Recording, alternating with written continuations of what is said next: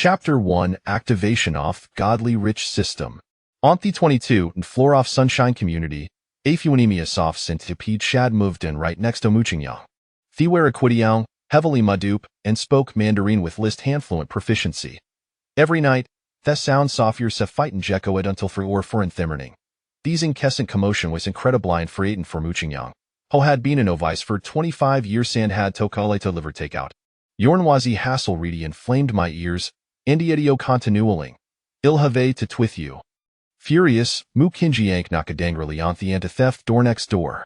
The door was appeared to be a woman in her 30s, sporting large waves in her hair and wearing a fired camisole, adorned with a rosa tattoo in her chest. Upon seeing Muchingyang, Sheiks held a plummy of smoke right into his face and teased him. Oh, Luke Hoed is the delivery boy you weaponsy. Have you finally made up your mind? Mukinjiang's bravado immediate lit efflated, and stammered, I. You what? Come in. Fuman pu led them into the apartment. The space next door weighs a spacious unit compared to Mukinjiang's in a bedroom apartment. It was his first time main such a place, and Heffeltuniasi, furtively surveying the environment. A worn-out so fabrice virile women howers smoking Gondon grossed in their phones. Some had an e-leg propedge upon the sofa, while ether swirziting with their legs widely apart, showing no regard for decorum. An old ceiling lamp hung above, casting dim yellow light, shrouding women's disguise skintonese flawed features and obscurity. There were 3 bedrooms in the apartment, all with closed doors from what kind appropriate sounds periodically filtered out. Mukinjiang swallowed hard. Sister. Iknaka duntherong dora wanna go home. Thwoman swiftly hooked harem aroundies, saying, no thadier here, why not pick on? The girls provide the excellent servicial definite, satisfied. Feeling the softness of harem, Mukinjiang was momentarily distracted. But the forceps pulled away and muttered, I don't have any money.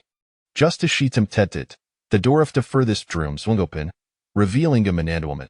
Mukinjiang instinctively glanced over. Onlato have a hishiart tightened painfully, making it difficult to breathe. In disbelief, Hella keyed closely.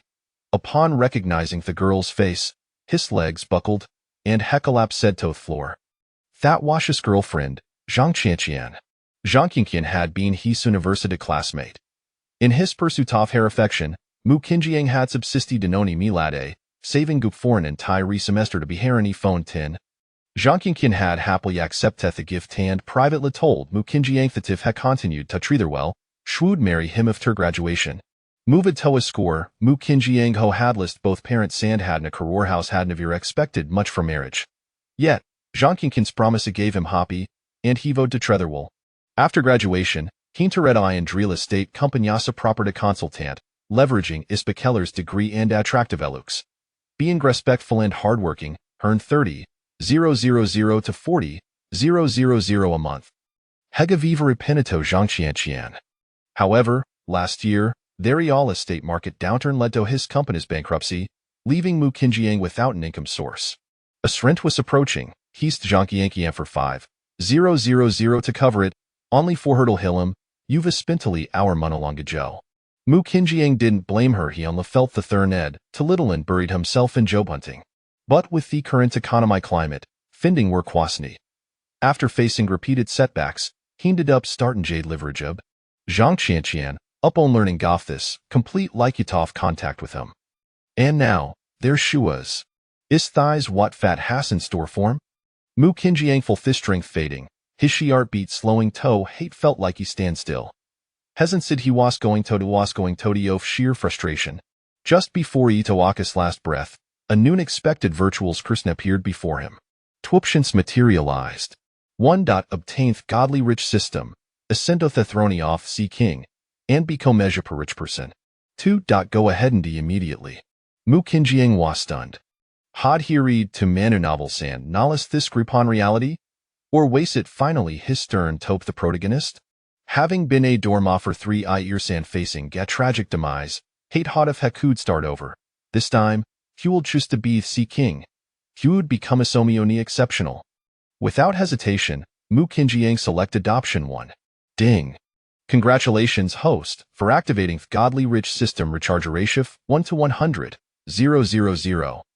System features 1.scanner.2. Increaseth the favorability of tosuf the opposite gender with a comprehensive attractiveness score of over 90 points, and dressy of Akashback and strategy words. As Mu Kinjiang's consciousness sharpened, Hekud Harthi cacophony around him. What happened at them? Ishaded?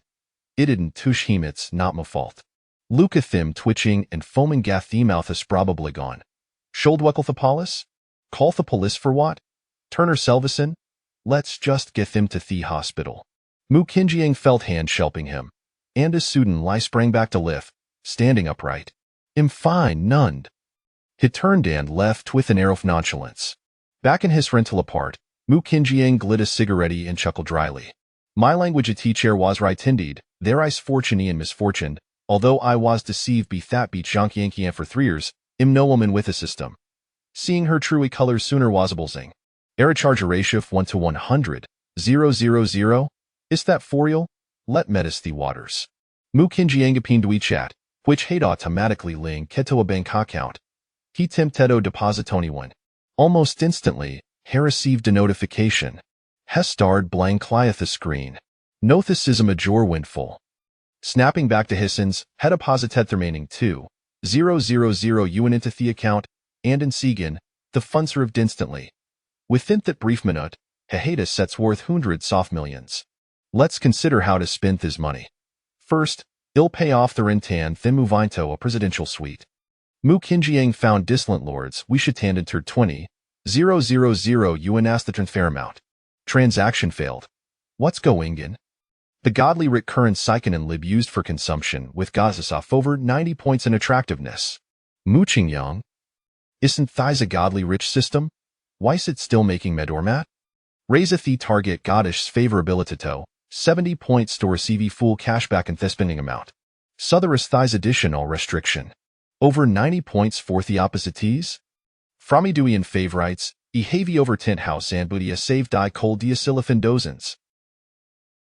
Chapter 2, A Flawless 95, Mu Qingyang plugged in the data cable to charge his second-hand Xiaomi phone and opened the Douyin app, directly navigating to his favorites. This wave of stunning beauties had certainly consumed a fair amount of paper for me. They must be scoring around 90 points. Right? System, scan. Name, Wang Yan. Age, 36. Comprehensive appearance score, 47, 36 years old, 47 points? Goodness, even telecom fraudsters wouldn't dare to be this outrageous. A chill ran down Mu Qingyang's spine. He slapped his thigh emphatically. What a sin. This is truly off the charts. Let us take a look at this petite figure. Name, Zhang Shui. Age, 25. Comprehensive appearance score, 52. The internet is not a lawless realm. Do you not feel guilty for deceiving consumers? Can you truly fool others and yourself? Alright, let us keep looking. Mu Qingyang scrolled for a solid half hour but found not a single 90-point goddess.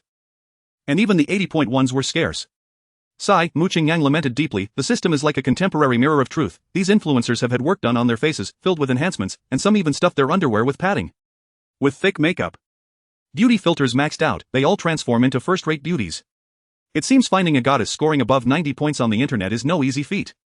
Mu Qingyang took a moment to collect his thoughts. Cancelled all his collections and began to randomly browse through the recommended videos. He watched a few bizarre criminal investigation cases that even a pervert would find unsettling. He endured several excruciating episodes of a poorly made short series. He glanced at the latest developments in the Middle East. He studied the stock market for a while. His interests were undeniably diverse, just as he contemplated closing Douyin to try his luck on other social media platforms. He stumbled upon a live stream that caught his eye. The girl on the phone possessed a breathtakingly beautiful oval face. Even with her brows furrowed, she remained strikingly attractive. Her large almond-shaped eyes glistened with mist. Her pert little nose was red, likely from recent tears. She wore traditional Chinese attire, her figure enveloped modestly. This was the epitome of the perfect Eastern female image, simply mesmerizing. Mu Qingyang hurriedly scanned her information. Name, Li Zhili. Age, 23. Comprehensive appearance score, 95. Holy cow! A flawless 95. I must secure this. Mu Qingyang clicked into the live stream. Welcome, Chang Ching, to the live stream. A host actually greeted my zero-level freebie account. What a rarity. Having never met, Mu Qingyang felt a surge of affection for this girl named Li Zhili. She seems to be bullied, her speech is stuttered, but I'm unsure of the circumstances. I'll just observe for now. A viewer. Level 61, commented as 61, just blame it on the sister being too enchanting. Lagon Mian, beautiful lady, my request isn't unreasonable, just call out would you go for me, is that so hard? 36, you look so beautiful even when picking your feet. Exactly. If you can't even meet this small request, what are you doing as a host? You should adjust your attitude. If you make the level 61 big brother happy, he might just shower you with gifts.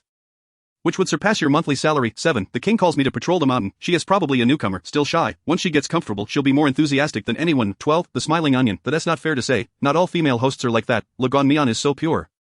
Unlike those seductive and shameless girls. 27. Please call me handsome. What the hell are you thinking? If you choose to be a host, you must be prepared to cater to the big brothers. Do you think you can earn money standing still? There is no such thing in this world. 61. Just blame it on the sister being too enchanting. The PK is connected again. If you don't call out, I'll go to the other side to get you.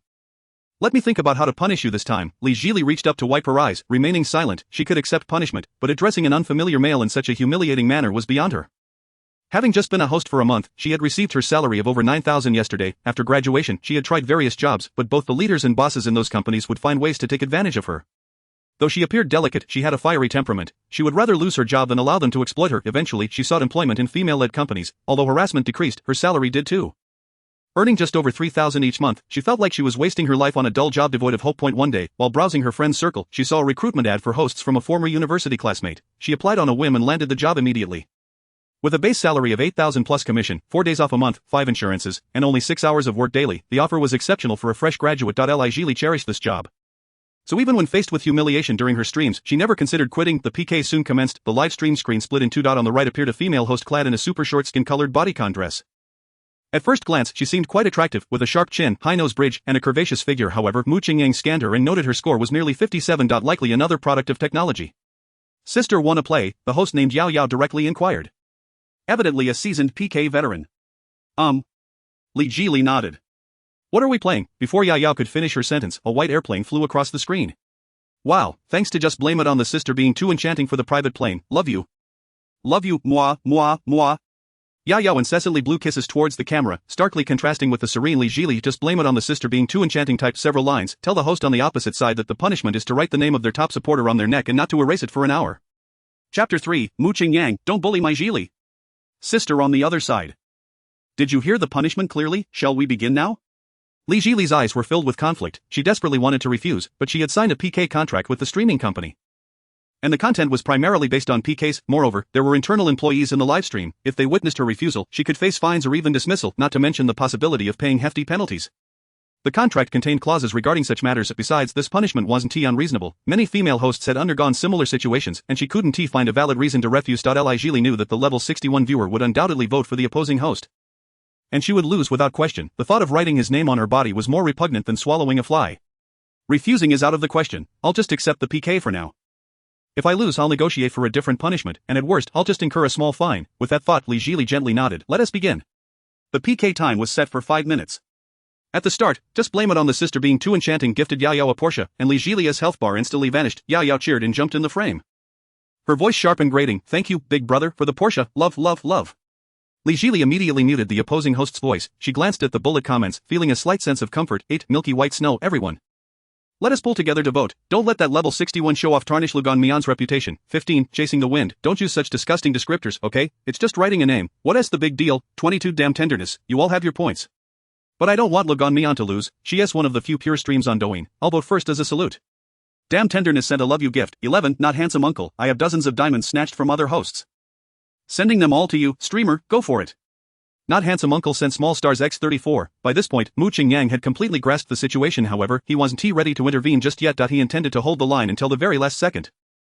In despair, one clings to a lifeline, and memories are etched deeper. He wanted Li Jili to remember his ID vividly. Li Jili watched her vote count rise above 100, feeling warmth in her heart. Although there were many disgusting people online, there were also many kind souls. The commenters were loyal viewers who regularly gifted her small tokens, serving as her emotional support on her streaming journey. Just blame it on the sister being too enchanting entered the livestream. The entry of a level 61 account came with effects, and upon seeing this ID, everyone fell silent in tacit understanding. 61. Just blame it on the sister being too enchanting. A few shrimp soldiers and crab generals have a bit of power. Managing to crowdfund over 100 diamonds, which converts to over $10 in cash, that's enough for you all to buy a bowl of twice-cooked pork rice at the internet CAF. Right? Ha, Mu Qingyang could no longer bear to watch. Was this person's real life so unsatisfactory that they needed to seek validation in the online world? He unceremoniously sent a barrage. 0. Changqing. I've seen people show off. But I've never encountered someone as pretentious as you. If flaunting were a crime, you'd be sentenced to at least 10 years. Just look at your profile picture. It resembles a football. What's the matter? Do you crave a kick? 61. Only blame the sister-in-law for being too charming. A level 0 account dares to make a fool of itself? Have you overdosed on expired Viagra? You hold no weight here. The further you roll away, The better, 0 Changqing, as a human being, I cannot fathom your way of thinking. Do you feel superior just because of your rank? If I wished to level up, I'd be maxed out in an instant. Only blame the sister-in-law for being too charming, ha ha ha. This kid is already hallucinating and losing his mind. I won't waste my breath on a loser who can only talk big. Just watch closely. In 1 minute, the host you cherish will inscribe my name upon her body. Only blame the sister-in-law for being too charming. Returned to Yao Yao's livestream and casually gifted 2 Porsches. He aimed to make the losers in League and Noodles livestream aware that sheer numbers hold no value. Mu Qingyang observed the PK countdown dwindling to single digits, realizing the moment had arrived for the first time. He clicked on the gift icon in the lower right corner of the livestream, scrolled to the bottom, and found the carnival worth 30,000 diamonds, his thumb decisively pressing the send button, contrary to his expectations of a splendid gift effect and Li Jili's astonished cheers. His phone merely displayed a recharge page alerting him of insufficient diamonds. Mu Qingyang? What on earth, didn't I have over 100 million in my account? How can I not even afford a gift worth 3,000? Is the system bugging out? Mu Qingyang closed the page and tried again, only to receive the same result. He stared at his phone screen in confusion, and moments later, he finally spotted the recharge entry at the bottom. Having never had to exchange coins online, he never considered preloading diamonds. Angered, Mu Qingyang slammed his phone onto the sofa, causing the already cracked screen of his second-hand Xiaomi to splinter further. Miss, a bet is a bet. Now you must inscribe my name. The number 1 brother, upon your neck. In just a few minutes, Yao Yao received an airplane and 3 Porsches from only blame the sister-in-law for being too charming. She certainly needed to fawn over this wealthy benefactor. In an increasingly competitive livestream industry, opportunities to receive grand gifts have become scarce. Such a tycoon must be treasured. Sigh, Li Jili sighed in frustration and, with a negotiating tone, spoke to Yao Yao. I haven't prepared a marker. Can we substitute the punishment? No way. Only blame the sister-in-law for being too charming. Immediately typed in the public chat. I only acknowledge this punishment. Nothing else counts. Yao Yao displayed a helpless fake smile. My big brother won't allow it. Let's stick to the agreement as if there were an agreement. He didn't permit me, yet I am not recognizing it. Li Jili resolved to do a few squats and then flee, whether it be criticism or a fine, let them come, just as she was about to squat down. A dazzling gift effect suddenly appeared on the screen. Changqing sent a Carnival X1. My goodness, am I seeing things? Li Jili widened her eyes in disbelief. After confirming again that she wasn't mistaken, she covered her mouth and softly expressed her gratitude. Thank you for the gift, Changqing. Chapter 4, a greater bet. This delay caused the audience in the opposing livestream to become restless and rush over to urge her on. 14 A lone wolf in the wind, what are you dawdling for? Hurry up with the punishment. If you dare to play tricks, we'll report you. 36 You look beautiful while picking your feet. Earlier, when I asked you to call me big brother Wujij, you refused.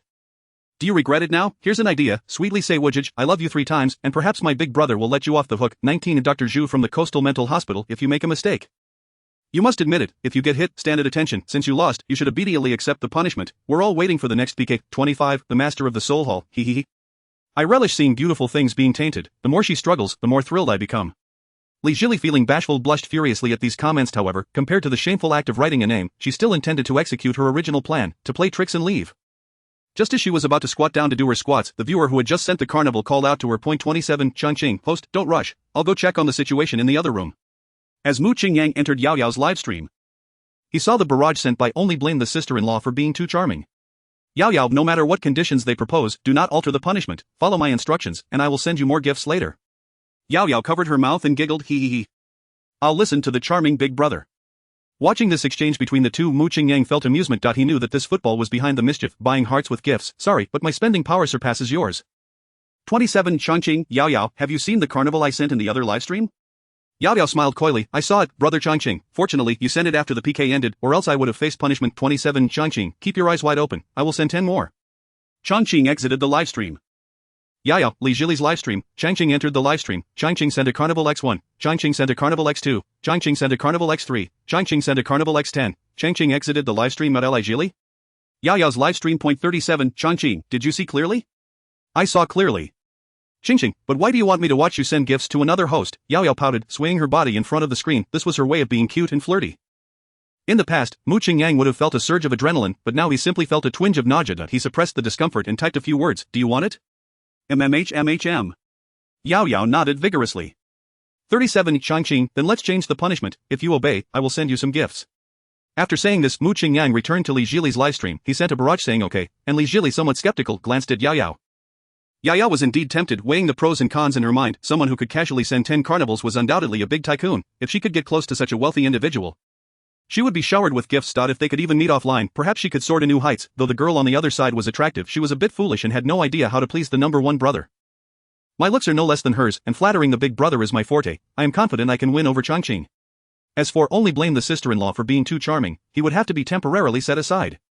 Although he had some standing, it paled in comparison to the likes of a wealthy individual who could send gifts worth tens of thousands. Ignoring the frenzied insults from only blame the sister-in-law for being too charming, Yao Yao flashed a sweet smile at the camera. Ligan Noodle sister.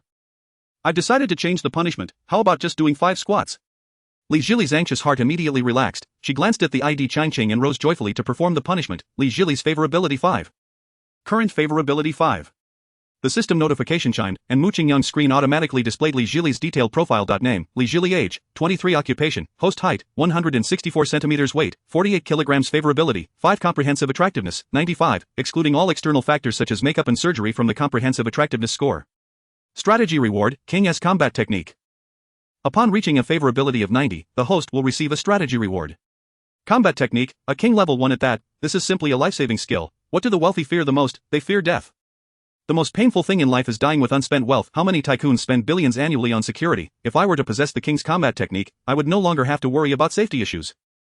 To take it a step further, I could even protect the goddess beside me from harassment, right? This skill, I must obtain. Mu Qingyang silently vowed. As he shifted his focus back to the livestream, only blamed the sister-in-law for being too charming, and you look beautiful while picking your feet had already caught up to him. Hurling insults. 61 Only blame the sister-in-law for being too charming. Damn it, you little brat, are you trying to pull tricks on me here? You might fool that silly girl, but you can't deceive me. Did you run out of the money you borrowed online? So now you're fleeing, pretending to be a big brother without any power. If you're bold enough to act, don't run. I had a punishment set, and you, this meddler, ruined it. If I catch you in reality, I'll break your arms. 36 You look beautiful while picking your feet. I really can't stand this kind of fool. A level 0 account dares to send carnivals, clearly borrowed from a loan platform. The clown must be regretting it now. Hurry and go apply for a minor refund in the background, maybe you can get it back. Mu Qingyang felt that arguing with such a person was rather superfluous. He directly proclaimed, dare you to engage in another PK? This time, the loser will bark like a dog. Only blame my sister-in-law for being too charming.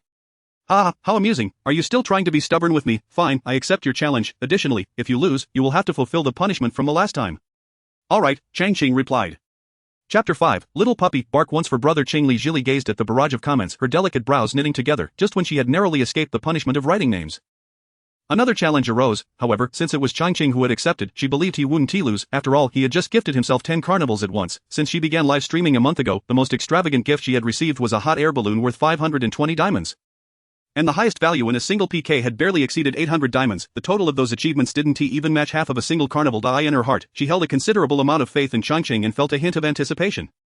One carnival was worth 3,000 yuan, and 10 amounted to 30,000 yuan. Even after the platform took its cut, and the company took another half, she would still net 7,500 yuan. If another round ensued, would her salary for the next month exceed 20,000 yuan? With that thought, Li Jili's brows relaxed. Yet, the audience in the livestream had a different perspective. They unanimously doubted Changqing.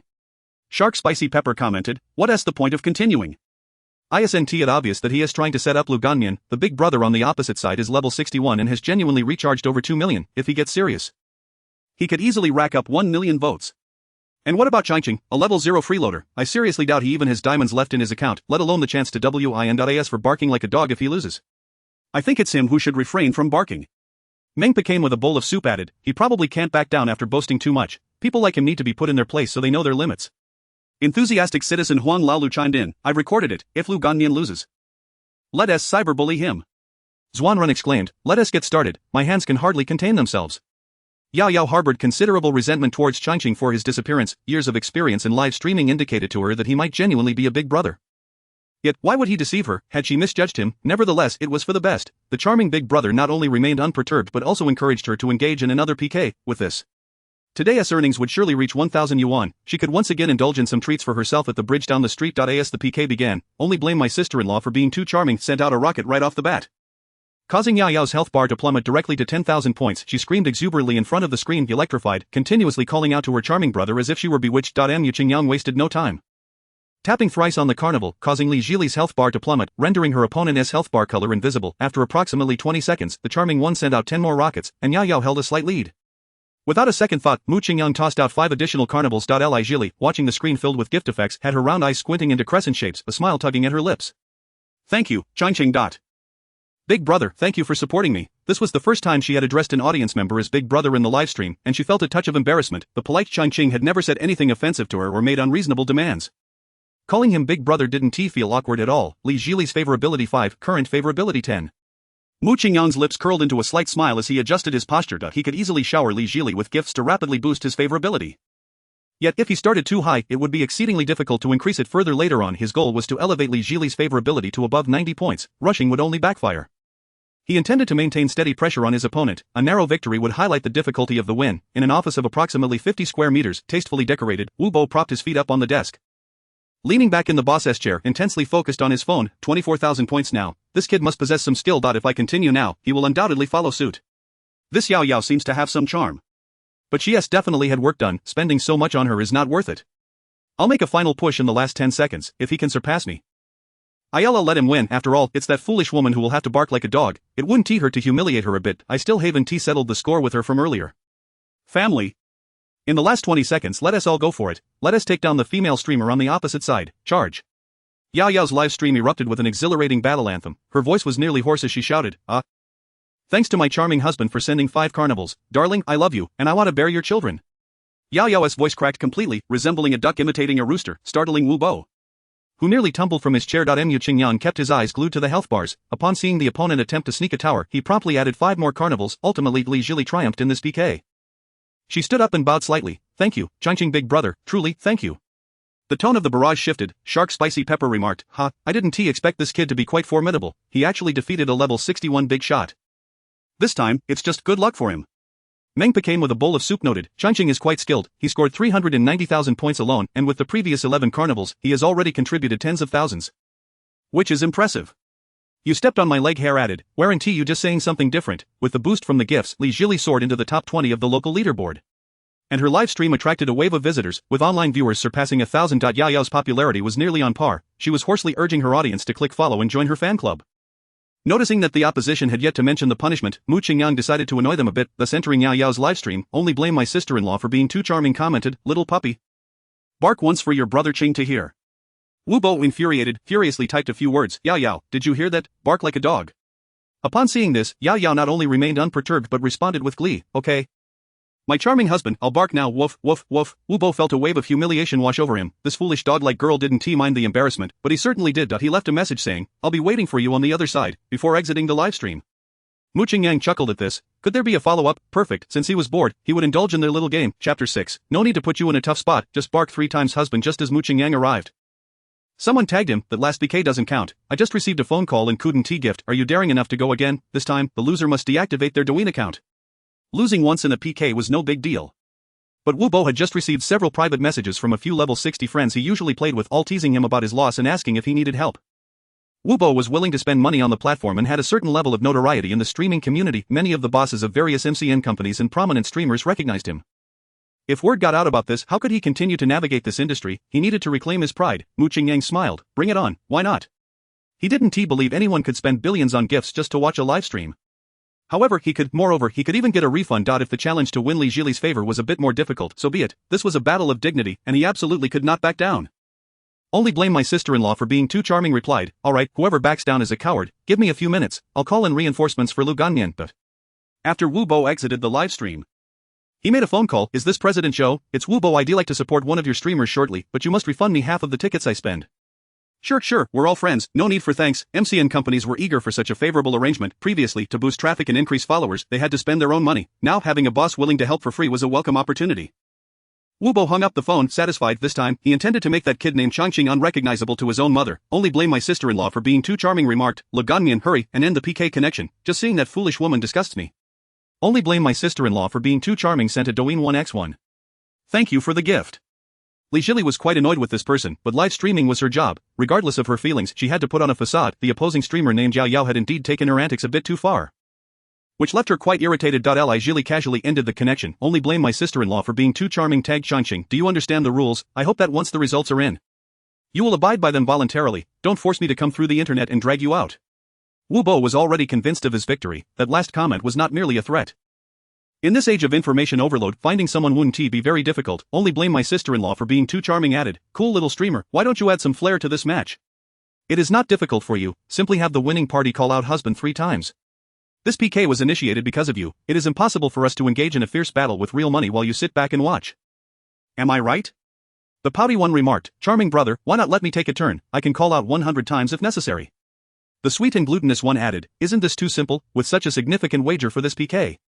We are bound to score exceptionally high, and it wouldn't be unreasonable for the host to have over 1,000 brothers in the livestream each call out husband. The nameless crab boss suggested, let us add a grand swinging dance, this host looks so innocent.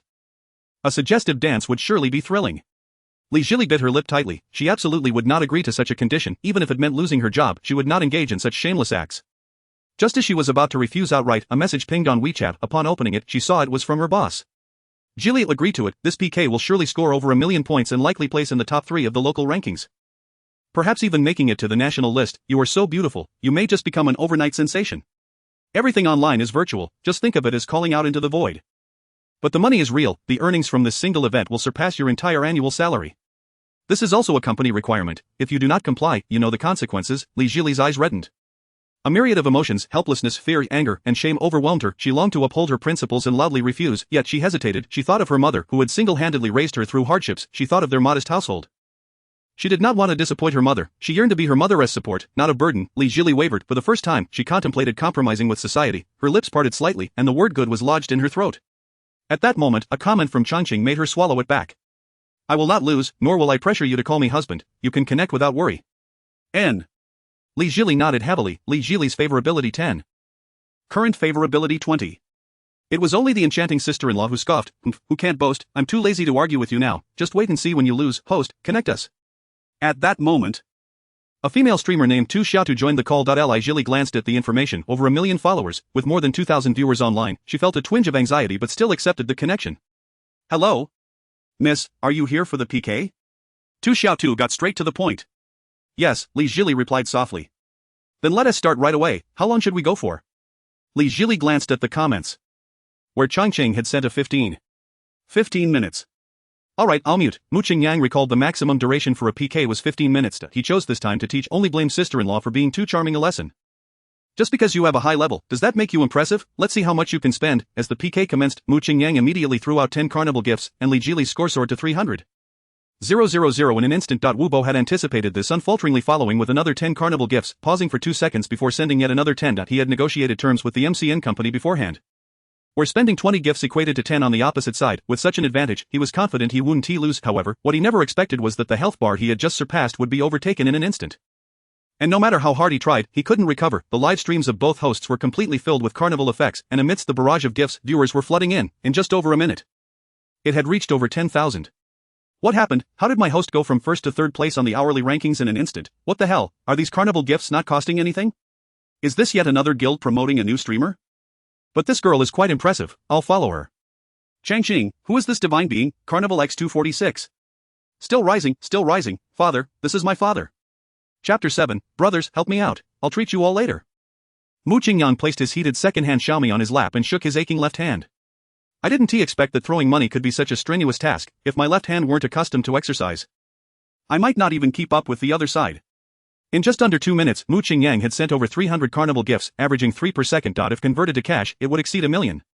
What kind of opponent is this?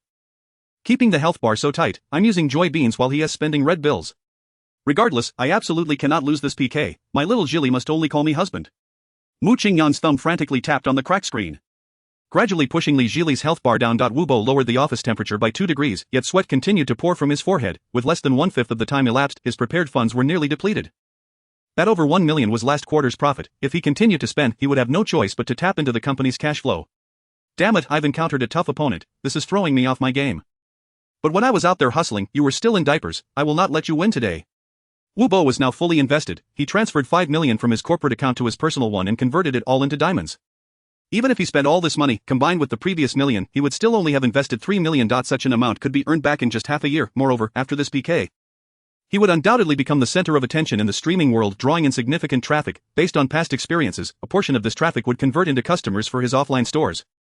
And the money spent would soon return in another form. Being a big shot on the streaming platform would also boost his physical business. What could you use against me? Wubo's ring and middle fingers, seasoned by battle, were quick and agile. They alternately tapped the screen, slowly bringing both health bars back to the starting line. Tu Xiaotu incessantly expressed her gratitude to her benefactor, her voice starting to crack. Initially, she had merely feigned enthusiasm, but now her gratitude was genuine. Over 100,000 viewers, among the top 5 on the national rankings. Such figures could only be achieved by those few mega-influencers at the pinnacle of the streaming chain. Yet, at this moment, she was among them. This was the most glorious moment of her streaming career, and her name would surely make waves in the streaming community for days to come. Li Jili paid no mind to the over 100,000 000 viewers in the stream, neither thanking her benefactor nor interacting with the audience. She merely stared at the numbers above the health bar, muttering to herself, a 15 million diamonds, converted to cash is 1.5 million. After the platform takes half, that leaves 750,000. The company takes half, so, less than 400,000. Wait, is that already the amount? She yearned to earn money, to support her mother and help her retire early. To provide her a better life, perhaps after today, the dream could become a reality. A sum of 400,000 would surely ease their financial strain. All of this was thanks to the viewer named Changqing. What kind of person could he be? Li Jili's favorability 5, current favorability 25. Heavens, what am I witnessing? This must be the most intense PK battle of the year. I apologize for my previous remarks. Changqing father, please accept my bow. Today, I witnessed Changqing rise from level 0 to level 60. I now follow you. Grade 1, forgive my ignorance and rudeness. Grade 1, do you keep pets? Ones that will bite whoever you tell them to and not let go. Grade 1, I am a 5-star general from Country Garden. Skilled in various combat and grappling techniques. Do you need a doorman for your estate? Mu Qingyang looked at the comments with a smile. This batch of netizens was quite mischievous. However, he had no time to engage with the audience. The health bar was still not budging, causing him a hint of worry. No matter how ample his funds were, with only 15 minutes for the PK, the outcome was uncertain. He couldn't afford to be the slightest bit complacent. Switching hands, Mu Qingyang relentlessly tapped the gift icon. Wu Bo was on the verge of breaking, with 50 million diamonds down to less than 10 million, and over 5 minutes still remaining. At this rate, his balance would be depleted in no more than 2 minutes. The company's funds could not be touched, otherwise operational issues would arise. That kid on the other side is playing the fool. He has got me in a bind. Wu Bo contemplated for a brief 2 seconds before gritting his teeth and retrieving another mobile phone to send a voice message in a group chat comprising only a few individuals of brothers. Please assist in the 2Xiao2 live broadcast room. Keep track of how much you contribute, and I will reimburse you later. With the summit within reach, the thought of relinquishing now would undoubtedly render him an utter fool. Clearly, Wu Bo was not one to engage in such unprofitable ventures. Before long, several esteemed individuals of level 60 entered the 2Xiao2 live broadcast room. Without uttering a single word, they immediately showered the session with gifts. In less than a minute, the health bar had reversed in their favor. Wu Bo wore a smug expression. In this game, it's all about connections and resources. What do you possess to contend with me? However, in the next instant, his smile froze upon his face. A notification popped up on his phone. Insufficient diamonds remaining. Would you like to recharge? His cash reserves had been depleted, and while borrowing a few hundred was an easy feat. Was there still time? Damn it! Wu Bo slammed his phone down on the table, grabbed another device, and sent another voice message. Brothers, hold steady. We absolutely cannot lose this round. I will treat you afterward, so let us go all out. Afterward. He hastily picked up his phone to check the real-time battle status, and the sight nearly caused him to faint. The carnival effects in the 2Xiao2 live broadcast room appeared only once every few seconds, and eventually ceased altogether. The few level 60 friends he often gathered with had each contributed a handful of gifts, but then silently ceased their efforts. In their minds, spending tens of thousands to show support was inconsequential.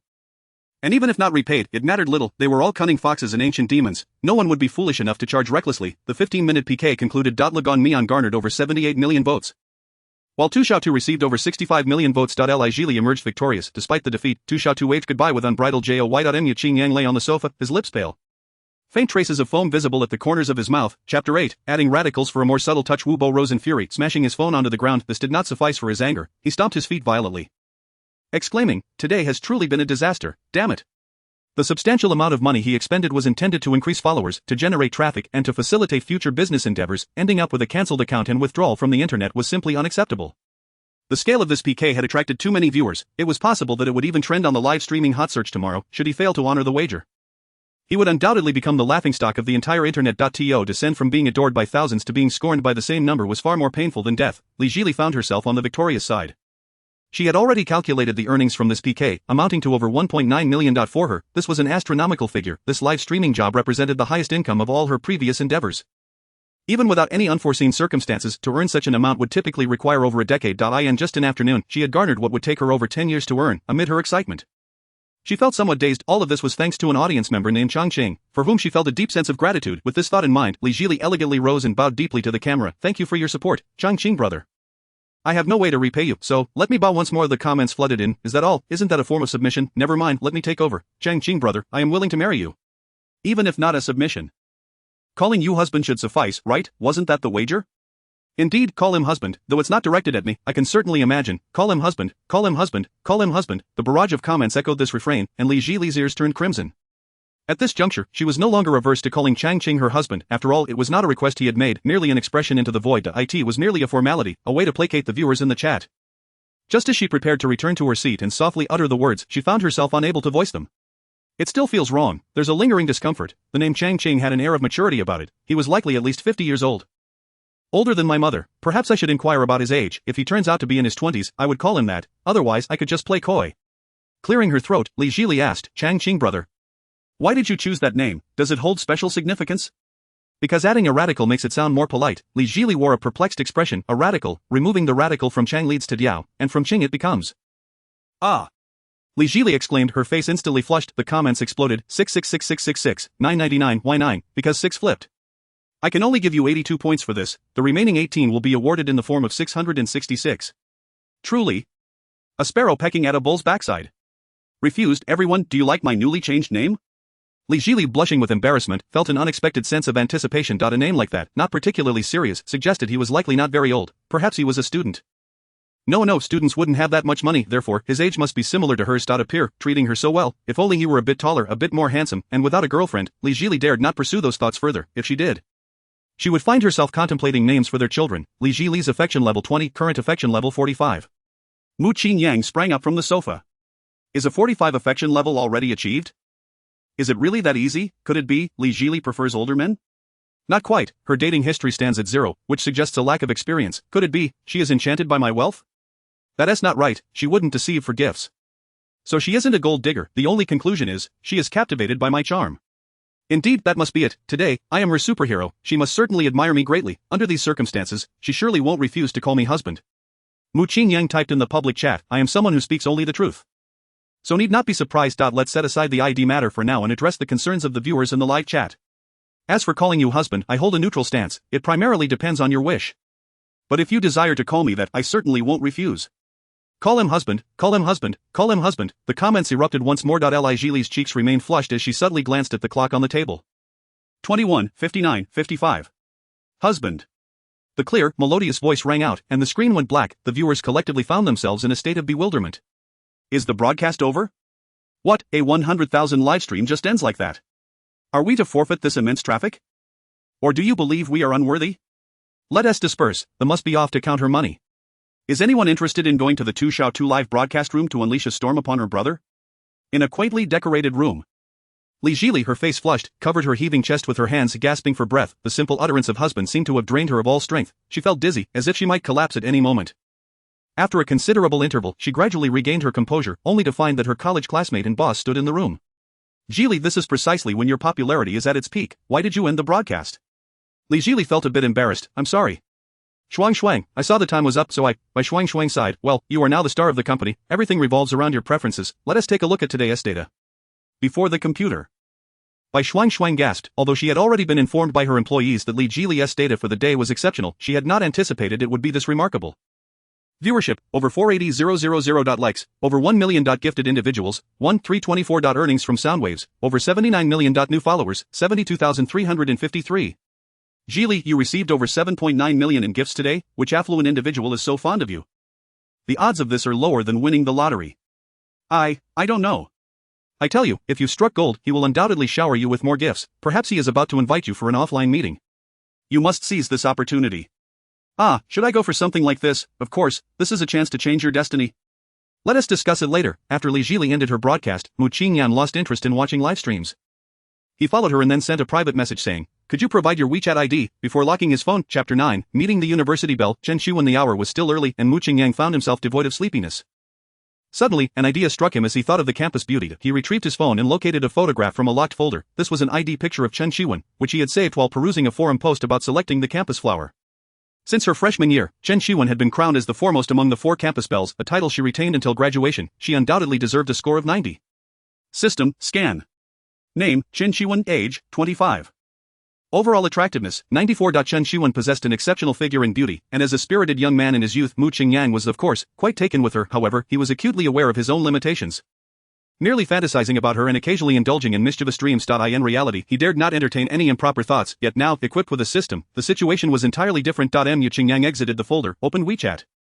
Clicked on the magnifying glass in the upper right corner, and entered Jiangnan University Classmate Group into the search bar, pressing the enter key thereafter. After a brief lag, a group chat with 469 members appeared at the top. He hurriedly clicked to join, scanning the familiar names until he spotted Chen Shuwen. In the classmate group, everyone's nickname was their real name.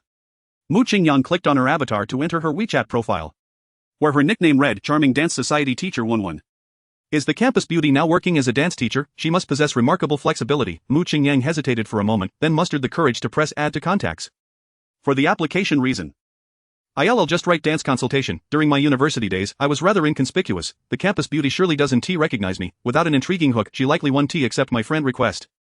Done. Send. Dressed in cartoon pajamas, Chen Xiwen was at home engrossed in a drama when a friend request suddenly popped up on her WeChat. She opened the message to find Mu Qingyang, Jiangnan University alumnus. I have a vague impression. I recall him being somewhat handsome. What could a grown man want to consult about dance? Who cares if they're SA member, there's money to be made. I'll accept first and see. Chen Xiwen clicked accept. Charming Dance Society Teacher 11 has approved your friend request. You may now begin chatting. Mu Qingyang gazed at the chat window with Chen Xiwen, his palms slick with sweat. I cannot falter. I have already added the campus beauty as a friend. As long as I can coax her out, I refuse to believe that a sum of 100 million cannot elevate her fondness for me to 70 points. Without a moment's hesitation, he initiated a transfer of 88,000. Success, as expected. Divine wealth can only be wielded in the presence of a goddess. Charming Dance Society Teacher 11, Mu Qingyang, I haven't borrowed money from you. What does this mean? Mu Qingyang, a small consultation fee. Charming Dance Society Teacher 11, Mu Qingyang. Did you press the wrong button? A consultation fee doesn't require this much. Mu Qingyang, consider the excess as tuition. I've recently developed a sudden interest in dance. Chen Xiwen stared at her phone. Filled with hesitation, typically students paid in installments of thousands, who would transfer nearly 100,000 right off the bat. Could he have ulterior motives? Perhaps he was enrolling on behalf of a girlfriend. That seemed plausible. Adult men studying dance were a rarity. Accepting would net her a 50 commission, which amounted to 44,000, enough for a Chanel handbag. If his intentions were not pure, she could always refund him. Charming Dance Society Teacher 11 has accepted your transfer. Chen Xiwen has fondness 5, current fondness 5. The moment the transfer was acknowledged, detailed information about Chen Xiwen appeared before Mu Qingyang. Name, Chen Xiwen. Age, 25. Occupation, dance teacher. Height, 165 cm. Weight, 49 kg. Fondness, 5. Overall attractiveness, 94. Reward for conquering, exceptional physique. Mu Qingyang smiled. Exceptional physique, a quintessential skill for the male protagonist. He smirked and typed in the chat box, let us meet at the Dance Society tomorrow. Closing the chat with the campus beauty, he directly messaged the station master, hello leader, my life has encountered a significant upheaval. I can no longer continue my delivery job. By the way, do not send my salary, no replies, please. That night, Mu Qingyang slept more soundly than he had in any of his 25 years. Chapter 10, Underestimated by the Campus Beauty. No worries, I will regain everything. The following day, Mu Qingyang awoke refreshed and invigorated. He hastily washed his face and sent a message to Chen Xiwen, Big Beauty Chen. What time does your dance society open? Where is it located? I'm planning to head over. Charming Dance Society Teacher 11, Mu, you're up really early. I just woke up and am still lounging in bed. The dance society is located on the 6th floor of the IFS International Center. Hey. How about this? Why don't you drive over to pick me up, and we can go together? In Chen Xiwen's mind, anyone who could casually part with 88,000 for dance lessons certainly must own a car. Mu Qingyang felt a jolt of panic. Oh no, he did have a vehicle, but it was an electric scooter. Bringing someone along wasn't too much of an issue, but it would be rather awkward. Who would ride a scooter to pick up a campus beauty? Even if he did ride over, she might not even get on. There was a chance she could lose interest in him. However, having put on a brave front yesterday, it would be embarrassing to backtrack now. Renting a car would still be feasible, but with just over 1,000 left to his name, he couldn't even afford the deposit. Wait, I'll just go over first, and then use the wealthy friend feature to book a top-notch ride. This expense is for the commuting of the consumer. It's entirely reasonable. Mu Qingyang, okay, just send me the location. And I'll request a ride when I arrive. With his helmet secured, whistling a tune, Mu Qingyang happily set off on his electric scooter. The location Chen Xiwen sent was over 10 kilometers from his rented place in the suburbs. And a taxi ride would cost a hefty sum. Having quit his job and with no income, the remaining 1,000 in his WeChat was reserved for emergencies. He needed to save wherever possible. Upon arrival, Mu Qingyang parked his scooter in a secluded corner and messaged Chen Xiwen, I'm here, come downstairs. He then strolled toward the destination. Although this area is adjacent to the city center, the housing prices hover around 20,000, the campus beauty isn't from a wealthy family. After all, this is even better. The more ordinary her family background, the more effective my financial prowess will be.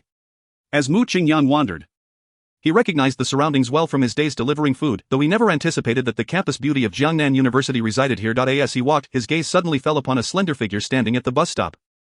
Thump thump thump. Mu Qingyang's heart raced. Even after years apart, he recognized Chen Xiwen at a glance. She remained stunningly beautiful, making it hard to look directly at her.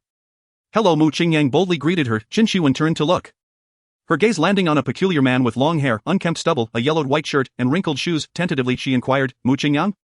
Mu Qingyang nodded. He could see the surprise in her eyes. He was well aware that his attire was somewhat lacking. The shirt and shoes were company issued from his previous job as a real estate consultant, albeit a bit worn, yet they were still an improvement over the cheap short sleeves he had purchased online. His long hair was a result of frugality, and his stubble was due to a broken razor he had been using for years. Chen Shiwen was quite astonished as she scrutinized Mu Qingyang. With elegantly shaped brows, clear eyes, a straight nose, and lips slightly cracked yet still vibrant, his features were overall quite appealing. Standing tall, he towered over her 165 centimeters frame, likely reaching 180 or more, despite his unkempt appearance. He had the makings of a handsome man. Ahem, Chen Shiwen cleared her throat to mask her embarrassment. Mu Qingyang, are you alone? To her, Mu Qingyang's attire resembled that of an insurance salesman, utterly unconvincing as a dance student. Perhaps, he was paying for a girl he liked. It was somewhat pitiable, even in such a state, he was spending so much to pursue a girl. Yes, just me. Mu Qingyang straightened his back a bit more. Since he began pursuing Zhang Shanshan, he had actively avoided contact with other women, primarily out of fear of inciting jealousy. Over time, he had grown increasingly nervous around even moderately attractive girls. Thus, when he first spotted Chen Shiwen, his instincts made him tense, yet, recalling the substantial sum resting in his account, his confidence surged. Alright then, did you drive here? Let us head to the dance society and discuss further. Chen Shiwen no longer lingered on the matter, regardless of his wealth. They were merely ordinary alumni, and he was paying for lessons while she taught diligently. My car was lent to someone else, but my taxi is on its way. That's it right there. Let us go. As a luxurious Mercedes-Benz E-Class approached, Mu Qingyang, ever the gentleman, graciously opened the rear door for the campus belle, Chen Shiwen, who forced a strained smile before gracefully slipping inside like a cat. Mu Qingyang then took his seat in the front. It wasn't that he didn't yearn to sit beside the beautiful school flower. In fact, his desire was fervent. However, given the current circumstances, being too forward would come off as rather lewd. He promised himself that when the time came to flaunt his financial prowess, he would reclaim every opportunity that had slipped away from him. The journey was silent, and the chauffeur-driven vehicle came to a halt outside the IFS International Center. The most opulent shopping destination in Jiangnan City, replete with luxury goods, each priced extravagantly. During a previous year-end bonus, Mu Qingyang had accompanied Zhang Shanshan here, spending thousands on just a few simple t-shirts for her. Had it not been for the system's intervention, he would have never dared to set foot in such a place. Now, however, he merely hoped that the merchandise within would live up to the label of international. Chapter 11, Chen Shiwen, 9 figures? As long as you're happy, Chen Shiwen led the way, engrossed in her phone as they entered the elevator, treating Mu Qingyang as if he were invisible. A ding, the elevator doors opened, and she stepped in with dainty strides into a chicly decorated boutique nearby. Sister Wang. This is the new member I mentioned last night. Please input his information while I change into something more suitable. Sister Wang offered no response, instead gesturing towards the lounge area with her lips. Her eyes darting out, a flippant voice chimed in. Oh, the stunning Chen has finally graced us with her presence. I've been sitting here for ages. Mu Qingyang turned to see a gaunt man with slick back hair and heavy dark circles. Clearly drained by a life of indulgence, rising from his seat, following closely behind him were two sycophantic companions. Chen Shiwen's brows furrowed in discontent. Zhao Mengnan, what are you doing here? The man named Zhao Mengnan sauntered over with an unsteady gait. What else could I be doing but learning to dance? I just paid a tuition fee of 10,000, and I signed up for your class, Teacher 11. When do we start? Chen Shiwen had met Zhao Mengnan at a drinking party, where he had attended as her best friend's boyfriend. Upon seeing her, he had latched on like a stubborn leech. Her friend had been upset for quite some time, but fortunately, Chen Shiwen had never shown Zhao Mengnan any kindness, thus preserving their fragile friendship. According to her friend, Zhao Mengnan's family owned a logistics company and was worth millions, which was why she had reluctantly agreed to date him. Yet, having done everything expected of her, she felt dissatisfied with her meager returns. Hence she urged Chen Shiwen to steer clear of Zhao Mengnan until she could reap her own rewards. Chen Shiwen had no desire to explain. A fickle man like Zhao Mengnan was beneath her consideration. However, she hadn't anticipated how he had discovered her whereabouts. Sister Wang, is what he said true? Chen Shiwen's face clouded with displeasure. Sister Wang nodded. Yes, I refused to teach him. Chen Shiwen stubbornly turned her head away. What do you mean by that? Teacher 11? Zhao Mengnan inched closer. I paid good money for this class. What kind of attitude is that? Are you going to treat us differently at the Charm Dance Society? If so, I might have to expose this online. Sister Wang's expression darkened at his words. And she quickly shot a warning glance at Chen Shiwen. Understanding Sister Wang's intent to let it slide, Chen Shiwen felt uneasy at the thought of dancing in front of Zhao Mengnan. As if she had swallowed a fly, just as the atmosphere grew tense, Mu Qingyang stepped in, pushing Zhao Mengnan aside. Hey, what's your problem? There should be some order. Dance lessons are no different.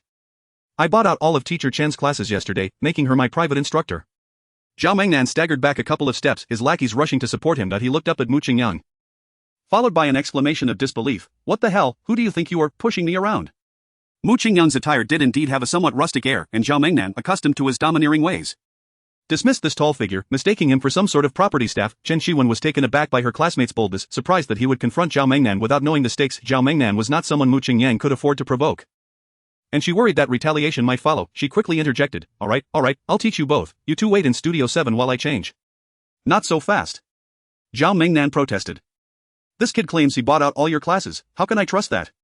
If he truly paid before me, then I will adhere to the principle of first come first served, and we can forget about his pushing me. But if this is merely an excuse he concocted, then I'll have to settle the score with him. Zhao Mengnan. known for his vindictive nature, was not one to let things slide. He was confident that this impoverished kid was merely bragging. With his appearance, he looked more like a maintenance worker than a dancer. Additionally, he had been waiting here before the dance society had even opened. Who could have possibly paid before him? He intended to teach this fool a lesson about the costs of heroically rescuing a damsel. Chen Shiwen sighed in relief. Sister Wang, please show him the chat record from yesterday. Sister Wang flipped her computer screen, revealing WeChat, and quickly found Chen Shiwen's profile. Clicking into it, a particular message and transaction stood out prominently. Sister Wang. I just accepted a new student. Guess how much he paid up front? Teacher Wanwan from the Charm Dance Society initiated a transfer of 88,000. Upon seeing this, Zhao Mengnan scoffed, strange, could this kid have come into some money from a demolition project back home? Damn, 88,000, that's more than I usually spend. However, the unfortunate truth was that he had encountered Mu Qingyang, who was about to learn what true power was. Right, Sister Wang? Zhao Mengnan glanced at the middle-aged woman at the computer. I'm a clean freak. The thought of sharing a room to learn dance with a stranger gives me the creeps. You run a business. And the highest bidder wins. So I'll add another 100,000. Let's switch this non-mainstream, long-haired brother to a different teacher. Mu Qingyang couldn't help but laugh. Who would willingly walk into the line of fire? I'm in agreement. I won't bully you. Bamboo pole. As long as you pay more than I did, I'll leave immediately, otherwise you'll be the one to go. Understand? It's leave. Ah, Zhao Mengnan guffawed, looking at his two sycophants. Did you hear that? He wants to compete with me in spending? I can easily drop 7 figures on a game. What can you compare with that? Don't let your pride cost you your demolition money. Chen Shiwen gasped. It was indeed plausible that Mu Qingyang had received a sum from a demolition project, otherwise there was no reason for him to suddenly have so much money. This foolish boy, this relocation fee was meant for buying and renovating a house, not to be squandered like this. That's enough. Mu Qingyang, stop acting childish. If you keep this up, I'll refund you the money from before. Chen Shiwen's affection -5, current affection -5. Mu Qingyang? What is going on? I'm here helping you deal with this fly. She must have been misled by Bamboo Pole's words, but in this situation, how could he back down? Resolutely, Mu Qingyang opened the text message he received yesterday confirming the deposit and displayed the screen in front of Chen Shiwen. Chen Shiwen's pupils dilated as she silently counted 1, 10, 100,000, 10,000, 100,000, million, 100 million. Then she turned to Mu Qingyang. As long as you're happy. Chen Shiwen's affection 15, current affection 10. Chapter 12, what effect does the campus bell in pink yoga pants have? Her affection actually increased. Mu Qingyang felt a surge of joy. The wise saying holds true, money is meant to impress women, not for them to spend, yet in my unique case, I must both impress and lavish her. He looked at Bamboo Pole. Don't concern yourself with whether this is demolition money or something else. I've already deposited 88,000, and now it's your turn. He intended to teach Bamboo Pole a lesson, gradually coaxing him into revealing his cash reserves to prevent him from using it to harm women. Alright, bring me the POS machine. Sister Wang swiftly complied. 88,000, right, I'll add another 100,000, that makes a total of 110,000. After swiping his card, Bamboo Pole shot a challenging glance at Mu Qingyang, mentally cursing, show off all you want, you'll regret it. TCH. Mu Qingyang chuckled derisively, presenting his WeChat payment code to the POS machine. Sister Wang. I'll add another 100,000. As the white thermal paper slowly emerged from the machine, Zhao Mengnan's expression soured as if he had just tasted something unpleasant. Damn, I've run into a fool. His monthly living expenses were substantial, amounting to 100,000, but in his hands, that amount was barely sufficient. If he hadn't just received his allowance at the beginning of the month, he would have hesitated to spend that 100,000. Although he had spent nearly $1 million in the game that had accumulated over many years, and the equipment in Dream of the Red Chamber held significant value and could be liquidated. Zhao Mengnan hesitated as he fished a card out of his pocket, gritting his teeth as he declared, charge another 100,000. This was a credit card with a limit of 500,000. But it had been nearly exhausted, leaving just enough room for one last 10,000. Zhao Mengnan signed the receipt, his heart bled. In order to maintain his FAAD before Chen Shiwen. He knew he wouldn't be able to indulge for the next few months. If this didn't win over the enchanting beauty, it would be a tremendous loss. Mu Qingyang observed the Bamboo Pole's constipated expression, secretly reveling in it. Oh, so you have money, do you? Well, I've got connections. Sister Wang, I'm charging another 200,000. If he can still keep up, I'll concede. During his time selling houses, Mu Qingyang had learned to read the subtle expressions of others. He could tell from the Bamboo Pole's micro-expressions that his wallet was nearly empty. His words were deliberately provocative. Just wait, I'll make a call. At this juncture, how could Zhao Mengnan possibly concede defeat? He dialed his father's number. Dad, I need some funds, could you transfer 20,000? The roar on the other end was audible even from a distance. What the hell are you talking about? I just gave you 100,000, and it's only been a few days. Are you out there wasting money on nonsense? Zhao Mengnan thought no one could hear and maintained his bravado. Stop with the excuses, I urgently need it. If you don't transfer it, I'll tell Mom about Secretary Liu. How dare you, you'll pay for this. Just as Zhao Mengnan hung up, he received a notification that the transfer had gone through. He shot a defiant glance at Mu Qingyang only to find Chen Shiwen and the tall guy stifling laughter. Instantly, he felt a flush of embarrassment, venting his frustration on Sister Wang. What are you waiting for? Swipe the card. As the receipt emerged, Zhao Mengnan regained some confidence. What are you staring at? Get out of here. Mu Qingyang shrugged. What a coincidence, my dad just transferred me 2 million. Sister Wang, make sure to add an extra 0 this time. Sister Wang, already dazed from the earlier transactions, mechanically nodded and pressed 6 zeros on the POS machine. Zhao Mengnan's ability to think had vanished. He stood there dumbfounded. After a few seconds, he stepped forward, snatching the receipt from the machine. But as he stared at it, his hand began to tremble uncontrollably. Do you want to continue? Mu Qingyang looked at him innocently. Zhao Mengnan swallowed hard, his face a mask of unwillingness. Fine, you win. Then kindly adhere to our agreement and leave. Mu Qingyang had no desire to engage in further banter. Leave that impossible. When had Zhao Gongzi ever endured such humiliation, especially with the goddess Chen Shiwen right before him? If he did that, he'd lose all face, as long as he maintained his glorious image. There would still be a chance once this pretender had grown weary of her, wouldn't there? Brother, I was just joking with you. We're all in Jiangnan City, no need to make it absolute. Mu Qingyang sneered. Oh. I could easily spend a few million charging my card. Dealing with you is merely a matter of a word, think it over. Zhao Mengnan's brows furrowed together, and after a few moments of struggle, he despondently squatted down. Though he was a wastrel, he wasn't foolish this time. He had genuinely kicked a metal plate. At his level, he understood better than anyone that those who could splurge like this on women could crush him without a second thought. Meanwhile, 3 curled-up figures were rolling toward the entrance. And one more thing, never bother Chen Shiwen again. Not if I see you harassing her again, you'll regret it. Zhao Mengnan nodded fervently while lying on the ground. His gestures comically exaggerated. Yes, I understand. When Chen Shiwen looked at Mu Qingyang again, her eyes held an indescribable complexity. She could hardly believe that this classmate, with whom she had no prior connection, would spend over 200,000 just to help her shoo away a pest. She couldn't meet Mu Qingyang's clear gaze and timidly suggested, perhaps, I should ask Sister Wang to refund this money to you. Mu Qingyang chuckled. A refund? This is my tuition for dancing. Sister Wang, I'll be buying out all of Wenwen's classes from now on. No one else can sign up for her sessions. And the fees will be deducted from the amount I just charged. Is that acceptable? Sister Wang, who often fantasized about being in the role of the heroine in a domineering CEO novel, wished desperately for a valiant man to show up in her life to care for and protect her. Today, she witnessed that fantasy come to life, albeit with another woman as the lead. Sister Wang gazed at Mu Qingyang with admiration, casting envious glances at Chen Shiwen. All right, whatever you say. Mu Qingyang shuddered slightly, curiously inspecting Sister Wang's profile. Name, Wang Jing H, 38. Overall attractiveness, 54. Not someone to provoke. Chen Shiwen's favorability 20, current favorability 30. Mu Qingyang felt a thrill of satisfaction. At this rate, cashing out wouldn't be far off. Mu classmate, what are you thinking about? Chen Shiwen tilted her head to look at him. Nothing much. Can I start learning to dance now? Mu Qingyang didn't genuinely want to learn, he mainly wished to see the campus belle dancing gracefully before him, which would be 100 times more stimulating than watching a live stream. Sure, do you have a specific dance style in mind? I mainly teach jazz. I'm open to anything, it's up to you. Up to me? Mu Qingyang sat idly on the floor of the dance studio, the walls adorned with mirrors, his bangs obscured his eyes, presenting a rather non-mainstream appearance. Once I have money, I'll get a chestnut haircut. I used to have that style when I was selling houses. Many female clients wanted to take advantage of me. Then, lost in thought, he noticed a lithe figure reflected in the mirror. Turning his head, he felt a rush of warmth. There stood Chen Shiwen in a pair of light pink yoga pants, her hair tied in a high ponytail, exuding both beauty and confidence. Mu Qingyang swallowed hard. Absolutely stunning. Chapter 13, Perhaps the underdog is unworthy of love. Hai Chen Shiwen waved a delicate hand in front of Mu Qingyang. What are you daydreaming about? Mu Qingyang snapped back to reality, quickly wiping drool from the corner of his mouth with his sleeve. Nothing, I was just surprised by your outfit. Humph. Chen Shiwen huffed, lifting her chin in a somewhat proud manner. This ensemble was one she wore only when training female students, during classes with male students. She always opted for loose-fitting athletic wear. Had Mu Qingyang not performed well earlier, she would never have granted him this privilege. Stop staring, let's begin today's lesson. Do you have any prior dance experience? Mu Qingyang shook his head. Then we'll start with the simplest warm-up and stretching exercises. After stating this, Chen Shiwen began moving on her own. However, Mu Qingyang remained seated in a cross-legged position.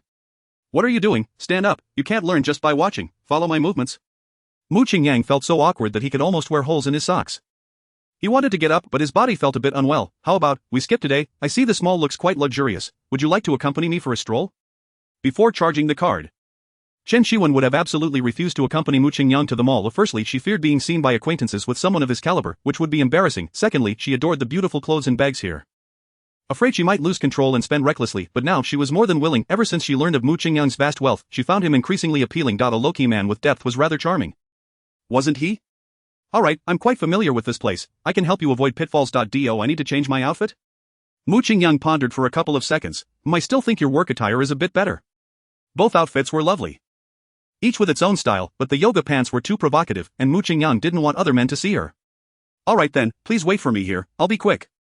Once she changed back into stockings, Chen Shiwen looked both innocent and alluring, making one unable to resist wanting to hold her and cherish her. Now that his body had returned to normal, Mu Qingyang stood up without a hint of embarrassment.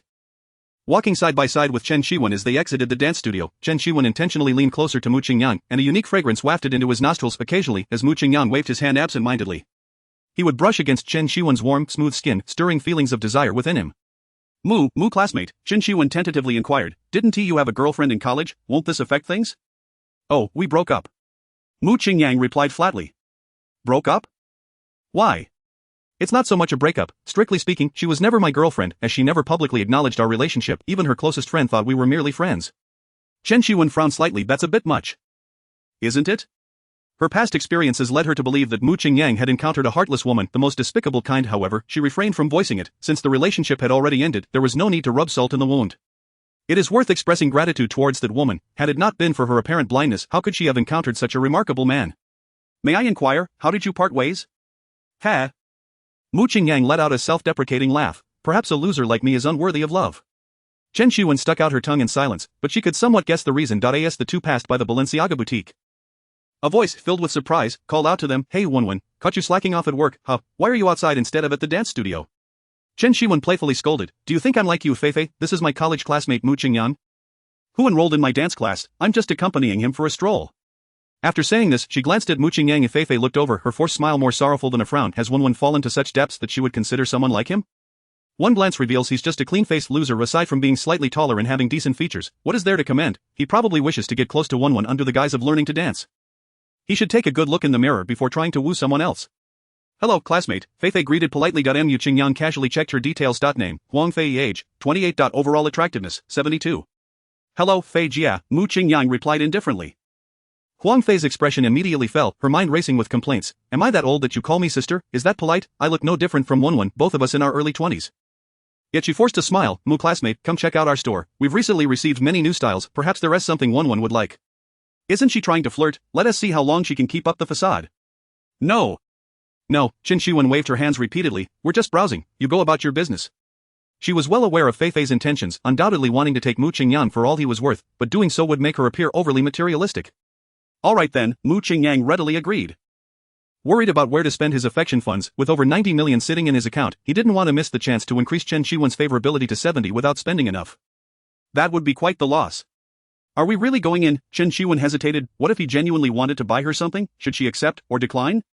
Let us just take a look, we don't have to buy anything, The Balenciaga boutique was decorated in a minimalist style, the bright lights creating an airy and elegant atmosphere, yet, upon closer inspection, the seemingly ordinary materials revealed their luxurious nature. Mr. Mu, this is the footwear section, we have many new seasonal styles. Do any catch your eye? Upon entering the store, Huang Fei immediately donned a professional smile, her demeanor considerably more humble. Mu Qingyang silently nodded, as expected from a luxury store sales associate, her professionalism is commendable. The Balenciaga dad shoes have recently gained immense popularity, and Mu Qingyang often spotted female influencers wearing them on Douyin. He glanced down at Chen Shiwen's beautiful feet, which were clad in a pair of dad shoes. But they clearly paled in comparison to those on display. Chen Shiwen noticed Mu Qingyang's attention on her shoes. She bashfully pinched the edge of his sleeve with her thumb and index finger, saying, Classmate Mu, I have plenty of shoes, let us look at something else. In truth, Chen Shiwen adored those shoes, but their exorbitant prices, each pair costing thousands, were nearly equivalent to her monthly salary. She said this to quickly lead Mu Qingyang away. Merely pretending to browse, however, Mu Qingyang stubbornly halted, beckoning Huang Fei, let her try on these pairs. Chapter 14, Zhang Shanshan, who is that elderly gentleman beside you? Since Mu Qingyang had said so, it would be rude to refuse again. Chen Shiwen understood that men are particularly sensitive about their pride in public. She immediately seated herself on the shoe-changing bench, trying on each pair with Huang Fei's assistance. Meanwhile, Mu Qingyang had wandered off somewhere. Huang Fei, noticing his absence, quietly advised Chen Shiwen, seeing how your classmate acts, he must have some means, let me persuade him to buy you a pair. Chen Shiwen hurriedly shook her head, that wouldn't be appropriate. What's inappropriate about it? Silly girl, just look at how beautiful you look in those shoes, leave this to me. Hey, Chen Shiwen couldn't stop her friend, who was already striding over to Mu Qingyang. Mr. Mu, Wenwen has finished trying them on, would you like to take a look? Sure, Mu Qingyang walked directly towards Chen Shiwen. Lovely, let us take these few pairs, how much do they cost? A hint of surprise flashed across Huang Fei's face, could it be that I misjudged him, does this guy actually have money? Alright. Let me calculate, Mr. Mu, for 3 pairs it totals 15,780 yuan, would you prefer cash or card? Mu Qingyang shook his head and walked away. Huang Fei was left bewildered. Are you playing with me, if you don't have money? Why act like a big shot? You even wanted 3, you're pushing your luck. What happened to your previous demeanor? Keep up the active indifference. Why run off upon hearing the amount? Truly a loser. Just as Huang Fei was about to lament to Chen Shiwen about the shortcomings of her classmate, Mu Qingyang suddenly turned around. Only over 10,000? Don't you have anything pricier? Ha, what just happened? The turnaround was that swift. Huang Fei momentarily floundered, her words becoming hesitant. We have more expensive options. Please follow me, Mr. Mu. Mu Qingyang impulsively purchased 7 or 8 outfits for Chen Shiwen, spending just under 100,000. His expression slightly displeased, not because he was concerned about the expenditure, but rather because he felt the money was being spent too slowly. However, it must be said, any top-tier beauty above 90 points looks stunning in anything. Mu Qingyang was captivated. Her skin was worth every penny. Chen Shiwen stared at the numerous shopping bags, appearing quite anxious. Classmate Mu, I can't possibly take all this. Why did you buy everything? Mu Qingyang waved his hand nonchalantly. A fortune cannot buy my happiness. I am genuinely happy today. This is just the beginning. But, you didn't even buy anything for yourself, just for me. I can't possibly accept all this. Mu Qingyang awkwardly pinched the bridge of his nose. Ahem, I don't care for these things. But you must accept them, otherwise I will be quite saddened. The truth is, he simply wanted to spend the money quickly to enhance his favorability. He knew very well how to convert affection funds into cash. Chen Shiwen hesitated for a few seconds before ultimately nodding. Mu Qingyang had recently been hurt by a heartless woman, and his emotions were particularly fragile and sensitive. If she were to hurt him further at this moment, he would undoubtedly feel immense sorrow. But could it be? He likes me. Chen Shiwen spent a lot of time online and was familiar with various memes, and nowadays, the male circle's advocate for when money should only be shown to girls. Never spent on them. Classmate Mu is willing to spend so much on her. Surely that means something, right? If he were to pursue me, would I agree? Or not? Chen Shiwen's favorability 10, current favorability 40. Let us go. We'll explore other places. Mu Qingyang declared as he exited the Balenciaga boutique. After entrusting Feifei with the safekeeping of her newly purchased clothes and shoes, Chen Shiwen hurriedly followed him out. 1-1. Are there any better stores in this international shopping center? I want to get you something nice. Chen Shiwen thought to herself, enough, brother Mu. 1-1 is satisfied, so satisfied she could burst. Outwardly she replied, classmate Mu. You've already given me quite enough, let us stop here. That's out of the question. Mu Qingyang's tone was firm, you must at least accept a bag from me. 1-1, this is my small token of affection. So please don't refuse, besides, this amount is nothing to me, as you know. Well, alright then. Chen Shiwen could not refuse him, and besides she had intended to buy a bag herself, so she relented. However, she was secretly calculating, classmate Mu must have feelings for me. Who forces someone to accept gifts? But to be fair, his determination is quite charming, yet, is he truly just a lovesick fool who was played by a heartless woman? There seems to be more to him than meets the eye. Mu Qingyang was merely keen to spend his money quickly to boost his favorability, thus turning his affection funds into cash. He intended to buy Chen Shiwen a bag because of their high prices. Especially one he had seen online from a brand called Hermes, where even a single bag could cost hundreds of thousands. Is there a Hermes boutique here? Let us go check it out. Chen Shiwen shook her head vigorously. Let us skip Hermes. I can't handle that. Actually, Chanel would be just fine. Mu Qingyang did not insist. It was better to gift her something she liked to increase his favorability. The Chanel boutique was not far from the Balenciaga store. A quick turn brought them there. Upon entering, Mu Qingyang immediately heard a familiar voice, though he hesitated to confirm it was too shrill, rivaling that of a just turned 18. Yet, curiosity got the better of him, and he stole a glance. To his astonishment, it was indeed Jing Xianshan, entwined with a balding and greasy middle-aged man, sweetly cooed, "Oh Wang Good, do buy me that bag, I've adored it for so long. If you get it for me, I shall reward you tonight with your favorite little gesture." This wretched Jing Xianshan, masquerading as a virtuous being before me, had claimed that no intimate action should occur before marriage, for 3 arduous years.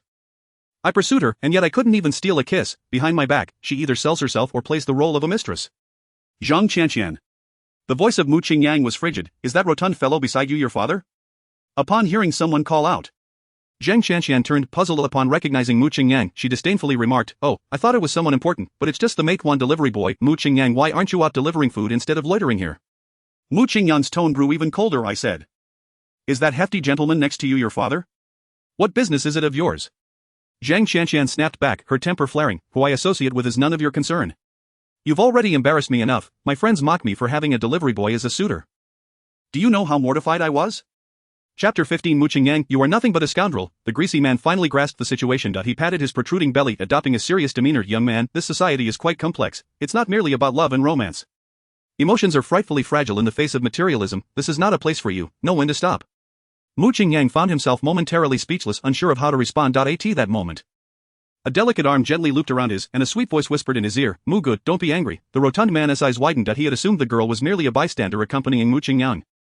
But to his surprise, she was this impoverished boy's partner. How fortunate this lad was. Having navigated the world of romance for years, he had never encountered such a gem, although she belonged to another. The rotund man felt elated. He was well versed in handling young women like her. A little sweetness and a glimpse into the opulent society would make them realize that youth and good looks are ultimately worthless. Leading them to willingly offer their affection. Grinning, he extracted a business card from his wallet. Hello, beautiful, I am Wang Jian, the chairman of Xingfu Property. It's a pleasure to meet you. Chen Shiwen remained unyielding. Her arm still linked with Mu Qingyang's, showing no inclination to engage in conversation. Disappointed, the rotund man withdrew his hand and turned to Zhang Qianxian. Jianxian, don't you adore this bag? I'll buy it for you. He hoped to flaunt his wealth through this straightforward gesture. He presumed Mu Qingyang was merely accompanying his girlfriend to indulge in window shopping, as it was unlikely he could afford such luxuries. After all, even the most ordinary bag here costs upwards of 40 to 50,000. Far beyond the means of fresh graduates, Chen Shiwen remained unmoved, her gaze not once straying towards the rotund man. Yet, upon hearing his words, Zhang Qianxian's venomous expression vanished completely. Originally embarrassed by Wang Ge flirting with another woman before her, the prospect of a bag was sufficient to erase all her discontent. She lightly pecked the rotund man's cheek. Wang Ge, you're so wonderful. Mu Qingyang felt a wave of nausea wash over him. He had no desire to engage with such individuals any further and took Chen Shiwen to another section. Mu, are you alright? Chen Shiwen asked softly. Me, I'm splendid, today is the best day of my life. This was Mu Qingyang's genuine sentiment. Not only had he amassed millions in dog food funds, but he also elevated his affection level with the campus belle, and most importantly, he had gained clarity about Zhang Qianxian's true nature. He felt light as a feather, with the future looking bright. Really, Chen Shiwen seemed skeptical, even feeling a twinge of guilt. I didn't really help much earlier. You don't need to do anything. Mu Qingyang naturally clasped Chen Shiwen's soft hand in his. Your lack of misunderstanding is more than enough. A blush surfaced on Chen Shiwen's cheeks, only to vanish moments later. She did not withdraw her hand, allowing Mu Qingyang to hold it. While he appeared calm on the surface, his heart soared. The delicate, boneless hands described in books were indeed real. Chen Shiwen's touch was softer than that of a tender chicken foot. Sales assistant. Is our packaging ready? It's all packed, sir. Would you like to take it now? Mu Qingyang turned to Chen Shiwen. No, I work nearby, I can come back to pick it up later. All right. Mu Qingyang nodded. Would you like to select a bag to carry? Sure. Chen Shiwen bounced over, selecting a bag that matched her outfit for the day, and playfully draped it over Mu Qingyang's neck. Generally, boys carry girls' bags while shopping, so thank you for your efforts. Mu Qingyang could not have wished for anything more. The campus belle's bag was something countless admirers would love to carry, and it also signified an increase in Chen Shiwen's affection for him. If a girl dislikes a boy, she would never want him to touch anything of hers. As expected, a system notification echoed in his mind. Chen Shiwen's affection level 5, current affection level 45. As they exited the Chanel boutique, Mu Qingyang, undeterred, asked, Wenwen, do you need any watches or jewelry? I could get you something else.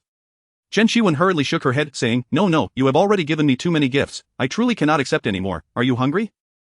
Let us go out for a meal. One of the perks of being a devoted admirer is the opportunity to enjoy complimentary meals. As long as he is in the company of a goddess scoring above 90.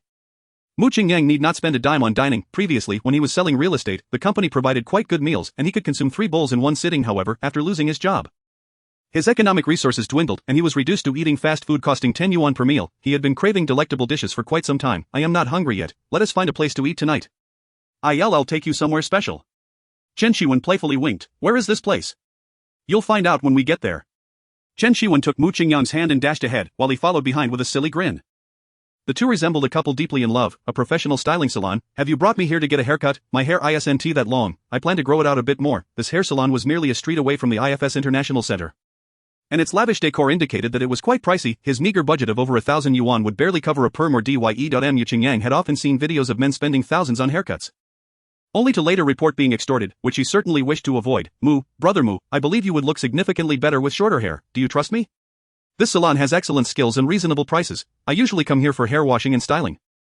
I possess a membership card with a remaining balance. You can deduct the cost from it after your haircut. I don't have much money and cannot gift you anything extravagant, but this is a small token of my appreciation, and I hope you won't find it lacking. This girl really should have mentioned that she was treating me. Why go through all this trouble?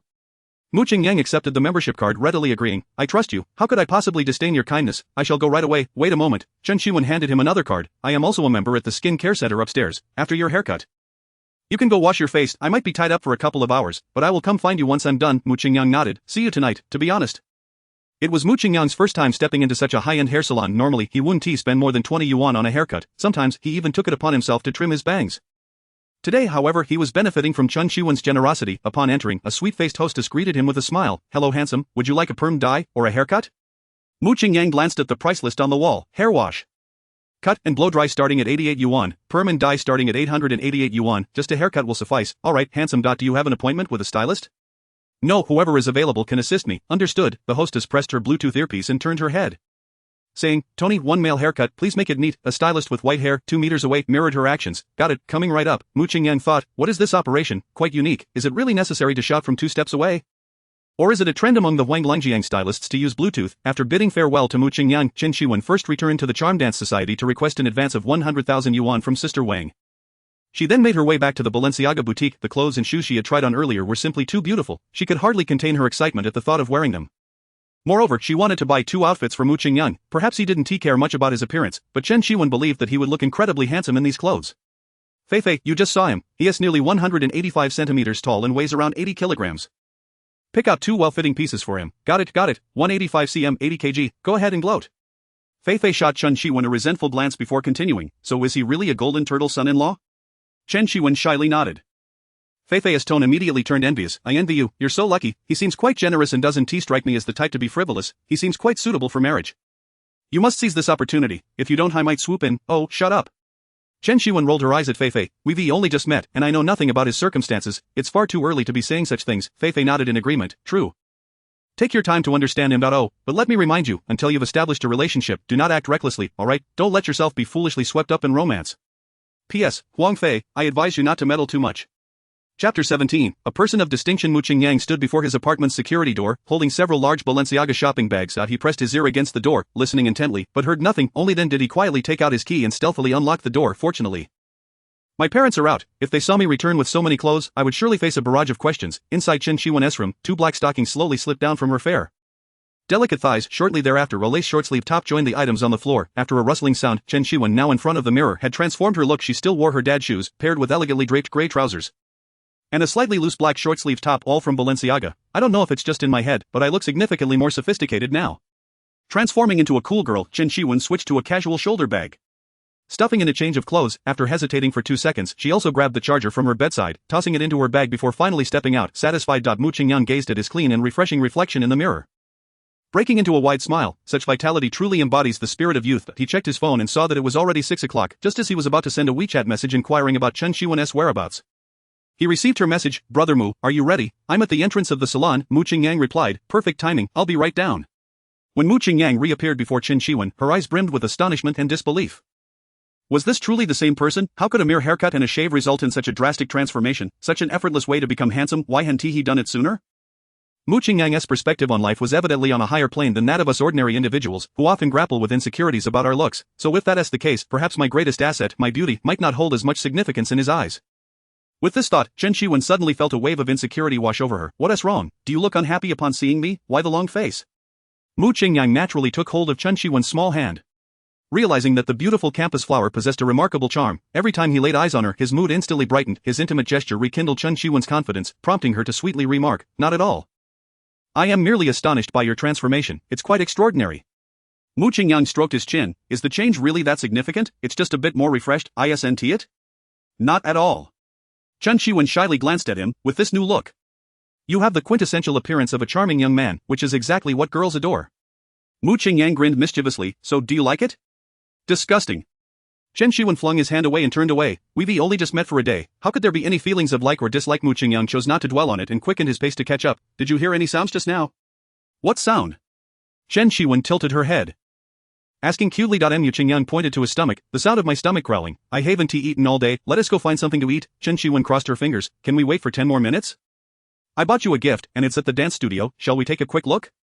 Mu Qingyang felt a surge of joy. This girl is quite something. She isn't the type who only seeks benefits for herself, and she is already reciprocating so quickly. He must see what it is. He placed his hand on Chen Shiwen's fragrant shoulder. Look, even if I starve to death, I must see first. In the 7th dance room of the Charm Dance Society, Mu Qingyang began unbuttoning his yellow shirt one by one, revealing the faintly defined chest muscles and smoothing natural lines of his physique, which gradually appeared before Chen Shiwen's eyes. Chen Shiwen was left utterly stunned. Was this man some kind of toxin? Not only was he wealthy and handsome, but his physique was also remarkable. I'm about to take off my pants. Do you still want to watch? Oh, Chen Shiwen snapped back to reality, flustered as she retreated. Mu Qingyang gazed at the reflection of the charming yet slightly rogue-looking man in the full-length mirror, shaking his head with a wry smile. Money truly does nurture a person. Even a loser like me, when adorned in luxurious attire, appears quite dashing. As Mu Qingyang swung open the door to the 7th dance room, a system prompt suddenly echoed in his mind. Chen Shiwen's favorability 5. Current favorability 50. Turning his head, he found Chen Shiwen standing nearby, staring at him in a daze. Why do you look like that again? Is there something strange about me wearing this outfit? Chen Shiwen's petite face flushed crimson as she clasped her hands behind her back, approaching timidly like a child caught misbehaving. No. When you donned this outfit, it was as if you transformed into a different person. I hardly dare to come near you now. Chen Shiwen truly regretted persuading Mu Qingyang to get a haircut and buy new clothes. Was it not better to let him remain as he was? Now that he had taken on this new appearance, one could only imagine how many enchanting vixens would be eager to pounce upon him. As a woman, she was acutely aware of how irresistibly attractive Mu Qingyang was to girls, given his attributes. Isn't this your doing? I quite adore this outfit. How should I express my gratitude? Then treat me to a lavish meal. Chen Shiwen took the initiative to link her arm with Mu Qingyang's.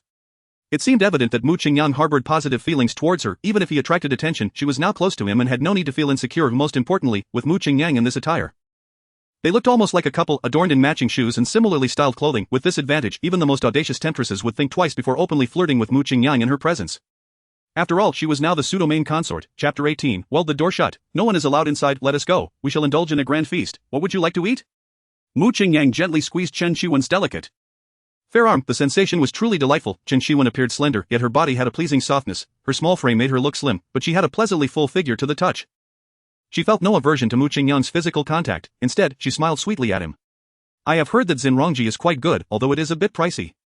A little expense is no matter, Mu Qingyang replied nonchalantly, as long as it is delicious. Xinrongji has branches in all major cities, specializing in Taizhou cuisine, with seafood being particularly distinctive. Mu Qingyang observed the serene Chinese decor of their private room and nodded silently, acknowledging the establishment's high-end nature. The ambience was unparalleled by ordinary restaurants. Not only was dining here a pleasure, but merely sitting within its confines uplifted his spirits. Mu Qingyang handed the menu to Chen Shiwen. Feel free to order whatever you desire, order plenty, for I am quite famished. After deliberating for a while, Chen Shiwen hesitantly chose 3 dishes: garlic bean noodles, stone pot pepper beef short ribs, and steamed water-poached eggs with mapo tofu. Mu Qingyang was taken aback. Was she feeding a cat? Such a meager selection was hardly sufficient for him alone. He called out to the departing waiter, wait a moment, do you serve king crab here? Mu Qingyang had longed for fresh seafood. Every time he scrolled through Douyin and saw food enthusiasts devouring such luxurious ingredients, he couldn't help but swallow hard. The most expensive dish he had tasted in his 25 years was a lobster egg custard at a wedding banquet of a college classmate. Had he not been quick, he might not have even snagged a piece. Yet, the flavor had not lived up to his expectations, perhaps due to his haste in swallowing. Now, with the system at his disposal, how could he resist sampling the best? The waiter turned back with a cheerful expression. Yes, sir, we have live king crab. Would you like to order one? Xinrongji charged a 10 service fee. The more guests ordered, the higher the waitstaff's commission. A single king crab was worth several thousand yuan, hence the waiter's unusually warm demeanor. I'll have one. By the way, what is the price per pound for the king crab? Mu Qingyang was curious about the exorbitant cost. Today's market price is 858 yuan per pound. Sir, would you still like to order? Yes, the largest one, prepared with scallion oil, and please be quick. Certainly, sir. As the waiter turned to leave, Mu Qingyang hastily added, not yet finished, also bring me a large yellow croaker, 5 sweet and tender shrimp, a bowl of fish maw soup with apricot juice, and, let us have a bottle of this red wine too.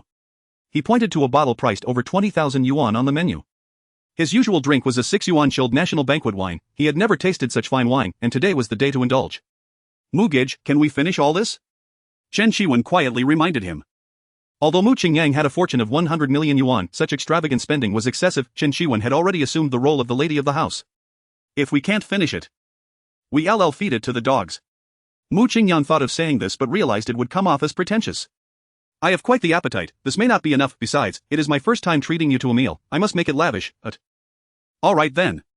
The dishes soon arrived at their table. Mu Qingyang transformed into a glutton, finishing off a 10-pound king crab in less than 5 minutes. Chen Shiwen, nibbling on a crab leg, marveled. Mugij, your appetite is astonishing. I would be full after 2 of these massive crab legs, yet you seem to still be hungry. Mu Qingyang rubbed his still flat stomach. It's all right, I'm only half full. Come, let us toast. All right. Cheers. Just as Chen Shiwen lifted her glass, Mu Qingyang clumsily bumped into her. The bright red liquid spilled over, arcing beautifully through the air before splattering onto Chen Shiwen's neckline. Ah, she exclaimed, hastily rising to pat her chest. Mu Qingyang realized he had made a blunder. That he usually clinked glasses like this with colleagues over beer, unaware that Chen Shiwen was merely delicately holding her glass. Flustered, he scrambled to help her wipe away the wine stains.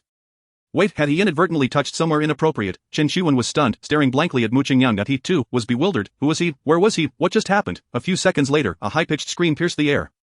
Ah! Moments later, the door to the private room was forcefully swung open, and the waiter who had taken their order rushed in. Flustered, the 2 guests exchanged glances, neither appearing distressed, creating an awkward atmosphere. Ahem, Mu Qingyang cleared his throat. Could you please bring a hairdryer? The waiter nodded and quietly exited the room. Despite being the victim, Chen Shiwen felt embarrassed. I apologize, I got a bit carried away just now. Mu Qingyang waved off her concern. It's all right, you were merely reacting to the situation. I was also too hasty, it's no problem. Chen Shiwen interjected, I know you didn't mean it. Wait, was there a silver lining? Did she forgive him so easily? Did this imply that she bore no aversion to him? With this thought, Mu Qingyang's courage surged. He grabbed a couple of napkins from the table and pretended to be serious as he wiped the wine from her neckline. I see your clothes are still a bit damp, let me help you dry them. Mu Qingyang furrowed his brow and concentrated. Adopting a serious demeanor, Qin Shiwen's cheeks blossomed with a deep crimson. This was too embarrassing. Instinctively she wanted to retreat, but fearing Mu Qingyang would misunderstand, she remained frozen in place. Fortunately, the waiter arrived just in time. Hello. Sir, here is the hairdryer you requested. Mu Qingyang nodded and took it, and while searching for an outlet he did not forget to remind, after you leave, weld the door shut. No one is allowed to enter without my permission. Chapter 19, The Barcombe. Sit over here. Chen Shiwen, her cheeks flushed, took a seat, her heart racing. Mu Qingyang's words had been laden with double meanings. What did he mean by welding the door shut and forbidding anyone from entering? Did he intend to engage in such scandalous acts in a restaurant? If he were to act so brazenly in such a place, should she resist? However, Mu Qingyang's subsequent actions quickly dispelled her concerns. He plugged in the hairdryer, tested the heat and wind settings in his palm, and then directed the airflow toward her neckline. It's uncomfortable being wet, let me dry it for you. Chen Shiwen felt warmth envelop her heart. She secretly mused that Mu Qingyang was the epitome of a perfect boyfriend, not only handsome and wealthy but also gentle and considerate. If she could cultivate a relationship with him, she would gladly live 20 more years. However, as he continued, the atmosphere shifted. Mu Qingyang's hand inadvertently brushed against her collarbone. It's not good to wipe these wine stains with my hands, I hope you don't mind my method? And no. Not at all, Chen Shiwen stammered, feeling utterly embarrassed. Yes. Mu Qingyang silently cheered in his heart, growing bolder. Mugage, you're already done, no need to continue blowing it dry. Mu Qingyang's expression turned slightly awkward. Oh, is that so? That was quick, shall we depart? Chen Shiwen adjusted her neckline. Let us go. The total for the meal, including service charges, amounted to over 40,000 yuan, an amount equivalent to many people's annual salary. Yet, in reality, Mu Qingyang had only spent 4 dimes. Where shall we go next? Mu Qingyang, having savored the experience, was determined not to let Chen Shiwen leave without at least securing a first kiss. Anything is fine, how about we stroll around? The night view near the International Center is splendid. Mu Qingyang shook his head. We've already strolled today, I see this night view every day and have grown tired of it. It was a joke, with so many people around. There was no way to engage in intimate actions, and that was out of the question. Mu Qingyang once again declined it, saying, I am not particularly interested in movies, sitting for hours on end causes discomfort. In truth, he quite enjoyed watching films and often scoured pirated websites for newly released titles during his free time, yet the crowded cinema, with its multitude of prying eyes, posed a risk, should he dare to act inappropriately towards Chen Shiwen there. It would be all too easy to attract unwanted attention. If someone were to inadvertently capture the moment and share it on Douyin, it would lead to a social death of sorts. Chen Shiwen pouted, then what do you suggest? Mu Qingyang pondered, pinching the bridge of his nose. Directly going to a hotel would be ideal, but to voice such a thought would likely invite a slap to the face. KTV could be a decent alternative, providing privacy and the opportunity to indulge in drinks. Perhaps, if the mood struck, he might even win over the campus belle. However, KTV's low expenditure was not conducive to cultivating the image of a devoted suitor. And singing together could be exhausting. If the campus beauty grew weary and wished to leave, he would find it difficult to persuade her to stay. No, he needed a venue where they could drink, spend generously, and revel late into the night. Only a bar would suffice. He had never been to one, and this was the perfect opportunity to explore. Mu Qingyang rubbed his temples, suggesting, how about we go to a bar? A bar? Just the two of us? That sounds dreadfully boring. Chen Shiwen had consumed nearly half a bottle of red wine during dinner and was already feeling tipsy, while Mu Qingyang, having polished off most of a bottle, appeared completely unfazed. She feared that a couple of vodka shots at the bar would send her over the edge, and given Mu Qingyang's lecherous demeanor at dinner, she was certain he would take advantage of the situation. Feifei had warned her not to sleep with him before understanding his true nature. Although she was quite fond of him, it felt too soon. If Mu Qingyang could so easily possess her, he would likely not cherish her, perhaps even deeming her to be rather promiscuous. No, going to the bar was out of the question. If it's just going to be boring, why not invite a few girlfriends? I've never been to a bar before, could you keep me company? Chen Shiwen gazed at Mu Qingyang's handsome features and clear eyes, and within mere seconds, the resolve she had just established crumbled. Under his earnest gaze, she found it impossible to utter her refusal. Well, alright then, since he mentioned inviting her friends, she could always have them pull her away later. With this thought in mind, she quickly sent a message in the 4 Flower Girls group chat, we're going out tonight, we're hitting the bar, no need to dress up. Feifei replied, is it with that handsome guy who is 185 centimeters tall and weighs 80 kilograms? Cici asked, what handsome guy, what is going on, I'm completely out of the loop. Tong Tong exclaimed, why didn't you say anything sooner? I've already taken off my makeup. One reassured them, no rush, it's still early, take your time getting ready, and I'll share the location in the group later. The largest bars in Jiangnan City are located on the pedestrian street next to the International Center. However, the most vibrant and well-decorated venue is Spacebar. During his previous delivery jobs, Mu Qingyang often received orders from there and frequently fantasized about when he could indulge in life like his peers. To his surprise, the day had arrived so swiftly. Hey handsome, want to sing? We offer fruit platters and snacks, and if you book a princess seat, drinks around the house. Beautiful, have you heard about Queen Bar? Tonight, there's a muscular male show, extremely exciting. As he walked, various promoters approached Mu Qingyang, but he politely declined them all. His destination was space, true to its reputation as the crown jewel of bar streets. By 9 o'clock, the line was already long, indicating that the place was nearly full. Disappointed, Mu Qingyang prepared to leave when a young man with green hair, around 20 years old, called out to him, "Hey! Are you looking to get in?" "Yes, but I didn't expect your business to be this good. It's nearly full before 9. The young man pointed to a large poster on the wall. "We've invited the Douyin sensation DJ Kiki Xinshin today. Regular spots are fully booked. But we still have 2 VIP booths available." "Oh?" Mu Qingyang raised an eyebrow, intrigued. "Can we sit there?" The young man's eyes lit up as he pulled out a cigarette and offered it to Mu Qingyang. "Of course. Brother, the minimum consumption for a VIP booth is 38,888, is that alright? Lead the way." "Sure thing, brother." Chapter 20 Inch Mu good, do you think she's pretty? Mu Qingyang and Chen Shiwen, guided by the green-haired young man, bypassed the security check. In a place as chaotic as a bar, security checks were essential. No weapons or drugs were allowed inside. "This way, brother." The young man beckoned enthusiastically. Mu Qingyang, however, remained transfixed beneath the poster of Kiki Xinshin. A score of 93. Throughout his journey, he had scanned numerous seemingly attractive individuals, but none had surpassed a score of 85. This casual glance had revealed a potential target for consumption. He had indeed chosen the right bar. The more viable targets there were, the greater his chances of success. As the saying goes, if one door closes, another opens. This simple truth was not lost on him. Moreover, after being deeply hurt by Zhang Shanshan, a precious part of Mu Qingyang had quietly shattered within him. "Mu Go, is she pretty?" Chen Shiwen noticed Mu Qingyang staring at the poster for an extended period and felt a pang of jealousy. However, since they were merely friends, she lacked the authority to impose restrictions on him, so she could only inquire in this manner, hoping he would take the hint. "She looks quite nice," Mu Qingyang replied without a second thought. Chen Shiwen's brows immediately furrowed. "But she's still a bit lacking compared to you." "Humph." Chen Shiwen raised her head defiantly and followed the green-haired young man up the stairs. Mu Qingyang tore his gaze from the poster and ascended as well. "Is this really the best bar in Jiangnan City? It's certainly lively, the air is thick with unbidden hormones." The pulsating music filled Mu Qingyang's ears, and the crowd before him was a sea of heads. The expansive space was filled with a kaleidoscope of individuals, all dressed in vibrant attire, smoking, drinking, and swaying to the beat. "Brother, our table is over there, just follow me." The young man pointed toward the center of the venue. Mu Qingyang glanced in that direction. There was a 2-tiered platform with only one booth on the second level, already occupied. The first level had 4 or 5 booths, 2 of which were still unoccupied. Mu Qingyang kept Chen Shiwen close, pushing through the throngs of people as they made their way. The luxurious VIP 888 leather sofas were occupied by a group of young men, each exuding an air of arrogance. They adorned themselves in luxury brands such as Louis Vuitton and Versace, flaunting Rolex and Jaeger-LeCoultre watches on their wrists. Keys to luxury cars like Porsche and McLaren lay scattered on the table. One bald man, speaking in a nonchalant tone, remarked, "This place is filled with familiar faces who lack any desire. Can't we have some fresh blood?" A short-haired man adorned with a chrome hearts necklace jested, "What time is it?" "The pretty girls are likely dining with their sugar daddies and sycophants at this hour. We can wait a bit longer." A delicate man with long hair reminiscent of a K-pop idol chimed in, "The manager of space really doesn't understand the game. We must spend at least 2 million here each year.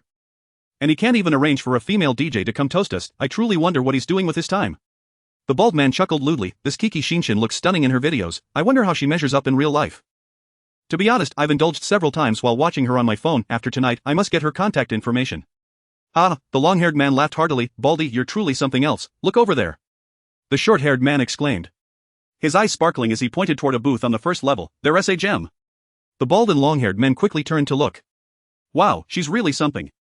Her figure and looks are off the charts. Tonight is going to be fun." But just as Mu Qingyang settled into his seat, a flirtatious voice from upstairs called out, "Hey beautiful, are you here alone? Want to come up and join us? Our spot has a better view."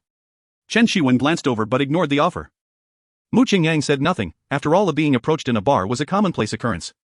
"Let us order something first. Do you have any drinks in mind?" Mu Qingyang presented the tablet to Chen Shiwen. He would have liked to order every drink on the menu, but the expenditure only applied to women scoring above 90. Apart from food, he had to abide by strict guidelines regarding drinks.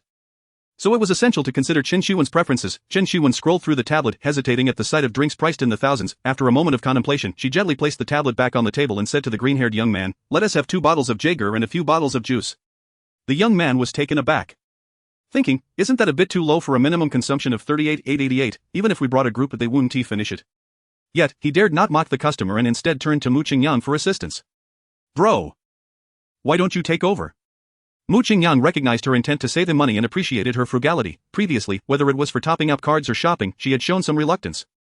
It was only after his persistent requests that she reluctantly accepted to. In this society rife with materialism, one might ponder who can withstand such trials. Mu Qingyang gently brushed her delicate nose, exclaiming, "Silly, did you forget there's a minimum spend at this table? Worry not, I'm more than capable." Chen Shiwing pouted and selected a package priced precisely at 38888. This package included 3 standard ace of spades, 10 bottles of Olympic sparkling wine, a lavish 3-tiered fruit platter, an assortment of snacks and napkins. Chen Shiwing mused that this amount of alcohol would likely be too much for the two of them and their 3 companions to consume. After Mu Qingyang successfully scanned the code, a green-haired individual inexplicably inquired, "Brother, what's your surname?" Following this, a male MC adorned with elaborate tattoos on both arms seized the microphone and shouted, "We extend our gratitude to VIP 222's General Mu for purchasing the dream gift set valued at 38888. Wishing General Mu and the handsome and beautiful patrons at the table smooth sailing and a splendid future." Before long, staff members at the bar began parading towards Mu Qingyang's booth, brandishing illuminated boxes of ace of spades and glowing signs. Forming a lengthy procession accompanying this spectacle were 3 elegantly dressed ladies. Huang Fei, having met Mu Qingyang before, unreservedly seated herself on the opposite side of the 7-shaped sofa. Upon entering, I heard the DJ thanking General Mu. Not only does Mr.Mu indulge extravagantly in shopping, but his choice of beverages is equally lavished. I shall revel in your generosity today. Mu Qingyang nodded in acknowledgement. No need for formality, feel free to drink. Another girl, clad in a form-fitting purple dress, gracefully sat down. "Hello, Brother Mu, my name is CC, a close friend of Wenwen. Please take a seat." Mu Qingyang gestured towards the sofa, discreetly checking her details. Name, Lu CC. Age, 25. Overall attractiveness, 82. Greetings, Brother Mu, I am Tong Tong, also a good friend of Wenwen. Hello, Mu Qingyang repeated the gesture, reviewing Tong Tong's information. Name, Li Tong Tong. Age, 24. Overall attractiveness, 85. Chapter 21, the bar also has natural enemies to centipedes. The booth, previously sparsely populated, was now teeming with patrons. Staff members systematically placed the fruit platters on the coffee table before departing in an orderly line. Mu Qingyang sighed internally, is this the joy of the affluent? The sensation of displaying wealth in front of others instantly satiated his vanity. Chen Shiwing's 3 companions were elated. They often frequented bars for leisure, typically spending about 1,000 each to sit in ordinary booths, enjoying music and dancing to relieve work-related stress. This high-end gathering, requiring no personal expenditure, was a first for them. Huang Fei poured a glass of sparkling wine and approached Mu Qingyang's side of the sofa. General Mu, thank you for your support this morning. I've already achieved half of my monthly target, so I raise a toast to you. Mu Qingyang downed the drink in one go. While he may not boast about many things, his capacity for alcohol was remarkably high, and he felt no hint of inebriation. Huang Fei took a delicate sip and, feigning casualness, inquired, "How does such a young and accomplished General Mu manage his business?" Ah. So that was her curiosity. She likely aimed to gather information for Chen Shiwing. Mu Qingyang replied straightforwardly, "I've never engaged in business. Until recently, I was a delivery rider, but I've since stopped." Ha ha. General Mu certainly knows how to jest. Mu Qingyang shrugged. "If you don't believe me, you can ask Wenwen." Chen Shiwing's expression turned awkward. "Fei, why are you asking that? If your mouth is idle, just enjoy the fruit platter." Earlier, at the Chanel store, a woman named Zhang Qianqian indeed mentioned that Mu Qingyang was a delivery rider. However, Chen Shiwing contemplated that this was improbable. If one were to draw such conclusions, it could only suggest that Mu Qingyang had previously concealed his true identity while interacting with her. Yet it was precisely due to this identity that the woman had subjected him to various humiliations. It was highly inappropriate for Fei to raise this question now. Thankfully, Mu Qingyang had moved past it and bore no ill will. Huang Fei, somewhat disgruntled, returned to her original position, shoving a piece of watermelon into her mouth. Mu Qingyang, feeling relaxed, casually surveyed the crowd of potential romantic interests, internally critiquing, after scanning dozens of individuals, not one scored above 90. By the way, when will that internet-famous DJ make an appearance? Those few on the dance floor, shaking their hips while fiddling with their phones, must be the natural enemies of centipedes, right? Previously he had heard from a roommate that some high-end escorts like to wait in bars for business. When a client arrives, they would work. When business was slow, they would simply enjoy themselves. After all, they still had to spend money on drinks at the bar, and the marketing team would provide complimentary beverages. This was yet another tactic bars employed to attract clientele. The more beautiful the women, the more likely the wealthy patrons would come to indulge. Mu Qingyang glanced back at Chen Shiwing, who was engaged in gossip over drinks with her friends. A plan began to form in his mind. It's not the right moment to make a move with so many people around. I shall wait until they are slightly tipsy before approaching Chen Shiwing. VIP 888 booth. The short-haired man could no longer contain himself. Look, 3 more beauties have arrived at that table, yet there's still only that one man. Let's devise a plan. Each of us can charm one. The long-haired man shook his head. These women are a bit pretentious. They just ignored us moments ago. That man is dressed head to toe in Balenciaga. He likely possesses some influence. Let us retrieve the alcohol first and dazzle them before anything else. The bald man concurred. Indeed, these 985 girls are quite discerning. They won't show interest until they see some action. Once we become the center of attention, they will gravitate towards us. These individuals were all second-generation rich kids with a bit of family wealth. The mere stock of drinks in their space was worth several $100,000. Whenever they wanted to show off, they would bring everything out, creating a scene where staff queued to deliver drinks akin to strolling through a lantern festival. They also used this tactic to attract a fair number of girls. Before long, a large contingent of staff assembled at the bar's entrance. Some held bottles, others carried lighted signs, and still others showcased illuminated letters. A procession of nearly 30 individuals circled the venue before arriving at the VIP 888 booth. Suddenly, the bar's music crescendoed, and the stage encircling booth 888 erupted with vapor, while 4 confetti cannons filled with multicolored sequins shot into the air, sending countless pieces of confetti swirling. At this moment, the opulence of the bar was vividly illustrated. Mu Qingyan was somewhat taken aback by the grandeur of the scene. Spending the same amount of money here yielded a more immediate and visceral thrill compared to a luxury store. No wonder so many newly wealthy individuals squander their fortunes in bars. Who could resist such a lure? The entire drink delivery ceremony lasted a full 10 minutes before the staff gradually dispersed. Observing the individuals at booth 888, their expressions remained defiant, now tinged with even more arrogance. The VIP area on the second level was merely a few steps above the first. At this moment, a delicate-looking man with a K-pop hairstyle gracefully descended the stairs, champagne glass in hand, striding with what he believed to be elegance. As he neared booth 222, the smile on his face widened. 3 beauties, one of whom is a rare gem. Tonight is destined to be unforgettable. Upon reaching, the long-haired man slightly raised his champagne glass. Hello, ladies, I'm from the booth above 888. Since your table is somewhat sparse, how about we share the space? Don't worry, all drinks are on us. You just witnessed the delivery crew, feel free to indulge. Mu Qingyang took a quick glance at the long-haired man, who was fairly decent-looking but a bit too slender for his taste. Beyond that, he refrained from taking any further action, curious to see how the women would respond. Wenwen continued to ignore him, even nudging closer to Mu Qingyang's side. Huang Fei and the other 2 girls exchanged glances, then looked at the composed Mu Qingyang before ultimately declining the offer gracefully. The long-haired man found himself at a loss. Historically, their extravagant drink displays had never failed to attract women, but today appeared to be an exception. He stood awkwardly, unsure whether to leave, fearing it would be embarrassing. Just then, the bald and short-haired individuals descended as well. Unlike the long-haired man, these 2 were far less courteous, leering openly and speaking bluntly. Ladies, what is so great about regular ace of spades? It tastes sour. We typically use it to wash our hands. Why not try the platinum version? We have plenty to spare.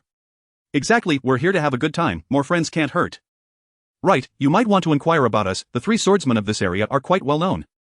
As the bald man finished speaking, he reached to pull Tong Tong, who lacked a male companion. Tong Tong sidestepped, evading him.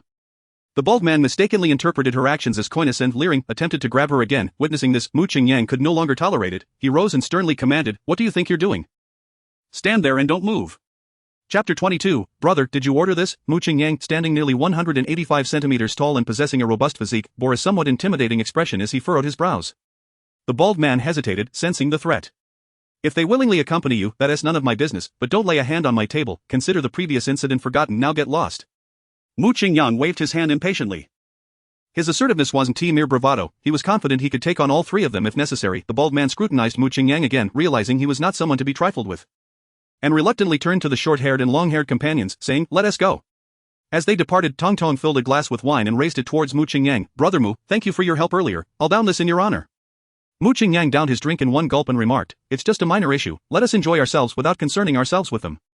Cici smiled sweetly. "Thank goodness for you, Mugu, otherwise we girls would be utterly lost." Huang Fei, with her index and middle fingers covering her mouth, widened her eyes in amazement. "Mugu, you were so manly and fierce just now. It gives me such a sense of security." Chen Shuwen shot Huang Fei an annoyed glance and then clung tightly to Mu Qingyang's arm, her eyes sparkling with admiration. Just as the atmosphere was filled with joy, a sudden bang echoed from above. Countless shimmering confetti rained down from the sky, most landing on the table at booth 222. Instantly, the fruit platters, snacks, and glasses were all adorned with glitter. Chen Shuwen looked up to see the very individuals who had approached them earlier, standing by the railing with provocative smiles, holding firecrackers in hand. Mu Qingyang's expression darkened. It was clear they were seeking trouble. He gestured for the ever-watchful Greenhair, quickly explaining the situation. Greenhair nodded, promising to report the matter to the manager promptly. Not long after, he returned with an apologetic expression on his face. "Sorry, bro, the manager just spoke with the patrons at booth 888. They claim the firecrackers were sold by your bar. Can they not use what they purchased? They're regulars, the manager can't really do much about them. How about this, bro? You all can make do for now while I check if there are any available seats, and if there are, I'll switch you right away." Mu Qingyang glanced at the overcrowded dance floor, which was evidently more packed than before. There was no chance of finding a vacant spot. He understood that Greenhair had done his best and saw no need to make things difficult for him. "No need to switch, just go about your business. We can discuss it ourselves." Greenhair retreated, feeling dejected. The bar's base salary was low, relying heavily on commissions. He had finally landed a VIP area deal, hoping to serve this guest well and earn his loyalty. Yet the manager had chosen to offend his client to placate his own patrons, leaving him feeling quite wronged. With the table covered in glitter, how could they continue to enjoy themselves? The discussion among the girls was indeed about whether to stay or leave. If they left now, the thousands spent on drinks would be wasted, yet staying would only lead to discomfort. Mu Qingyang, who had remained silent until now, proposed, "What if we order more drinks? Those people up there are only acting arrogant because of their high consumption. As long as we outspend them, they will naturally back down." Huang Fei and the other 2 girls' eyes sparkled at Mu Qingyang's words, nodding vigorously. How often does one encounter the chance to strike back without spending their own money? However, Chen Qiwen resolutely shook her head. Mu Qingyang had already spent over 2 million on her today. If she let him spend more, what would be the difference between her and a gold digger? Moreover, this bar was not worth the money just to save face. Mu Qingyang felt a pang of disappointment. With the three girls' opinions being of little consequence, it ultimately depended on Chen Qiwen's stance. She probably wanted to save money for herself. One, though you mean well, I am merely a loyal admirer here. The more I spend, the more I earn. There is a misunderstanding here. Yet Mu Qingyang was not ready to concede defeat. He had devised a strategy for the night, and with not even 10 of it achieved, he would not relent. Pulling Chen Qiwen aside, he leaned close to her ear. One, the balance I showed you at the dance club is merely my pocket money for the month. You need not worry about saving. Let's enjoy ourselves as we please, shall we? Chen Qiwen looked at Mu Qingyang in disbelief, her big watery eyes filled with astonishment. Are you serious? Mu Qingyang nodded firmly and then gently kissed her on the eyes. Her eyes were simply exquisite, with deep black pupils and pure white sclera, devoid of any impurities. Mu Qingyang restrained himself, but could not help it. Oh, how embarrassing. Chen Qiwen pushed him away, her face flushed like a sunset. So many people are watching, how mortifying. Mu Qingyang chuckled foolishly, I couldn't help myself. Let's order some drinks. He beckoned Green Hair over again. Bro, are you all leaving? If you do, will you come back next time? Will you contact me again if you return? Mu Qingyang playfully tapped his head. Where are we going? Bring the tablet over. Green Hair was unsure of Mu Qingyang's intentions, yet complied obediently. One, feel free to order whatever you desire. The more you order, the happier I will be. Do not hold back. The girls eagerly began scrolling through the tablet.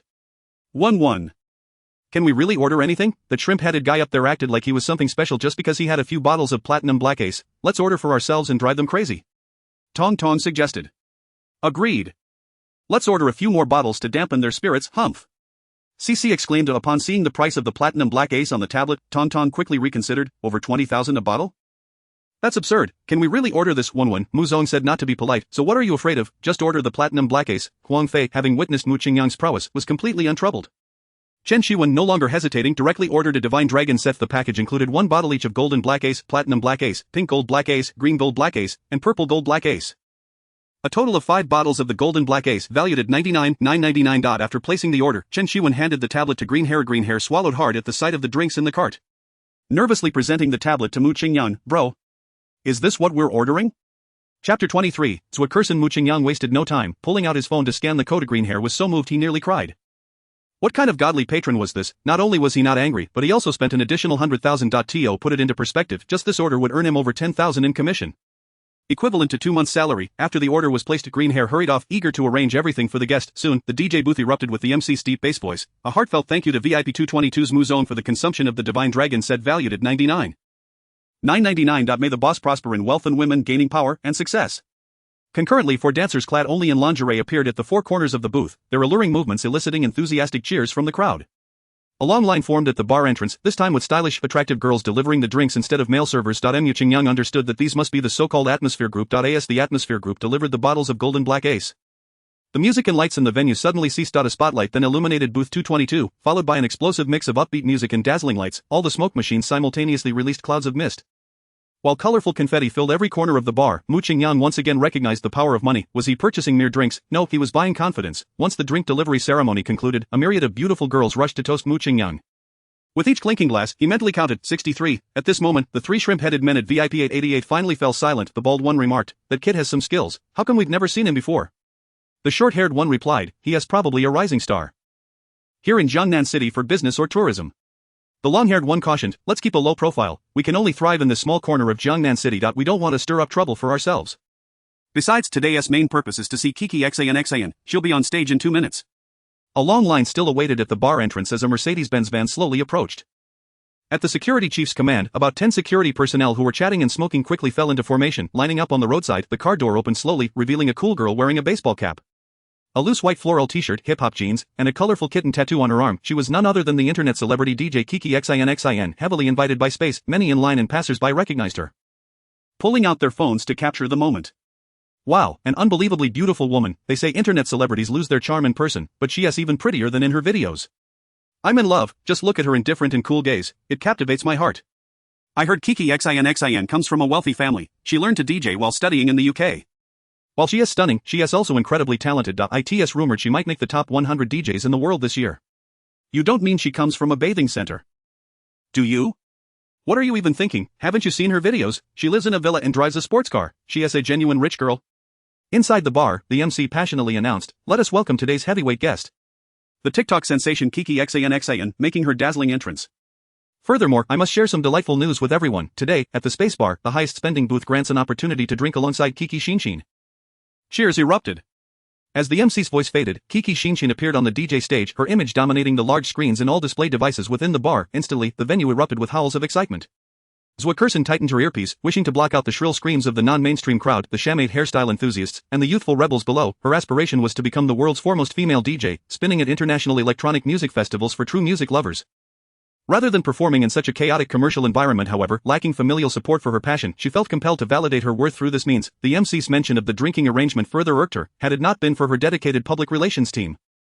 She would have been disinclined to sign that contract. Shaking her head to dispel her wandering thoughts, she immersed herself in the music. In booth 888, three rather boorish young men were transfixed by the enchanting figure at the DJ booth.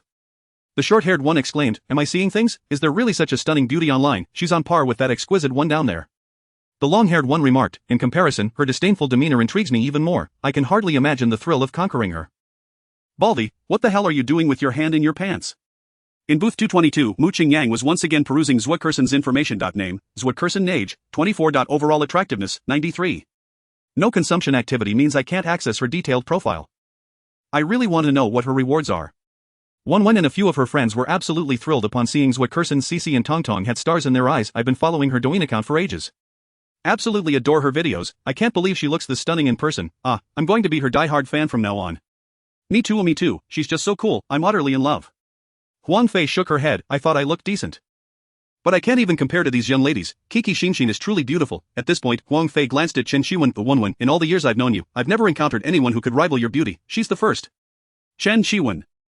Instead of being upset, beamed with joy. Do you think I'm as pretty as her? But I think she probably appeals more to girls. I find myself a little smitten too. Fei shot her a disapproving look. Right. All the men adore you. Oh, that's not what I meant. Chapter 24, Spacewalk.mu Qingyang couldn't help but feel amused at the girls' chatter. Hadn't the MC just mentioned that the highest spending booth could invite Zwickerson for a drink?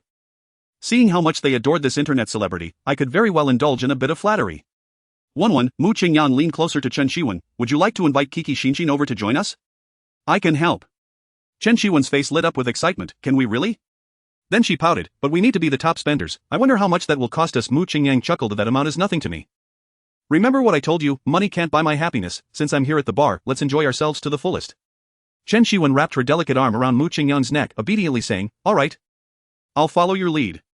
But we should ensure our spending is currently the highest. Once someone surpasses us, we can order more drinks. That way, it's more economical. In booth 888, the three boisterous young men were already in a fervor. The short-haired one declared, brothers, let's pool our resources. We must secure the top spending of the night. I'll set an example and contribute 100,000. The long-haired one chimed in, I'll match that with another 100. 000, we absolutely have to invite this internet celebrity to our booth. The bald one, twitching, exclaimed, I still have over 200,000 in my account. I'm all in. A peculiar scene unfolded in the bar. The MC, who was meant to enliven the atmosphere, had turned into a mere announcer. VIP 888 booth has purchased a bottle of Martell Cordon Bleu valued at 68,800. Cheers to the boss. VIP 222 booth has acquired a set of 99,999. Cheers to the boss. VIP 888 booth has ordered a bottle of our My Martin Louis XIII worth 56,800. Cheers to the boss. VIP 222 booth has made another purchase of a set valued at 99,999. The boss is quite generous. Damn it, who was that kid down there, ordering the top shelf drinks like they're nothing? Even outdoing our prime time. We're at a critical juncture. We can't back down. I refuse to believe that the three of us can't outdo him. Everyone find another 100,000 quickly. If we don't, the gap will only widen. Mu Qingyang was exhausted from scanning the payment codes. He glanced at the green-haired attendant. Do you have any higher-priced beverages? It won't do to keep ordering like this. The green-haired attendant gulped nervously. No, brother, the top choice is already the Dragon King. But if you're looking for convenience, you could get a membership card and recharge. There's a promotional event going on, which is quite a deal. And members get discounts. A membership card? Mu Qingyang shot an inquiring look at Chen Shiwen. Shall I help you get one? Chen Shiwen nodded obediently. The attendant could hardly conceal his delight, nearly bursting into laughter. Our membership card has 6 tiers. The first tier gives you a recharge of 18,888 and, I'll take the most expensive one. Mu Qingyang interrupted decisively. Alright, brother, the highest tier requires a recharge of 1,688,888 to become a Black Gold Director at Spacebar in Jiangnan City. Black Gold Directors enjoy various privileges. Just swipe the card. Mu Qingyang was solely concerned with how much flattery he could afford. He had no interest in discounts or privileges. Ding, in an instant, the WeChat payment was processed. The pulsating DJ beats abruptly ceased. Replaced by soothing background music, Zwickerson initially thought there was a malfunction with the equipment and looked up in confusion. The bar's ceiling had transformed into a starry sky, and all display devices now showcased a celestial backdrop. In the center of the venue, an astronaut clad in a spacesuit was gently descending from above, suspended by wires to eye in the astronaut's hands. He cradled a radiant crystal box, within which lay a gilded black card. The bar's highest ceremony, Spacewalk, has been initiated. A black gold director card has been activated. This is only the second one since the bar's opening. It's from booth 222. Who on earth is that guy? Damn it! Damn it! The bald one's left cheek twitched incessantly. My cursing goddess, am I destined to be forever out of reach from her? Qin Shiwen wore a half-dazed, half-curious expression. Mugo, the astronaut is coming towards you. How much did you just spend? Mu Qingyang smiled silently. The gazes of the other three girls towards him transformed. They no longer saw him merely with admiration but with a hint of affection and possessiveness. A minute later, the much-anticipated astronaut landed gracefully at booth 222. He knelt on one knee, solemnly placing the crystal box on the coffee table, then waved his hand and ascended once more. Under the scrutiny of countless envious, jealous, resentful, and furious eyes, Mu Qingyang gently opened the box and retrieved the black gold card, extending it towards Chen Shiwen. This is for you. Chen Shiwen's delicate hand instinctively covered her mouth, tears glistening in her eyes, her nostrils flaring. Was this a proposal? A proposal witnessed by thousands and her closest friends. But why hadn't he uttered the next line? Quickly say, will you be my girlfriend? I would undoubtedly say yes. Mu Qingyang merely smiled at her, showing no inclination to speak. What a big fool. Truly thick-headed, but that was alright. His intention was more than enough. There would be more opportunities in the future. Qin Shiwen happily accepted the card and playfully pecked Mu Qingyang on the cheek. Like a little chick pecking at rice. Mu Qingyang touched his cheek, feeling a lingering emptiness. What was that? It vanished in a flash. I wasn't ready yet. It doesn't count. As he spoke, he leaned down to kiss Chen Shiwen again. Ah. Chen Shiwen playfully dodged, giving him a big eye roll. How annoying, not here. After Mu Qingyang showcased his financial prowess, Chen Shiwen's three friends became increasingly forward. They surrounded Mu Qingyang on the sofa, toasting him while sharing risque jokes. Mu Qingyang, an inexperienced novice, found it hard to resist amidst the intoxicating blend of alcohol, lights, music, and various subtle hints and provocations. Struggling to maintain his composure, it wasn't that he was ungrateful for what he had, he was simply captivated by what lay ahead. He is not one to discriminate between the delicacies of life. He takes all comers indiscriminately. It is purely a physiological response. He thinks to himself that if he doesn't engage in some activity tonight, he might end up with pent-up frustrations. Chapter 25, Zwickerson, do you prefer me like this, or her? In booth 888, the bald man gazes sorrowfully at the Rolex submariner on his wrist. There are only 1 minute and 25 seconds left until midnight.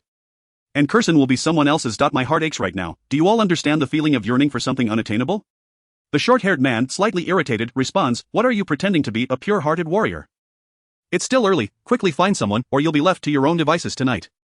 The long-haired man sighs. In the past, we were the ones putting on airs for others to see, but today the tables have turned. The spending power of booth 222 is beyond our reach. Let's just keep it low-key. At the DJ booth, Zwickerson finishes her last track for the night. She removes the USB drive and lowers the brim of her cap even more. Her tone icy as she inquires of the male MC, which table has the highest spending tonight? The male MC immediately adopts a sycophantic demeanor, pointing towards booth 222 with his right hand. Has this DJ finally acknowledged someone? I've been dancing around her for 2 whole hours and she hasn't even glanced my way. I thought she was blind, but that's alright, I forgive her. How could I not, when she is so stunning? Having encountered countless women in my years as an MC, I have never seen anyone so extraordinary. First, I must leave a good impression and obtain her contact information. Then I will devise a way to engage her more deeply. Upon recognizing the table's location, Zwickerson raises her eyebrows and strides directly towards booth 222, not sparing the male MC a single glance.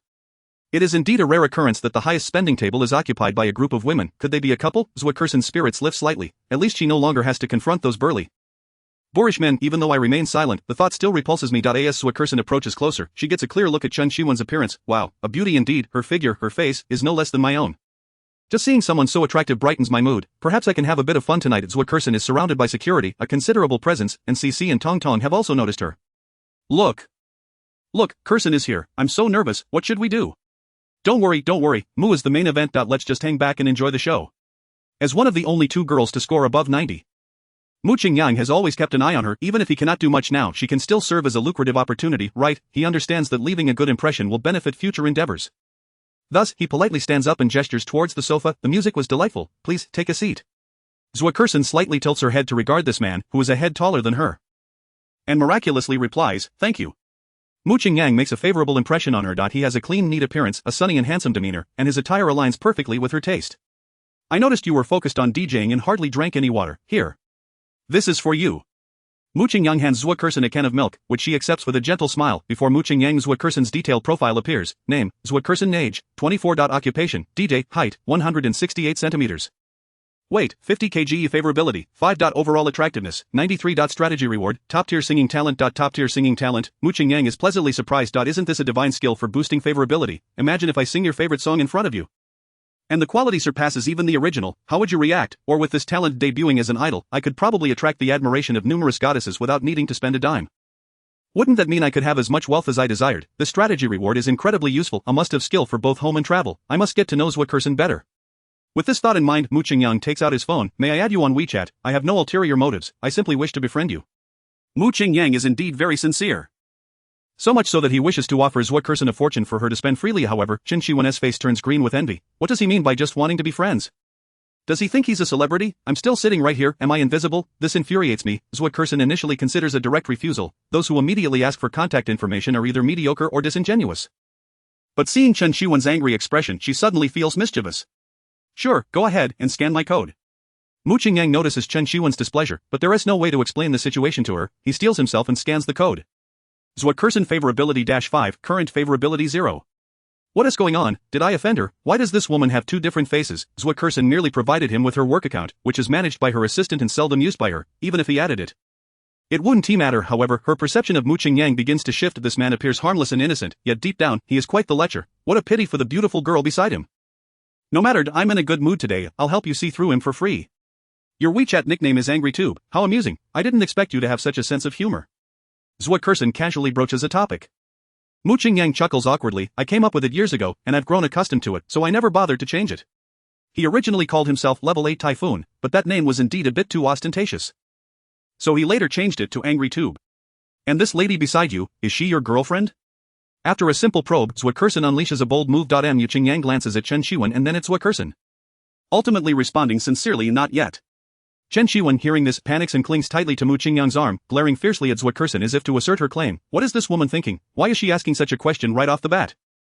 Can't she see he has a female companion? Is she trying to get close because she sees Mu brother is young, handsome, and wealthy? No way, I must dispel this unrealistic notion. With this thought, Chen Shiwen resolutely declares, it will be in the future. Zhuokerson facepalms, exasperated.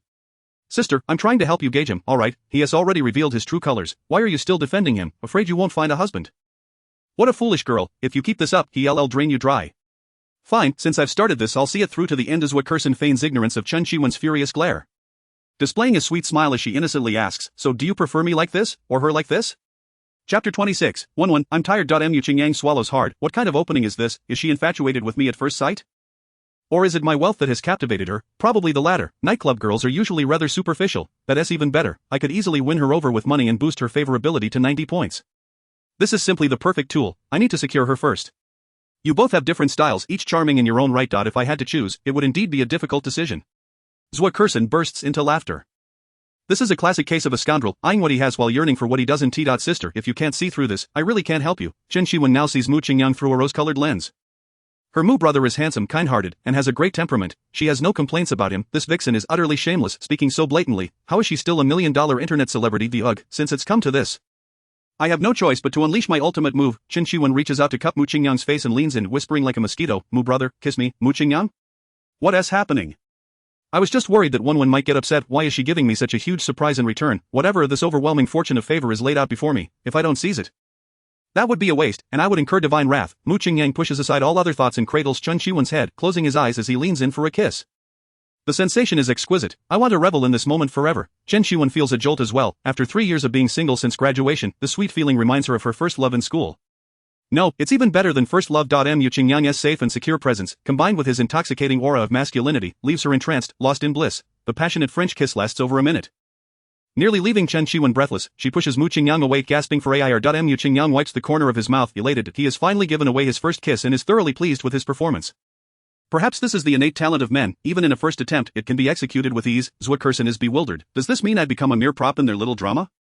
Is this how it's going to be? Well, fine, I'll take my leave. A foolishly naive girl and a despicable scoundrel. You two are truly a match made in heaven. May you grow old together in bliss. Mu Qingyang gazed at the angrily rising Zhuokerson and thought to himself how unfortunate it was. Was this a voluntary retreat due to a perceived lack of opportunity? If she wishes to leave, so be it. I can no longer concern myself with anything else. One has finally opened her heart to me. I must seize this moment and strive to win her over tonight.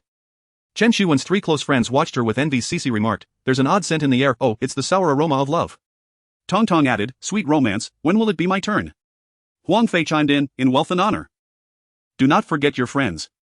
The blush on Chen Shiwen's face had yet to fade, but in front of her closest friends she was not overly shy. Hey, can you all stop teasing me? I've been single for years. Haven't I consumed enough of your dog food? Less chatter, let us drink. That's enough, don't you think? We still have work tomorrow, let us plan another outing. Huang Fei took Chen Shiwen's arm, saying, Wen, we're headed the same way, let us go together. Cici and Tong Tong echoed, let us go. Let us go, we can meet again another day. Chen Shiwen longed to slap Huang Fei, although I told you to leave, you've dragged me along. Can't you see that I'm already in a state of excitement? Where are we going? Back home to be an empty nester. Reluctantly, Chen Shiwen stood up, casting a pitiful glance at Mu Qingyang. Unfazed, Mu Qingyang had anticipated this situation. He beckoned to Green Hair, who approached with a sycophantic demeanor. Bring over Jiangnan Wang Yiba. Jiangnan Wang Hedi and Jiangnan Xiaozhan, let them accompany my sisters for some drinks. Alright, bro. Shortly thereafter, several young men, styled like a K-pop boy band, arrived at booth 222, led by Green Hair. The three women instantly perked up. Abandoning their earlier intentions to leave, and began to play games with these charming youths. Mu Qingyang stifled a yawn. Wen, why don't you give them your membership card to play with? I'm feeling a bit tired, let us find a place to rest. Chen Shiwen nestled closely against Mu Qingyang. Lightly nodding her head. Mu Qingyang felt parched and flushed, his temper flaring. Chapter 27, Zhua Curson at home. Speechless Huang Fei was aware of their intentions but did not intervene further. She was engrossed in playing with the three young men. Completely forgetting her earlier admonition to Chen Qiwen. Mu Qingyang was engulfed in a whirlwind of emotions, anticipation, surprise, excitement, as well as trepidation and unease. He hadn't anticipated such rapid progress. It had only been a short while before he was to meet the campus belle face to face. Yet, he had to thank that internet-famous DJ for her timely assistance. Without her probing questions, their relationship would not have developed so swiftly. Zhua Curson was truly a good person, once the dust settled. He would have to express his gratitude to her. Wen, how about we check into the Intercontinental Hotel? Mu Qingyang pointed towards the lavish hotel diagonally across from the bar. Chen Shiwen shyly nodded, I'll follow your lead. Mu Qingyang wrapped his arm around her and departed. Completely oblivious to the three men lurking by the snack stall at the bar entrance, Short Hair remarked, this guy is truly fortunate. I just saw her add Curson on WeChat, and now he is with this aloof beauty. Judging by their direction, they're headed to a hotel? No. Longhair gazed at the two silhouettes entering the hotel, his eyes filled with frustration. Baldy, I understand your feelings now, the anguish of unrequited love. The more I look at this girl, the more I like her, the harder it is to let go, the more I want to possess her. How can she sneak off to a hotel with another man? I'm going to have nightmares tonight, all about that tall guy. Baldy was entranced, furiously scrolling through his phone. The screen displayed the recently captured images of Zhua Curson and Chen Shiwen. In the backseat of a luxury car parked on the street, Zhua Curson removed her cap, obscuring her entire face. She had just witnessed that scoundrel embracing the Navi beauty as they entered the hotel. She was utterly speechless, her frustration was palpable. Out of sight, out of mind, this girl must have left her intelligence behind. I would rather remain single for life than let him lay a finger on me. The Intercontinental Hotel is a high-end chain, with even a standard room costing 2,000 to 3,000 for a night. Mu Qingyang was extremely anxious as it was his first time bringing a girl to a hotel, yet the 8-digit balance starting with 9 on his card gave him a boost of courage. Miss, do you have any presidential suites available? Yes, sir, may I see your ID? Booking the room was part of Mu Qingyang's plan. He naturally pulled his ID from his pocket and placed it on the marble counter at the front desk. Chen Shiwen's face flushed momentarily as she rummaged through her bag for her identification, finally retrieving it after some time. She had specifically brought her ID to appear more reserved. All right, sir. The front desk staff handed back the ID with both hands and pointed to a woman in professional attire nearby. This lady is the dedicated concierge for the presidential suite. She will escort you upstairs. The woman slightly bowed. Hello. Mr.Mu, you may call me Xiaolia from this moment on. I will be your 24-hour personal concierge. Please follow me. Mu Qingyang followed the concierge into a private elevator that took them directly to the top-floor presidential suite. Upon entering the foyer, a small dining bar was adorned with various fruits and desserts. Mr. Mu, this is a welcome gift prepared especially for you, please feel free to enjoy. Mu Qingyang casually picked a cherry and popped it into his mouth. It was truly sweet. He recognized the fruit but had never tasted it before. The presidential suite, though costly at over 70,000 for a night, offered unparalleled service and experience. However, tonight he had no time to savor these luxuries, he simply wanted to be close to the campus belle. Thus, he politely dismissed the concierge. Sisterly, we wish to enjoy our time alone, we will call you if needed. Understood. The woman gracefully exited the room, gently closing the door behind her. At last, they were alone. And Mu Qingyang's smile was more exuberant than ever. Wen, where are you? Come to my side. Tonight was Christmas Eve, yet nothing transpired. Chapter 28, I do not approve of your relationship. Break up with that boy immediately. The next day, Mu Qingyang awoke in a daze. At the bedside, he discovered a note. Upon picking it up, he saw it was from Chen Shiwen. Brother Mu, my father has called many times, I must return home. Please remember to eat breakfast after you wake up. I will contact you again once I have sorted out matters at home. Mu Qingyang folded the note and tucked it into his pocket, shaking his head helplessly. The father-in-law must be worried about his precious daughter.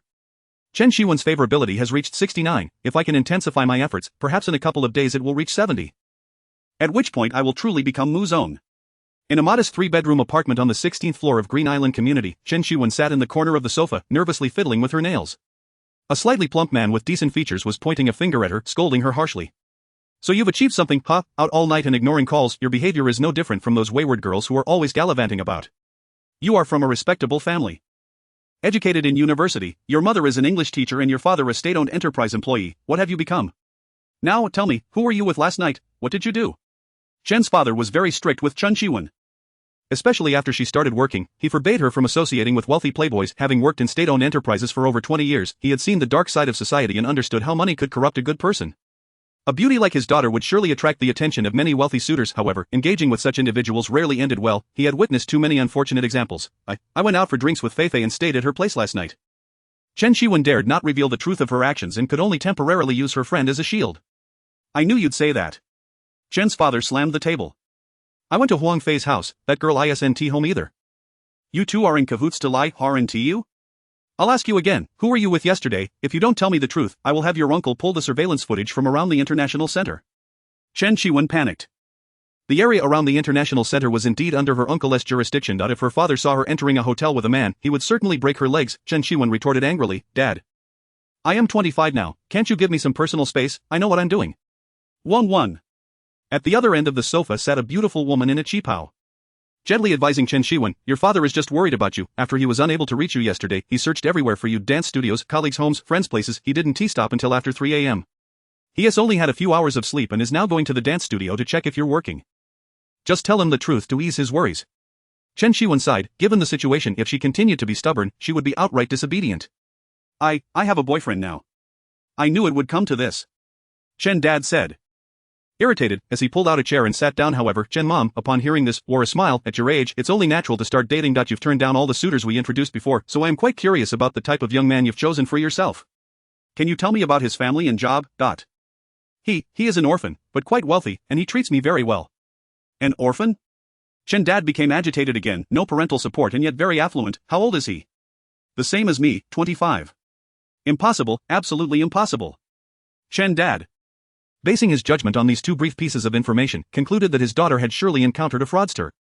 This is utter nonsense, a mere fledgling just entering society. What could he possibly earn? You are still too young. How could you spend the night with him without even bringing him home to meet us? Sigh.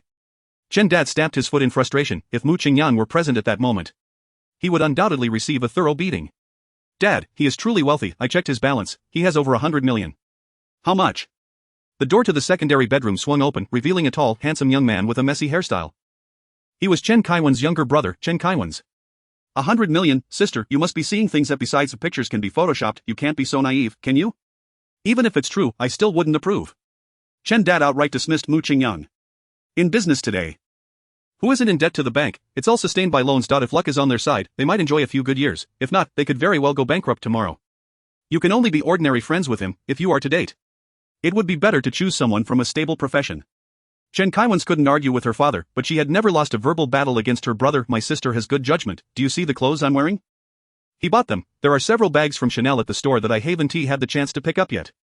Chen Kaiwen scoffed. What are those things even worth?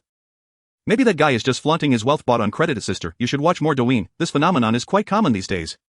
Chen Dad was fuming at this point. How can you accept his gifts? Return everything to him. Chen Kaiwen's rolled her eyes. Returning these items is easy, but how do I return the 2 million he charged to the dance studio? How much? Chen Kaiwen's Chen Dad and Chen Mom exclaimed in unison. Chapter 29. What brand of garbage bag can hold so much? 2 million, you can ask Wang Jia to confirm. Yesterday, while I was at work, an annoying guy came to the dance studio to harass me. He bought out all my classes with that card, which is how he got rid of him. Chen Mom, knowing Wang Jing, immediately dialed her number and put it on speaker. Chen Jia, why are you calling? Is my nephew causing trouble at school again? No, I wanted to ask about my daughter Wenwen. She mentioned someone charged over 2 million at your dance studio yesterday and used that money to pay for her classes. Is that true? Wang Jing perked up at this. Chen Jia, you heard about it? That guy is tall, handsome, and Loki. He and Wenwen make the perfect couple. That if I were a few years younger, I might even compete with Wenwen for his affection. Tall and handsome? What is his temperament like? Is he emotionally stable? Does he treat our Wenwen well? All right. Chen Dad hung up the phone directly. Look at you, so money hungry, willing to sell your daughter for a couple of million? I've told you, business people are unstable. They could be rich one year and poor the next. Who's to say one won't have a hard life in the future? I still disagree. At that moment, Chen Kaiwan's eyes lit up. If he can casually charge millions on a card, then my future brother-in-law's balance of 100 million must be real. My sister is about to hit the jackpot. If she does, how can I not benefit from it? A casual gift of an Audi RS7 shouldn't be too much to ask, right? I approve of this match. Dad, what era are we living in? It's no longer a time where parents arrange marriages. Nowadays, we advocate for free love. My sister has the right to pursue her happiness. Please don't interfere. Chen Dad found himself at a loss for words against his younger son. He rolled up his sleeves and stood up. In any case, I do not approve. If he wants to become a son-in-law of the Chen family, he must get past me first. And, you are not to spend the night with him anymore. Mu Qingyang dressed and washed up simply before heading to the hotel restaurant for a complimentary lunch. While eating, he did not forget to send a message to Zhuo Kersen. Are you still in Jiangnan City? If so, I'd like to treat you to a meal. Zhuo Kersen had left him with the impression of a gold-digging girl who frequented nightclubs after witnessing him kiss Chen Kaiwan's last night. She had stormed off in a huff, realizing she had no chance. Such a girl, with the persona of a super-rich man he had portrayed yesterday, would surely come running with just a little beckoning. 5 minutes passed with no reply, 10 minutes passed with no reply, half an hour later Mu Qingyang had finished his meal, yet still no response. Ha! Mu Qingyang chuckled lightly. Is she trying to play hard to get? Fine, I have plenty of simp money to spare, I'll send her a little gift. He casually transferred 8888. Kiki? The WeChat account managed by a slightly plump, shy girl had been Zhuo Kersen's assistant for 2 years. Receiving a red envelope was a common occurrence, but receiving an 8888 transfer was something she had never encountered before. This time, she didn't dare to return it directly as usual, instead sending a question mark to inquire about the sender's intentions. Mu Qingyang laughed. This influencer had quite a few tricks up her sleeve. What kind of game is she playing now? Is she dissatisfied with the amount? He didn't reply and transferred 888 again. The assistant panicked. Such a large transfer was unprecedented, and she hurriedly called Zhuo Kersen. Kersen, there's someone named Angry Pipe who keeps transferring money to you, and it's a huge amount. What should I do? Zhuo Kersen recalled that ID. Wasn't it the nickname of that flirtatious guy? Last night, he had tricked a naive girl, and now he was setting his sights on her. How amusing. This girl couldn't stand such scum, and she decided to take action against him. Let him transfer whatever he wants. But make sure he notes it as voluntary gift. You can chat with him and see what he wants. Alright, Kersen. Kiki accepted your transfer. Kiki accepted your transfer. As expected, she's just after the money. There's no doubt she's a gold digger. However, her appetite is quite large. Even after receiving over 90, her favorability didn't increase at all. Angry Pipe, do you have time? Let's meet and chat.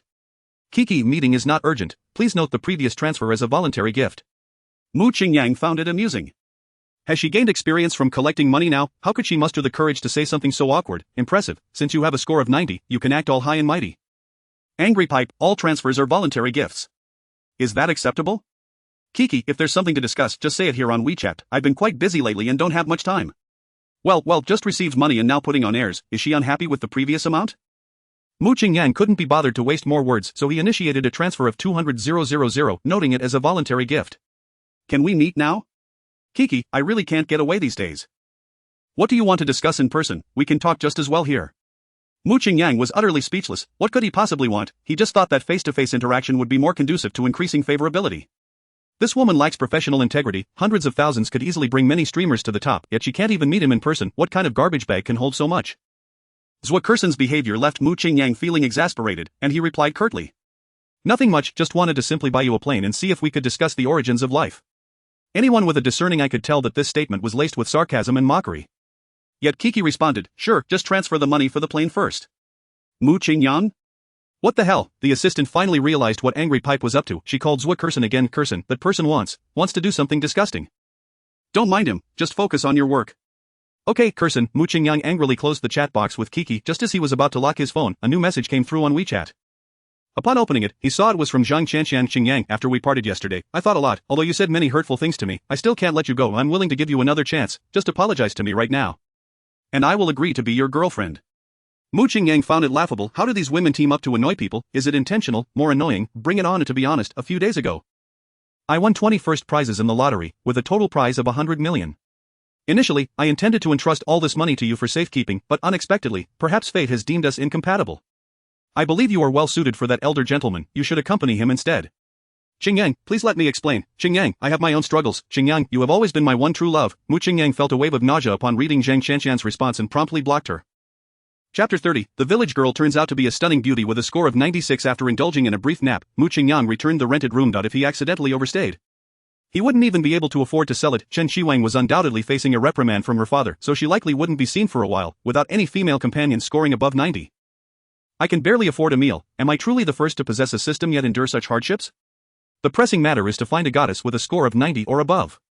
It was already past 7, and his stomach was beginning to grumble. As usual, Mu Qingyang made his way to the nearby Ganzi fast food, ordering a serving of spicy shredded pork fried rice. Xiao Mu. Why didn't you come to eat yesterday? Oh, you finally decided to get a haircut. Ganzi was a kind-hearted man who greatly appreciated this tall, handsome, and polite young man, always adding extra meat to his fried rice.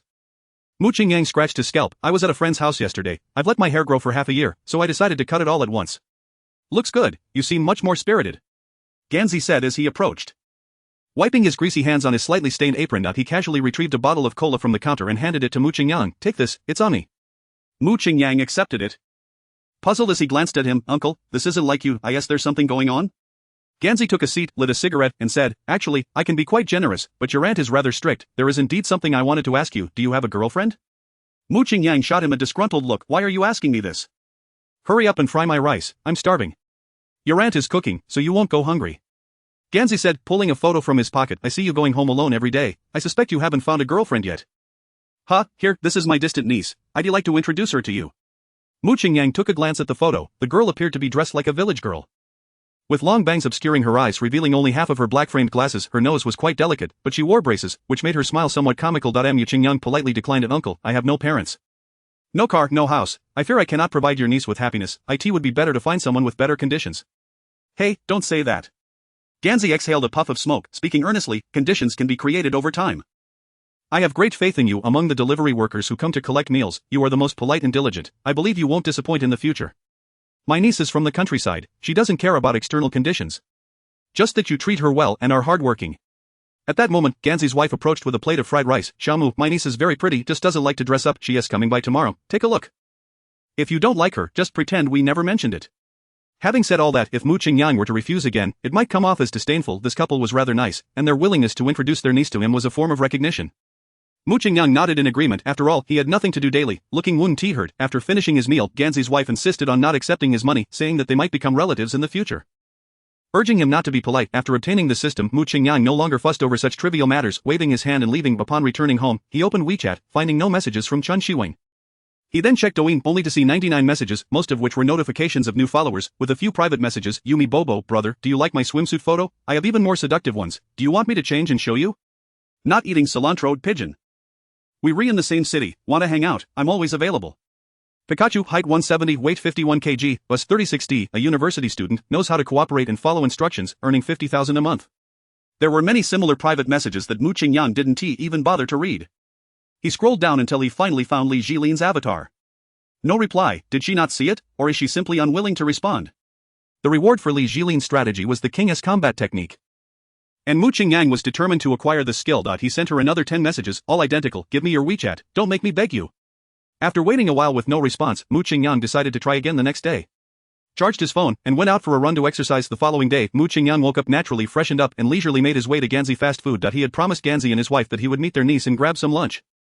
In the afternoon, he planned to secretly send a WeChat message to Chen Shiwing to inquire about her situation. He would also transfer some money to the gold diggings Wickerson, hoping to boost her favorability for future contingencies.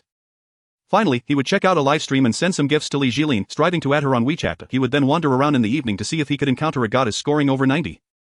There was no other choice. If he didn't find a way to withdraw some cash soon, he would ultimately starve at home. Lost in thought, Mu Qingyang arrived at the entrance of Ganzi fast food. Not seeing Ganzi and his wife around, he assumed they were busy in the kitchen. He casually found a seat, ordering a plate of twice-cooked pork over rice. Before long, a stranger in a rather dowdy outfit, with her head bowed so low that her face was obscured, brought his meal over. Mu Qingyang felt a moment of surprise. How could someone still be dressed like they were from the 90s? Could she even see with such long bangs? The server gently placed the tray on the table and silently turned to leave. Mu Qingyang didn't think much of it, merely marveling at how beautiful her hands were, delicate, slender, long, and straight, resembling the freshest green onion stalks. Wait a moment, isn't this Ganzi's distant niece? At that moment, Ganzi emerged from the kitchen, removing his apron and hanging it on a nail on the wall. He pulled out a pack of hard Chinese cigarettes, which he usually would never buy, and offered one to Mu Qingyang. Xiaomu, this is my niece, Ruani. Hey, why are you leaving? Come sit down. The long-haired girl slowly turned around, shuffling over with her head bowed. Mu Qingyang finally got a clear look at her face. She was exceptionally delicate, exuding a certain charm, her features remarkably exquisite, with smooth, fair skin that belied her rural origins. In fact, she resembled a pampered young lady from a wealthy family. What a stunning beauty she could be, if she were to remove those oversized black-framed glasses, take off her braces, change her hairstyle. and don a different outfit, she would instantly transform into a super beauty. Mu Qingyang checked her information, name, Ruan age, 22. Overall attractiveness score, 96. Wow. Mu Qingyang's heart raced, a score of 96, the highest rated girl I've ever encountered. She must be doing this on purpose, but why? However, girls scoring over 90 typically have similar levels of beauty and physique. I can hardly see a difference. I actually find one who has a score of 94 to be cuter.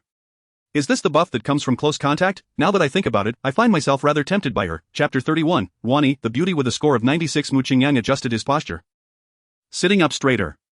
Hello, I'm Mu Qingyang, 25 years old, currently working as a delivery rider. He had considered embellishing his occupation to sound more impressive, claiming to be a freelancer on the verge of financial freedom. However, since Ganzi knew his background, it was better to be honest. Ruan kept her head bowed, nodding slightly. Hello. Ganzi lit a lighter, holding it near Mu Qingyang's chin. Xiaomu, what do you think of my niece?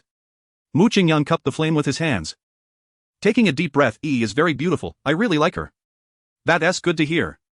Ganzi exclaimed, puffing on his cigarette, his tone softening, but her conditions aren't very good. I wonder if that would bother you. Mu Qingyang shook his head. My conditions are quite average as well, we're a perfect match. Ruan buried her head even lower, unable to hear her distant uncle and the boy's conversation. Her thoughts drifting far away. Since she could remember, she had been with her grandfather and had never seen her parents. Unlike the other villagers, her grandfather had no strong local accent. He spoke Cantonese and Mandarin fluently. He never engaged in farming and never allowed her to do so either. His only requirement was for her to lead a happy and ordinary life. Ruan had lived this way until it was time for college, when her grandfather suddenly passed away from a heart attack. Her grandfather never did much, always relying on borrowing money from relatives to get by. When he passed away, we settled the accounts and found out he owed over 300,000. My 40,000 to 50,000 isn't urgent. I don't care how long it takes to return it or whether it gets repaid at all. It's just that the other uncles see she's graduated from university and is about to start working, and they want her to contribute a little each month. Gangzi's words pulled Ruan's thoughts back to reality, and she clenched her small hands tightly, feeling both inferior and helpless. After hearing this, Mu Qingyang chuckled. He pulled out his phone and scanned the QR code in the store. You have 40,000 to 50,000, right? With interest over the years, it should be around 60,000 to 70,000. I'll transfer you 88,000. The extra can be considered as E's filial piety towards you. Ding, a cheerful notification confirmed the transfer of 88,000 yuan. Ruan's favorability 10, current favorability 10. Xiaomu, that's not what I meant. Gangzi became anxious and stood up to snatch Mu Qingyang's phone. Mu Qingyang pressed him back down. Uncle Gangzi, I understand. I was just laughing because I feel lucky to have met such a pure and beautiful girl for just over 300,000. That makes me quite happy. Gangzi looked skeptical. Really? Indeed. But how can someone delivering takeout have so much money? I see you haven't been doing it for long. Mu Qingyang grinned. I simply wanted to experience what it feels like to be looked down upon, working hard yet earning little. In truth, I'm quite wealthy. I'm not pretending anymore. I am laying my cards on the table. Fearing Gangzi wouldn't believe him, he quickly transferred another 600,000. You've repaid the debt your grandfather owed, principal and interest included. The extra is your compensation for the hard work. No need to look so shocked. This amount is merely a drop in the bucket for me. Ruan's favorability 10, current favorability 20. Mu Qingyang then checked Ruan's detailed profile. Name, Ruan age, 22. Occupation, recent graduate. Height, 168 cm. Weight, 50 kg. Favorability, 20. Overall attractiveness, 96. Rewards for strategy, top-notch acting skills. First she had exceptional singing talent, and now top-notch acting skills. Is this pushing me to debut? Although I currently have no need for acting, it could prove advantageous later when surrounded by goddesses. It feels like I'm being coerced into becoming a scoundrel. Thank you for helping me repay so much money. I'll write you an IOU. Ruan spoke in a barely audible voice, her face flushed. Mu Qingyang jokingly replied, no need for an IOU. Didn't Uncle Gangzi say he'd introduce you to me? If we end up together, that would be superfluous. Gangzi immediately added, Xiaomu is someone I've carefully selected for you. He is handsome, tall, and treats you well. Quality young men like him are rare in today's society. Although Ruan felt timid, she stubbornly lifted her little head. Uncle, I'm not ready to consider such matters right now. Gangzi grew anxious. You girl, how could I harm you? It's rare that Xiaomu is single. Miss this opportunity, and you won't find another. Mu Qingyang waved his hand. No rush, Uncle Gangzi. Let and I start as friends. Upon hearing this, Ruan glanced at Mu Qingyang before quickly lowering her head again. Ruan's favorability 5, current favorability 25. Throughout her life, Ruan had always been surrounded by males. However, while studying in her hometown, her grandfather's strong protection kept those boys in check since her grandfather's passing. Some individuals had grown bolder, making lewd remarks or loitering around her home. With a month left before university started, Ruan felt uneasy staying in the village and moved in with Gangzi.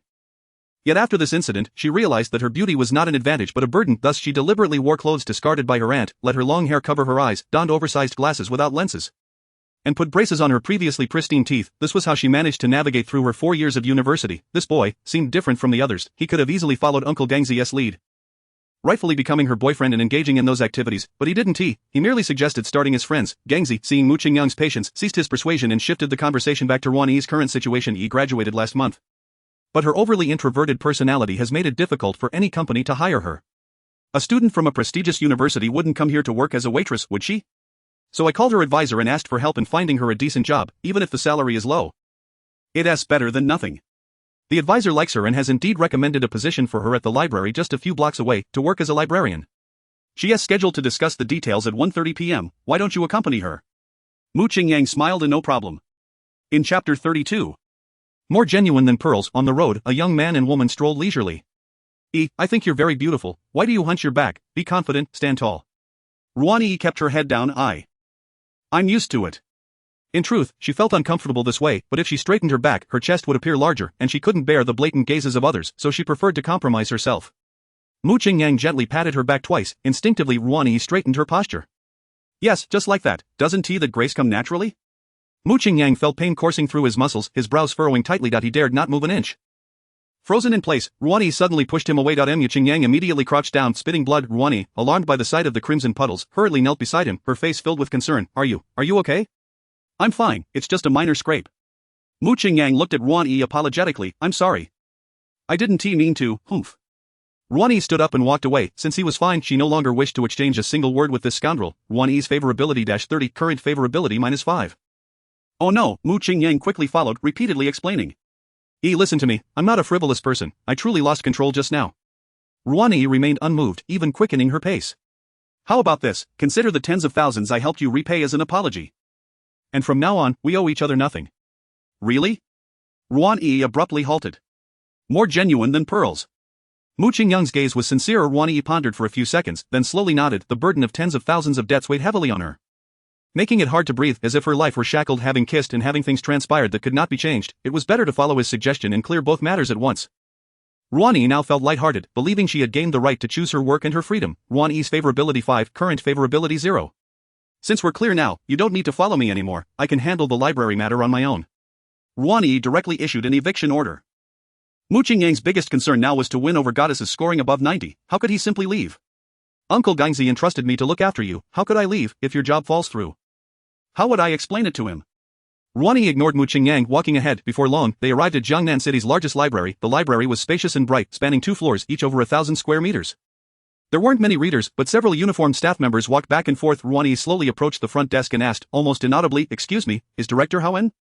That would be me, are you Ruan Yi? Professor Wang Lan's student? Yes. Let us sit down in the lounge and chat. Director Hao appeared to be around 60, with a kindly demeanor. Once seated, he got straight to the point. I trust students recommended by Professor Wang Lan, you can start working anytime. However, our pay is quite modest, 2,800 during the internship, 3,500 once confirmed, with 5 insurances but no provisions for meals or accommodation. Are you willing to come? Ruan Yi nodded slowly. The pay is acceptable, it's just. Can I read during work hours? Director Hao chuckled. Theoretically, yes, but not for too long, the main focus is still the work. You've just graduated, why do you still need to read? Are you planning to pursue further studies? Ruan Yi softly replied, yes. That's good, Grandpa Hao supports you. You can report for duty tomorrow. In reality, this job, obtained through connections, didn't require Mu Qingyang to accompany her, but thankfully, he did. He stood nearby, listening to every word of their conversation, already formulating a preliminary plan to win over Ruan Yi.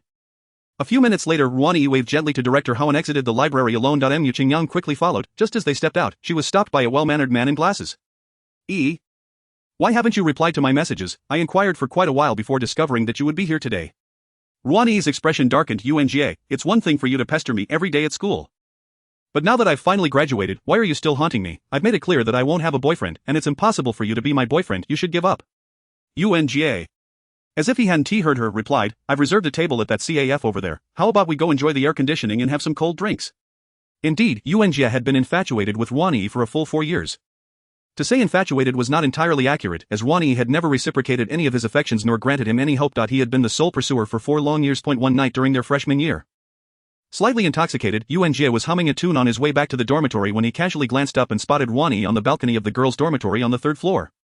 Drying her hair, that scene remained etched in his memory. With her glasses removed, her hair flowing, Ruan Yi's exquisite beauty and gentle demeanor resembled a celestial being descending from the heavens, noble, pure, and breathtakingly beautiful. He immediately recorded that precious moment on his phone. Later, that video accompanied him through countless lonely nights, and Ruan Yi's figure was indelibly imprinted in his heart. Yet, what thrilled him even more was yet to come. A few days later, after numerous inquiries, he finally discovered which department and class Ruan Yi belonged to. Initially, he dared not entertain any imprudent thoughts about such a goddess. Merely being able to gaze at her from afar was enough for him. However, she had deliberately disguised herself like a village girl, concealing her near-perfect beauty and figure, thereby shielding herself from the prying eyes of other classmates. He was overjoyed. No one noticed her beauty. No one would compete with him. Her secret was known only to him. In his mind, he had already regarded Ruan Yi as his own cherished possession. Chapter 33. Countless encounters with various practitioners had honed his discerning eye. Mu Qingyan leaned in. Sure, with this heat, a cold cola sounds delightful. Observing the tall, handsome young man before him, exuding confidence, Yuan Jie felt a surge of intense rivalry. He shot a hostile glare at Mu Qingyan. Who are you? I am. She is a matchmaker's introduction from my uncle. Ruan Yi interjected quickly. She feared that Mu Qingyang might straightforwardly declare himself as her boyfriend, given Yuan Jie's obsessive nature. Once he learned that the goddess he had been pursuing for years had been snatched away by someone else, he would undoubtedly retaliate with madness. Oh, so you're the matchmaker's introduction, Yuan Jie said, his squinted eyes relaxing, his gaze softening considerably. How have things been going between you two? Pretty well, Mu Qingyang replied, inching closer to Ruan Yi. I really like Yi. If all goes well, we will get married. That bespectacled man, with a smile that did not reach his eyes and a sinister glint in his gaze, was clearly a man of deep cunning. Such individuals were manageable most of the time, but once they went mad, they would become utterly deranged. Mu Qingyang, unwilling to let Yuan Jie approach Ruan Yi, resolved to sever his intentions. Really? Yuan Jie disregarded Mu Qingyang and turned his gentle gaze to Ruan Yi. Do you like him? Ruan Yi lowered her head, remaining silent. Yuan Jie was all too familiar with her. Over the past 4 years, Ruan Yi had made this gesture more than 1,000 times. When she was unhappy, disinterested in others, or even annoyed, she would behave this way. It was evident she had no fondness for the man before her. Let's go have some cold drinks. I have something important to discuss with you. Yuan Jie extended his invitation once more. Today, he would kneel down to plead with her, lick her shoes, or even bow his head if necessary. He had to take her to the CAF. Opportunities to meet Ruan Yi after graduation would become increasingly scarce. The outside world was not like campus, a vast melting pot filled with all kinds of people. It was entirely possible that a worldly man might discover her beauty, or she might gradually learn how to present herself. By then, a boy from an ordinary family like him would find it challenging to compete. Thus, he had to solidify his relationship with Ruan Yi today. He had also made other preparations. He had invited a cousin who was the most successful among the younger generation of their family to support him. His cousin, Yuan Ping, aged 28, worked in logistics alongside a wealthy young man in the city. At a young age, he had already acquired a BMW 5 Series, serving as a role model for Yuan Jie. He believed that with his cousin's presence, he could easily impress Ruan Yi, a fresh graduate who hadn't even secured a job yet. As for the matchmaker's introduction, he presumed he would retreat in the face of such competition. To Yuan Jie's surprise, Ruan Yi actually nodded in agreement. She was tired of being pestered and wanted to take this opportunity to clarify things once and for all so she wouldn't have to deal with further harassment while working at the library. Then let's go. Mu Qingyang took Ruan Yi's hand and walked away. Ignoring Yuan Jie's murderous glare, Yuan Jie followed ominously behind, pulling out his phone to send a message. Cousin, we're on our way. Wait in the car for a moment. Call me when we pass by. Since he chose to show off, he intended to do it in style. Yuan Jie believed that a BMW worth over 500,000 would be an imposing presence for a girl just entering society. There was only one CAF near the library, located on the second floor across the street. As the three arrived downstairs, a slightly plump man with slick back hair and a gold chain emerged from a black BMW blocking the staircase. He was Yuan Jie's cousin, Yuan Ping. Without needing any explanation from his cousin, he had already devised this entrance strategy. To him, an upcoming female university graduate, regardless of whether she was his cousin's girlfriend, was utterly enticing. Whether they could be together was inconsequential. What mattered was whether he could have a taste for himself. After all, why would he take time out of his busy schedule to chat with a few young friends? Xiao Jie. It's me. Yuan Jie's eyes lit up, his posture straightening. This is my cousin. That new BMW is his. Cousin, let me introduce you. This is my university classmate Ruan Yi, and the other is his matchmaker's introduction. Yuan Ping hardly paid attention to the latter part of the introduction. His eyes were busy appraising Ruan Yi from head to toe. Excitement growing with each glance, a grin widening on his lips. Yuan Ping frequently frequented bathhouses, KTVs, and various entertainment venues, having encountered at least 800 to 1,000 service providers through the trials of various dimly lit environments. He had honed his discerning eye, able to assess a girl's worth at a glance. His cousin truly had good taste. Although the girl before him was dressed somewhat plainly, she had a full bosom, a shapely figure, exquisite features, and skin so delicate it seemed capable of producing moisture. Particularly, her bashful demeanor set her apart from the ostentatious women of the nightlife scene. Ahem, Yuan Ping adjusted his belt. Let us head upstairs for some drinks. I'll cover all expenses today. At the Roman Holiday CAF, seated at a window booth, Yuan Ping cheerfully pushed the menu toward Ruan Yi. Beautiful, take a look and see what you'd like to drink. The desserts here are quite good. We can order a couple to try.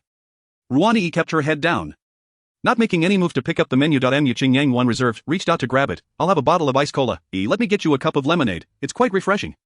Hey. Did I ask you to touch the menu?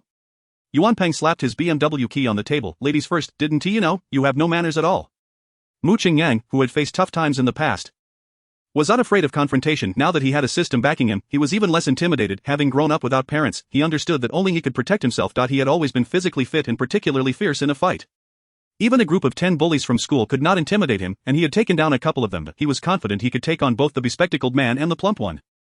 Just as Mu Qingyang was about to stand up and confront Yuanpeng, Ruan quickly interjected, "Alright, I'll just have lemonade, you guys don't need to argue here." Mu Qingyang, unwilling to lose favor, slowly sat back down. But his piercing gaze still made Yuanpeng uneasy. Over the years, Yuanpeng had indulged excessively, and his health was far from robust. If a fight broke out, he would undoubtedly come off worse, although he could always think of 1,000 ways to retaliate later. It would not be worth it. This young man was stubborn. A hard approach wouldn't work. He needed to take a softer route. Realizing this, Yuanpeng patted Yuan Jie on the shoulder. "Xiao Jie, it's been nearly a month since graduation. Have you found a job?" Yuan Jie forced a smile. "Cousin, the job market this year isn't great. There's too much competition for good positions, and I'm not interested in the bad ones, so I haven't secured anything yet." "No need to look anymore," Yuanpeng boomed, slapping the table with bravado. "Just come work at my company. As long as you're willing to put in the effort, I promise to buy you a BMW 3 Series within 2 years. Yuan Jie's eyes sparkled. "A really? Cousin?" He then turned to Ruan. "Did you hear that? Just agree to be my girlfriend, and I'll make sure you live a good life." Chapter 34, rather than be pursued by Yuan Jie, it would be better to have Mu Qingyang or Ruan remain silent. Mu Qingyang chuckled. "Have a BMW 3 Series in 2 years, is that your idea of a good life? That's honestly laughable. By your logic, my daily allowance alone could outmatch your 10 years of hard work." Mu Qingyang hadn't intended to be so ostentatious, but it was clear that these two cousins had ill intentions toward Ruan. He was prepared to buy the CAF outright as a gift for Ruan, thereby completely extinguishing their unrealistic fantasies. "Ha ha ha," Yuanpeng laughed heartily. "What a foolish child, thinking that donning a full outfit from Balenciaga allows him to boast anywhere. I can tell at a glance that it's counterfeit.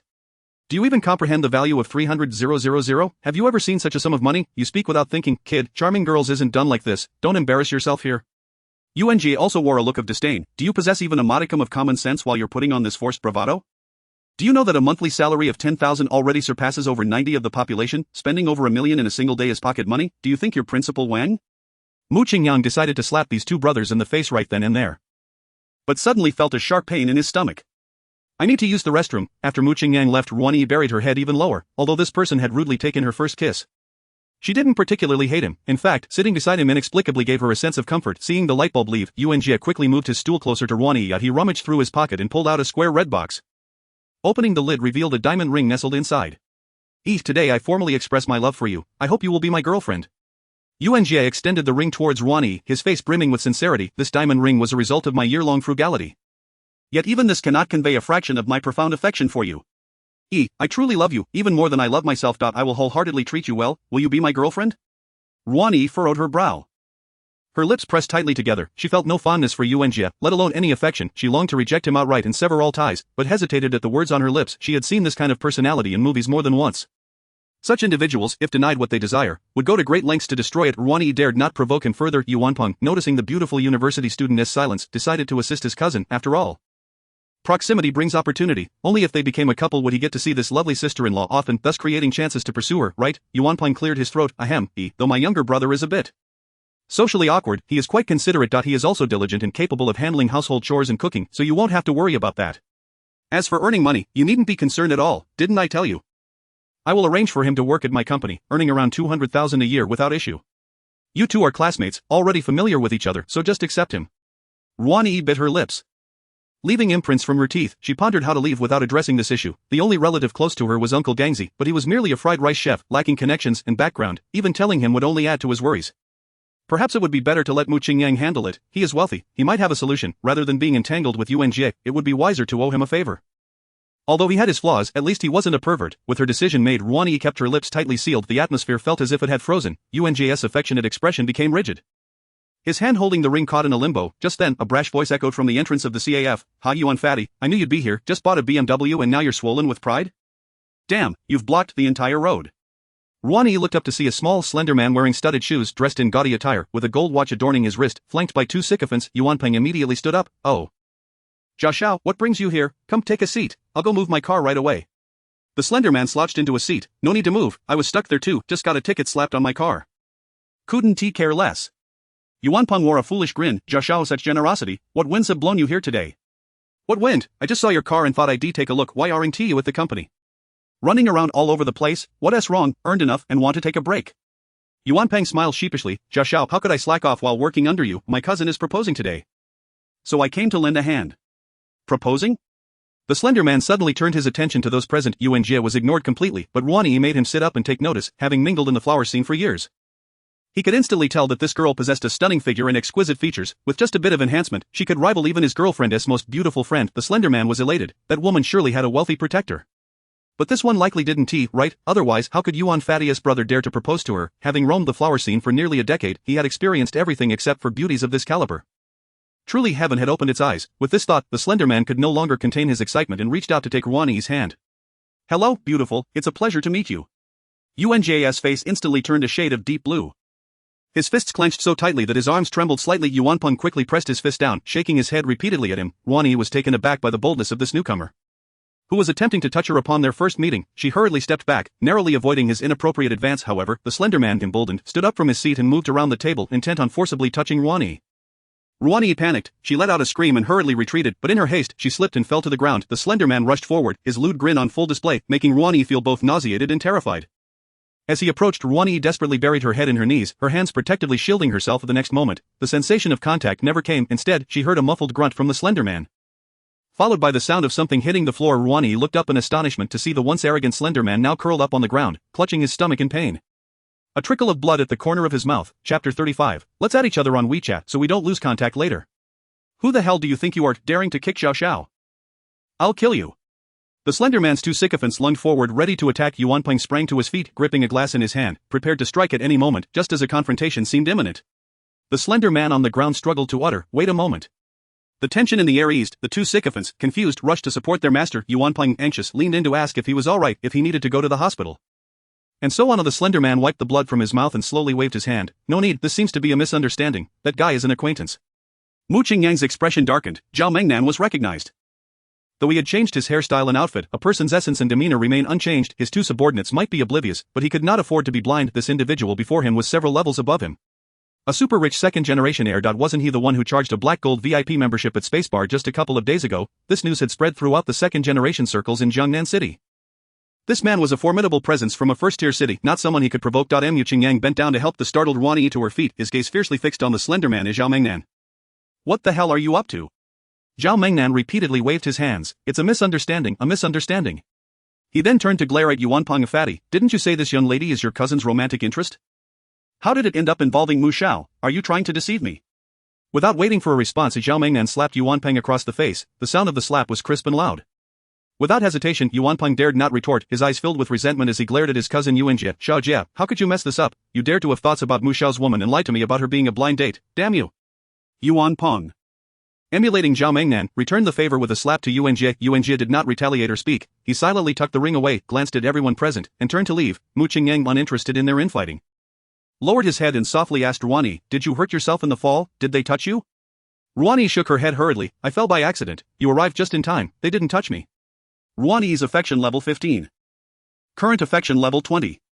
Mu Qingyang helped her dust off her clothes. That's good. If those filthy scoundrels had laid a hand on you, I wouldn't spare them. Mu Xiao, this is truly a misunderstanding. Zhao Mengnan sheepishly approached. Had I known she was your woman, I wouldn't have dared to have any improper thoughts. Mu Qingyang, disinterested in engaging with this scoundrel who only preyed on women, coldly replied, get lost. Zhao Mengnan had intended to leverage this incident to form a connection. But upon seeing Mu Qingyang's impatient demeanor, he left in a hurry with his subordinates. The CAF owner finally arrived, cautiously inquiring, are you all right? Mu Qingyang waved his hand and said, it's nothing, just bring us what we ordered earlier. After saying this, he pulled out a chair, gesturing for Ruan Yi to sit down. Let's finish our drinks before we leave. Don't be afraid, if they dare to come and harass you again, just contact me. And I promise I will make those rascals think twice before approaching you. Ruan Yi's favorability 10, current favorability 30. Ha! Ruan Yi chuckled, her silver braces sparkling in her mouth. Her smile was not as silly as in the photographs but rather sweet, resembling a blooming gardenia. Mu Qingyang smiled in return, casually pulling out his phone. Let's add each other on WeChat first so you can reach me later. Ruan Yi took her phone from her pocket and scanned Mu Qingyang's WeChat QR code. At the hot pot restaurant across the street from the CAF, Zhao Mengnan and Yuan Peng, two lackeys, were seated in a private room. Yuan Peng was the first to speak. Jia Xiao, who was that Mu fellow? We haven't heard of such a character in Jiangnan City. If you hadn't stopped me earlier, I would have given him a piece of my mind. Zhao Mingnan sighed, well, I'm not entirely sure yet. But his influence is considerable, he must be from a prominent family. What does his influence have to do with us? Zhao Xiao, you suffered such a loss, and you're just going to let it go. Should I bring a few brothers to teach him a lesson? Yuan Peng seized every opportunity to show his loyalty, otherwise he wouldn't have reached his current position. Zhao Mingnan waved his hand, I can't let the loss go unaddressed. But if we act rashly now, he'll definitely suspect it's me. Let's hold off until we find out more about him. Yuan Peng looked unwilling. Zhao Dong, your connections in Jiangnan City are extensive, and you have good relationships with several department heads. Even if you were to injure him, he could be out in a day. Do I not know that? Zhao Mingnan shot a glare at Yuan Peng. Leaders from small towns must tread carefully when they reach big cities. We cannot underestimate the Mu family. What if he is a real powerhouse? If I were to confront him and my father found out, I would be in deep trouble. You're right, Zhao Xiao. I tend to be simple-minded and don't think of these things. Let's eat first, and we'll discuss this later. After leaving the CAF, Yuan Jie did not return home but instead headed to a hardware store. He tried various tools, a hammer, a blade, and a steel bar, but none were suitable to eye. In the end, he only bought a stack of string gloves and then turned to a supermarket. The supermarket had an array of knives, including kitchen knives, slicing knives, fruit knives, and scissors. He tested them all, but aside from the kitchen knife, none were adequate. However, the kitchen knife, while powerful for chopping, lacked the lethality he desired, and Yuan Jie ultimately decided against it. After leaving the supermarket, he aimlessly wandered until he stopped in front of a fruit store. What caught his attention was a nearly 40-centimeter long sharp knife on the counter. If that knife were to be thrust in and out, even a 300-pound wild boar would be finished instantly. Yuan Jie made up his mind. It was the one that he noticed no one was in the store, so he entered and selected 7 or 8 types of fruit. While the owner was weighing them, he stealthily tucked the knife behind him. After paying, he swaggered out of the store. Chapter 36, JK Outfit. Chen Qiwen Mu Qingyang, thank you for today. I truly don't know what would have happened without you, Ruan Yi said, rarely expressing such heartfelt gratitude. It's nothing, Mu Qingyang waved his hand dismissively. In the future, if you encounter difficulties, feel free to reach out to me. I will do my utmost to assist you. After all, you are my future wife. If you genuinely feel indebted, then, Mu Qingyang said, pursing his lips, then give me another kiss, but this time, no biting. Ruan Yi shot him a glare, suddenly becoming serious. I know what you want. But I fear I must disappoint you. I don't plan on dating anyone in the coming years. I still want to. You want to pursue further studies, right? Mu Qingyang interjected. You heard that? Yes. Mu Qingyang did not deny it. I've been keeping an eye on you. And since my hearing is quite good, I know all about your conversation with Director Hao. Are you planning to work part-time while studying? But the salary at the library is so low, it might take you years to save enough for tuition. That's fine, Ruan Yi replied with a sweet smile. As long as I don't owe my relatives any money. I don't mind waiting no matter how long it takes. I don't have many hobbies. Reading counts as one, so I won't find it tiring. Have you considered borrowing some money? Mu Qingyang coaxed gently. Ruan Yi smirked mischievously. Borrowing from you? Then you might try to make some lewd advances, hoping to wipe the debt clean? Mu Qingyang chuckled wryly. That's truly a misunderstanding. I do like you, but I would never force you into anything. Unless I can't help myself. Ruan Yi did not respond but propped her chin on one hand, gazing out the window. She displayed her genuine innocent and playful side, looking like a beautiful painting. Mu Qingyang was entranced. Unwilling to break this lovely scene, and simply accompanied her in silence. After a long while, Ruan Yi slowly stood up. It's getting late. I need to go back and help Uncle Gang. Will you stay here a bit longer? Mu Qingyang checked the time. It was 2:35 p.m. There was also a new WeChat message. Upon opening it, he saw it was from Chen Qiwen. Brother Mu, where are you? My dad is on a business trip to Moda these days and has no time for me. So I can finally come out to find you. Mu Qingyang replied, send me your location and I will come right over. Then he turned to Ruan Yi, let me give you a ride, in front of Gangxi fast food. Mu Qingyang looked at Ruan Yi's departing figure, still unwilling to let go. Are you really not considering it? I have plenty of money, you wouldn't have to worry about repayment. I will learn to control myself. Ruan Yi turned back. Her smile enchanting and said nothing, merely waving her hand gently. Ruan Yi's favorability 10, current favorability 40. Mu Qingyang smiled helplessly, no longer insistent, and took a taxi to the location Chen Qiwen had sent. It was still the familiar bus stop. As soon as Mu Qingyang got off the bus, he spotted Chen Qiwen standing under the bus shelter, looking vibrant. Today she wore a gray and white JK outfit. Carrying a shopping bag, appearing both innocent and alluring. He happily called out, "One." Chen Qiwen turned her head and saw the Mu brother she had been longing for standing not far away. Immediately, she took long strides and dashed into Mu Qingyang's embrace. Soft, cool, smooth, the unique fragrance of a young girl enveloped him intoxicatingly. One, if this weren't in the middle of the street, you would have been crying out for mercy by now. Chen Qiwen wrapped her arms around Mu Qingyang's neck. Reluctant to let go, and playfully chided, Brother Mu, what are you thinking about? I'm ignoring you now. Mu Qingyang chuckled mischievously. I'm already salivating at the thought of you. Not today, my mom says I must be home before 8. Or she won't let me out again. You don't know, after I got home that day, my dad scolded me severely, saying he would ground me for a week and not let me go to the dance club. I can't afford to make him angry again. Chen Shiwen recalled, still feeling a bit terrified. Mu Qingyang patted her beautiful back. You've suffered, my little darling. To make it up to you, I've decided to give you a big gift. Chen Shiwen's favorability had already reached 69 points. Just a little shy of redemption. Mu Qingyang decided to give her a car to reach 70 points. After that, he and Chen Shiwen would surely be seeing each other often. Relying on taxis wasn't practical. Besides, girls usually don't like driving, so being her driver seemed reasonable. Mu Qingyang was already pondering whether to choose a Lamborghini or a Ferrari. I don't need anything right now, I'm not lacking anything, Chen Shiwen said, handing her shopping bag to Mu Qingyang. Here, this is some clothing I asked Fei Fei to help me pick out. You usually don't pay much attention to your appearance, so I thought you might need a few changes of clothes. Mu Qingyang was deeply touched and hurriedly accepted. 1. These clothes must be quite expensive. Do you still have money? How about I transfer a few million to you to spend? Chen Shiwen shook her head vigorously. No, we haven't even established a relationship yet. How can I accept so much money from you? Weren't you the one who recharged over 2 million at the dance club? The boss refunded $1 million to me, saying the remaining 100,000 would be considered my investment. Now I'm also a shareholder at the dance club and get dividends every month. Mu Qingyang nodded. The boss was quite clever. She prevented him from returning the card and cleverly bound Chen Shiwen to him by making her a shareholder. It was a savvy business move, allowing Chen Shiwen to gain experience by staying close to her. If you're not going to accept a transfer, then let me buy you a car. It would be convenient for you to commute. Chen Shiwen pouted, still wanting to refuse. Mu Qingyang exuded the aura of a domineering CEO as he declared, my dear, it would be in your best interest to obey and not be ungrateful. Well, fine. Naturally there is a car I quite fancy, though it is a tad expensive. Mu Qingyang's eyes lit up. The pricier the better. Is it a Pagani or a Koenigsegg? Chen Shiwen retrieved her phone and opened a photo from her album. What are you talking about? I've never heard of those cars. I'm referring to this one. Mu Qingyang turned his head, his heart sinking. The 2023 Mercedes-Benz E-Class Coupe? You call this a bit pricey?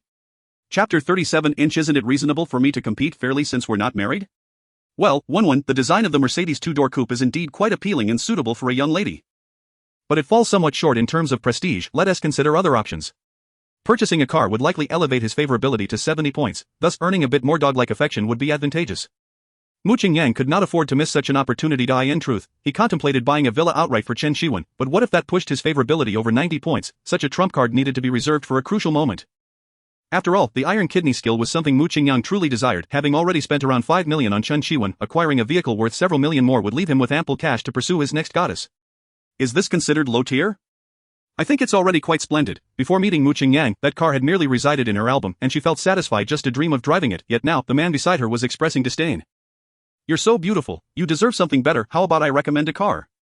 Alright then. Mu Qingyang took a breath. The Ferrari LaFerrari, limited to only 499 units globally, equipped with a 6.3-liter V12 naturally aspirated engine. Going from 0 to 100 km/h in under 3 seconds. Stop right there. Chen Shiwen interrupted him. Isn't that Ferrari's flagship model, valued at over 40 million? I often see it on Douyin. Mu Qingyang was somewhat taken aback. Your knowledge is quite extensive. This car is so famous that few people are unaware of it. While it looks stunning, it's absolutely unsuitable for me, and it's a bit absurdly priced.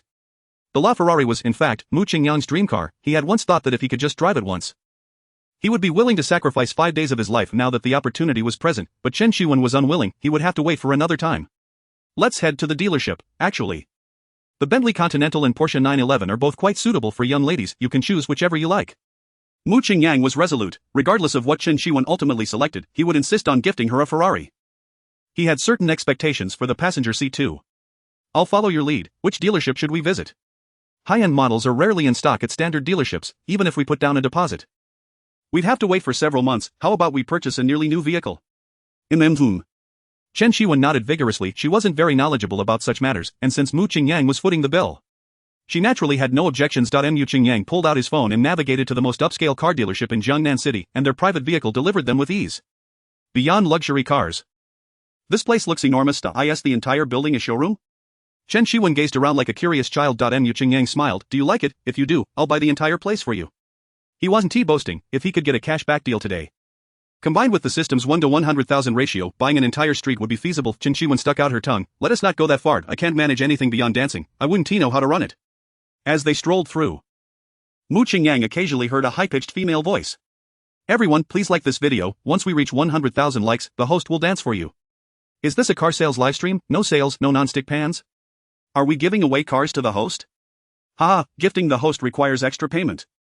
The first floor was filled with cars around 100,000, and Mu Qingyang spotted the escalator heading straight for the second floor after only a few steps on the second floor. He noticed a stunning girl live streaming on her phone. She was a goddess-level beauty, dressed in professional attire, exuding a mature charm. Mu Qingyang instinctively checked her information. Name, Yi Shuyun. Age, 26. Value, 88. What a pity. Just 2 points short, Mu Qingyang immediately lost interest and prepared to head to the third floor when the beautiful host called out to him, "Hey handsome, are you here to look at cars? Let me assist you." Yi Shuyun had long noticed the attractive couple and was waiting for them to come up. Based on her years of sales experience, she could tell that it was likely the man was buying a car for the woman. The chances of closing a deal in such situations were very high nowadays. Car dealerships were increasingly competitive, with nearly all of them conducting live streams. She attracted many viewers with her stunning figure and beautiful face.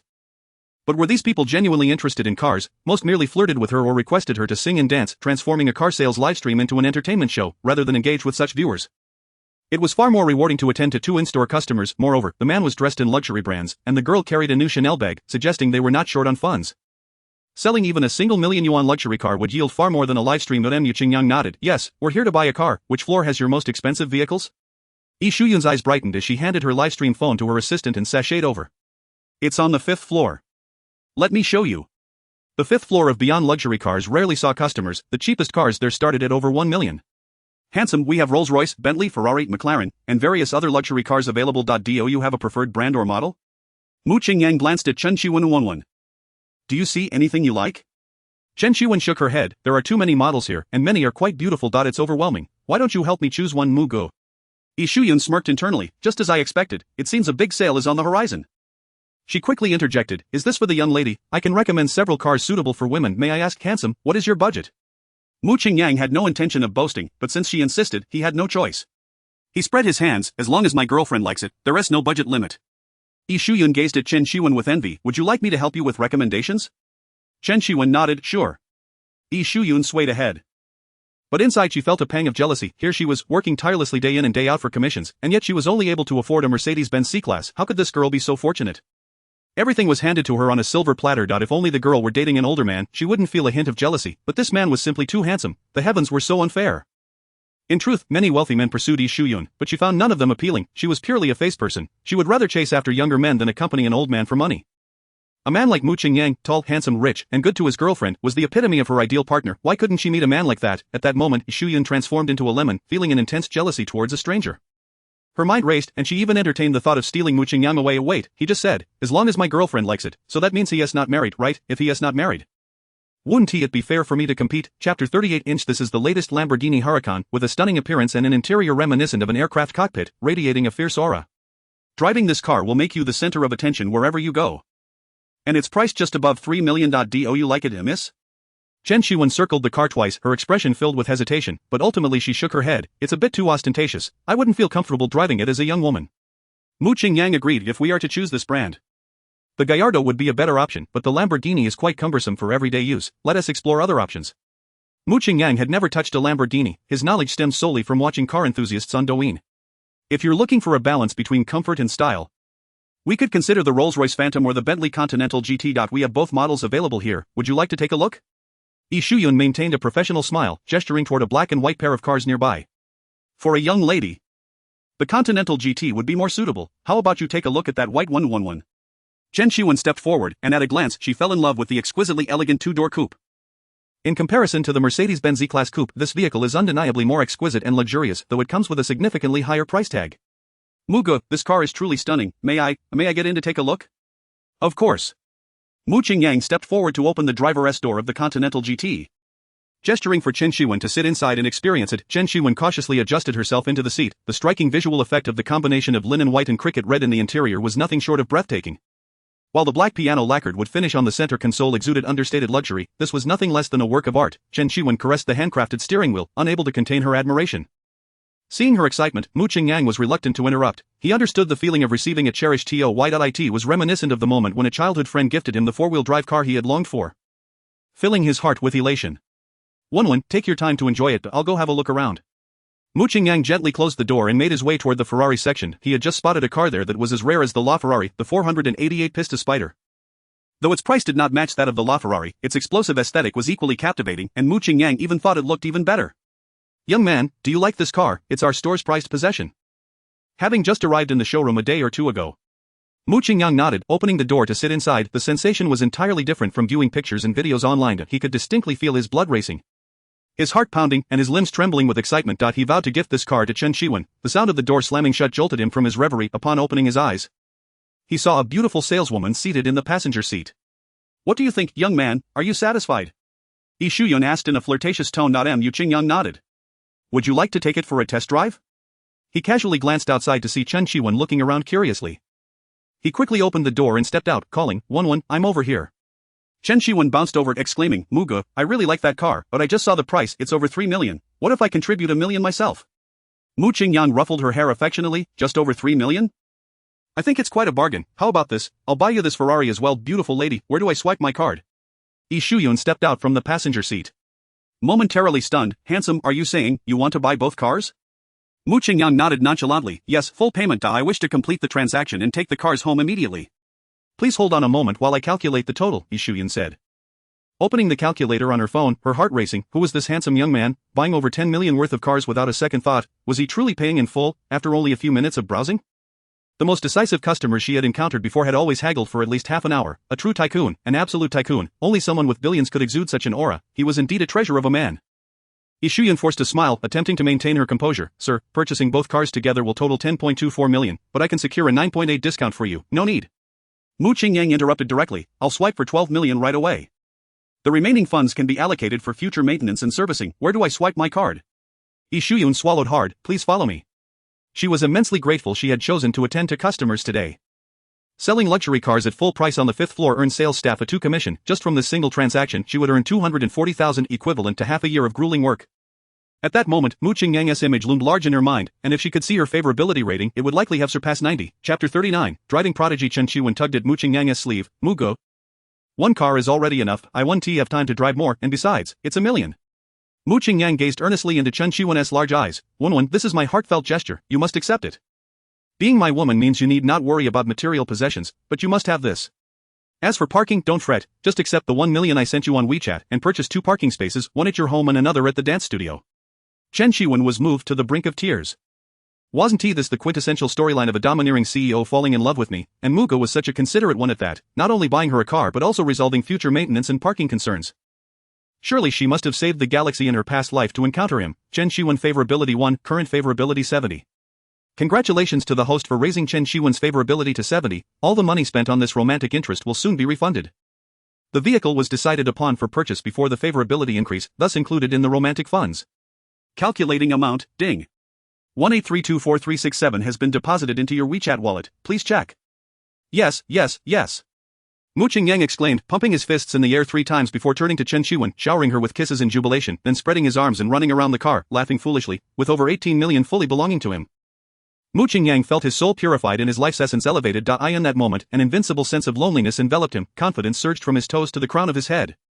Muge, I'll follow your lead, are you alright? Chen Shiwen, startled by his sudden exuberance, called out behind him. After his bout of excitement, Mu Qingyang halted and opened his arms wide for her. Chen Shiwen dashed into his embrace. Her voice trembling. What is wrong with you?" Mu Qingyang pressed his lips to hers for a brief moment before parting. "I'm fine, I'm great, Wen, you truly are my lucky star." Yi Shuyun felt a pang of envy. Forcing a smile, "Mr. Mu, the checkout counter is this way." The process of swiping the card, printing the receipt, and signing the documents flowed seamlessly as the timid cashier handed the receipt to Mu Qingyang. "Hello, sir, here is your payment confirmation." Mu Qingyang crumpled it casually and precisely tossed it into the trash bin. "Can we take the cars today? You can handle all the paperwork for me." "Certainly, Mr. Mu."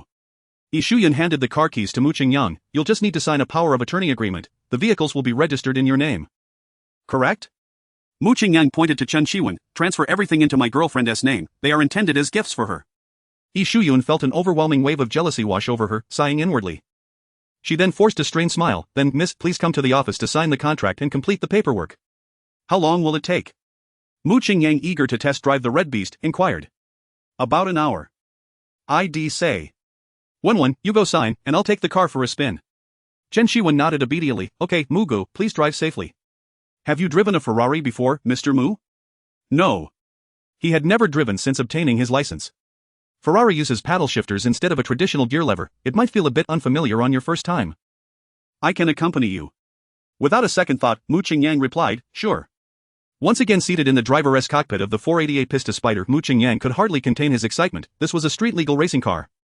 And there were hardly any in the entire country, yet he was now gripping the carbon fiber steering wheel. Mr. Mu, first, press down on the brake pedal. Then, press the red button on the steering wheel.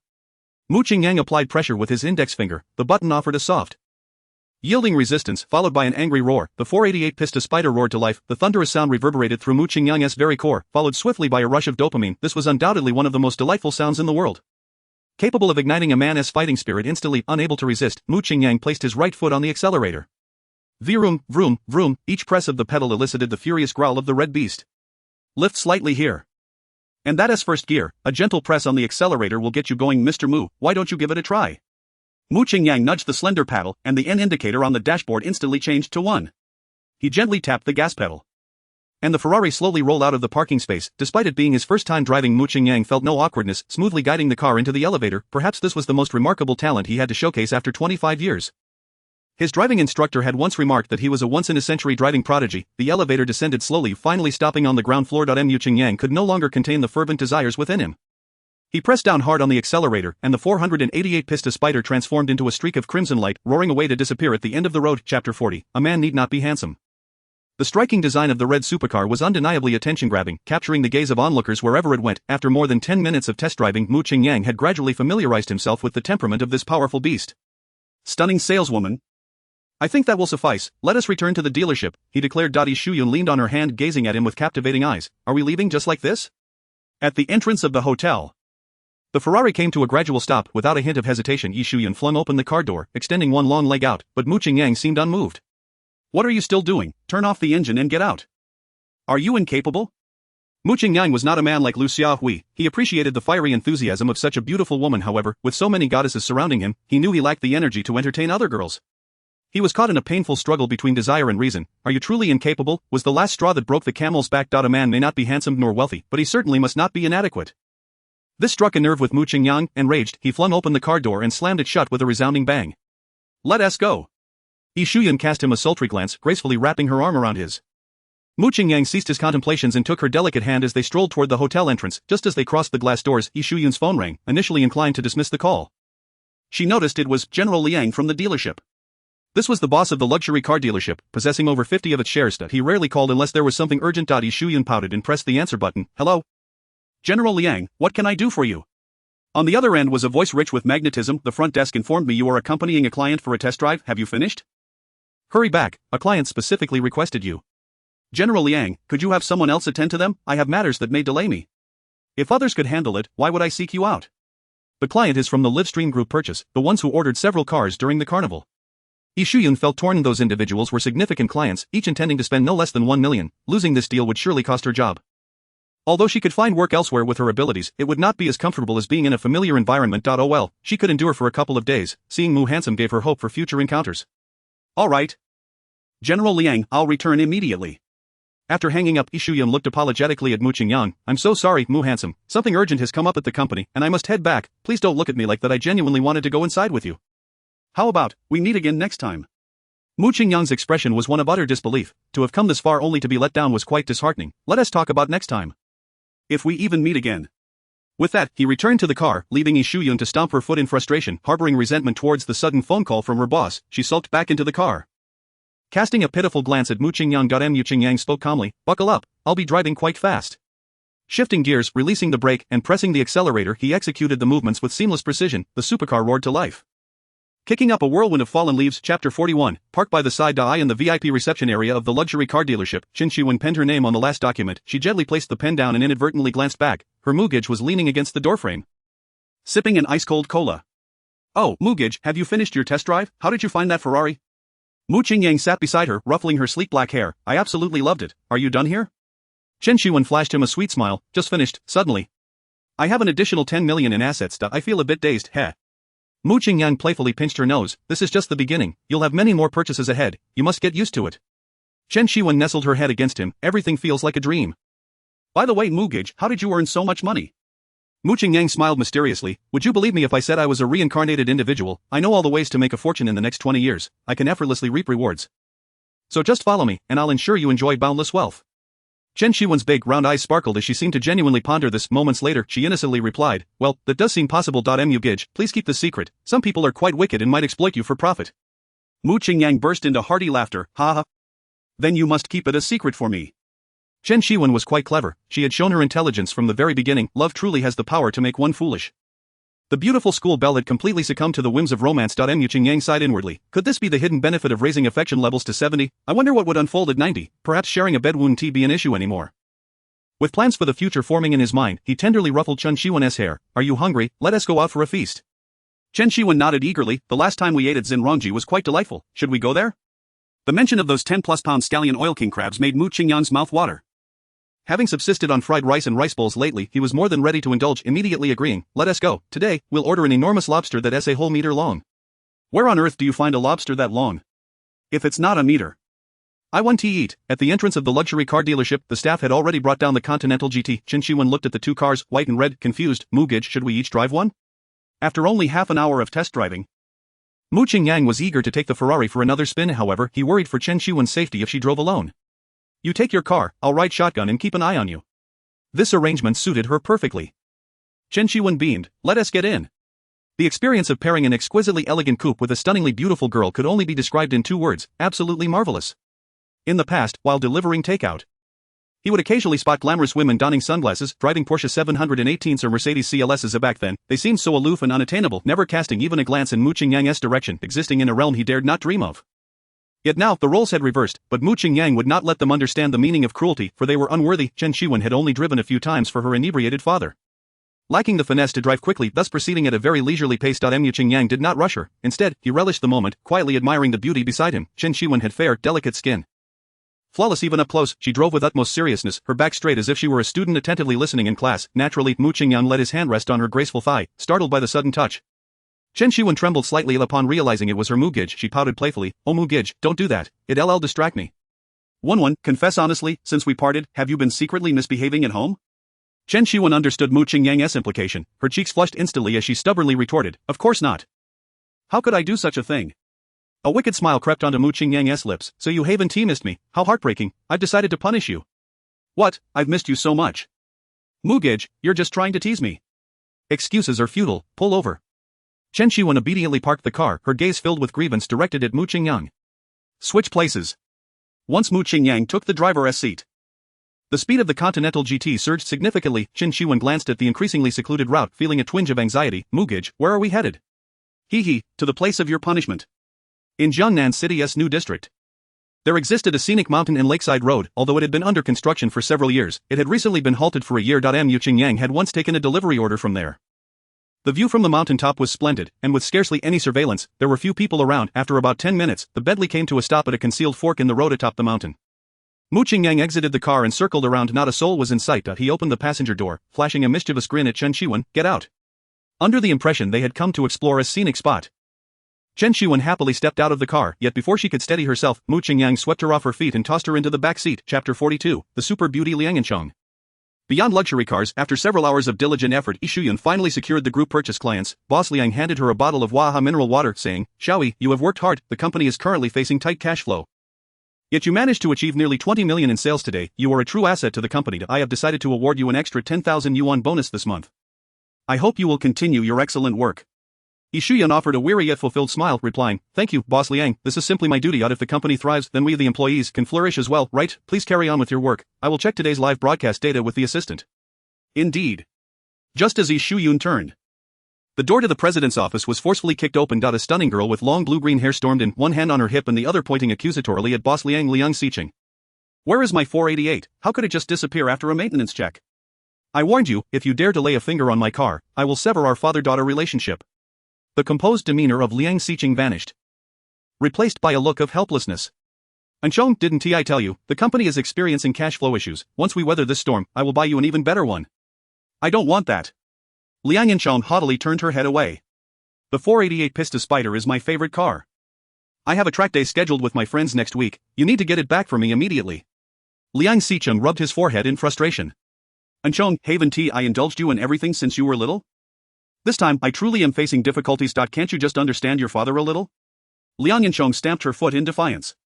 Humph, then you swear to buy me a Lamborghini Revuelto next month as compensation. Liang Xiqing lightly slapped his forehead. The Lamborghini Revuelto is the latest generation of the renowned supercar, just released and priced at nearly 10 million. In the past, acquiring one Wun T have been a problem, but this year, many brands have slashed prices on new cars. And the second-hand market has taken a significant hit. He was already stretched thin, otherwise he wouldn't have resorted to selling his precious daughter's beloved car. Next month is impossible, Enchong, can you give your father a little more time? How about next year? Liang Enchong exhaled indignantly, it's a deal, if you dare to deceive me, I will never speak to you again. I promise, is my Continental GTS scratch repair finished? I'll just drive it for now for the next 6 months. Liang Xiqing frowned, rubbing his nose, unwilling to look at his precious daughter. Noticing the awkwardness in the atmosphere, Yi Shuyan steeled herself to step forward. Her sister Enchong. The Continental GT has also been sold, what? Liang Enchong exploded with fury. She glared at Liang Xiqing, gritting her teeth. Fine, you have made this impossible for me. I'm going to Australia to find my mom. I never want to see you again. With that, Liang Enchong turned to storm out, but Liang Xiqing hurriedly ran over to stop her. Enchong, didn't you say it would be boring in Australia without friends? And your English is so poor, you wouldn't adapt well there. It's still better than staying by your side. Liang Enchong's eyes began to mist over. At least my mom wouldn't secretly sell my favorite things. You are a thief. Liang Xiqing was left speechless, the words caught in his throat. Liang Enchong was his only daughter, a beauty since childhood, growing into a stunning woman rivaling stars. She had always been his pride and joy. The longest time she had been away from him was during her years studying in Australia. During that period, he struggled with his mental state, feeling despondent, and his sleep quality plummeted. He would rather see the company fail than endure the pain of his precious daughter leaving him again. Dad will have finance transfer 7 million to you shortly. Go buy your car back. Liang Xiqing conceded. Choosing his daughter over the car, Liang Enchong shrugged off her father's hand and turned to Yi Shuyun. Sister Shuyun, who bought my car, please give me their contact information.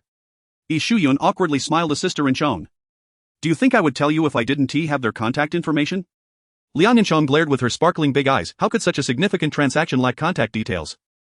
Sister Shuyun, don't tease me. The person who bought your car took less than 10 minutes from entering to paying, and they didn't haggle, simply swiped 12 million and signed the contract with only a name. 12 million? Liang Enchong's mouth fell open in astonishment. Did the 488 Pista Spider appreciate in value? No, your Continental GT was also bought by them. Poof. Liang Enchong scoffed disdainfully. It can't be that Zhang Haoran. That fool did this to gain my attention. How childish. Yi Shuyun shook her head. The buyer's surname is Mu, and he has a girlfriend. How Liang Enchong laughed inexplicably. A bit of taste, my curiosity is piqued. I'll send those sycophants to find him. The 488 Pista Spider is so eye-catching. It should be easy to locate, no need to go through so much trouble. Liang Xiqing regained his confident and composed demeanor. Doesn't the company have a rule that customers must leave their names and phone numbers on the receipt after card payment? You can check with the cashier to find it. Liang Enchong's eyes lit up, grabbing Yi Shuyun as they rushed out. Sister Shuyun, let us hurry and take a look. Mu Qingyang, his handwriting is quite nice. And his name is appealing. The phone number is 199-7766. Liang Enchong quickly searched for this number on WeChat and clicked to add. Meanwhile, Yi Shuyun silently memorized the number, preparing to add him later as well. Chapter 43, I simply want to buy you a house, I won't do anything else. Mugage, I'm full. Chen Shiyuan wiped her mouth with a tissue, gazing sweetly at Mu Qingyang. Mu Qingyang finished the last piece of lobster tail on the table. Wiped his hands with a wet towel, and said, I'm full too. It's still early, how about we catch a movie? Chen Shiyuan glanced at her phone. It's already 7:30, and my curfew is at 8. Let us save that for next time. That works. Mu Qingyang nodded slightly. The car dealership has already delivered the Ferrari. Shall I drive you home in it? No thanks, you keep that for yourself. I'll just take the white one.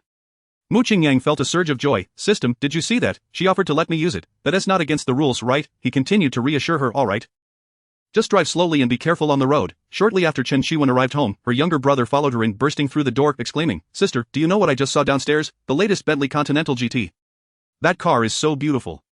So elegant, so classy. If I had one I could charm all the girls in Jiangnan City. I'd even dare to flirt with Zhang Runan. Chen Shiyuan felt a thrill of delight inside, though she maintained a facade of disdain. It's just a car. Is it really that exaggerated? Put. Chen Shiyuan's brother scoffed. If you could sit in that car for even 10 seconds. You wouldn't hold such childish thoughts.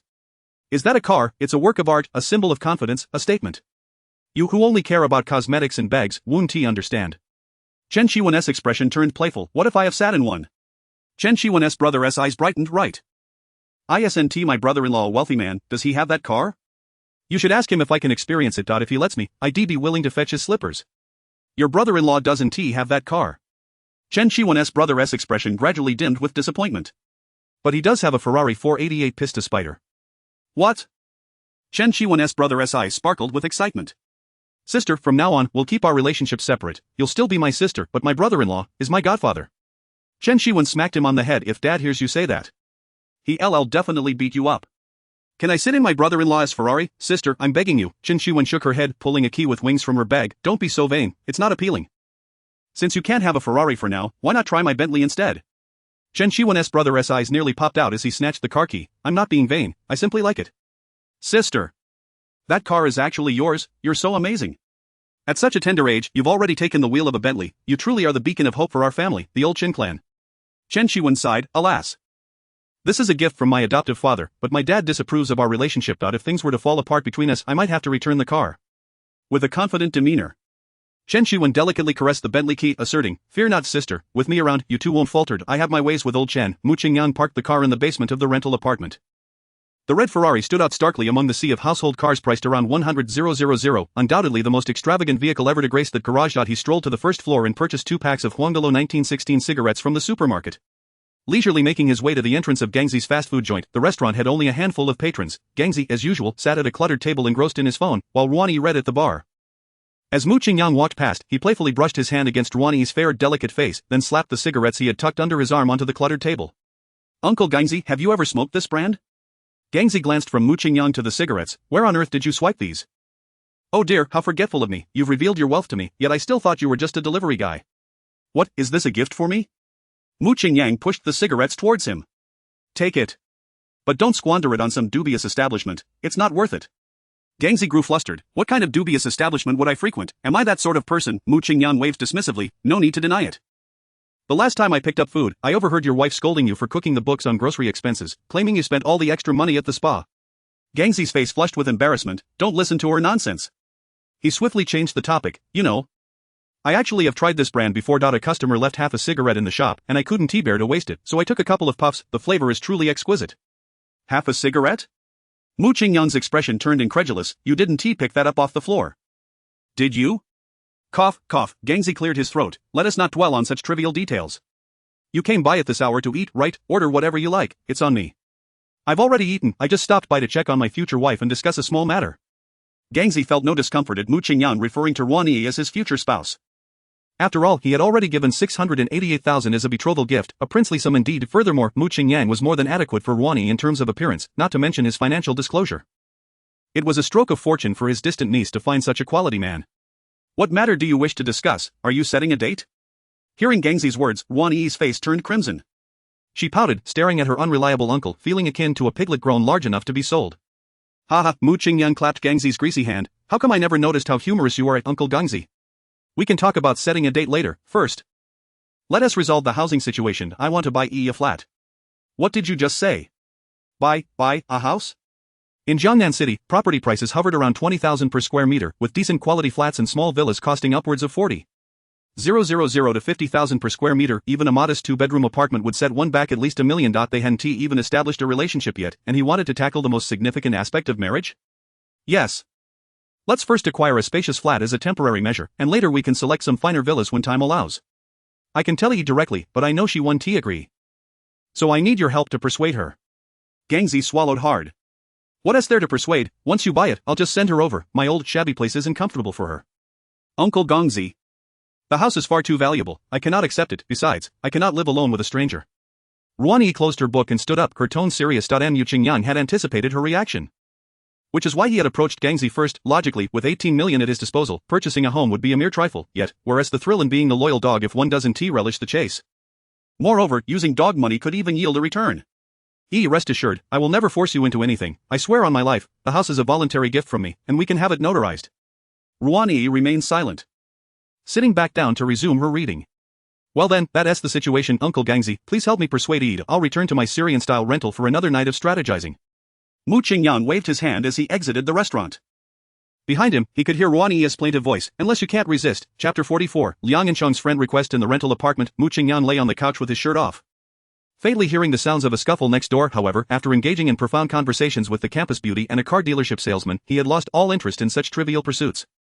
He pulled out his phone and habitually opened the Douyin app. The notifications still read 99, and after browsing for a while, he found nothing but targeted messages. Becoming numb to it all, he exited the message window and sought out Le Gonmian among his contacts.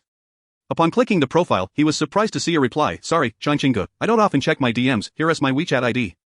Yes. Mu Qingyang pumped his fist, opened WeChat, input the number, and sent a friend request to Li Jili. After a 2-minute wait without receiving an acceptance notification, he decided to tackle a few messages in the meantime. Kiki Shinshin, another new day, wishing you a pleasant mood. Clearly a mass message. Mu Qingyang did not reply and quickly transferred 880,000. The reward for Zhuo Kerson's strategy was a top-tier singing talent, a skill he found quite appealing. Moreover, since this DJ was a materialistic woman, achieving a 90 approval rating should be a breeze. After all, it was just money. Transferring 880,000 was merely an 8.8 yuan expenditure for him. With his current financial status, he could afford to send it daily. The transfer was quickly accepted, and Zhuo Kerson replied, "Add me on my personal WeChat ID 176-2345. Mu Qingyang? What is going on? After all this effort, wasn't I already chatting with her? Can I report her for fraud?" Suppressing his anger, Mu Qingyang added Zhuo Kerson's other WeChat ID, which was almost instantly accepted. Just as he prepared to unleash his inner Zhuan pianist, Zhuo Kerson messaged first, "Why didn't you transfer any money this time? Angry Guanzi, I'll transfer to your second uncle for stealing iron. I genuinely sent you cash, and you give me a fake account to chat with. Have you no conscience? Zhuo Kerson, I felt sorry for you, which is why I gave you my personal WeChat ID. I've been so generous, why aren't you satisfied? Angry Guanzi, smiling face x3, how can such a frosty remark come from a 37-degree mouth? I've poured my heart into you. And you're playing games, it's exhausting, I feel no love. Zhuo Kerson, oh please, I can't afford your sincerity, save it for your little girlfriend." Mu Qingyang stared at the screen in a daze. Is she jealous? Or is she testing me? Logically, as a gold digger, she shouldn't believe in such trivial matters as love. Making money should be her priority. So she must be probing my stance. If I were to say I haven't confirmed anything with Chen Shiwen, she would immediately come crawling back. One, I'm sorry, to acquire this skill, I must weave a little white light. Angry Guanzi, are you referring to that girl from the bar? She definitely likes me. And I like her too, but we haven't reached that stage yet. Zhuo Kerson's teeth ground together at the revelation. If Mu Qingyang were standing before her, she would undoubtedly kick him where it hurts. She had witnessed him ushering that girl into a hotel, and now he claimed they weren't in a relationship. Oh, how delightful. The scoundrel was playing the field while having a girlfriend. Looking to corrupt women with money, just as luck would have it, she needed funds for her music festival. Let us see how he fares. Zhuo Kerson, but I saw you two kissing however. In today's society, a little kiss and touch isn't uncommon. Angry Guanzi, that day, I had a bit to drink, and with the lights and music, things got a bit heated. Zhuo Kerson, you were the top spender that night. And you kept transferring money to me afterward. Do you have feelings for me? Angry Guanzi, everyone appreciates beauty, besides, you're so talented that any normal man would be drawn to you. Zhuo Kerson, many men say that. But very few are willing to act on it, hence I'm still single. Angry Guanzi, I've sent you nearly 2 million, isn't that taking action? Are you a glutton with such high standards? Zhuo Kerson, it's not my appetite that's large, it's the things I want to do that are quite expensive. If only I had a boyfriend, I wouldn't have to worry alone. Mu Qingyang was acutely aware that he was on the verge of being reeled in completely, yet, he had to maintain an air of ignorance. Saying, anything that can be solved with money is not a problem. What is it that you wish to do? Speak freely. Zhuo Kerson replied, I aspire to organize a grand electronic music festival to enhance my visibility, thereby increasing my chances of being nominated for this year's top 100 DJs in the world. The irate Guanzi interjected, it's merely an electronic music festival, how much could it possibly cost? Zhuo Kerson clarified, the venue fee, sound equipment, stage construction, and staffing alone would amount to several million. She continued, to generate buzz, we must invite renowned DJs, and their appearance fees can also reach tens of thousands. As for promotional expenses, let us not even get started, the baseline is at least 10 million. In response, an enraged Guanzi initiated a transfer of 10 million. Zhuo Kerson's eyes widened in disbelief. You're sending over 10 million just for these few lines? Is this person running a bank? Although nothing will come of this, he is indeed helping me realize my dreams. In that regard, he is quite generous. Zhuo Kerson's affinity 10, current affinity 20.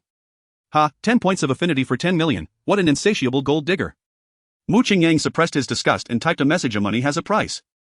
But dreams are priceless, one must bravely pursue their dreams. I will fully sponsor this music festival, and the remaining funds will be provided upon our meeting. After spending such a hefty sum, there should be some return, right? It's not that he was coveting her beauty, he merely wished to vent his frustrations, otherwise, he would truly be a quintessential fool. Didn't she say that such behavior was quite common nowadays? He was eager to discover where her limits lay. Zhuo Kerson's affinity 10, current affinity 30. Zhuo Kerson expressed her gratitude. Thank you, Guanzi, you're such a tycoon. Heart emoji, the meeting will have to wait a while, my recent schedule is packed.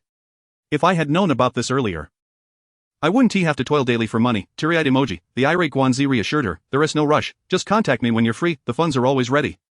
Zhuo Kerson replied, alright. I need to prepare for tonight's performance, bye. What an ungrateful wolf, she takes the money and runs. Mu Qingyang angrily closed Zhuo Kerson's chat window and noticed 2 friend requests in his contacts. He examined the greeting, next time I visit the hotel, I will turn my phone off. This was clearly a stunning saleswoman surpassing luxury cars, and he accepted the friend request without hesitation. Former owner of a Ferrari 488 Pista Spider. Urgent matter requiring your attention. Chapter 45, Meeting the Super Beautiful Girl. Liang Yanchong Mu Qingyang was not in the habit of adding strangers. Moreover, the reason for this request appeared somewhat dubious, yet, the person's avatar was exceptionally attractive. With blue-green hair, her figure and looks resembled that of a comic book heroine. He instinctively checked the details of the photo. Name, Liang Yanchong. Age, 21. Overall attractiveness, 95. Wow, that score was nearly on par with Ruani. And she was a well-groomed beauty. He wondered what her strategy rewards would be. If she were indeed the real deal, it would be effortless to win her over. Without hesitation, Mu Qingyang clicked to agree. He then sent an 80-cent red envelope. If she opened it, detailed information would follow. If not, he would only lose a few cents and could simply delete and block her. Why did you send me a red envelope? The irate Guanzi replied, open the red envelope before we chat. Otherwise it's a no-go. Liang Yanchong accepted your red envelope. Meters Yu Qingyang's screen displayed several lines of information. Name, Liang Yanchong. Age, 21. Occupation, none. Height, 170 cm. Weight, 50 kg. Affinity, 20. Overall attractiveness, 95. Strategy rewards, top-level athletic abilities, including skydiving, skiing, surfing, and other extreme sports. Wow, this strategy reward could only be described with one word: awesome.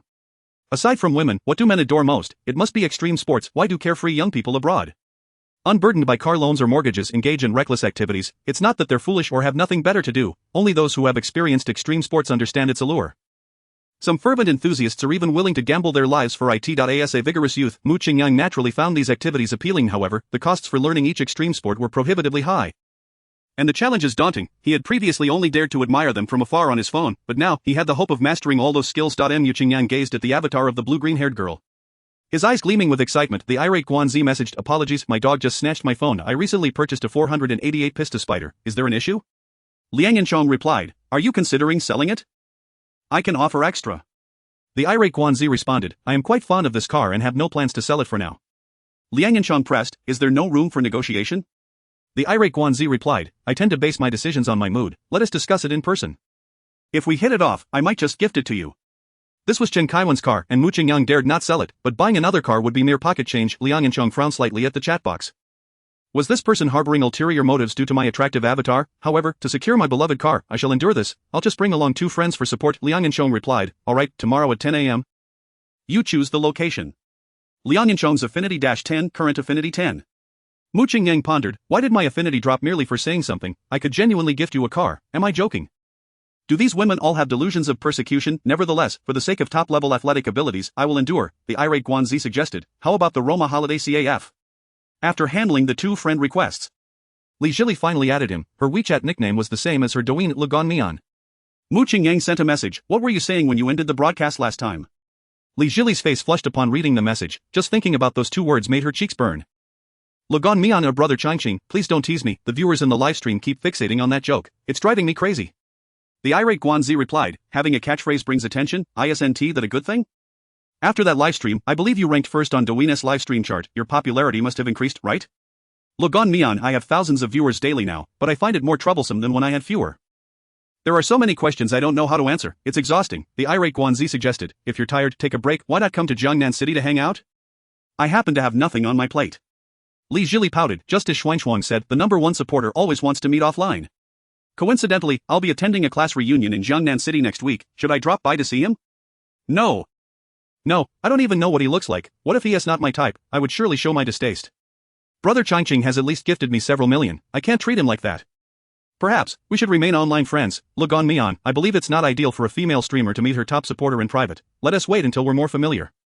The irate Guanzi countered, I don't see myself as your top supporter. Nor do I view you as merely a streamer, can't we just be friends? Legon Mian, haven't you noticed how the Qiao Biluo meme is trending online, aren't you afraid I might look very different in person? Mu Qingyang had a discerning eye and already knew Li Zhili's true appearance. But her words sparked a mischievous thought in his mind. The irate Guanzi replied, then let us have a video call to clear things up. I have a strong premonition that you are indeed as stunning in person as you are in your broadcasts. As soon as the message was sent, Mu Qingyang initiated a video call. For many men, the dream of having a one-on-one private chat with a beautiful streamer was no exception for him. After all, he had nothing better to do. And it was nice to feast his eyes. Li Zhili's heart raced upon seeing the video call request pop up. Should I accept? Would it seem too casual? But this was a golden opportunity to see brother Changqing's true appearance. What if he is not unattractive? Accept it. Worst case, I'll keep my camera off. If I don't like him, I'll just hang up. With that thought, Li Zhili gently pressed the answer button. The video connected swiftly, revealing a muscular man with his upper body bare. He had sharp eyebrows and striking eyes, a high nose, and well-defined facial features, a quintessential handsome man. Li Zhili's face flushed crimson. Hey! Why can't I see you? Did you forget to turn on your camera? I forgot. Li Jili stammered and hurriedly turned on her front camera. Stunning! Mu Qingyang exclaimed in awe, without any beauty filter. Li Jili was even more breathtaking than during her live broadcasts. This sense of realism is unmatched by any special effects. Now that I've seen it, I'll hang up. Li Jili felt inexplicably anxious. She didn't dare to glance at the man in the video a second time. Hey! Wait a moment! Mu Qingyang hurriedly called out, just say husband before hanging up. Husband? No, goodbye, brother Chongqing.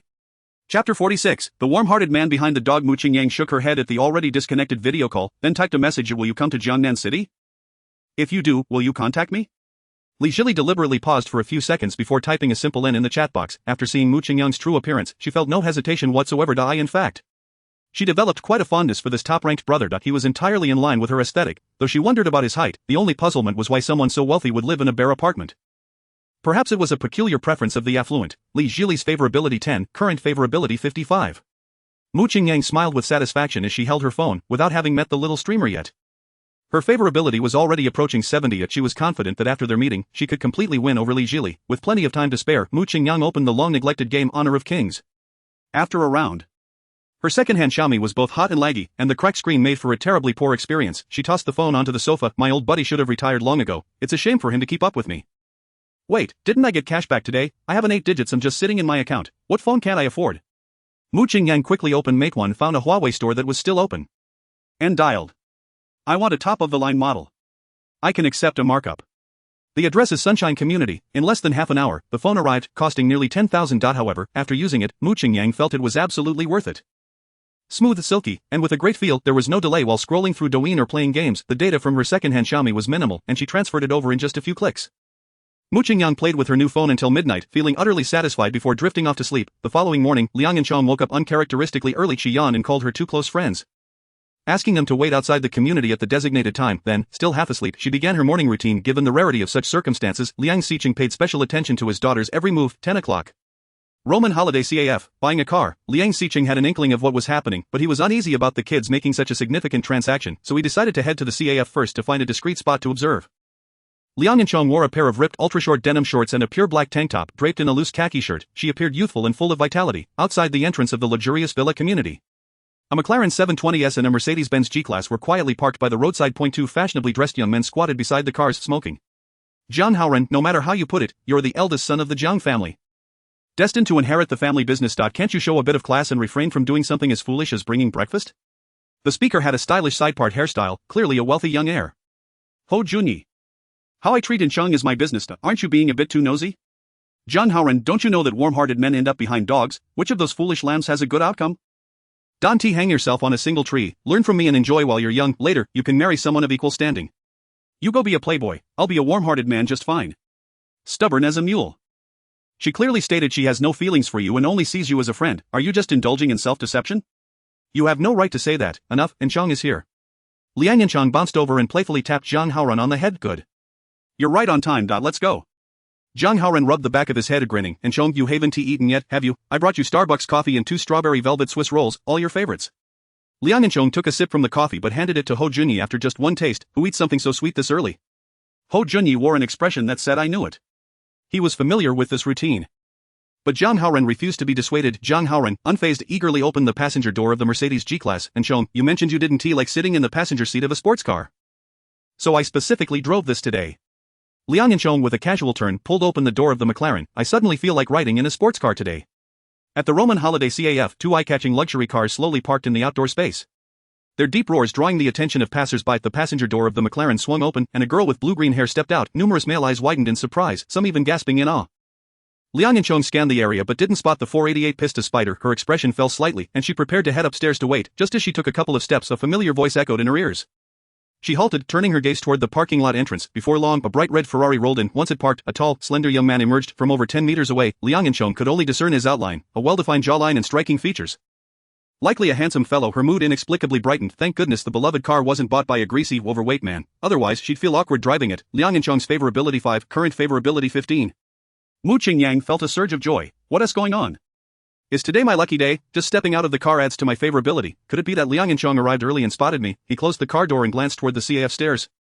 where a stunning beauty stood elegantly just by her figure. Mu Qingyang could tell she was Liang Yanchong. Chapter 47. Liang Yanchong, sure, you can kiss me, but it'll cost you 1 billion. Mu Qingyang waved with a radiant smile. Happy is just a cat, it's me. The angry pipe. After saying this, he strode over confidently. Liang Yanchong felt a headache coming on. Dude, there are so many people around. Why are you using your online name? It's embarrassing. Nevertheless, she managed a forced smile and nodded, hello. Zhang Haoran perceived the approaching stranger as a threat. Although they were all over 180 cm, this guy seemed just a tad more handsome. He quickly stepped forward, positioning himself between Liang Yanchong and Mu Qingyang, another flower protector. This time, there were two. Mu Qingyang silently scoffed but maintained a cordial demeanor. Are you all together? Liang Yanchong nodded. They are my friends. Let us go upstairs to talk. But in the CAF, seated at a table by the window, Liang Yanchong was flanked by Zhang Haoran and Ho Junyi, with Mu Qingyang directly across from her. Once seated, before drinks were even ordered, Liang Yanchong got straight to the point. Angry pipe, just as mentioned on WeChat, my primary purpose for meeting you today is to buy back the 488 Pista Spider. Name your price. Mu Qingyang toyed with the car key, matter-of-factly stating, I truly love this car. If I were to sell it, it would have to be for at least 800 million to a billion. Liang Yanchong's favorability-5, current favorability 10. That sounds a bit unreasonable. How can we negotiate under such terms?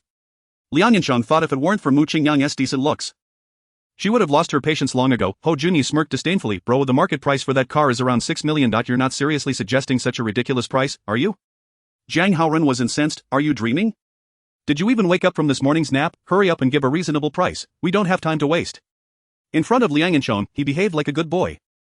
But he was far less friendly toward others. Moreover, he sensed that this person had impure intentions toward Yanchong, instinctively feeling hostility toward Mu Qingyang. Mu Qingyang found the situation amusing. Did he think I care about that 6 or 7 million?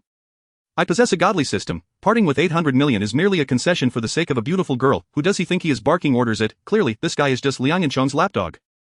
Since he lacks manners, I won't be polite either. Business negotiations require mutual consent. I'm firm on this price. If you can't meet it, then let us not waste each other's time. You're insane. Liang Yanchong stood up, feeling that continuing the conversation was an insult to her intelligence, but Mu Qingyang's next words froze her in place. How about I gift you the latest Bugatti, just as I mentioned on WeChat? If there's a spark, I could gift you a car. You're in luck. I quite like you. Zhang Haoran slammed the table and shouted, who the hell are you? Who needs your affection for Yanchong? A Bugatti as a gift? Are you playing QQ Speed? Liang Yanchong finally came to her senses. As she walked, she shook her head, silently mocking herself for believing such words. Mu Qingyang maintained a smile on his face. You can transfer the money right now. Liang Yanchong paused, her expression one of bewilderment. She turned back, frowning as she asked, are you serious? Mu Qingyang waved his phone. Give me your card number. Liang Yanchong returned to her seat, her mind a whirlwind of uncertainty. Yet, she still pulled out a card from her bag and placed it on the table. If you transfer it, you will be my brother, my real brother. Mu Qingyang first spent 10,000 to purchase 1 billion dog-licking currency. Then transferred 100 million to Liang Yanchong's card. It's already been transferred, but you absolutely must not call me your brother. Liang Yanchong, still in disbelief, picked up her phone to check, and indeed, she received a notification of the transaction. Her balance had increased by a staggering 100 million. She looked in astonishment at her two friends, who were eager to witness the unfolding drama. It really has arrived. How much? Zhang Haoran and Ho Junyi asked in unison. 100 million, what?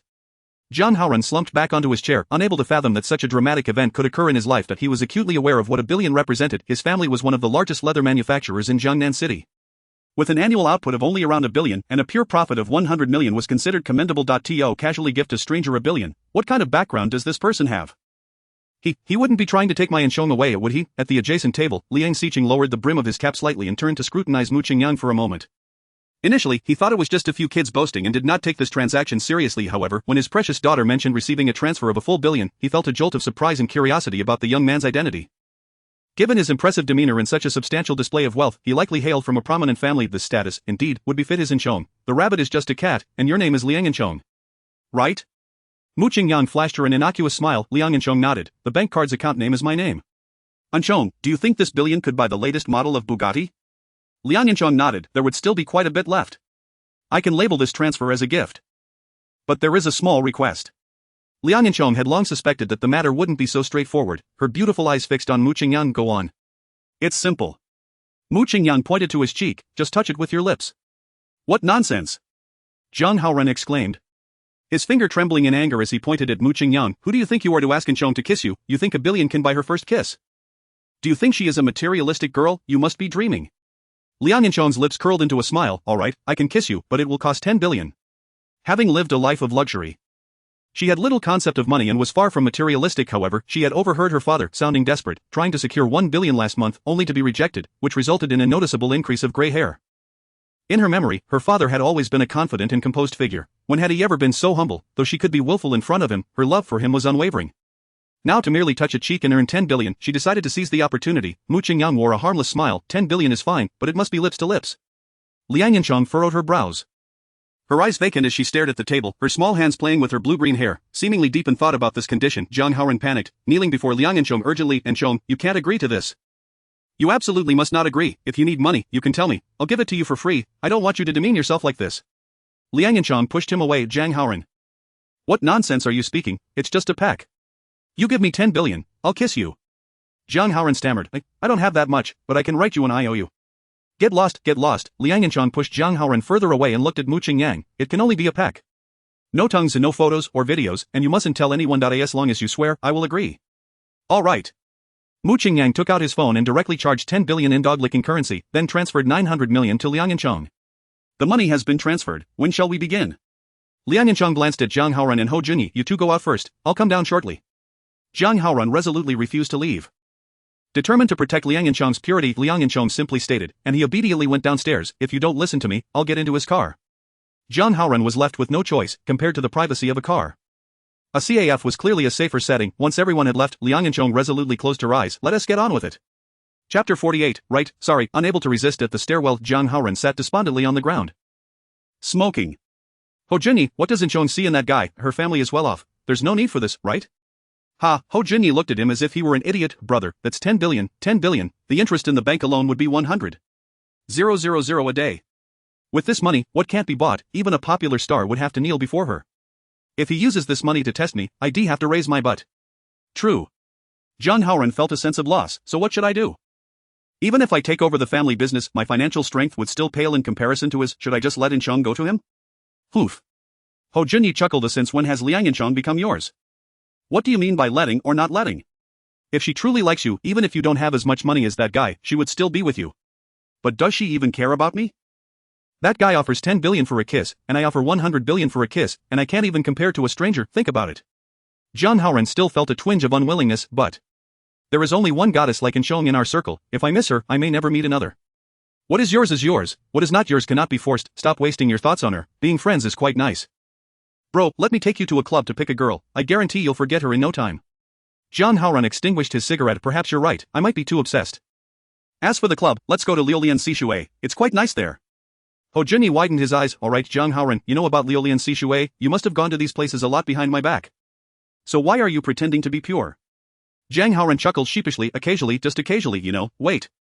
Ho Junyi squinted. I remember Liang Yanchong once asked me a question. I didn't think much of it then. But now that you mention this name, it suddenly comes back to me. What question?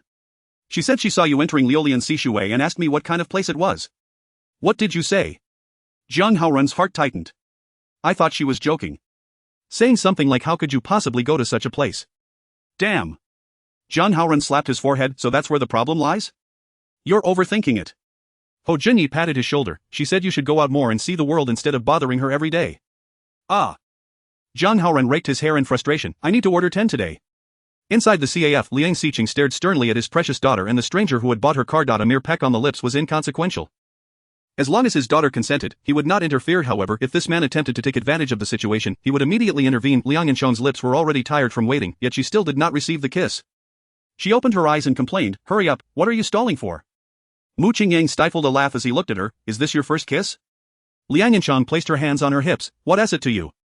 How could this be my first? You're already the 100th. Oh, is that so? Mu Qingyang licked his lips. But it's my first, I have no experience. You want mind, right? Oh my. Liang Yanchong stamped her foot. I don't care how many times you've had, just hurry. All right. Mu Qingyang rubbed his hands together. Here I come, if I mess up. You'll have to teach me. With that, Mu Qingyang moved to sit beside Liang Yanchong and leaned down to kiss her. Liang Yanchong hastily closed her eyes, her eyelashes fluttering however after a few seconds. Her lips still felt no sensation. She helplessly opened her eyes again. Mu Qingyang's sharply defined handsome face obscured her entire line of sight as the two stood mere centimeters apart, their faces almost touching. What are you doing again? The beautiful girl fumed. If you don't kiss me soon, it'll be considered void. Mu Qingyang flashed a grin, revealing his perfectly white teeth. Is that so? He said, leaning in closer. Liang Yancheng felt her heart racing, struggling to suppress her anxiety. Why yes, Mu Qingyang inched closer still.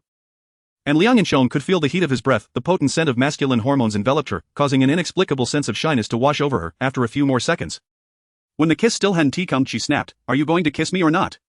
With that, she cupped Mu Qingyang's face and pressed her vibrant red lips against his the moment their lips met.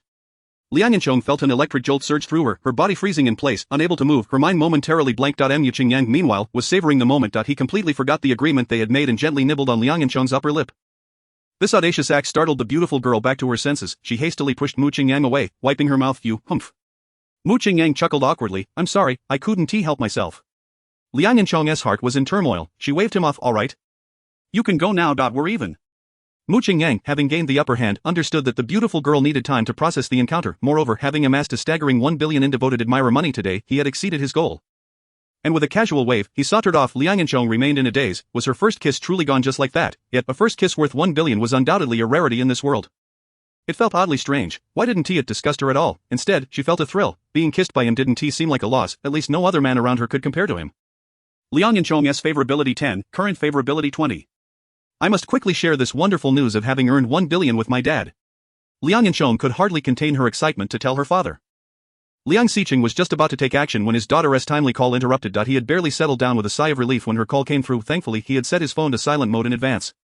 Quickly leaving the CAF, he answered just in time. "Yancheng, what is on your mind?" Liang Yancheng's joy radiated through the phone. "Dad, didn't you say the company's funds are tight? How about this? I'll invest 1 billion. And you can give me half the shares. What do you think?" When did our Yancheng come into possession of 1 billion? Since you said so, I'll agree, but only if you can actually come up with that amount. Then the shares will be yours, and you'll be the big boss of the company while I'll be the little boss. Dad, I'm not joking, I really have it. Liang Xiqing feigned ignorance. Oh? Who has given you that? A boyfriend, perhaps? Oh, never mind that, I'll just transfer it to you. If he is willing to part with such a sum, he must have feelings for you. How is he? Does he catch your eye? He is alright, Dad. What are you talking about? We're still far from that step. Liang Yancheng's favorability 10, current favorability 30. Chapter 49, The Perverse Yuan Jia. The Roman holiday CAF was merely a street away from Ruan Es bookstore.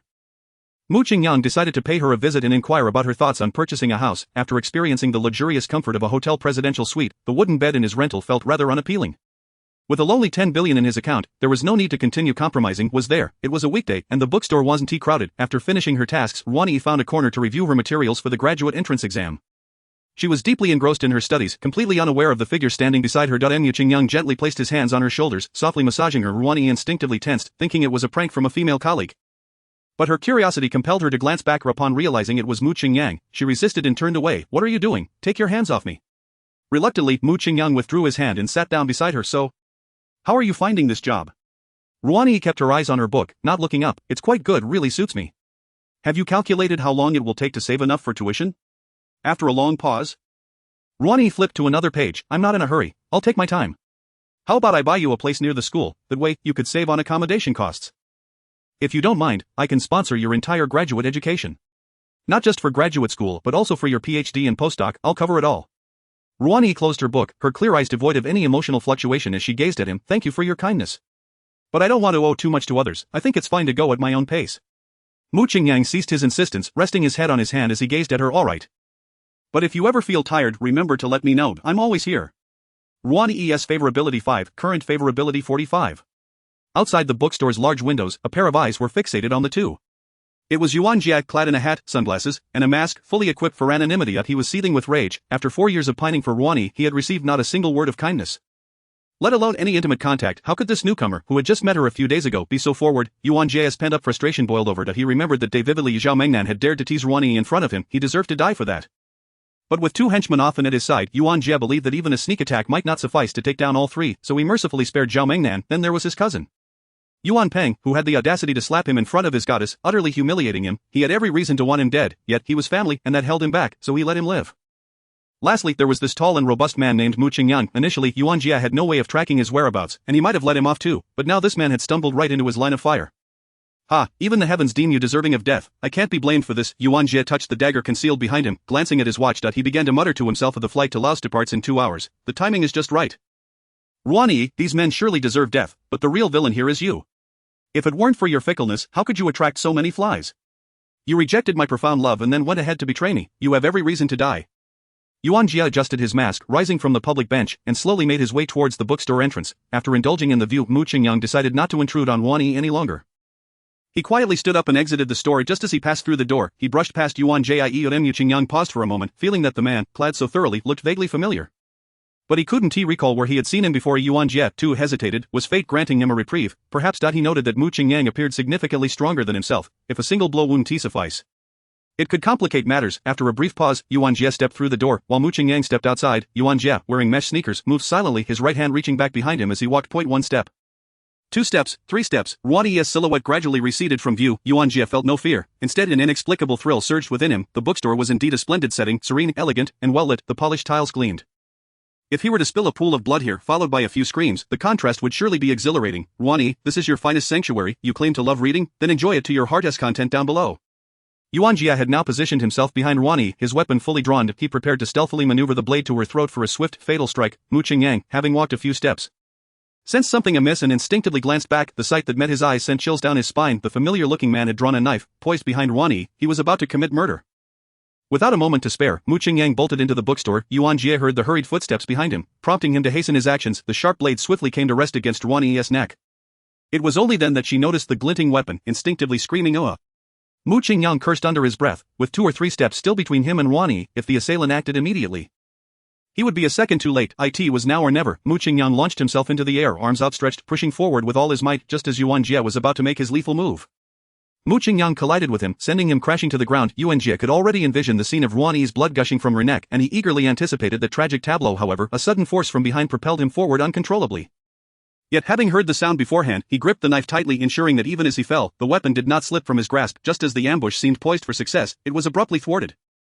Infuriated, Yuan Jie flipped over and, without a second thought, lunged the knife toward Mu Qingyang's chest. Mu Qingyang reacted swiftly, seizing Yuan Jie's right hand just as the blade pierced the skin. Yuan Jie was vastly outmatched in strength. Mu Qingyang twisted sharply, dislocating his wrist. The long knife clattered to the ground, and Mu Qingyang swiftly rose, stepping on the assailant's neck before tearing off his disguise. Is it you? You think you can learn to kill without consequence? You filthy scoundrel! Perverse fiend! Unable to contain his rage, Mu Qingyang raised his other foot and unleashed a series of vicious kicks to Yuan Jie's face. Chapter 50. Saliva can disinfect after a few brutal kicks. Yuan Jie was left battered and bruised, blood and saliva pooling around him, resembling a beaten dog. It was then that Wan Yi finally managed to rise, hurriedly rushing to Mu Qingyang's side. Are you alright? Did you get hurt? Mu Qingyang glanced down at his bleeding chest. Just a superficial cut. It will heal in a day or 2. Let's call the police. Alright. By the time the police arrived, a throng of onlookers had encircled the bookstore in layers. A commanding figure among the officers pushed Mu Qingyang aside. What happened here? The caller reported a bleeding incident. Were you two engaged in a mutual brawl? Get your foot off him. Inflicting light injury carries criminal liability. Mu Qingyang was somewhat at a loss for words, his tone icy. Bleeding incident? This is an attempted murder case. Young man, you shouldn't speak carelessly. The officer assumed this was simply the aggrieved party venting his frustration and did not take it seriously. However, the gathered crowd chimed in. This is indeed a murder case. That killer lurked in the shadows for ages. I suspected him from the start. Yes, officer, I was in the bookstore buying books and saw this scoundrel attempt to kill the young lady. It was this young man who subdued him. The weapon is right there. The perpetrator must be severely punished. We cannot allow such a person to roam free. Only then did the officer realize the gravity of the situation. He immediately instructed his subordinates, go check the store's surveillance footage. The LCD screen at the bookstore's entrance was already displaying several live surveillance feeds. Following the officer's directives, the staff operated the system, magnifying one of the angles to full screen. The footage captured Yuan Jie from the moment he entered until he committed the assault. The crowd gasped in unison. My goodness! He came in with the intent to kill. If not for this young man, that girl might not have survived. How terrifying, to commit such a crime in broad daylight. Does he not fear the law? Arrest him. Execute him. Wan Yi, upon viewing the footage, finally grasped the perilousness of the situation. Had Mu Qingyang been even a moment slower, her life would have been forfeit. She leaned closer to him, covering his hand. How did you know he was a threat? I am so grateful you were here today. Otherwise, Wan Yi's affection 24, current affection 69. Mu Qingyang felt a jolt within. Oh no, this girl's affection is rising too quickly. If I say a couple more sentimental things, I might just breach the 70 mark. No, I've already spent countless licking dog points. I can't let it surpass the threshold. With this thought, he brought Wan Yi's delicate hand to his nose. Taking a deep breath with a deliberately lewd expression, I was going to make a swift retreat and then indulge in some sweet nothings with you, but I just happened to stumble upon this scoundrel. You just got lucky. I merely acted on impulse. Contrary to his expectations. No drop in affection was indicated. Instead, Wan Yi smiled at him. Though your intentions may not be pure, your speed was commendable. Regardless, I owe you my life, and I truly wish to thank you. Mu Qingyang naturally draped his arm over Wan Yi's shoulder. Chuckling lewdly, how do you plan to thank me? It can't just be words, can it? Ruani felt a bit awkward but did not pull away from his embrace. She bit her lip. Are you trying to take advantage of me? Of course. How could I pass up such a splendid opportunity? Mu Qingyang replied with nonchalance. Ruani fell silent for a moment, slowly lowering her head. Fine, I'll express my gratitude through actions. You can do whatever you want. Ruani's affection -10. Current affection 59. Finally, it decreased. Mu Qingyang secretly sighed in relief. He withdrew his hand from Ruani's shoulder, pointing to the wound on his chest. What are you thinking about? That is inappropriate. I merely wanted you to help me treat the wound. All right? Ruani looked up at him with a sweet smile. Okay, I'll go buy you some disinfectant and band-aids. Ruani's affection 10, current affection 69. Damn, how did it go up again? Mu Qingyang rated this back and forth a solid 0. He grabbed Ruani, who was about to leave. I don't need you to buy me medicine. Ah, then what should I do?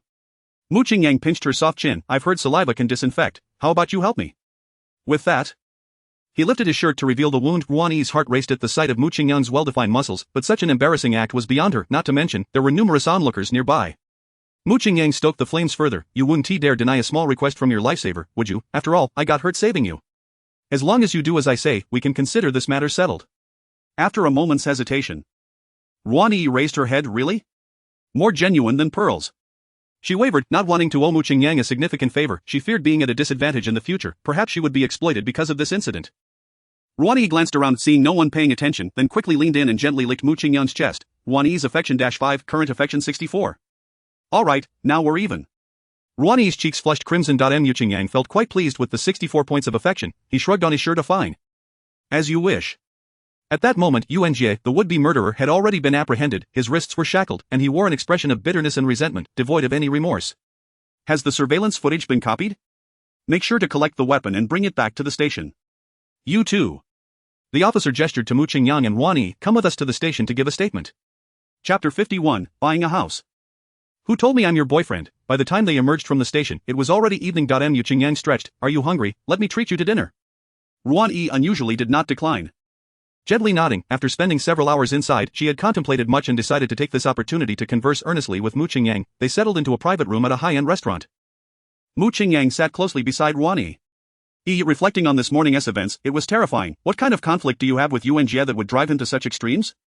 Ruani lowered her head. Counting grains of rice with her chopsticks, I'm not entirely sure. Perhaps it's because I rejected him too many times back in college.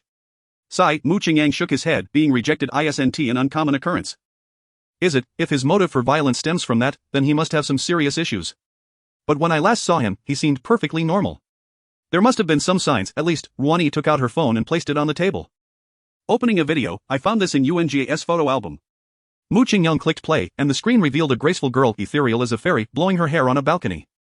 Isn't this you? Did he take this without your knowledge? Yes, Ruani nodded slightly. He fixated on me shortly after the semester began. Moreover, the police mentioned finding some unspeakable items in his notes. What were they? Mu Qingyang's curiosity was immediately piqued. The title was I Plan to Discipline Ruani 14 times. And then?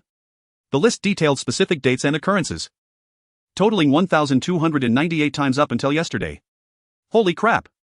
Mu Qingyang was nearly on his feet. Isn't this pure insanity? You just graduated, right? Even if he started filming this video from the beginning of the semester. That is only 4 years, and 1,298 times? Does he not take breaks?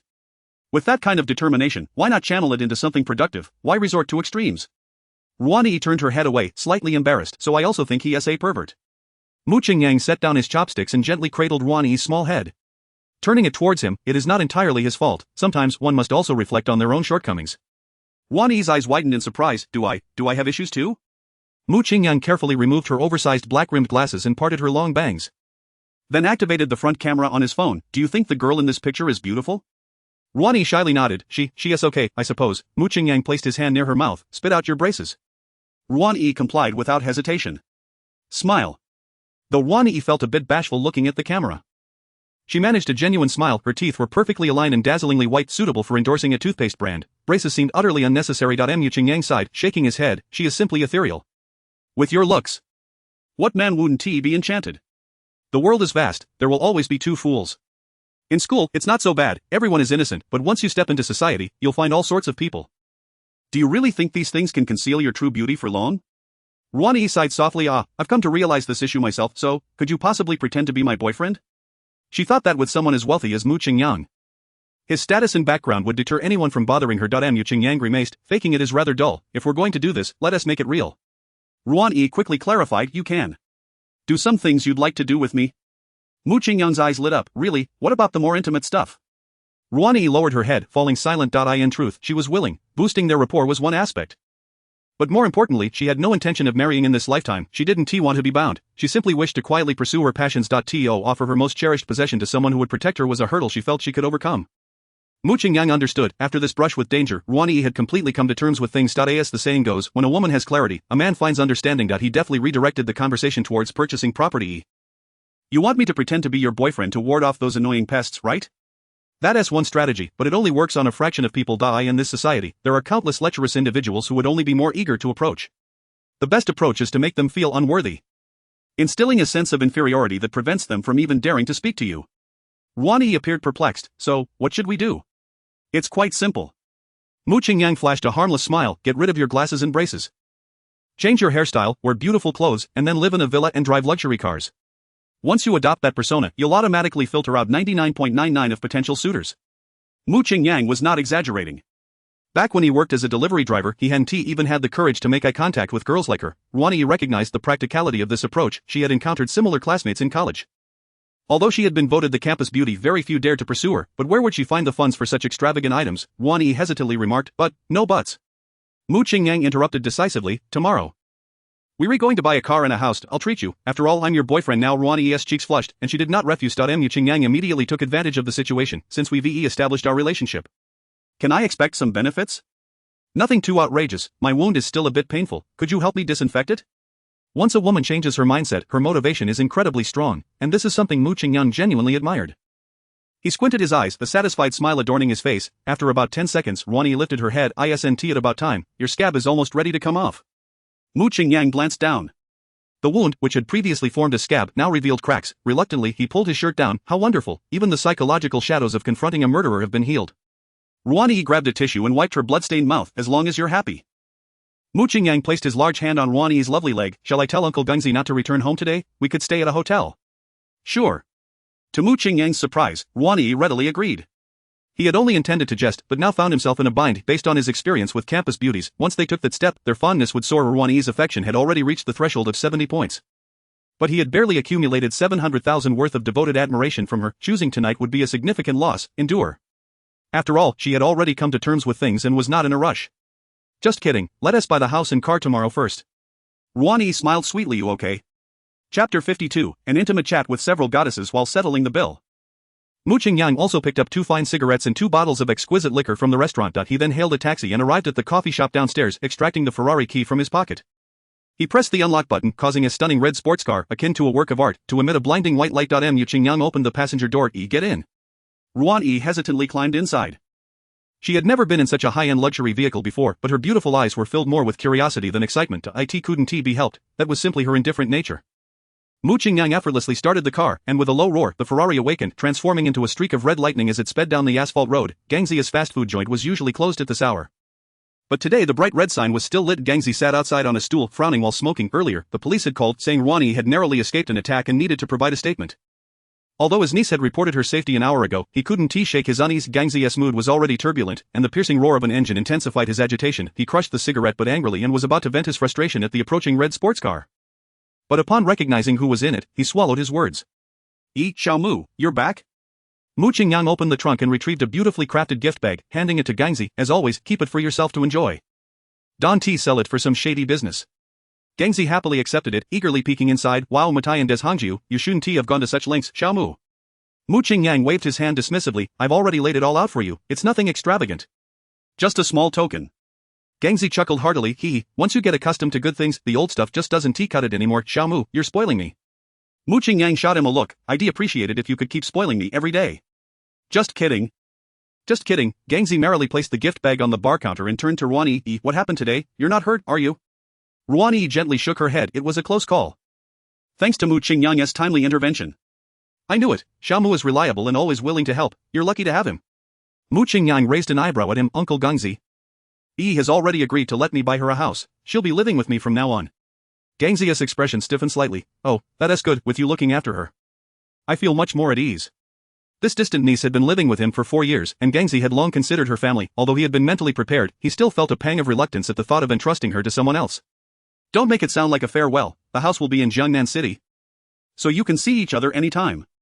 After Mu Qingyang finished speaking, he waved his hand. I'll stay at a hotel tonight and come to pick up Yi in the morning. Mu Qingyang casually chose a nice hotel and booked a luxurious suite. The price wasn't too steep, just over 2,000 for the night. After taking a shower, he donned a silk bathrobe and lounged on the semicircular swing on the balcony, handling WeChat messages. Chen Qiwan's contact had been renamed to Wenwen. Wenwen, I want to share a sad story with you. Didn't you give me a Bentley coupe? My brother spotted it parked downstairs, and he couldn't resist telling my mom. My mom doesn't actually oppose our relationship. But she couldn't help but inform my dad. My dad received the news at 9 p.m., caught a flight at 10, and arrived home at 1 a.m., promptly knocking on my bedroom door at 8 a.m. He said that my behavior of obtaining something without effort is unacceptable and that I need to attend a lecture on ideological education. I suspect I won't be getting out for a few days. Mournful expression. Mu Qingyang. Coincidentally, I have some matters to attend to these few days. Once I sort them out, I will personally visit my father-in-law. Are you bored at home? Do you need me to send you a few selfies? Wenwen, why send selfies? Mu Qingyang, so you can showcase your water-washing magic, but be sure to exercise restraint, alright? Wenwen, go away, go away. After closing Chen Qiwan's chat window, Mu Qingyang opens Zhua Kerson's WeChat profile. Kerson, phew, I was exhausted yesterday, but the results were quite satisfactory. Mu Qingyang, what happened? Were you working undercover? Kerson, without your sponsorship I would indeed have to toil for a year. However, I have postponed all my performances. Fortunately, the penalty for breach of contract is not too severe. Mu Qingyang, have you been thinking about my tens of millions all this time? Kerson, not at all. I just can't wait to meet you. Mu Qingyang scoffed inwardly, a gold digger, willing to say anything for money. However, I truly desire your strategy rewards. Consider yourself fortunate, but be prepared for some sacrifices. Since you've been so blatant, I can't pretend to be demure, can I? Mu Qingyang, alright, let's meet in Jiangnan City the day after tomorrow. Kerson, okay. Zhua Kerson's affection 5, current affection level 35. Next, a message arrived from a WeChat user named Beyond Luxury Car Yi Shuyun. Mu Qingyang immediately recalled the memorable test drive. Even after a few days, the young man felt an urge stirring within him. Beyond Luxury Car Yi Shuyun, Mr. Mu, I've been waiting for your message for several days. Have you forgotten about me? Mu Qingyang yearned to summon her for a fierce encounter, but remembering he had to contend with Ruan Yi the next day, he suppressed his wicked thoughts. You left a profound impression on me. I won't forget you anytime soon. Recently, I've been overwhelmed by too many admirers, so please be patient and line up. Beyond Luxury Car Yi Shuyun, Mr. Mu, you were so direct. Are you not afraid of hurting my feelings? Mu Qingyang chuckled. What respectable young lady would bite someone upon their first meeting? If it weren't for the sage's words, cherish good girls, do not waste bad girls, I wouldn't even bother with you. Mu Qingyang, we're all from rural backgrounds. So why pretend to be pure? I'll come by tomorrow to buy a car from you. Consider it a boost to your performance. Beyond Luxury Car Yi Shuyun, alright Mr. Mu, little Yi will be awaiting your grand arrival all day. The final message was from Li Zhili. Leganmian, this Saturday, I will attend a college reunion in Jiangnan City. Do you have time? Mu Qingyang, what time is your flight? I'll pick you up when you arrive. Leganmian, if there are no delays. It will land at 11:30. Mu Qingyang, alright. After addressing all messages, Mu Qingyang contentedly locked his phone. He gently swayed on the swing, a subtle smile gracing his lips. Things are getting busy. I can't wait to receive those strategy rewards. Chapter 53, in the evening, I will gradually enlighten you. The next morning, Mu Qingyang was awakened by his biological clock. After a quick wash, he drove to Gangzi fast food restaurant. Upon arriving at the entrance, he spotted Ruan Yi seated at the bar, engrossed in a book. You're here. Whom? Mu Qingyang leaned on the bar, propping his chin with one hand, gazing at her. Do you wake up this early every day? Ruan Yi closed her book. Not always, I do indulge in some late mornings when I have the chance. You could have slept in today, we only need to buy a couple of things quickly. Ruan Yi pointed to the table where a bowl of vegetable porridge and a meat bun lay. Uncle Gangzi doesn't serve breakfast, I brought this for you from outside. Oh my. As Mu Qingyang walked over, he exclaimed, having a girlfriend feels great. You even got up early just to prepare breakfast for me. How did you know I hadn't eaten? I guessed. Mu Qingyang devoured a steamer of buns and a large bowl of porridge in a few bites. Then lit a cigarette, relishing the moment. Let's head to Huangjian for a haircut. I searched while coming here, and Huangjian is reputed to be the finest barbershop in Jiangnan City. With outstanding reviews, IT will definitely give you a fresh look. Ruan Yi remained silent, contemplating whether her balance would suffice for a high-end hairstyle. Mu Qingyang had mentioned gifting her a house and a car, but surely he wouldn't be footing the bill for something as simple as a haircut. Understanding her thoughts, Mu Qingyang said directly, don't worry, all expenses today will be on me, you just need to listen and follow. Is this navigation mistaken? How did it lead me to a housing complex for a barbershop? Mu Qingyang searched for Huangjian's shop information again. Scrutinizing the location, Poly Villa number 9, this barbershop is impressive, located in a villa area. He turned his car around and drove straight to the community's entrance. A handsome young man, dressed in a suit and wearing an earpiece, Emerged from the security room. Upon seeing a Ferrari, he promptly raised the barrier. Mu Qingyang slowly drove along the internal road until he arrived before Villa number 9. With so many luxury cars parked here, this must be the place. Mu Qingyang exited the car, took Ruan Yi's hand, and rang the doorbell. Hello, do you have an appointment? A colorful head peeked out from the garden fence. No. Mu Qingyang shook his head. I'm sorry, but we operate on a membership appointment system at Huangjian. We currently do not accept walk-in customers. What is this? I really don't understand whether this is a form of scarcity marketing or if they're genuinely too busy. Annoyed, Mu Qingyang replied, Can I become a member right now? Please hold on, let me check today's appointments. Shortly after, the colorful head opened the door. We can accommodate one more customer this morning, but our membership starts from 100. 000, would you like to sign up? Let's start with 1 million. What did you say? Mu Qingyang scanned the QR code directly. Then, to the astonishment of the colorful head, he proceeded to the lounge area and reclined on a lazy sofa. Once the colorful head regained composure, he retrieved 2 bottles of water from an ice bucket and courteously offered them to Mu Qingyang and Ruan Yi. Upon receiving them, Mu Qingyang felt a slight surprise. He recognized this water from short videos. The bottle is made of frosted glass adorned with a pair of Swarovski crystal wings at the neck, and the cap is gold dash-plated. It was said to cost 1,500 per bottle. He had previously mocked such extravagance, thinking only a fool would buy it, yet here he was, a victim of his own past beliefs. Mu Qingyang unscrewed the cap and took a few gulps. It was just ordinary mineral water. Not even as good as Wahaha. At that moment, the colorful head switched on the oversized television in the lounge, displaying a variety of hairstyles. Sir, miss, do you see any styles you fancy? Mu Qingyang looked at Ruan Yi. Take a look, which style do you prefer? Ruan Yi smiled serenely. I don't really understand these, I'll trust the stylist's judgment, or if you like one, that's fine too. Mu Qingyang held a bias against hairstylists. He had never left a barbershop with a smile. He pointed to a style he deemed the most appealing. Let's go with this one. He was confident that given Ruan Yi's natural beauty, even a shaved head would look good on her. Selecting a visually pleasing style was surely a safe bet. Alright. Sir, this style is called air bangs with a wool perm. Would you like it in the muted blue color shown in the picture? Ruan Yi waved her hand. No, black will do. She still had to return to school for her master's degree. And being too flashy wouldn't be appropriate. Moreover, she preferred black as it was simple, profound, and carried an air of mystery, much like the state she aspired to achieve. Very well, miss, please follow me. Our styling director at Huangjian will personally attend to you. Mu Qingyang lay idly on the sofa, scrolling through Douyin. He had initially intended to seek out a couple of female streamers with scores above 90, hoping to unlock some useful strategy rewards.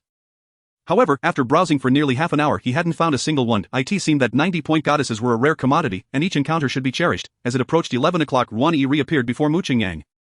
Though he had prepared himself mentally, he could not conceal his astonishment. Could this be the result of a mere embryo? No, she was undoubtedly the painstaking creation of the world's most exceptional sculptor. Her features were flawless, not a single imperfection could be found, even under a magnifying glass. Was this truly the system-certified 96-point goddess? Who could have imagined she was destined to share intimate moments with me? Mu Qingyang collected his thoughts and gave her a thumbs up. Absolutely stunning. I can hardly wait to buy you some outfits. Ruan Yi beamed with joy. Today, she could finally embrace her true self. What girl does not love beauty, who wishes to present themselves to the world behind a clown's mask? She smiled sweetly at Mu Qingyang. I think it suits me perfectly. You have quite a good eye. However, what do you mean by buying outfits? I thought those were only found in games. Mu Qingyang approached and playfully flicked her delicate nose, saying, In the evening, I shall enlighten you. Chapter 54, A New Look After Leaving the Royal Hair Salon. Mu Qingyang led Ruan Yi to the most bustling pedestrian street in Jiangnan City. The area was lined with numerous luxury boutiques, making it a prime shopping destination. Along the way, their striking red Ferrari captured countless glances. Once they stepped out, their attractiveness drew an astonishingly high rate of attention. One could say it reached 100%. Bystanders marveled at the remarkable beauty of this duo of photographers with long lenses on the street aimed their cameras at them. Now this was what one called a showstopper. In front of the Louis Vuitton store, Mu Qingyang clasped Ruan Yi a small hand and ventured inside. Today, he intended not only to select around 100 exquisite outfits for Ruan Yi but also to indulge himself. Upon seeing the couple, the sales associates rushed over, mistaking them for celebrities. Good day, sir and madam. Welcome to the Louis Vuitton Jiangnan store. Mu Qingyang snapped his fingers. Prepare 2 high-quality burlap sacks. I'm about to make a purchase. The sales associate had never encountered such a bold approach. She stammered, Yes, sir. Are you looking at men's or women's clothing? Let us start with women's wear. Mu Qingyang strode directly towards the vibrant array of women's clothing on display. This one, and this one. Do you want these 2, sir? Not these 2, pack up the rest. Alright, yes, sir. Mu Qingyang was remarkably efficient in his shopping. Within minutes, he nearly emptied the Louis Vuitton store. He paid no heed to Ruan Yi's astonished gaze. Continuing to point out items, these, I want them all. When it came time to check out, the register nearly smoked from the calculations. Ultimately, he charged over 2 million. Afterward, he wandered through the men's section a couple of times.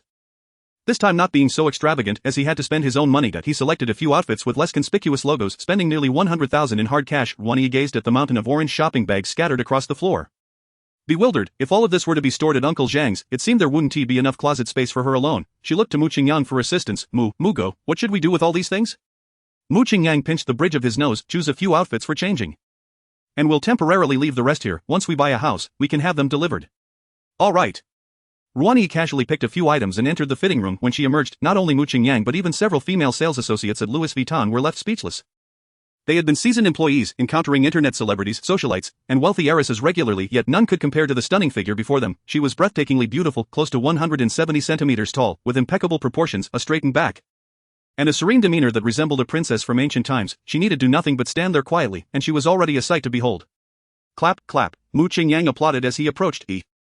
These outfits barely match your magnificence. You look absolutely stunning in them. He secretly marveled. Ruani truly deserved her 96-point rating as a goddess. She was perfect, like an ethereal being untouched by the mundane world. How fortunate he was to claim such a treasure. Ruani twirled around. I think they look quite nice, and they are very comfortable to wear, though they are a bit pricey. Mu Qingyang stepped closer, gently holding her chin, gazing deeply into her bright eyes. My dear, now that you are with me, you shall only have the finest in life. You must quickly acclimate to this lifestyle. Ruani lowered her head shyly. Affection level for Ruani 5, current affection level 69. Oh no, the affection level has increased again. Mu Qingyang quickly released his grip, cursing himself for trying to show off. If he triggered a cashback reward before purchasing the villa or luxury car, he would be utterly furious. At that moment, a message notification chimed on his phone. Upon checking, it was from the car saleswoman. Super luxury cars, Shuyun. Mr. Mu, have you risen? When will you come over? Mu Qingyang pondered briefly before replying. I'm awake. I'll come after lunch. Super luxury cars? Shuyun, alright, I'll be waiting for you in the reception area. Eager expression. In truth, Mu Qingyang had intended to buy a villa first, as it would allow him to spend more dog-licking money. However, he reconsidered, realizing that purchasing a house would take too much time, and he might not find a suitable one right away, potentially delaying it until tomorrow. That he did not wish to endure another night of waiting. So he promptly agreed to Shuyun's request. At worst, he could tease the saleswoman in front of later. He didn't believe her affection level wouldn't drop. With that thought in mind, he took Ruani's small hand and headed outside. Let us hurry. We'll grab a bite to eat, then head directly to buy a car. In the reception area of super luxury cars, Shuyun happily locked her phone, crossing her long legs as she awaited the arrival of her Prince Charming. While she was in a semi-daze, the glass door swung open, and the customers she had just attended returned. One of them boldly sat directly across from her. Beautifully, we just went to the neighboring dealership and found the same model for over 10,000 less. Can you offer a better price? In the past, Shuyun would have patiently explained that the price differences were due to mileage and model year. However, at this moment, she had no desire to engage with these men. She simply wished to send them away quickly. After all, it was just 3 cars. Her commission would be negligible. These old lecherous men were hardly worth her time compared to Mr. Mu. Shuyun replied flatly. Our prices are set. You may consider your options. The leader, with a scowling brow, softened his tone. Beautifully, that's not what we meant. Honestly, 1 or 2,000 isn't much to us. How about this? It's almost noon. If you join us for a meal, we'll buy from you. Shuyun firmly declined. I have another client to meet. I'll pass on the meal. Furthermore, I am an automotive salesperson. Selling cars is my profession. For dining, you can consult our public relations department. The leader, disregarding her words, leaned in to grab her hand. It's just a meal. We won't do anything to you. Come on. Shuyun jumped back. What are you doing? Don't touch me. The leader, displeased, attempted to pull her closer. It's just a hand-holding. Why are you making a fuss? Even if the police came, what could they do? You call us big brothers in your live streams. Why act coy in person? Shuyun shouted while retreating. Security. Security, someone's being inappropriate. At that moment, a tall figure strode through the glass door. He approached Shuyun and shoved the leader aside. What is going on here? Instantly, Shuyun felt a surge of safety. She quickly linked her arm with the man. Reporting, Mr. Mu, they are trying to force me to have dinner with them. Chapter 55. Cullinan. Mu Qingyang glared at the 3 middle-aged men. Do you think this is a clubhouse? You dare to act so brazenly in broad daylight? Do you believe I won't teach you a lesson? Mu Qingyang could not tolerate such lewd behavior, having previously dealt with several old men trying to take advantage of young women during his late-night food deliveries. The leader, intimidated by Mu Qingyang's imposing stature, hesitated but mustered the courage to ask, Who are you to her? What is it to you? I am merely her customer, Mu Qingyang replied, audaciously pinching Shuyun's chin. The 3 middle-aged men exchanged bewildered glances, astonished by his audacity. They had not even touched her yet he acted as if they had assaulted her. How could this man be so brazen? Although Mu Qingyang had taken liberties, he was not pleased. He had deliberately performed this act in front of Ruani, who stood at the door, her expression unchanged and her affection level unaltered. The way Shuyun treated Mu Qingyang was worlds apart from her demeanor towards the 3 lecherous men. Not only did she not scold him, but she also shot him a resentful glance. However, she felt uncertain about the stunning beauty who had entered with Mu Qingyang, asking tentatively, Mr. Mu, who is that beautiful young lady? Mu Qingyang smiled. Her name is Ruani. She is my girlfriend. Shuyun's mouth fell open in shock. And the 3 middle-aged men turned to look. Wow, came the simultaneous intake of breath from the trio, their expressions nearly comical. What a stunning beauty. She was even several tiers more exquisite than the renowned Yi Shuyun. This man must have stepped in dog feces made of gold. This was his girlfriend, and he had the gall to flirt with other girls in her presence, and she wasn't he angry? Was there no law left? Recovering from her shock, Yi Shuyun weakly inquired. What about that girl from last time? Mu Qingyang declared loudly. She is also my girlfriend. After speaking, he deliberately glanced at Ruan Yi. Ruan Yi showed no signs of emotional fluctuation and even smiled at him. Mu Qingyang waited for a considerable time but saw no change in her affection. It seemed she truly did not care. What on earth was this girl thinking? How could she endure this? However, for someone like me, destined to ascend to the throne of the Sea King as a system owner, she was indeed the finest companion. The reception room fell silent for a moment. Yi Shuyun dared not act out in front of Mu Qingyang's legitimate girlfriend, while the three middle-aged men were still digesting the explosive information they had just received. Mu Qingyang did not want to remain in this awkward situation. He tugged at Yi Shuyun's white shirt collar, partially obscuring the hint of her fair skin. Let us go to the 5th floor to look at the cars. Yi Shuyun shot him a glare and, with a click of her high heels, led the way, treating the other three guests as if they were invisible. On the 5th floor, Yi Shuyun enthusiastically introduced a dazzling blue Bentley Continental GT.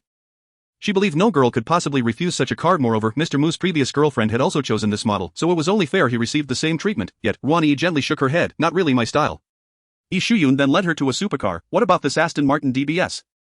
Its design is striking, and the convertible aspect makes it quite elegant for a lady.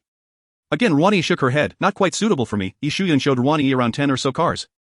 But none satisfied her. Mu Qingyang initially thought she might consider them too expensive and was deliberately avoiding a purchase, only to discover she genuinely hadn't found a car that resonated with her. Take your time. No need to rush. I'll just step into the restroom.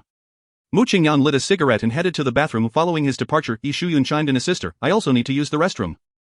Feel free to look around. I'll be back shortly. Upon exiting the bathroom, Mu Qingyang took only a few steps before spotting Ruan Yi standing at the end of the showroom. He approached her. So, Yi, have you found something you like? Ruan Yi nodded slightly, pointing at a pure black SUV.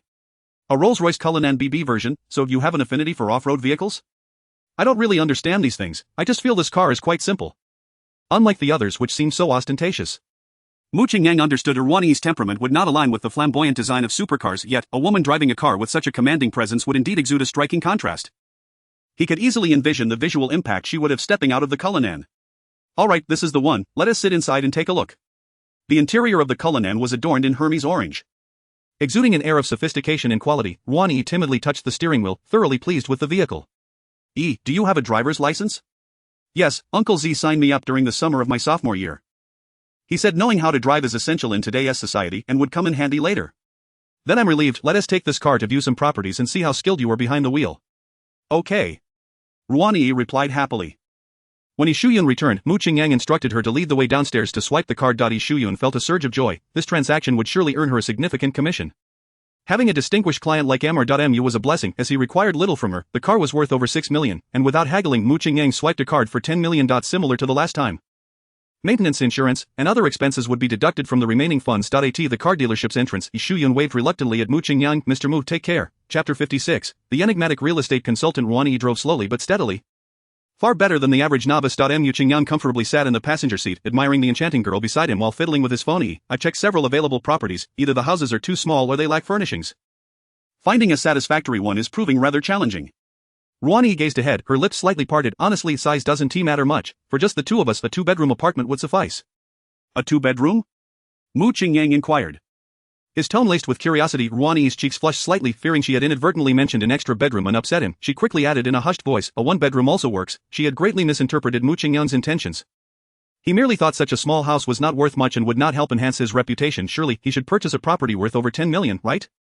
That is not what I meant. I simply want to gift you a nice villa. A spacious flat would also do, as it would be more comfortable for me too.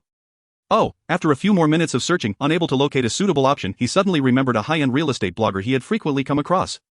He recalled that the individual was bald and seemed to be called Deja Shuafang, possessing an abundance of excellent property resources. Mu Qingyang searched for this name on Douyin and, to his delight, found it. The homepage has contact information. I'll call and inquire.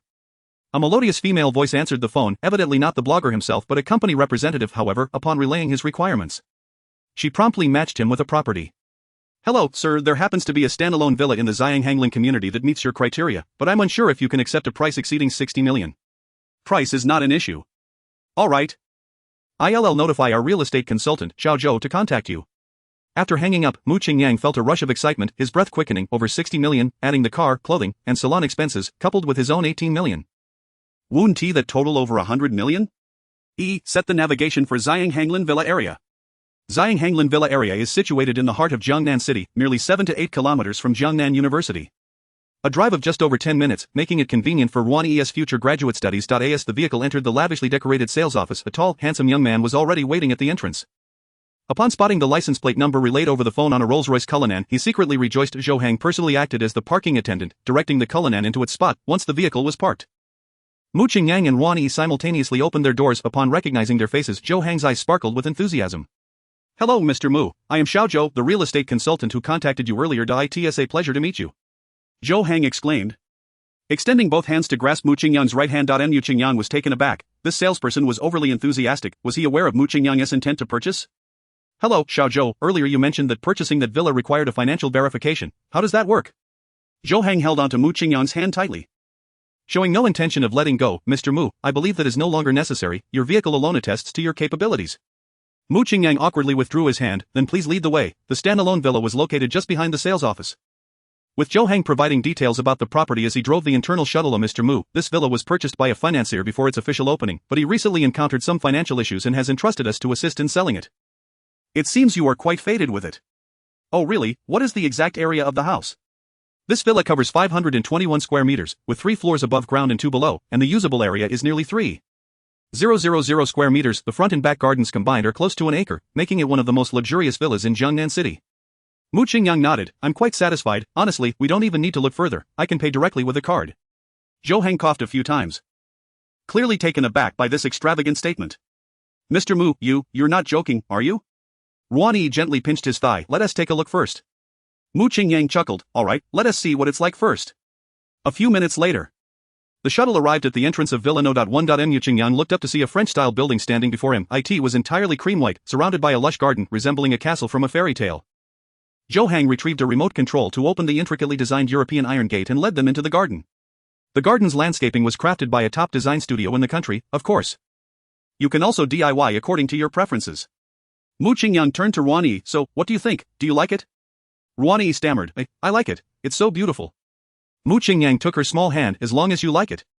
Let us go inside and take a look." The interior of the villa followed a pure French style, with walls adorned in precious marble, a spiral staircase, and exquisite carvings everywhere, exuding an air of luxury. Mu Qingyang had made up his mind. He was determined to purchase this villa. "Xiao Zhou, my girlfriend, and I are very satisfied. Please bring out the contract. I'm ready to sign and transfer the funds now." Zhou Hang, trembling slightly, pulled out a folder from under his arm, retrieving the standard contract. He always carried it with him when showing properties, but this was the first time he had to use it. He then fished out a golden steel pen from his pocket, uncapping it and handing it to Mu Qingyang. Mu Qingyang was just about to reach out to take it, when Zhou Hang, whether due to excessive nervousness or intentionality, slightly trembled his hand, causing the fountain pen to tumble onto the cashmere carpet. He hurriedly turned and crouched down to retrieve it. The proximity between standing Mu Qingyang and crouching Zhou Hang was quite intimate. What kind of decorum was this for two men in such a position? As a purebred, ironclad straight man, Mu Qingyang instinctively raised his knee to push him away. Unexpectedly, Zhou Hang twisted his hips. "Damn it!"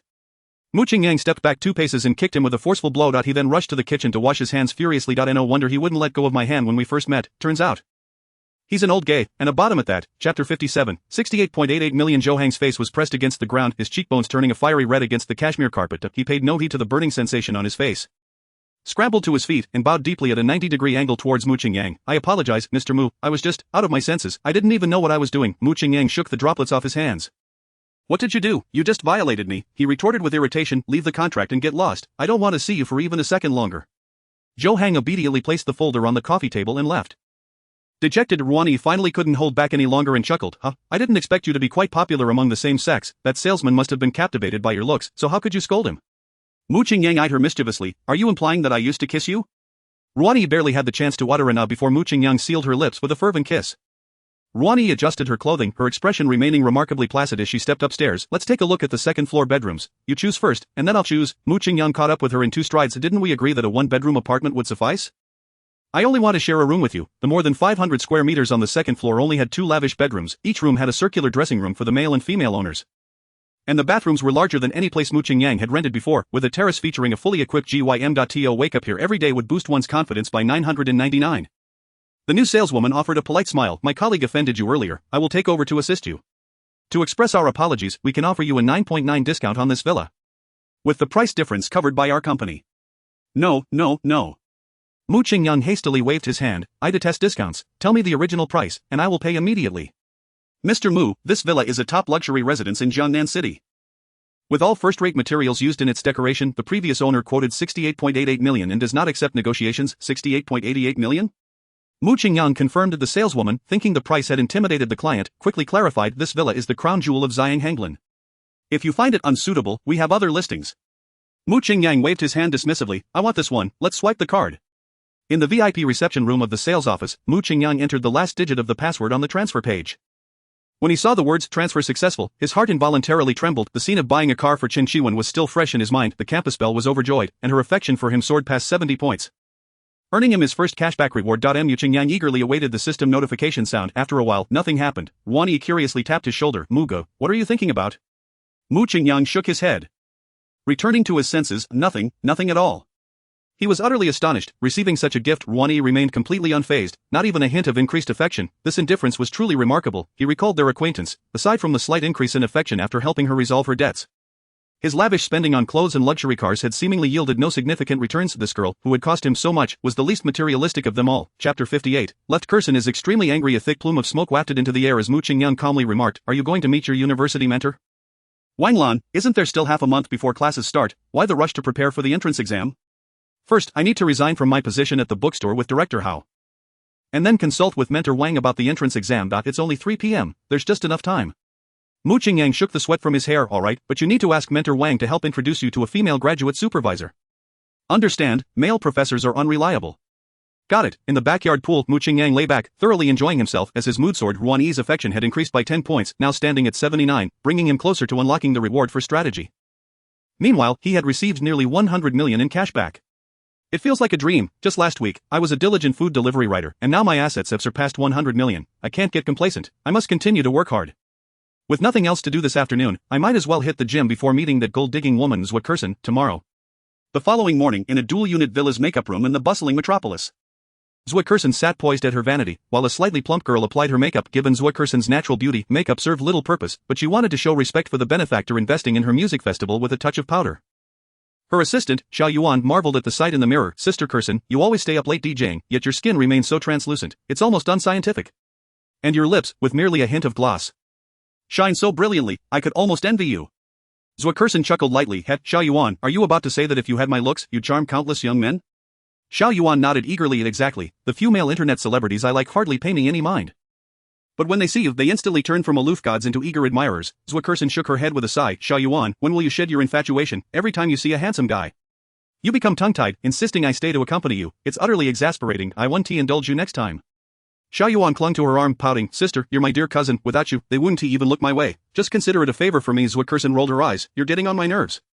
Xiao Yuan pouted, but when you asked me to accompany you to meet Angry Pipe, I was equally put off by that shameless old lecher. Just the thought makes me want to vomit. Zhua Curson patted her hand. We'll grab the money and be on our way. He is quite straightforward. It won't take long. Xiao Yuan grinned mischievously, but you have to promise me that next time I want to ask a handsome guy out, you have to accompany me unconditionally. Zhua Curson stood and adjusted her hair. Fine. Consider it a debt I owe you. At a high-end music restaurant in Jiangnan City, Mu Qingyang sat alone in a corner booth, tapping away on his phone, messaging Zhua Curson. Is your flight delayed? Why haven't you arrived yet? Zhua Curson replied, on the way, still less than 5 kilometers from your location. Mu Qingyang, hurry up, the food is getting cold. Zhua Curson, what can I do if the driver is slow? Mu Qingyang, can't you just grab the steering wheel and drive yourself? After forming a stereotypical impression of this gold-digging internet celebrity DJ, Mu Qingyang wasn't inclined to pamper her. For such women, it's all about the money. As long as the cash is flowing, everything can be negotiated. He was confident he could elevate her affection to 90 points with sufficient financial investment. Unlocking the ultimate singing talent skill. A few minutes later, the restaurant's music abruptly halted, and Mu Qingyang curiously glanced toward the stage, where the pianist was staring blankly at the entrance, entirely forgetting his task. Following the pianist's gaze, a familiar silhouette appeared before him. It was Zhua Curson. She donned a white baseball cap, a simple black t-shirt, and loose grape purple shorts, exuding an aura of cool confidence. The slightly plump girl accompanying her must be the one who had asked him to transfer money for her flight. Zhua Curson scanned the room and spotted Mu Qingyang in the corner booth, striding confidently towards him. Mu Qingyang remained seated, his striking black and white eyes brazenly scrutinizing her, causing Zhua Curson to lower her hat's brim in response. Young Master Mu. It's rather inappropriate for you to stare so intently at a girl, don't you think? Zhua Curson remarked as she pulled out a chair and sat across from him. At that moment, Xiao Yuan's heart raced. She dared not meet young Master Mu's gaze, keeping her head down as she nestled closely to her cousin, feeling quite unsettled. My cousin is leading me astray.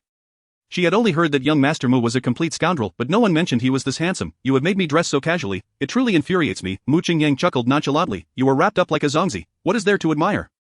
Staring at you is merely a pastime out of boredom. Moreover, why are you sitting so far away? Are you afraid I might devour you? Come sit beside me. As he spoke, Mu Qingyang patted the seat to his right. Zhua Kerson suddenly furrowed her brows, contemplating how to decline, when Xiao Yuan readily agreed. All right, angry. Oh no, Master Mu. With that, she got up and sat down next to Mu Qingyang. What a foolish girl. Zhua Kerson inwardly cursed her infatuated sister. To avoid an awkward encounter right from the start, Zhua Kerson silently shifted her position. However, as soon as she sat down, she sprang back up again. Was there something on the stool? Zhua Kerson looked down and saw Mu Qingyang's hand resting on the seat. She was on the verge of losing her mind, raising her hand to slap him. Are you looking to die? With a resounding smack, Mu Qingyang raised his hand and met Zhua Kerson's slap with precision. He firmly grasped her small hand. Have you lost your mind, wanting to hit someone upon our first meeting? Zhua Kerson struggled to pull her hand away. I aimed that slap at you, you shameless rogue. Just because you have money, do you think you can act however you please with girls? Mu Qingyang felt nauseated. His sister, please stop pretending to be pure. I have seen through your every desire. You are nothing but a thoroughgoing gold digger, whether online or offline. All your motives revolve around extracting my wealth. I am tired of this charade. I simply want to be done with it. Mu Qingyang spread his right hand. I admit your rear is quite elastic, but wasn't it you who sat down first? I barely had time to react. Zhua Kerson's eyes widened in disbelief. How could there be such a brazen individual in this world? She looked at Mu Qingyang incredulously, her hand already gripping a glass. Just as she was about to douse the scoundrel in water and make a dramatic exit, Xiao Yuan spoke up. Sister, you did sit down yourself, when Master Mu asked you to come over. His hand was already there. Zhua Kerson shot her sister a furious glare. She could tell whether Xiao Yuan was lying with just one look. To her dismay, her sister's expression was sincere. And her eyes were genuine, clearly indicating that she was speaking the truth. She squinted, trying to recall the scene. After she sat down, Mu Qingyang had patted the stool to his right and said, why sit so far away, and his hand had remained still. Did I sit down too hastily? But why did he have that lecherous grin? Zhua Kerson slammed the glass on the table. Then why were you grinning at me? Mu Qingyang was at a loss for words. You smiled at me. And I smiled back at you. Is that not a basic courtesy between people? Is it illegal for me to smile? Zhua Kerson was momentarily speechless, returning to her seat in a huff. What a day this has turned out to be. At this moment, Mu Qingyang truly wanted to smack Zhua Kerson's backside. I have painstakingly played along with your act, willingly being the unsuspecting fool. Transferring over 10 million only to end up empty-handed. Even if I was intentional, it was merely a fleeting touch through the fabric. Does it warrant such exaggeration? Do you have no sense of professional ethics as a gold digger? None, absolutely none. This is a legal operation. Mu Qingyang's temper flared. I do not care how you perceive this. I certainly won't be at your beck and call anymore. Zhua Kerson, is this the attitude you adopt when asking me for money? Am I indebted to you? Have you downloaded the Gouda map? Have you figured out your position? Zhua Kerson abruptly stood up. Is having a bit of money so impressive? I do not need it anymore. Goodbye. Mu Qingyang, unable to contain his frustration, called out to her, you can leave, but return the money I transferred. Humph. Zhua Kerson scoffed. Do you know what proactive gifting means? Once I have received it, it is my money. If you disagree, feel free to sue me. Mu Qingyang's teeth ground in frustration. What a slippery character. Does she not feel a pang of conscience when saying such things? Truly those without shame are invincible. Mu Qingyang waved his hand dismissively. Fine, go ahead. I'll consider that money as having been fed to the dogs. Zhua Kerson shot a glare at Xiao Yuan. Are you still sitting there waiting for the dishes? Let us go. Xiao Yuan remained unfazed, taking a sip of water before slowly replying, Sister, do you remember what you owe me? Zhua Kerson was on the verge of exploding from her infatuated sister's antics. I keep my promises. Of course I remember, but this time is not feasible. I'll repay you twice later. Xiao Yuan shook her head gently. I want it now. As she suddenly pointed at her phone, Zhua Kerson understood and unlocked her screen. Only to find a WeChat message from Xiao Yuan. Sister, I think Master Mu is quite decent. It's you who are overly sensitive. Moreover, if you miss out on his investment, you can forget about making it onto the global top 100 DJs list this year. Consider how much time Uncle Zhua has left you. Even if you push yourself to the brink, tirelessly pursuing gigs, the goal of raising over 30 million seems a distant dream. I believe you two should have a good talk. Zhua Kerson hesitated. Point one path was fraught with difficulties of self-reliance, while the other offered a swift approach to her dreams through humility. Once her anger subsided, she regained clarity. Zhua Kerson returned to her seat. Master Mu, I was impulsive just now. I apologize and hope you will not take offense. Mu Qingyang was baffled. Is this woman mentally unstable? How could she go from furious to docile within a minute? However, he was not inclined to delve into the inner workings of this internet celebrity DJ's mind. He simply waved his hand nonchalantly. Fine. I can't be bothered to argue with you. Since you traveled all this way, let us eat before you leave. We'll pretend we never met from now on. Mu Qingyang was somewhat surprised by the shift in favorability, but he did not dwell on it. He had already decided to give up on this neurotic woman. It was no big deal to find someone else. The latter half of the meal was remarkably quiet, with everyone silently eating. Only Xiao Yuan continued to kick Zhua Kerson's foot beneath the table. Zhua Kerson understood her sister's intentions, but she found it exceedingly difficult to broach the subject of asking Mu Qingyang for money. As Mu Qingyang pulled out a napkin to wipe his mouth, she realized that if she didn't speak up now, she might not get another chance. Zhuo Kersen steeled herself, suppressing her discomfort to ask, Master Mu. The money you promised after we met, does that still hold true? Mu Qingyang chuckled, Ha, if you know the dog you raised is a white-eyed wolf, would you still feed it meat buns? Zhuo Kersen's eyes dimmed, I see. At that moment, Mu Qingyang shifted his tone, however, if you can stand here and let me touch that place from earlier, perhaps I would be inclined to oblige. Before Zhuo Kersen could respond, Xiao Yuan immediately stood up, Master Mu. Feel free to touch me instead, I'll stand in for my sister. Mu Qingyang glanced at her, she was not unattractive, but she failed to reach the 90-point standard. Xiao Yuan, this is a matter between your sister and me, I merely seek to vent my frustrations, it has nothing to do with you. Xiao Yuan pouted and sat back down, fine then. To Mu Qingyang's surprise, Zhuo Kersen did not refuse, instead, she agreed, alright, since you've already touched me once, go ahead. As she spoke, she stood up. Mu Qingyang stared at her delicate face, purposely displaying a lewd grin as he slowly reached out. Zhuo Kersen furrowed her brows tightly and simply closed her eyes. After a while, feeling no touch, she opened her eyes in confusion. She found Mu Qingyang calmly sipping tea, completely abandoning the lewd demeanor from before. Zhuo Kersen favorability 30, current favorability 45. Chapter 60, Master Mu, can I touch your chest muscles? Favorability at 45 points. Mu Qingyang was genuinely perplexed. He initially intended to refrain from giving Zhuo Kersen another cent, wanting her to experience the taste of being played, but now, with just over 20 points needed for a refund, he felt tempted. Perhaps I should try giving her some money again, if her favorability increases. I might consider it, if not I'll just let it be. With that thought, Mu Qingyang promptly transferred 20 million to her WeChat. I merely wanted to test your attitude, you've succeeded. Accept the money, I Mu am known to honor my word. Zhuo Kersen gazed at the pending 20 million transfer on her WeChat, feeling a swirl of emotions. Could it be that I misjudged him? Perhaps he is merely frivolous but not depraved, that seems likely. With his status, he has no need to engage in such degrading acts. In that light, the fault lies with me, yet he not only holds no grudge but also fulfilled his promise by giving me the remaining money. Whether he is a scoundrel or not can be debated later, he is indeed a good person. Zhuo Kersen favorability 10, current favorability 55. Thank you, Master Mu. If the tickets for this electronic music festival sell well, I should be able to return some of the funds to you, I'll pay you back in full. Mu Qingyang waved his hand dismissively, I do not lack this little sum, keep it for yourself. The happiest one among them was Xiao Yuan. She beamed with delight as she pulled Zhuo Kersen down to sit. Sister, the moment I laid eyes on Mu Xiao, I knew he was a good man. You must have misjudged him. Mu Xiao. Please don't hold a grudge against my sister, she has always been this way since childhood.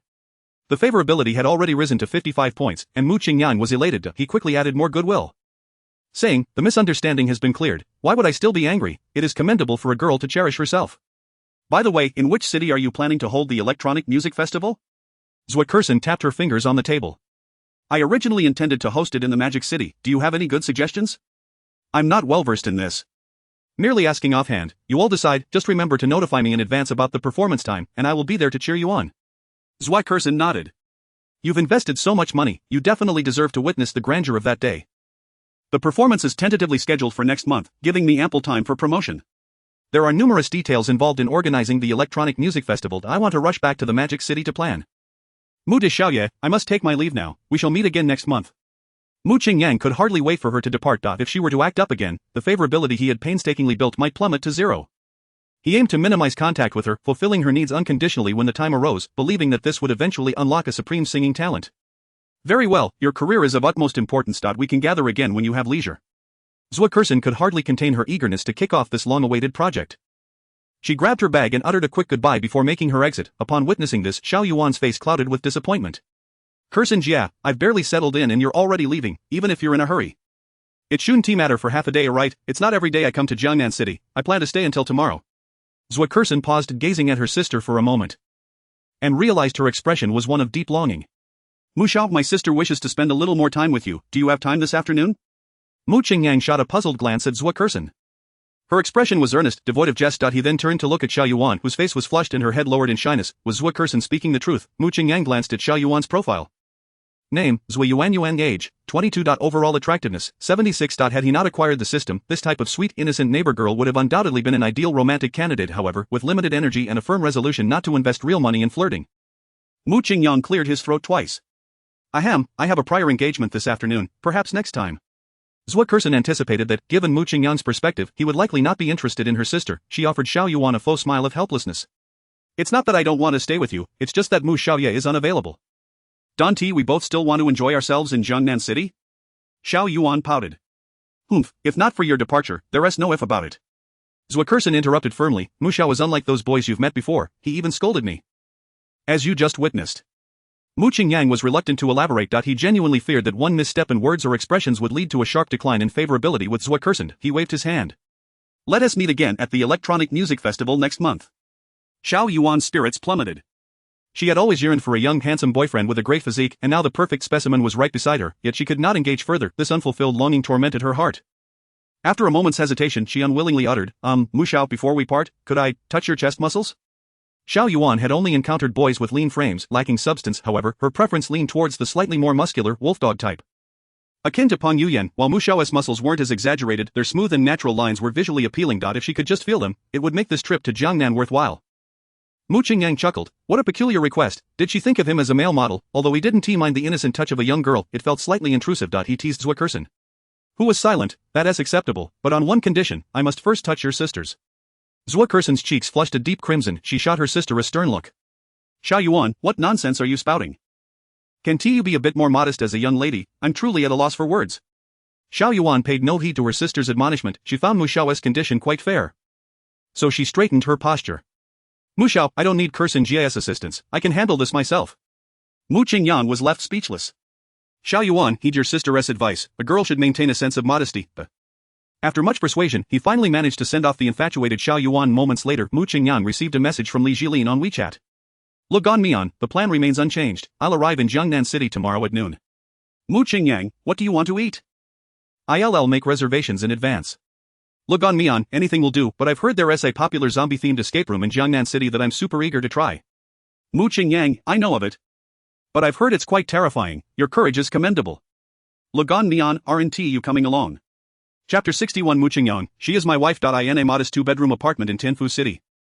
Li Jilin was packing her things when a woman with delicate features and faint crow's feet at the corners of her eyes smiled warmly at her. Jilin, be careful while traveling alone to Jiangnan City. Don't be too ostentatious in front of your classmates, and make sure to express your gratitude to the boss who rewards you. I know, Mom. Li Jilin walked over and took the woman's hand. After I leave, treat yourself to some shopping and delicious food. I'll be back the next day. The woman smiled knowingly. I'm still getting used to not working suddenly. Do you have enough money? Take some more with you. It's important to be generous when you're out. I saved over 100,000. I won't need that much for a class reunion. You can keep it for yourself. Oh. My taxi has arrived. Goodbye, dear Mom. Once in the car, the driver was taken aback. In 3 years of driving for Didi, he had never encountered such a stunning passenger. He could navigate to the airport with his eyes closed. But due to constantly sneaking glances at this breathtaking beauty in the rearview mirror, he missed several traffic lights, causing delays in arrival. Li Jilin found it amusing but felt reluctant to blame the driver. So she hurriedly made her way to the boarding gate, her long graceful legs moving swiftly. The fragrant breeze and her striking figure left everyone she passed agape in astonishment. They all shared a common thought: such an extraordinary beauty exists in this world. After a frantic rush, Li Jilin finally boarded the plane at the last minute. She took out her headphones, put them on, and gently closed her eyes. When she opened them again, the plane had landed at Jiangnan City International Airport. She checked her phone for the time. It was precisely 11:30. She then sent a message to Mu Qingyang. Brother Changqing, I've landed. Where are you? Mu Qingyang, I'm at the T2 arrival hall. You'll see me as soon as you come out. Li Jilin strode through the familiar airport. Reminiscing about her school days in Jiangnan City, returning to this place felt entirely different. There was a mix of nostalgia and reflection, devoid of the innocence and naivety of her youth. She navigated effortlessly to the T2 arrival hall, and as she scanned the crowd, her eyes fell upon Mu Qingyang, who stood out among the throng. Her heart skipped a beat, and she felt a rush of warmth to her cheeks. How tall he was! He must be around 185 cm, while she was only 164 cm, likely reaching just his chin, but it didn't matter. She liked tall men. Li Jilin favorability 5, current favorability 60. Upon receiving the notification, Mu Qingyang suddenly looked up and instantly spotted Li Jilin amidst the crowd. She was beautiful, had an alluring figure, and while her fair skin was one aspect, what truly drew attention was how nearly every male gaze was fixed upon her. Just standing there, she commanded the attention of all. Mu Qingyang, filled with excitement, pushed through the crowd towards the goddess, whom he had yet to meet but already held in high regard. He harbored lofty expectations, intending to secure the king-level martial arts skill as his reward. As Li Jilin noticed Mu Qingyang approaching, she too began to move closer. When they were less than 2 meters apart, Mu Qingyang opened his arms wide. Li Jilin also wished to embrace this young man who had changed her life, tall, handsome, and youthful. Just as she was about to make her move, she instinctively hesitated, having never had any intimate contact with the opposite sex. She subconsciously halted, feeling that it was inappropriate and that the crowd around them would make it awkward. Mu Qingyang naturally noticed the change in Li Jilin's demeanor. However, he was unconcerned. The soft, fair figure before him was too tempting to ignore. He took 2 steps forward and held Li Jilin tightly in his embrace. She exuded a captivating fragrance reminiscent of hyacinths, intoxicating all who encountered it. And Mu Qingyang found himself utterly entranced. Within the climate-controlled confines of a warm 20-degree room, Li Jilin felt a flush of heat enveloping her. She had never experienced such extensive physical contact with a member of the opposite sex. Her heart racing like a startled deer, leaving her frozen in place out of sheer nervousness. Between them stood a stranger who, with a face full of disdain, pointed an accusatory finger at Mu Qingyang. How dare you be so shameless? Can't you see that the young lady is unwilling to embrace you? Why are you still holding on to her so tightly? Release her filthy hands at once. The stranger then turned his attention to Li Jili. Do not be afraid. Miss, with me here, he wouldn't dare harm you. As he spoke, he retrieved his phone. I am a local from Jiangnan City, and I manage quite well in this little corner of the world. Add me on WeChat, and should you encounter any issues here, do not hesitate to reach out. Mu Qingyang grinned at Li Jili. Dear wife, this man wishes to add you on WeChat, shall we oblige him? Li Jili's face flushed crimson. Flustered to the point of stumbling over her words, no way. Mu Qingyang turned his head coldly to glare at the stranger. Why don't you hurry and scram? With that, he took Li Jili's delicate hand and led her to a nearby red Ferrari. The onlookers erupted in disbelief. What did he just say? That Gem is his wife? Surely that can't be true. The girl looks barely 18 or 19. Is she of legal marrying age? If I'm not mistaken. That car should be a Ferrari 488 Pista Spider, right? Why does he have it all? Height, wealth, and such a beautiful wife? What window did heaven close for him? There's no need to envy him. Life is fair. For every blessing he receives, he must also sacrifice his troubles. Could I trade places with him for just one day? I would gladly forfeit 10 years of my life. The red supercar sped away. Arriving at Mu Qingyang's favorite restaurant, Xinrongji, he ordered a feast of exquisite dishes, relishing every bite. Li Jili, too, indulged a bit more than usual, though her mind was preoccupied with the zombie escape room. Brother Chongqing? Is there still a session available for the escape room today? Mu Qingyang nodded. I made a reservation in advance, but since it's just the two of us, we don't meet the minimum entry requirement. We will need to gather others, though paying extra should allow us entry. Li Jili smiled brightly. No need to spend more, Brother Chongqing. A larger group will make it livelier and less frightening. Mu Qingyang was unperturbed, his courage knew no bounds. And he was quite pleased with Li Jili's choice of entertainment. In such a dark and eerie place, he mused, she would likely gravitate towards him without needing to be prompted. The five-star romance guru, MacArthur, once proclaimed that only through physical contact could feelings rapidly intensify. Perhaps by the time they emerged from the escape room, Li Jili's fondness for him would have increased significantly. He felt a sense of anticipation rising within him. Chapter 62. Why not play? This is thrilling. I have finished my meal, Brother Chongqing. The flavors in this restaurant are exquisite. I have never had such an array of high-end seafood. Mu Qingyang exhaled a thin plume of smoke. Extinguishing his cigarette in the ashtray, if you enjoy it, I can bring you here every day, but you mustn't call me Brother Chongqing anymore. Li Jili hesitated. Then what should I call you? Mu Qingyang pondered. Stroking his chin, you could drop the prefix and simply call me. Cough cough, perhaps it's best I remain Loki. You may just call me Mu Qingyang. Mu Qingyang. Li Jili enunciated each syllable. What a lovely name. From now on, I shall call you Brother Mu. Did I not mention that I wish to keep a low profile? Must you insist on adding that, brother? Li Jili's cheeks flushed a deeper shade. Oh dear Brother Mu. Please do not tease me. Mu Qingyang had observed her during her live streams and knew she was shy. The mere utterance of husband had caused her to abruptly end her broadcast in front of an audience of over 100,000. With that thought, he casually inquired about her work. How has your popularity been lately? Is there anyone who might challenge my top position? Li Jili beamed sweetly. The number of viewers in my livestream has increased significantly. But someone like you, a true tycoon, is likely a rarity on Douyin. I would be content with meeting just one. Mu Qingyang nonchalantly tossed his hair. That's good to hear. Should you ever find yourself in need of gifts, just give me a shout. After a few days of practice, my reflexes have improved considerably. I can now send out a minimum of 500 carnival gifts in a minute. Li Jili quickly waved her hands. No need.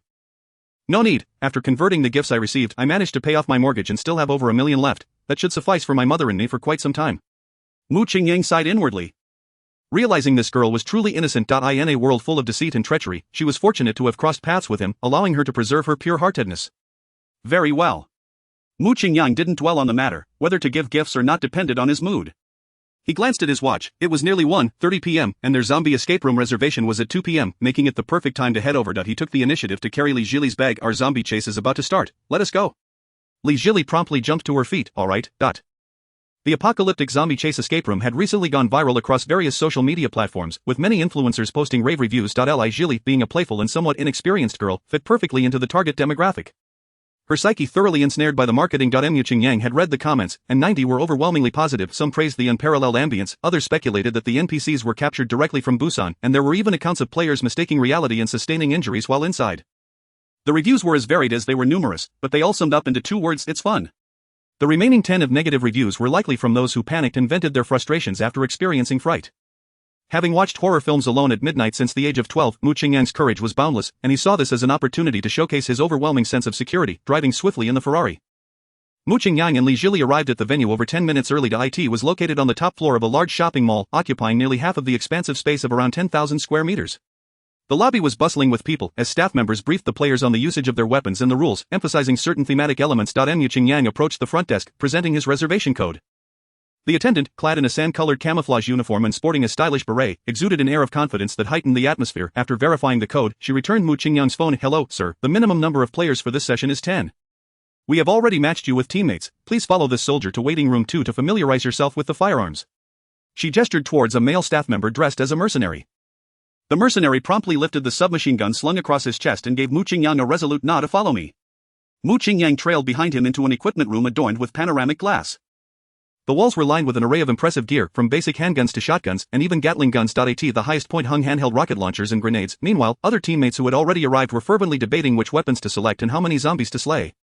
However, a single remark from the mercenary swiftly brought them back to reality. "All of you are novice players entering the instance for the first time. You may only choose handguns for the most basic map.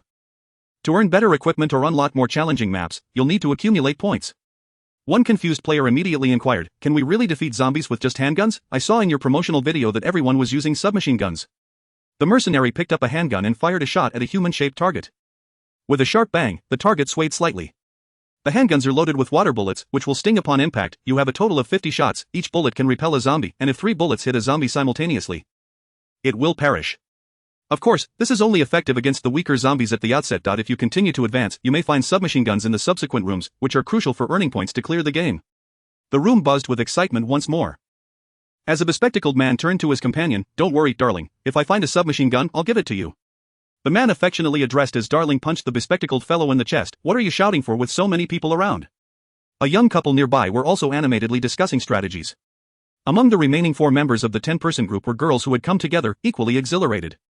"Alright, grab your weapons and follow me to the operations room." The operations room resembled a media room. With a zombie film playing on the screen, complemented by eerie music and the mercenaries' intimidating explanations, instantly creating a terrifying atmosphere. Players with heart conditions, hypertension, or other stress-related ailments should not enter the instance. Any injuries, sprains, or fractures occurring are not the responsibility of this establishment. If at any point you feel overwhelmed, simply wave at the camera on the ceiling, and staff will escort you out. If you are fine with these terms, you may sign the waiver and proceed to exchange for professional gear. Mu Qingyang turned to Li Jili and asked, "Are you afraid?"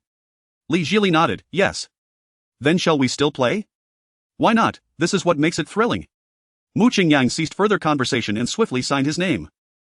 Chapter 63, Truly Terrifying. Mu Qingyang was surrounded by 5 enchanting women, and the entire team of 10 had signed a liability waiver among the couple. The young man continued to shout, "What is so terrifying about this? It seems rather mundane to me. In less than half an hour, I'll complete this beginner dungeon."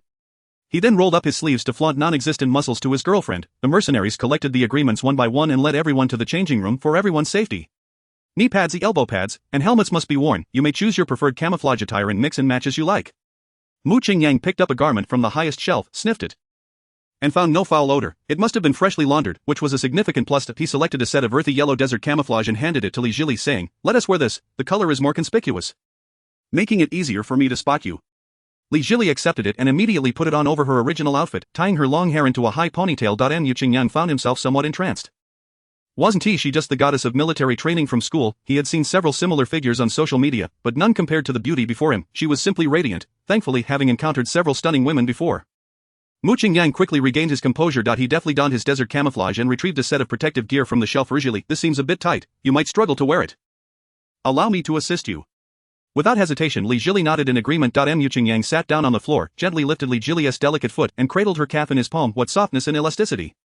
It felt tender and supple, akin to a glutinous rice dumpling. After securing the knee pads, Mu Qingyang proceeded to fasten the elbow pads for Li Jili. The same delightful texture made him reluctant to let go, and he couldn't help but squeeze a few times. Li Jili quickly withdrew her arm, exclaiming, I can do this myself. Brother Mu, you should focus on your own gear." Mu Qingyang paid no heed. It was normal for a girl with no romantic experience to feel shy. He had the patience to charm her gradually. After swiftly putting on his protective gear, the mercenary spoke again. "It seems everyone is ready. We will now proceed to the preparation room, where you will have 1 minute to acclimate to the dim lighting. Follow me." Mu Qingyang and Li Jili brought up the rear of the group, and the previously boisterous young man began again. "What's with all this preparation? Just let me dive in and take on the zombies. I am ready to take on 10 of them." The mercenary ignored him, having encountered too many such customers. Those who boasted the loudest often harbored the most fear, and soon enough, they might be trembling in terror. The preparation room was engulfed in darkness, with only a blood-red digital clock ticking ominously in the forefront. As the numbers dwindled, the terrifying sounds intensified, and Mu Qingyang felt a chilling breeze brush against his face. He glanced at Li Jili ahead of him. Though frightened, her excitement remained undiminished. It seemed there was no need to worry about her just yet. Point 10, as the countdown concluded, a resounding crash echoed from behind, causing everyone to turn in alarm, only to find their escape route barred by an iron door. Simultaneously, an emotionless electronic voice announced, "The zombie horde will erupt in 30 minutes. The morgue is temporarily safe. Please proceed there swiftly." The electronic voice faded, replaced by the chilling soundtrack reminiscent of a horror film, sending shivers down their spines. Mu Qingyang recognized immediately that the sound system in this chamber was of exceptional quality. The haunting cries reverberated around him, as if someone were sobbing right behind him. The 10-member team stood frozen, paralyzed by the opening music. As the atmosphere grew awkward, a girl trembled and spoke. "Wasn't he the one who shouted the loudest just now supposed to be brave? Why don't you lead the way?" The boastful young man, regretting his earlier bravado, thought to himself that had he known it would be this terrifying, he would have kept quiet. However, having already put on a show, he could not afford to back down now with his girlfriend beside him. Doing so would be utterly humiliating. He forced himself to take a step forward, albeit with trembling legs that resisted his command. But he managed to move shakily ahead. Just a few steps in, they were confronted by a vast expanse of white silk blocking their path, with ominous open coffins barely visible around them. The boastful young man's legs quaked even more violently, with his vision completely obscured by the white fabric. No one knew what lurked beneath. This unknown fear, combined with the terrifying scenery and the deeply immersive music, would make even the bravest shudder. The young man stood still, and the others followed suit. His girlfriend urged him, "Hurry up, the horde will break out soon, and we'll all perish." Beads of sweat trickled down his forehead.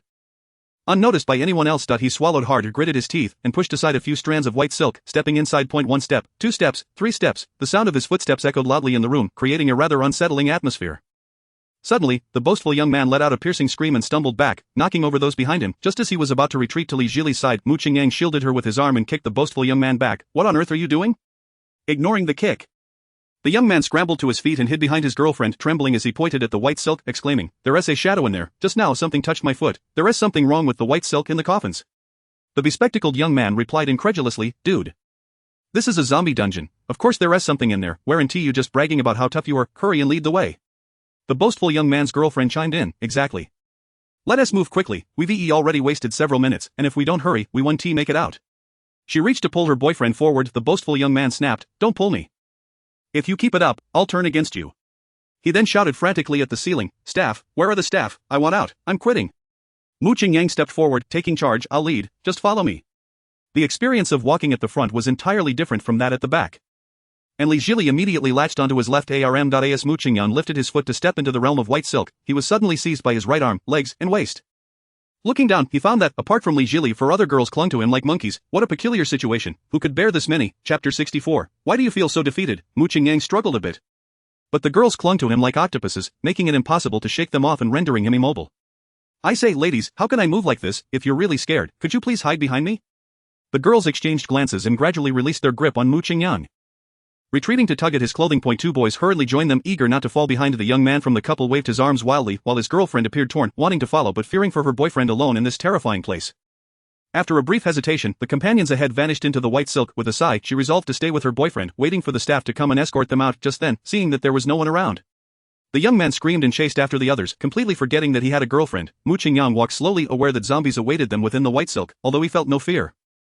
The sudden appearance of something could still be startling, so caution was prudent. As he walked, the chilling background music softened, and the only sound was the whisper of the wind through the white silk.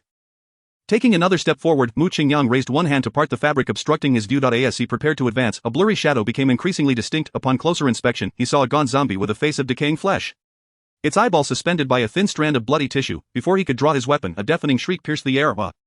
The sound was so loud it felt as if a truck's horn was blaring right in his face. Mu Qingyang's senses dulled. Was that even a human sound? Surely these NPCs must have sound systems strapped to their backs. He was left momentarily stunned. As he shook his head to clear the ringing in his ears, he was about to draw his gun when the sound of water balloons bursting echoed from behind him, followed by sharp stinging sensations across his body, and then the overwhelming scream. The teammates hiding behind him lost their composure, mindlessly firing their weapons, and within moments several of them had emptied their magazines. The zombie's body exploded in a shower of blood, lying motionless on the ground, yet the team continued to mercilessly pummel it. Mu Qingyang couldn't help but admire the dedication of the staff. Not only did the zombies perform convincingly, but they were also remarkably committed to their roles. The water balloons struck him relentlessly, causing him to spasm and convulse, yet he remained utterly silent. The commotion had attracted a cacophony of ow-ow sounds from the vicinity, drawing the surrounding zombies closer. At this moment, the squad's ammunition was critically low, rendering them incapable of confronting such a multitude of zombies head-on. Their only escape lay in advancing to the front to retrieve submachine guns from the map ahead. Just then, Li Jili handed his handgun to Mu Qingyang, saying, "Brother Mu, my aim is poor, you take the weapon." Mu Qingyang pushed the handgun back, replying, if your aim is lacking, wait until the zombies are upon us before shooting. What if you get touched by these creatures while unarmed? Wouldn't that be a tremendous loss for me? Li Jili looked perplexed, tilting her head at Mu Qingyang. Why would that be a loss for you? Mu Qingyang offered no explanation and naturally took her small hand, urging her as they ran, hurry, the zombies are closing in, we'll regroup at the next map. In truth, the presence of these scattered individuals was inconsequential, but Mu Qingyang, wishing to leave a few as cannon fodder, kindly warned them. His words instantly instilled confidence in the squad, who no longer huddled together in fear but instead sprinted forward with fervor. Within moments, they had outpaced the two of them. Mu Qingyang and Li Jili ran at a moderate pace. Yet a few zombies nearly caught up with them. Fortunately, his ammunition was plentiful, allowing him to fend off the zombies at crucial moments. Occasionally, Li Jili would fire a shot as well. The thrill of facing the zombies at such close range sent her cheeks flushing, and she gripped Mu Qingyang's hand a little tighter, her heart racing. As they fought and retreated, they soon reached the end of the map. A dead end, their escape route was securely blocked by a barbed wire fence. With pursuers ahead and no way back, Li Jili's heart raced as she glanced nervously at Mu Qingyang's resolute profile, asking, Brother Mu, what do we do now? Mu Qingyang remained relatively calm, knowing that such games always had a way out. But the dim lighting indoors obscured his vision. He began to feel along the barbed wire and soon discovered a gap just wide enough for an adult to pass through. Jili, the exit is here, you go in first. Li Jili, standing at 164 centimeters and weighing over 90 pounds, quickly crawled through. Mu Qingyang fired several shots to fend off the zombies that were about to pounce, then rolled back through the gap into the new map. He intended to pick up a barricade from the ground to seal the hole when two familiar figures came running from another path, screaming. It was the couple, the show-off guy, upon seeing Mu Qingyang and Li Jili, radiated a desperate will to survive and leaped through the gap. He traced a parabolic arc in the air, and with a thud, he landed on the ground akin to a slab of pork being violently slammed onto a butcher's block. Mu Qingyang worried about whether he could withstand the impact. To his surprise, the show-off guy quickly got back up, dutifully picked up the barricade, and resolutely sealed the gap, indifferent to his girlfriend's frantic cries from outside. Brother, your girlfriend has been bitten by a zombie. Don't worry about her. Maybe you should let her in, I still have over 20 bullets, I can fend off these zombies. No way, for everyone's safety. I absolutely won't open the barricade.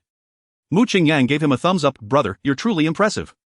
He then took Li Jili deeper into the instance. Chapter 65. Brother, I beg you, can I kneel before you? After navigating through several dilapidated rooms and fending off 7 or 8 zombies, Mu Qingyang noticed a glimmer of light ahead. He quickly led Li Jili towards it, discovering it to be an abandoned clinic. The clinic contained 4 or 5 rusting hospital beds, their sheets yellowed, with patients wrapped in bandages and covered in blood. A few teammates were chattering with a stranger, presumably the NPC of this map.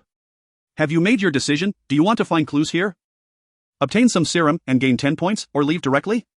The bespectacled man appeared anxious. There's less than 10 minutes until the zombie tide erupts. We won't solve the clues in such a short time. Let us hurry up and leave. A girl disagreed. We need points to unlock higher level maps. How can we know without trying? People like you are just the rat droppings of the team, contributing nothing and only demoralizing the troops. The bespectacled man became furious. I'm ruining your mother's egg. When the zombie tide comes, we'll all be wiped out. I choose to leave for everyone's good. The girl retorted. We can still seek out clues until the last 2 minutes. At least we can say we tried. And if we fail, we can face ourselves with no regrets. Idiot.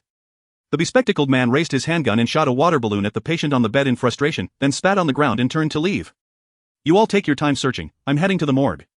At that moment, the patient struck by the water balloon suddenly sat up with a jolt, followed by a deafening roar. Ow! The loud noise startled the other patients lying on the beds, who began to scream and lunge towards the group. Damn! They're all zombies, run! The bespectacled man exclaimed as he bolted. Mu Qingyang was utterly exasperated with this bunch of incompetent teammates. After being pursued for so long, they finally found a moment's respite, only to trigger a high-difficulty scenario. He looked at Li Jili helplessly. Let's keep running. Continuing through several rooms filled with rolling logs and barrels as obstacles, they found their path blocked again by a climbing wall. Mu Qingyang glanced up. The wall was not high, merely 3 to 4 meters, and the footholds were broad enough for anyone physically fit to scale it. Attached to the climbing wall was a cylindrical slide. Sliding down from there should lead to another map. The challenge was not great, but the NPC imposed a restriction. Only one person could pass the wall at a time. The person in front had to enter the slide before the next could begin climbing. The sounds of the zombies' wails were near, and the last person in line would undoubtedly be caught. The bespectacled man's expression was one of despair as he surveyed his position. 2 girls then spoke up. Hey, handsome, could we go in front of you? Mu Qingyang assessed the positions of himself and Li Jili, 4th and 3rd, with the 1st and 2nd also being 2 girls. It seemed these 4 were close friends. Allowing them to stick together was fine. He turned to Li Jili. Jili, do you want to let them go ahead? Li Jili was indifferent, as she was not last, so she willingly stepped back. The 2 girls looked gratefully at Mu Qingyang. Thank you. Handsome, we'll wait for you in front. 3 had already climbed up, but in the distance, the swaying figures of approaching zombies were becoming visible. The bespectacled man could no longer contain himself. He tugged at Mu Qingyang's shirt. Brother, can we discuss something? Can I go in front of you? Mu Qingyang shot him an incredulous glare. What are you thinking? The bespectacled man, hearing this, crumbled, his voice rising to a pleading tone. Brother, I beg you, can I kneel before you? Mu Qingyang was at a loss for words. Was he even a man? Even if he were gay, he was still a male, right? He beckoned with his palm. Hand over your guns. After my friend slides down completely, you can then climb the wall. Okay. The bespectacled man was overwhelmed with gratitude. Looking at Mu Qingyang as if he were a savior, as if he had just snatched him back from the clutches of death. Mu Qingyang took one gun in hand, securing the extra at his waist. And after giving Li Jili a few words of caution, he deliberately moved towards the zombies, with the sounds of water balloons bursting echoing. Nearly 10 zombies fell to the ground. Mu Qingyang discarded his empty handgun and glanced back. The last person on the climbing wall had finally entered the slide. He no longer lingered, taking a running start before swiftly scaling the climbing wall. After a few seconds of sliding down the cylindrical slide, he landed and saw several teammates standing in a daze, all gazing downwards. Mu Qingyang approached to see that below, in a room resembling a storage facility, a dense throng of zombies awaited, easily numbering over 20. Upon spotting the humans above, the zombies erupted in a chorus of ferocious roars, their voices so loud they seemed capable of stunning a person. The NPC pointed to the only passage ahead, a rickety suspended bridge made of chains. The bridge was rudimentary, featuring only 2 handrails and steps every half meter. Just looking at it suggested it would be very unstable. The end of this bridge leads to the morgue. And there are less than 3 minutes until the zombie tide erupts. We must hurry across. The NPC said, stepping onto the bridge first, followed closely by the squad, although the bridge was only a few meters long. Its violent swaying slowed their progress. The zombies below, seeing the living humans above, became frenzied, leaping to grab at their ankles amidst a cacophony of roars and screams. 2 minutes later, everyone had crossed the bridge and reached the morgue. The NPC securely locked the door behind them, then pointed to a wooden crate. There should be some good items inside. Who will go and check? As Mu Qingyang glanced at the shape before him, he immediately recognized it as a box meant for storing weapons. He approached and lifted the lid, only to find several submachine guns neatly arranged within. He picked up 2 and handed one to Li Jili, saying, this should prove effective against the zombies. The others, witnessing this, rushed over eagerly, with one person seizing a weapon. Several girls, however, still felt a lack of security, especially given the 4 dilapidated ice coffins occupying the cramped 30 square meter space of the morgue. Through a gap they could faintly discern the forms of bodies lying inside. One girl, feeling a chill of fear, asked, Brother NPC, those things won't wake up again, will they? The NPC shook his head. This place has been abandoned for a long time, no one knows what might happen. We should leave quickly and search for an exit together. The remaining 8 members of the team sprang into action, and before long Li Jili discovered a clue in front of an old instrument. It was a parchment made of sheepskin, which Mu Qingyang took and read aloud. The path to the outside has been completely blocked. Only by blasting this wall can we find a glimmer of hope. The NPC, trembling with excitement, snatched the parchment from him, his expression one of ecstatic joy. Before the doctor went missing, he communicated to me that he might be hidden within the wall by a secret organization. It must be here. As long as we find explosives, we can rescue the doctor and obtain his research on the antigen, which will allow us to eliminate all zombies. Where can we find the bombs? A girl asked anxiously. The NPC stroked his chin. The abandoned armory should still have some supplies. But what? The girl pressed, unable to contain her impatience. The armory is located beneath the iron chain suspension bridge. The room fell silent, the only sound being the heavy breathing of the group. The bespectacled man adjusted his glasses. Trembling slightly, there are only about 20 zombies down there. If we all go down with submachine guns, we can definitely handle them. Let us not be afraid and charge together. The NPC shook his head. The horde of zombies is approaching.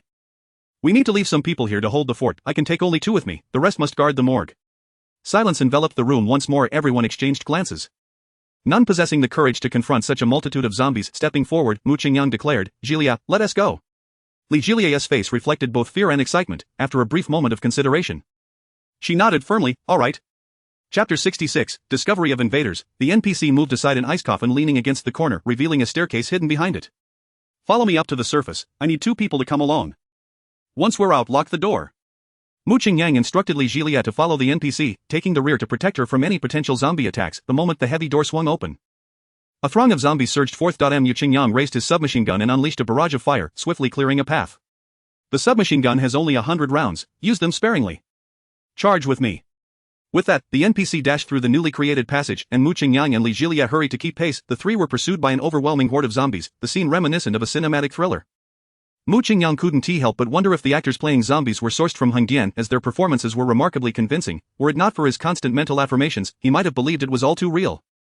It was no surprise that this escape room was so popular. The immersive experience was truly unparalleled. After sprinting for 2 or 3 minutes, the NPC abruptly turned into a room with the door ajar. Li Jili and Mu Qingyang quickly followed him inside. The NPC swiftly closed the door and gestured for silence. Mu Qingyang's taut nerves began to ease, knowing they were temporarily safe. This room is the armory. Search around, you should be able to find some explosives. Li Jili hesitated, pointing at a humanoid creature lying on a single bed. Do you think it might come to life? The NPC shook his head. That's the storekeeper. He has been dead for quite some time. Don't worry about him. With that reassurance, Li Jielia felt relieved and began to search the room alongside Mu Qingyang. Minutes passed, 5 or 6, and they found nothing. Mu Qingyang, puzzled, remarked, logically such a small room shouldn't be able to conceal explosives. We've searched everywhere but haven't even seen a shadow. NPC, did you lead us astray? The NPC chuckled, perhaps there are new discoveries beneath the bed. Mu Qingyang slapped his forehead, realizing he had overlooked such a crucial spot. He crouched down and indeed found a bundle of explosives in a hollow beneath the bed. Just as he was about to crawl out, the single bed began to shake violently, and a creature bound in chains rose upright from it. Accompanying this was a chilling soundtrack and the creature's ghastly wails. The NPC screamed as he bolted from the room. It's a mutated zombie. Bullets 1T, kill it, run. Li Jielia, terrified by the grotesque creature, turned pale, her mind going blank, frozen in place. Mu Qingyang secured the explosives to his waist and swiftly crawled out from beneath the bed. Upon seeing him, Li Jielia snapped back to attention.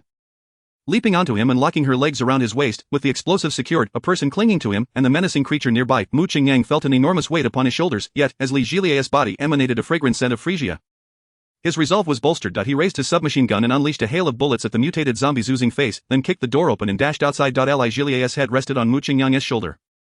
Her cheeks flushed crimson. Though inexperienced, she had seen enough to know this position was rather intimate. However, with zombies blocking their path and a mutated monster in pursuit, she couldn't very well demand Mu Qingyang to set her down. Thus, they maintained this embarrassing position on their return journey. Only Mu Qingyang knew the extent of his exhilaration. Li Jielia, soft and fragrant, wrapped in his embrace, made even a 10-kilometer run feel manageable. Unfortunately, the return route was too brief. And this delightful experience could only last for a few minutes. Upon their return, the teammates in the morgue quickly opened the door, surrounding the pair. Did you manage to get the goods? Several girls asked. Eyes gleaming with hope. Mu Qingyang patted the explosives strapped to his waist, mission accomplished. Li Jielia felt tears welling up. With so many eyes on her, clinging to Mu Qingyang felt mortifying, yet no matter how much she squirmed, he refused to set her down. Brother Mu, she murmured, we're safe now, could you please let me go? Mu Qingyang, irresolute, replied, no, there are zombies outside, it's extremely dangerous, I must ensure your safety while we exit the escape room. I can walk on my own, she insisted. Still, Mu Qingyang was reluctant to release her, his arms firmly encircling her slender waist. Growing desperate, Li Jielia bit down on Mu Qingyang's shoulder. He let out a muffled grunt, reluctantly setting her down. The pain was bearable, but he dreaded upsetting this delicate creature and diminishing her fondness for him. He remained focused on his goal, to earn the coveted reward of mastering advanced combat skills. Once Li Jielia was on her feet, she pretended to tie her shoelaces, her face so hot it could fry an egg, unable to face the teasing gazes of her teammates, understanding her embarrassment. Mu Qingyang refrained from interrupting her, instead placing the explosives against the wall where they had found the parchment. After a few beeping sounds, an electronic female voice announced, the bomb will explode in 10 seconds, please take cover. 10, 9, the teammates all ducked behind the ice coffins, and as the countdown reached 1, the wall was blown apart with a series of loud bangs. Mu Qingyang witnessed a figure in black smash through the wall with their fist. The explosive sounds merely sound effects. Upon closer inspection, he realized the wall was merely made of paper. The NPC was the first to crawl through, followed closely by the others. Mu Qingyang held Li Jielia's hand as they brought up the rear. But before he could steady himself, the NPC pressed down on his shoulder and gestured for silence. Mu Qingyang surveyed the surroundings, his heart racing slightly. They found themselves in a dilapidated laboratory, with several devices emitting a faint glow. Still functioning. At the far end was a glass-enclosed room where a figure in a white lab coat, holding a blue serum, stood with their back to them. Surrounding the figure were 3 mutated female zombies. Chained up, one dressed in a nurse's uniform, another in a wedding gown, and the last in an office lady outfit. The NPC whispered, that's the doctor, the antigen is in his hands. If we get that, our mission will be complete. The team began to quietly discuss strategies. Suddenly a blaring alarm pierced the air. Intruders detected, intruders detected, intruders detected. The NPC shouted, quick, hide. The group scattered in a frenzy, and Mu Qingyang was pulled into a nearby cabinet by Li Jielia. Before long, the distant, tractor-like buzzing sound filled the air, accompanied by the acrid stench of gasoline that permeated the entire space. Mu Qingyang leaned out to take a look, spotting a gaunt zombie drenched in blood, slowly approaching while wielding a chainsaw. Chapter 67. My first kiss is taken by a clumsy teammate. Li Jielia, hearing the increasingly loud buzzing, dared not to breathe as she reached out, pulling Mu Qingyang's head into the cabinet.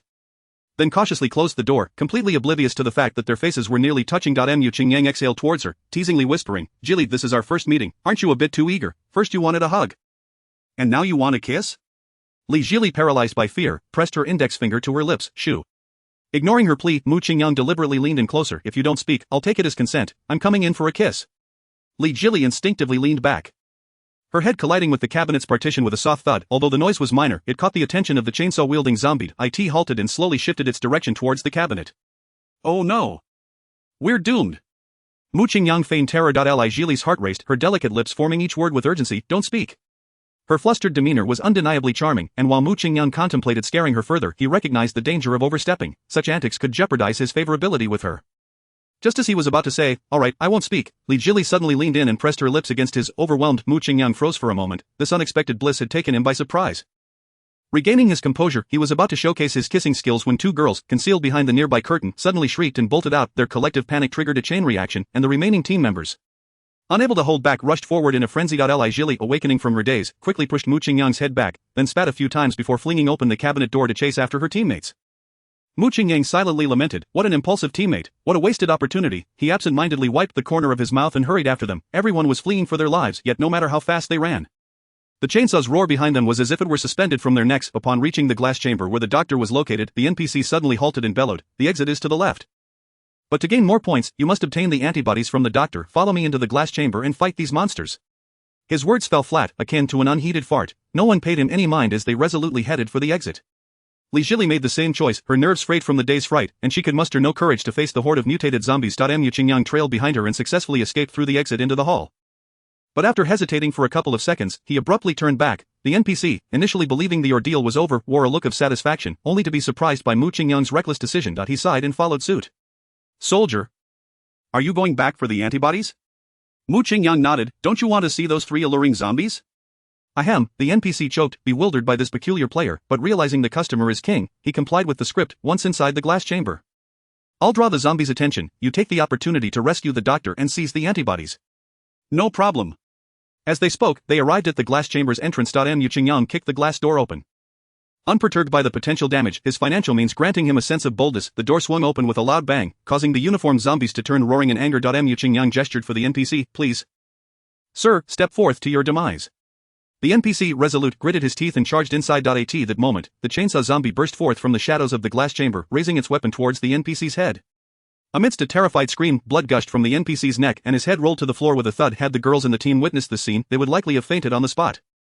Mu Qingyang silently praised the realism of the performance. That single moment was worth $200, yet, instead of feeling fear, he dashed towards the doctor. He intended to grab the antibodies and escape, leaving the doctor's fate to chance. When Mu Qingyang reached the doctor, he was taken aback by the old man's appearance. He bore no semblance of humanity, his face a grotesque mass of decay. More zombie-like than the zombies themselves, the doctor lifted his head and barked out a command, causing the 3 uniformed zombies to break free from their chains, joining the chainsaw-wielding creature in an assault against Mu Qingyang. He retreated hastily, but the confined space of the glass chamber cornered him. What to do? Initially hoping to rack up points to impress Li Jili, who adored this game, he now faced the dire prospect of losing points should he perish. His attempts to play the hero had become perilous, and he feared his favorability rating would plummet. Just as several decaying hands reached for him, Mu Qingyang suddenly had an epiphany. "I have money," he shouted. "Don't come any closer. I'll give 2,000 to those who obey." The atmosphere fell silent, with the zombies exchanging bewildered glances. The NPCs, consisting of summer workers and recent graduates, found 2,000 to be a substantial sum, equivalent to half a month's wages. They were tempted, yet this was uncharted territory, and no one dared to respond. Seeing their hesitation, Mu Qingyang assumed his offer was too low, so he extended his hand, displaying 5 fingers, 5,000 each. After a brief silence, the nurse zombie wiped her hands and fished out a phone from her pocket. "Bro, I'm in, let's get this scanned." Mu Qingyang promptly transferred 5,000 to her. The others quickly followed suit, their grotesque makeup contrasting with their beaming smiles, creating an oddly surreal scene. The most outrageous moment came when the decapitated NPC suddenly rose again, approaching with a conciliatory expression. "Bro, do I get a share?" Mu Qingyang nodded. "You contributed, you get a cut." 6 individuals, collectively spending 30,000. Mu Qingyang successfully obtained the serum. In an incongruous twist within the horror-themed escape room, several boss-level zombies bid farewell to a player with cheerful smiles. "See you next time." Big Brother, Chapter 68, quite safe. In the lounge area, the mercenary who had received Mu Qingyang inquired about the status of the team. "You say one person hasn't come out, did he return to complete a task?" A girl responded, "That seems likely, he's quite bold. But obtaining the antibodies is exceptionally difficult, so unless something unexpected happened, he's probably been devoured by zombies inside." The mercenary waves dismissively. "Our staff won't harm players." However, the realism of this script can be disorienting, making it feel as though everything happening inside is genuinely occurring. Another girl nodded in agreement. "It felt incredibly real. My legs nearly cramped from running, but that handsome guy was indeed a bit reckless. Just the chainsaw man almost wiped us out. I have no idea how he planned to snatch the antibodies from so many mutated zombies." The mercenary glanced at Li Jili before quickly averting his gaze. Perhaps he wanted to show off in front of his companions. "I've witnessed similar behaviors in the shop, and so far no one has come out without tears. If you wish to earn more points, you can team up with me next time. I guarantee you'll unlock the next map. Let's exchange contact information. You can reach me anytime during my breaks." Li Jili remained silent, a sense of unease creeping in. She had intended to suggest checking the surveillance to see if Mu Qingyang encountered any dangers, but as she casually turned her head, she caught a glimpse of a familiar figure in her peripheral vision. It was Mu Qingyang. He emerged, carrying a glowing blue vial, striding confidently as if he were oblivious to everything around him. The other teammates also spotted him. The 4 girls gasped, covering their mouths in disbelief. Both the girl with glasses and her boyfriend exclaimed, "No way! The mercenary turned curiously, witnessing Mu Qingyang swaggering towards them with the mission item, his eyes wide with astonishment. Li Jili leaped up, waving joyfully at Mu Qingyang. He raised a hand, gesturing for everyone to sit. Take it easy, it's just standard procedure. The mercenary buried his fantasies deep within, pointing towards the bar. You should have enough points, go input your information there. Mu Qingyang led the way, followed by the 4 girls chattering excitedly. Hey, you're amazing, can we add you on WeChat for our next game? Absolutely, not only are you strong, but you're also a gentleman, you even made way for us at the climbing wall. Quick! Pull up your QR code, we want to scan you. A group of girls, all exceptional in both physique and beauty, were university classmates who never entertained the notion of being rejected by boys. Mu Qingyang gently took Li Jili's small hand and raised it slightly, stating, I apologize ladies, but I already have a girlfriend. Li Jili was taken aback to find herself acting as a shield, yet this time she willingly played along. Offering the girls a sweet smile, the girls, visibly disappointed, pouted, furrowed their brows, and sighed deeply, but ultimately had no choice but to concede. At that moment, a bespectacled man, seemingly possessed by some whim, jumped into the fray. Hey, handsome, I also want to add you on WeChat. It's fine that you have a girlfriend, we can still be brothers, right? Mu Qingyang felt a shiver run down his spine. Get lost, do you think I can't see through your intentions? Don't come here to disgust me. Approaching the front desk, Mu Qingyang handed the antigen to a girl in camouflage. Could you please help us calculate our points? Certainly sir, she replied, tapping on the calculator. 8 survivors yield 80 points. And we deduct 20 points for 2 eliminations, plus the 50 points from the antigen task, resulting in a total of 110 points, with a minimum of 100 points required to unlock the next dungeon. You are now eligible for a reservation in the intermediate dungeon. Li Jili's favorability 5, current favorability 65. As Mu Qingyang had anticipated, Li Jili's favorability had indeed increased, only 25 points remained to reach the coveted 90-point threshold for the strategy reward. Hey! Aren't there 2 of you, didn't they come out together? The front desk inquired, puzzled. Everyone shook their heads. Just then, a sweaty and disheveled man stormed out from the exit, cursing loudly. It was the show-off, get your manager out here. I want to file a complaint, I demand a refund. Immediately, a staff member followed him. Sir, did you encounter any issues during your experience? The show-off shoved the newcomer aside. Issues? I nearly suffocated in there. You told us to wave at the camera if we were scared. And someone would come to escort us out. I was waving frantically as soon as I entered. Where were you? I had to run the entire course alone. Do you have any idea how stressful that was? At that moment, 2 breathless staff members rushed over, offering explanations. We sincerely apologize, sir. Upon reviewing the surveillance, we came to find you immediately, but you were moving too quickly, and all the hiding spots were in the blind spots of the cameras. Each time we located you, you had already moved to another place. I refuse to listen. I want to throw you all into a mass grave for the night so you can understand what despair feels like. The show-off exclaimed. Reaching the bar, where he angrily pounded the marble countertop. Refund me first, return my ticket money, then we can discuss compensation for my emotional distress. Mu Qingyang shook his head inwardly, thinking this man was quite the character. Before departing, he casually remarked, by the way, where's your girlfriend? The show-off looked bewildered. Do I still have a girlfriend? The 8 individuals couldn't help but laugh. Mu Qingyang lazily waved his hand. Alright then, perhaps we'll meet again. With that, he took Li Jili's hand and left. Inside the Ferrari, Li Jili blinked her watery eyes, sincerity etched on her face as she said, Brother Mu, this escape room was both thrilling and exhilarating. I had a wonderful time. And I appreciate you for helping me book the spot and accompanying me. Mu Qingyang turned his head and smiled. It's nothing, as long as you're happy, I'm happy. If you wish to play more, just let me know, and I will certainly make it happen. No need, I'm going to a class reunion tonight and will return to Tianfu City early tomorrow morning. Mu Qingyang glanced at the clock. It's only a little past 4. When does your reunion start? How about you come over to my place for a shower first? We worked up quite a sweat in the escape room. Li Jili shook her head in refusal. That's unnecessary, I can just check into a hotel. Are you afraid I'll take advantage of you? The security at my place consists of retired soldiers, and there are cameras everywhere. Even if I were overly eager, I wouldn't dare to act recklessly, Mu Qingyang said. Li Jili hesitated, but Mu Qingyang stepped on the gas, heading directly to Xianghanglin. My home is not equipped with hidden cameras, and I assure you, I won't do anything untoward. Just relax and come with me. Chapter 69, the class reunion thoughtfully arranged for Li Jili. The red supercar pulled directly into the parking space of Villano. One where the Cullinan was absent. Wani had left early, as she was visiting a professor in Shenzhen with her mentor, Wang Lan, and would not return until tomorrow, otherwise even with 10 times his courage, Mu Qingyang would not dare to bring Li Jili home openly. Li Jili had long known that Mu Qingyang was wealthy, but upon seeing the mansion, she was still deeply shocked, compared to her own modest 2-bedroom apartment. This was a veritable castle. After stepping out of the car, she stood frozen in place, too intimidated to move. Mu Qingyang took her small hand and led her inside. Li Jili had never entered such a luxurious place. She longed to explore but felt too self-conscious to look around freely. Mu Qingyang gently squeezed her palm. There's no need to be so nervous. In a few days, I'll get you a place just like this one, right in Tianfu City. Ha, Li Jili was taken aback. Was this something a normal person would say? Who gives a castle upon first meeting? She stammered. No. No need, I can't accept something so extravagant.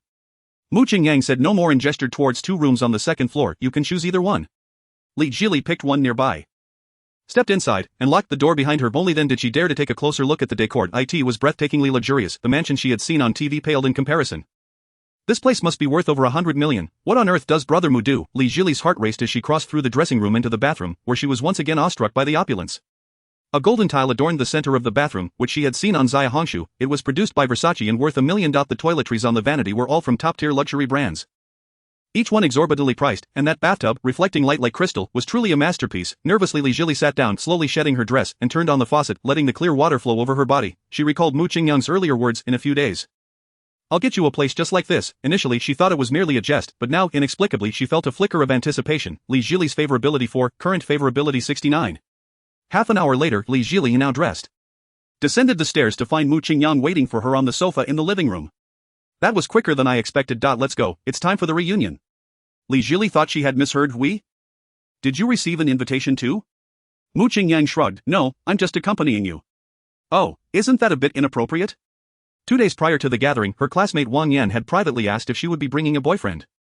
Li Jili had confidently informed her that she was still single. If she suddenly brought Mu Qingyang along, how would Wang Yan perceive her? Mu Qingyang was unconcerned about appearances. He was determined to take care of his blooming flower. As the saying goes, a class reunion is an opportunity for those who have made a name for themselves in society to see if they can rekindle old flames with classmates they once admired. Just tell them we're friends. And I'm just tagging along for the food. Don't worry about me feeling awkward, I have thick skin. Li Jili, not adept at refusing requests, especially from someone as kind as Brother Mu, reluctantly nodded. "All right then." At the renowned Shuyanjian restaurant in Jiangnan City, the largest private dining area had already filled with numerous guests. They were all classmates from East China Normal University, class of 2022. Among them, a young man sporting a 300,000 yuan Audemars Piguet Royal Oak watch stood out as he animatedly spoke to his classmates. "It's going well. I can earn about 1 to 2 million a year. It's a taste of financial freedom." A somewhat balding classmate immediately chimed in. "Chang, I really envy you. You're so young and already making millions, unlike me, stuck with a dead-end job earning just a few thousand a month. Do you have any openings at your company? I'd love to work with you." He Chang smiled. "Of course, my friend, if I can help, I certainly will. I'll ask HR if there's a position available." Chen Jian instantly wore a fawning expression. "Then I thank you in advance, Chang. Tonight, drinks are on me. If I can't keep up, it's on my tab." At that moment, a well-groomed girl, whose looks were decent, giggled. "He Chang, I didn't realize you had such potential back in school. I remember you used to like me. Do you have a girlfriend now?" He Chang glanced at her, a subtle smile gracing his face. "No girlfriend at the moment, but Zhang Nini, times have changed. If we discuss this now, it better be you making the first move." Zhang Nini was unfazed. "All right, how should I be proactive?" He Chang extended his tongue to lick his lips, remarking, "At the very least, let me have a taste, shall we? Get lost." Zhang Nini shot him a flirtatious glance. Laughter erupted in the room, and it seemed that everyone's relationships grew closer amidst the mirth. He Chang was about to make another lewd comment when he noticed, from the corner of his eye, a refined gentleman sitting on the adjacent sofa checking the time. Instinctively, he glanced at his watch. It was already 6:30 p.m. The agreed-upon time, yet the most important person had yet to arrive. He hurriedly called out to a girl seated across from him, whose looks matched Zhang Nini's. "Wang Yan, could you ask your friend Li Jili how much longer she will be?" As soon as the words left his mouth, the private room fell silent, the expressions of the male classmates shifting dramatically, as if the name possessed some sort of enchantment. Wang Yan pouted, replying, "She'll be here soon, she's already downstairs." He Chang immediately began to arrange the seating. A few well-connected male classmates and several attractive female classmates were seated at the first table, while the rest were relegated to the second table. At that moment, the refined gentleman stood up and strolled over to He Chang's side. He Chang promptly rose and moved aside, allowing the gentleman to take his seat. The second table was now fully occupied. The first table had one remaining spot, conveniently situated between the refined gentleman and Wang Yan. Clearly saved for Li Jili, only He Chang understood the coincidence for what it truly was. Everything was meticulously orchestrated by Song Huaqing, and he was merely following orders. The other classmates did not know who Song Huaqing was. A solitary figure throughout their 4 years of university, but He Chang was all too aware his current achievements were undoubtedly due to his ingratiating flattery towards Song. After all, he was the illustrious heir of Song Pharmaceutical in Jiangnan City. Having already taken over part of the family business, he was indeed a true dragon among men, and furthermore, to thoroughly intimidate Li Jili, Song Huaqing had also invited several industry magnates from Jiangnan City to the adjacent private room. Making this gathering replete with significance, these naive classmates, including He Chang, were merely basking in the glow of Li Jili's presence. Chapter 70. I am her friend, I should soon become her boyfriend. Once everyone was seated, Song Huaqing did not touch his chopsticks. He Chang noticed this detail and stood up, exclaiming, "Everyone, let us not rush to eat. Shall we wait for the illustriously to arrive together? I won't have you waiting in vain. Today's meal is on me." Cheers erupted throughout the private room, applause echoing continuously. Everyone had just entered the workforce and were short on funds, and with the average consumption at Shuyan Pavilion nearing 1,000, few would refuse a complimentary meal with just a few minutes of waiting. To put it another way, even if the meal were a mere A grade, all the male classmates would willingly wait to dine with the campus flower. A few female classmates frowned, but they too remained silent. The classmates, reunited after a year, took this opportunity to reminisce about their campus life, creating a lively atmosphere. 2 minutes later, the door to the private room was gently pushed open. A charming figure dressed in a black and gray checkered mini skirt paired with a fitted navy suit stood at the entrance. The room fell abruptly silent, everyone instinctively quieting down, reminiscent of the moment a teacher unexpectedly appeared at the back door of the classroom. They were all too familiar with this figure, having fantasized about her countless times. Many classmates having harbored secret crushes, and some even obsessively trailing her. They had thought their worlds would never intersect again, yet the reunion brought them together. The campus flower Li Jilai was so breathtaking that merely gazing upon her felt like a boon. Especially with the promise of a free meal, what a windfall. He Chang, who reveled in the limelight, found himself at a loss for words upon seeing Li Jilai. His confidence waned, and he merely scratched his head. A mix of jealousy and envy flickered in the eyes of a few female classmates, their expressions complex. Only Song Huaqing, who had remained silent, smiled. He straightened his back and stood up, his smile genuine. Li Jilai. Uve arrived. Li Jilai intended to wave in greeting, but the person who followed her in, Mu Qingyang, pushed her slightly. Why are you just standing there? Find a seat. Song Huaqing's fair complexion instantly flushed with embarrassment. And he shot a fierce glare at He Chang. He Chang's heart raced, nearly cracking under the pressure, and he immediately turned to Wang Yan, who was also flustered. She quickly stood up and asked, Jilai. Didn't you say you weren't dating anyone? Who is this handsome guy? I am her friend, and I should soon become her boyfriend, Mu Qingyang declared as he nonchalantly sat down in the spot reserved for Li Jilai. Li Jilai offered an awkward smile. He really is a good friend of mine. Song Huaqing's expression softened somewhat, yet he did not extend much warmth towards Mu Qingyang. I must say, this esteemed friend. This is a gathering of our East China Normal University alumni. Your presence here seems rather inappropriate. Mu Qingyang, seeing through the man's intentions, boldly snagged a cherry from the table and popped it into his mouth. I can't let her come out alone. What if you all ply her with alcohol? He Chang quickly interjected. We're all classmates here. What's wrong with having a drink? Besides, you're just an ordinary friend. You're overstepping your bounds. No outsiders are allowed at this gathering. You should leave. Mu Qingyang ignored him, turning to Li Jilai. Shall we leave? Li Jilai's face displayed hesitation, even though she hadn't kept in touch with her classmates since graduating. Walking out like this would be rather disrespectful, yet mood age had become important to her. If she had to choose, it wouldn't be a loss to forego this meal. Song Huaqing discerned her subtle expression and preemptively spoke. Since we're all here, let us dine together. It wouldn't hurt to add one more pair of chopsticks. He Chang's tone softened in turn. All right then, but could you please squeeze over to the other table? This spot is reserved for Li Jilai. Mu Qingyang remained unfazed and walked over to pull Li Jilai closer. You sit here first, I'll grab an extra chair to sit next to you. Li Jilai obediently took her seat. Yet when Mu Qingyang went to fetch the chair, he encountered a dilemma. The gentleman beside him, sporting gold-rimmed glasses, refused to budge. Mu Qingyang was confident he could win Li Jilai's favor, especially with a 69 approval rating. But he also recognized that she seemed to want to catch up with her old classmates, and being overly assertive wouldn't be wise. With this in mind, he turned to the female classmates and flashed a warm smile. Ladies, could you please shift your seats a little? I need to squeeze in. At his words, the girls immediately began to shuffle their seats, and in less than 3 seconds, a space wide enough for one person opened up. Mu Qingyang swiftly slid into the seat. Song Huaqing shifted his gaze to scrutinize Mu Qingyang. He was quite handsome. Although he considered himself decent-looking, he felt overshadowed in comparison. The guy must be around 185 centimeters tall. While he himself only reached 170 centimeters in shoes, it was a complete mismatch, clearly appealing to girls. The female classmates gazed at him with starry eyes, while he lacking skills in socializing with females. Found this a disadvantage. Where on earth did this guy even come from, especially at such a critical moment when he had decided to pursue Li Jilai, while he might lack in physical attributes? The harsh reality of this wealth-driven society would soon become evident. Song Huaqing subtly inclined his head to the left, giving He Chang a knowing look. He Chang, adept at reading the room, immediately grasped Song Huaqing's intention. He then stood up with a cup in hand. Now that we're all gathered, let us raise a toast. May we all thrive in the future. The classmates raised their glasses and drank heartily. However, He Chang did not sit down. He opened a bottle of 53-degree Wuliangye and poured himself a full glass, then humbly bowed towards Song Huaqing, saying, I must take this opportunity to express my gratitude to my benefactor. Chairman Song, without his nurturing and guidance, I wouldn't be the He Chang I am today. Huaqing, I'll drink to you. You may do as you please. With that, He Chang downed the entire glass of liquor in one go. Even shaking the cup upside down to show that not a single drop was left, Song Huaqing merely took a delicate sip from his wineglass, offering no further acknowledgement. The classmates exchanged bewildered glances. All utterly astonished, Chairman Song, that reticent classmate who seldom spoke, he was the ultimate boss. The first to break the tension was Zhang Nini. She quickly poured a glass of fruit wine and approached Song Huaqing. Bending low, the ample curves she had previously concealed were now laid bare for all to see, leaving the male classmates seated nearby utterly entranced. Chairman Song, you truly are Loki. We had no idea such a deity was hidden among us for 4 years. I'll finish this glass of red wine, the rest is up to you. Song Huaqing merely cast a casual glance before diverting his gaze, the wine in his glass barely gracing his lips. Subsequently, his classmates formed a line, eagerly toasting one another, each person offering a compliment or reminiscing about old times to strengthen their connections. Throughout the event, Song Huaqing remained notably aloof, and as the evening progressed, even the pretense of politeness seemed to dissipate, his expression growing increasingly grim. This was compounded by the presence of 2 individuals in the room who remained seated, engrossed in laughter and conversation. Completely disregarding him. One was a tall figure whom he longed to confront, and the other was the goddess Li Jili. He had anticipated that once his identity was revealed, the tall man would be taken aback, followed by a sense of defeat, ultimately leading him to raise his glass in a gesture of contrition, wishing for a lasting bond between himself and Li Jili, yet he did nothing of the sort. As if his status as the heir of Song Pharmaceutical was no more significant than that of a clerk in a modest 10-square-meter pharmacy, the goddess Li Jili also appeared to embody an ethereal detachment. Wasn't Wang Yan claiming her family background was ordinary? Surely her indifference couldn't be attributed solely to materialism. It felt as though he had become a mere caricature. He Chang noticed Song Huaqing's discontent and promptly ushered away the remaining classmates who had yet to toast. He understood Song Huaqing well, and his own mood soured in sympathy. Should this reunion fail to achieve its intended purpose, his own future would be bleak. He Chang pondered, could this friend of the campus belle possess some significant background?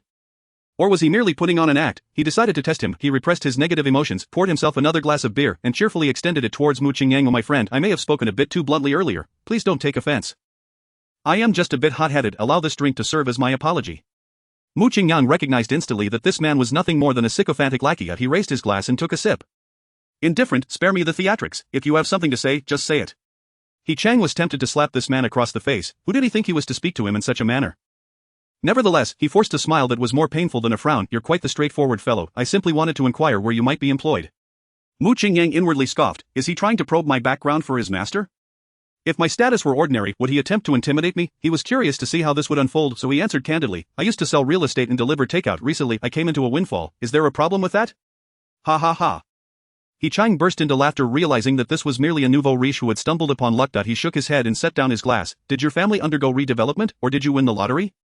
Sudden wealth can be corrupting, confidence is admirable, but to the point of foolishness, that is simply naive. Upon hearing this, the gazes of the other attendees shifted towards Mu Qingyang. The male classmates shared a collective thought, merely an ignorant fool. Meanwhile, several female classmates felt disillusioned. They had initially assumed this impeccably dressed gentleman was a scion of a wealthy family, hoping to cultivate a connection after the gathering, only to discover he was just a wealthy upstart. Given his reckless spending habits, it was likely that any winnings would be squandered within 2 years, potentially leading him into substantial debt. Mu Qingyang smirked nonchalantly. They were just ordinary people, incapable of comprehending the nature of his fortune. He had no desire to waste his breath on them and began to focus on his meal. As long as he did not encroach upon Li Jili's affections, he was content. Song Huaqing observed all of this keenly, a smile resurfacing on his face. Just a foolish clown, entirely unaware of the chasm that lay between them. The campus belle had been rather naive during her university days, likely lacking a true understanding of wealth, which allowed the tall man to take advantage of her. It was imperative that they clearly recognize his standing. Fortunately, he had prepared for this moment. With that thought, Song Huaqing slowly stood, clearing his throat, prompting an immediate hush in the room. Classmates, please excuse me for a moment. I need to greet a few friends from the business sector in the adjacent room. His classmates promptly rose to see him off.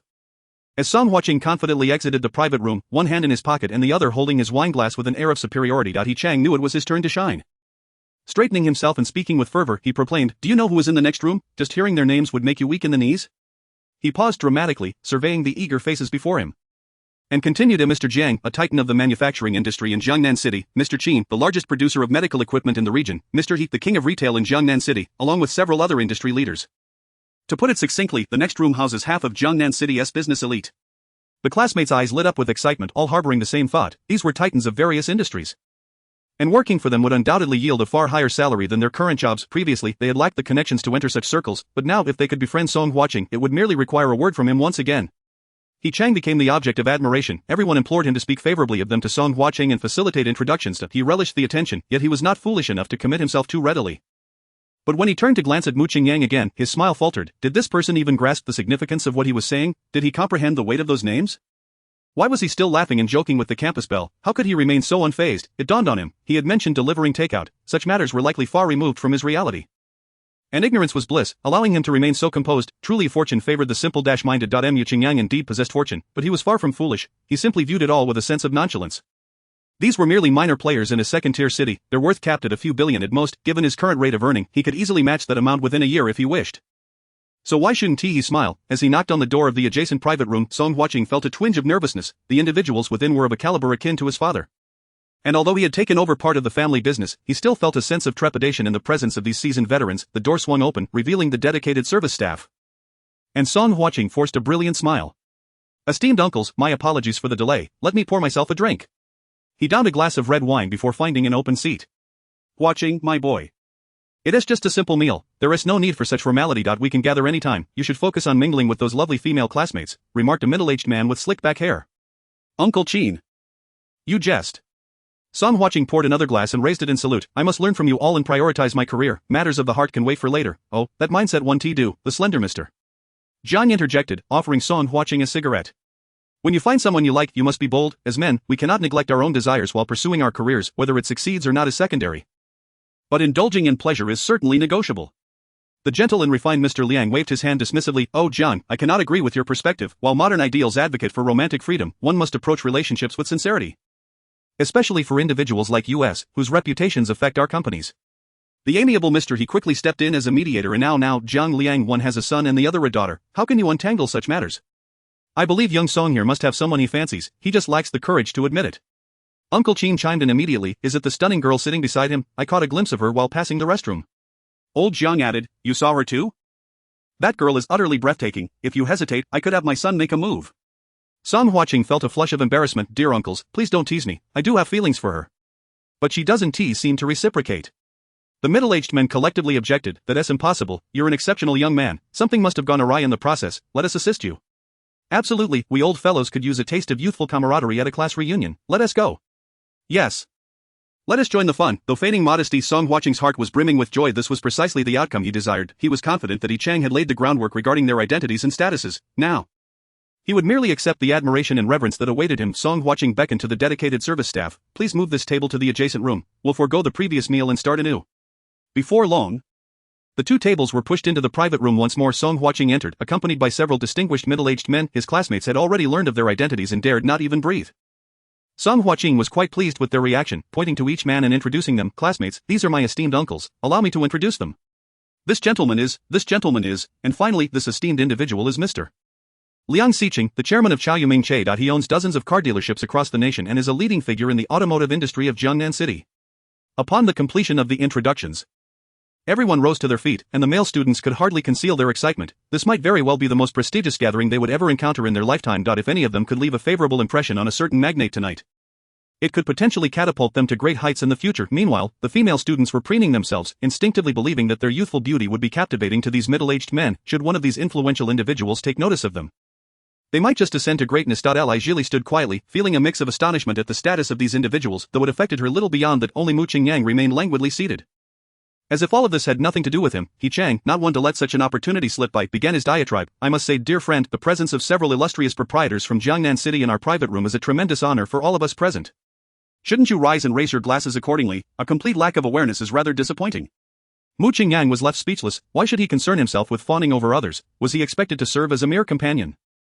Did Yi Chang need him to accompany him while he was with his wife? Yet, considering he was brought here by Li Jili, he refrained from being excessively rude, opting instead to say, if anyone feels fatigued, everyone can remain seated. I shall do as I please. Is that within your purview?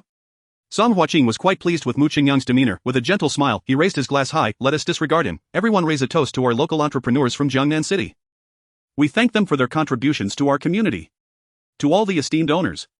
All the students felt honored as they downed their drinks in unison. During the toasting, the table had already been set. After introducing several elders to their seats, Song Huaqing encouraged the students to relax and enjoy their meal and drinks. Gradually, the students dared to take their seats. Mu Qingyang noticed a detail, regardless of gender. Those at his table subtly shifted their chairs away from him, creating an almost imperceptible trend of isolation. Fortunately, Li Jili remained seated right next to him, which sufficed. Song Huaqing regained his initial confidence. Striding back to his seat with what he believed to be an elegant demeanor, once seated, he turned to Li Jili and smiled. Li, I've heard you're engaged in live streaming. The current societal perception of that profession isn't particularly favorable. Have you considered seeking alternative employment? Li Jili offered an awkward smile. I've tried various other jobs before, but none resonated with me. I find live streaming quite enjoyable and have gradually become accustomed to it. Song Huaqing's smile remained. The branch of our company that I manage is in need of a general manager's secretary, offering an annual salary exceeding 1 million. I believe you would be an excellent fit. Would you be interested? Li Jili was about to decline when Mu Qingyang interjected. Let us forget about the secretary position. Jili isn't suited for a serval role. Zhang Nini immediately volunteered. Mr. Song, I can do it. I have previous experience as a secretary, and my work ethic is exceptional, both during and after hours. She seized the opportunity to disparage Mu Qingyang, saying, I wonder what this pretty boy thinks he is doing. Speaking out of turn when Mr. Song hasn't even asked you. How rude. The other students chimed in. Do you know what a 1 million annual salary signifies? On what grounds do you refuse this opportunity for her? Exactly. This could be the pinnacle for an ordinary person. Why are you making decisions for someone else? Li, you should tell him to leave. He clearly has no good intentions towards you. Song Qinhua was quite satisfied with the reaction of his classmates. He aimed to make Li Jili resent this tall fellow. Incorporating the school beauty into the company was merely the first step. Once that was achieved, everything else would follow naturally. He believed no one could resist a salary exceeding 1 million. And even a sheltered beauty like Li Jili should comprehend the weight of such compensation. Seeing so many people attacking Mu Qingyang, Li Jili felt flustered. She was about to speak up when Mr. Liang, the dealership owner, approached with a glass in hand. Assuming he was coming to speak with him, Song Huaqing immediately stood, prompting the others to do the same. Mu Qingyang, however, continued to eat undisturbed, and to his surprise, this refined middle-aged man addressed him first. Mr. Mu, what a pleasant surprise to see you here. I am Liang Xiqing, and I would like to propose a toast to you. Everyone present was taken aback. How did this man know Liang? Why was Liang being so courteous to him? Was he perhaps playing a clever ruse? Mu Qingyang was equally puzzled, yet Liang was polite and humble, making for a worthwhile interaction. He stood and raised his glass. Mr. Liang, do we know each other? Liang Xiqing clinked his glass and downed the contents. Brother Mu, you might not recall me, but I have a rather vivid impression of you. Do you recall purchasing 3 luxury vehicles from Chao Yumingche not long ago? The total exceeded 20 million. You are indeed a significant patron of our dealership, and I came to express my gratitude for your generous support. In truth, Liang wished to thank him for the 1 billion funding he provided to Liang Inchong. But since he had been lurking in the shadows during that encounter, it was not appropriate to mention it publicly. At that moment, Mu Qingyang understood the situation. He waved his hand dismissively. Mr. Liang, you flatter me. Purchasing is the same regardless of where one buys. Choosing Chao Yumingche is simply a testament to your reputation and quality service. Liang Xiqing, smiling broadly, extended his right hand. That is indeed a form of fate. In any case, it is a pleasure to meet you. I hope we can share tea and conversation together next time. Mu Qingyang held a favorable impression of this refined gentleman and shook his hand. Liang Xiqing nodded with a light smile. I won't take up more of your time, Xiao Song. Fellow students, please enjoy your meal. Upon returning to his seat, Mu Qingyang noticed all eyes at the table were either overtly or subtly assessing him. He shook his head and smiled, choosing not to elaborate. With the spotlight shifted away from him, Chang knew it was his turn to perform. Brother Mu, you seem to have drawn quite a bit of luck. How many lottery tickets did you buy? However, I must kindly advise you that ordinary folks may only have this one chance at wealth, so spend wisely and don't squander it trying to show off. You may regret it later. Mu Qingyang didn't even glance at Chang, lacking the interest to retort, but upon hearing this, Song Huaqing dismissed all his prior doubts. He had been racking his brain for information on the Mu surname, fearful of provoking someone significant. Chang's words served as a reminder. There were not that many notable figures. Just a brash young man who happened to strike it rich. He looked back at Li Jili. Li, are you interested in the job I mentioned? If the salary isn't sufficient, I can offer more. Li Jili forced a smile. Thank you, Song Huaqing, but I'm not looking to work outside of Tianfu City for now. Please consider other candidates. Song Huaqing was undeterred, quickly adding, our Song Pharmaceutical also has a branch in Tianfu City. You could work nearby. Mu Qingyang could no longer listen. She has already said she is not interested in working at your lousy pharmacy. Why do you keep pushing? Do you think an annual salary of 1 million is a lot? I could easily arrange that for Jili. Song Huaqing shot Mu Qingyang an annoyed glance, only to be met with a more piercing stare in return. Frustrated, he found it hard to accept that this sudden wealthy upstart could act so brazenly. This fool, if not for winning the lottery, wouldn't he even be worthy of carrying his shoes? Taking a deep breath, Song Huaqing forced himself to calm down. Such upstarts, suddenly endowed with wealth, often lose sight of their place. Very well, if he wishes to be ostentatious, I shall defeat him in the very manner he prides himself on, showing him he is but a frog at the bottom of a well. Song Huaqing composed himself and attempted to sound warm. Li, this friend surnamed Mu has likely lavished you with numerous gifts, hence his audacity to interfere with your job search. I find such behavior quite distasteful. Here's what we'll do, you go live, and I will compete with him for the top spot. If I win, you'll feel free to choose whatever you desire. As Song Huaqing was always the focus of his classmates' attention, his suggestion was met with enthusiastic applause. After all, the onlookers relished the spectacle. Li Jili, however, shook her head repeatedly. No, I can't accept your gifts. My current job is quite satisfactory, and there is no need for this debate. Mu Qingyang understood her sincerity. Yet, with a staggering 10 billion in his account and Li Jili's favor already at 69 points, was there a better way to express his affection? The seemingly refined scoundrel was a good person indeed. If one could see Mu Qingyang's feelings for Song Huaqing at that moment, they would have soared from -50 to over 50. Mu Qingyang struggled to suppress his urge to laugh uproariously, speaking with tightly pressed lips to prevent Song Huaqing from having second thoughts. It's fine. Jili, go ahead and go live, we'll keep it light. The other classmates erupted into cheers once more. Li Jili, being somewhat bashful and not particularly adept at turning others down, reluctantly opened Douyin after a bit of hesitation.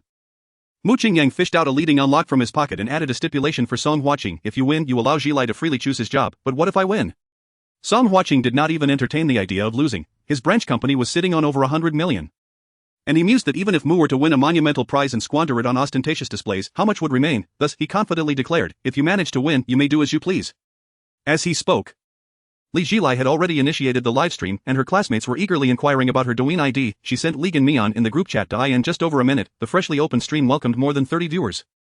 Shortly thereafter, a familiar level 69 account, adorned with special effects, entered the stream, followed closely by a level 62 account named Song Dongzi. A contest for the coveted top spot was about to unfold. Chapter 74, Ligan Mian Streamer. You aren't parachuting to accompany the big boss, are you? Li Jilai propped her phone against the food tray, pouting as she leaned back in her seat, preparing for a silent livestream. Typically she felt quite restrained during company livestreams.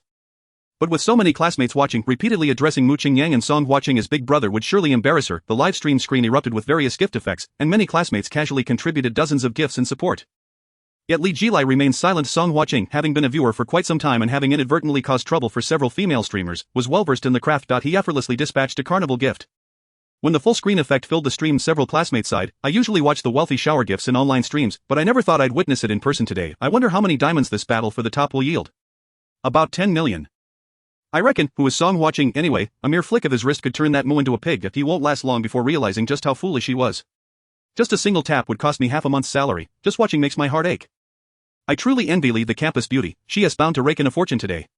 Mu Qingyang hesitated to act because he had discovered a new gift. This gift, named Kunpeng Wanli, was valued at 160,000 diamonds, equivalent to 16,000 yuan, and could only be unlocked at level 60, offering a much quicker avenue for gifting than the carnival. With rapid taps of his fingers, he dispatched 10 gifts in just 2 seconds.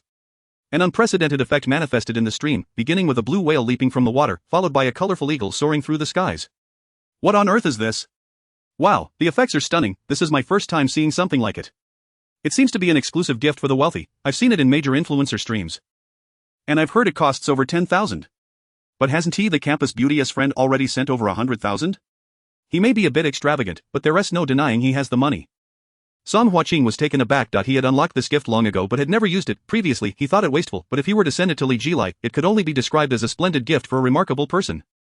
Not one to be outdone, Song Huaqing reciprocated with over 10-inch Kunpeng Wanling gifts. After the combo, he glanced at the leaderboard. Finding himself still in second place, he felt a slight surge of respect for the tall figure beside him, whose fingers were clearly indicating that the gifts sent were not worth 16,000 but rather a mere 1.6. Had Mu Qingyang known Song Huaqing's thoughts, he would have given a nod of approval. You are the first to guess my 1 to 100,000 recharge ratio, quite perceptive indeed. The onlookers in the stream had become bewildered. A few quick-witted ones clicked into the leaderboard to check the real-time contribution values. What? The top contributor Changqing has already sent over 20 million diamonds. How is that even possible in such a short time? No one can spend money this fast. The second place Song Gongzi is lagging behind by more than half. He is the young heir of Song Pharmaceuticals. Yet he is being overshadowed by a stranger. Li, the campus beauty, has already garnered 1 million in mere minutes. I must admit, I'm envious. In Li Jilai's stream, the whale and eagle effects never faded. She understood the value of the gifts being sent but felt more anxious than elated. She gently nudged Mu Qingyang with her long legs and whispered, Big brother Mu, please stop sending gifts. You can't outmatch Song Huaqing. His family is quite wealthy. Even if you lose, I wouldn't work for his company, so just back off. Mu Qingyang turned his head and blew a soft breath towards her lashes. Rest assured, little girl, in the realm of live streaming, no one can outgift your big brother Mu. Not even Principal Wang. Li Jilai quickly blinked, falling silent, yet a lingering worry remained in her heart. Song Huaqing was growing increasingly anxious. He couldn't quite gauge Mu's capabilities. How much had he actually spent? At this rate, he could easily toss out 1 billion within half an hour. At that point, even he would have to surrender. He Chang always had a knack for timing his interventions. Sensing Song Huaqing's unease, he leaned closer to offer his advice. Song Zone, that kid is merely putting on a front. Do not let him intimidate you. Based on my observations, his wallet is nearly empty. All we need to do is hold on for a few more minutes, and victory will be ours.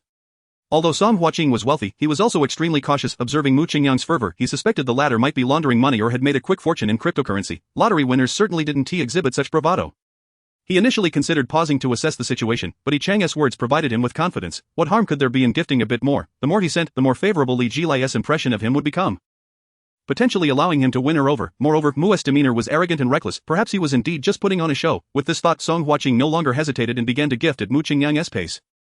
The real-time viewer count in Li Jilai's livestream soared past 100,000. Many viewers noticed the affluent Changqing. The comments became peculiar. Is this happening in a restaurant? Surely Li Mian isn't meeting with the top contributor?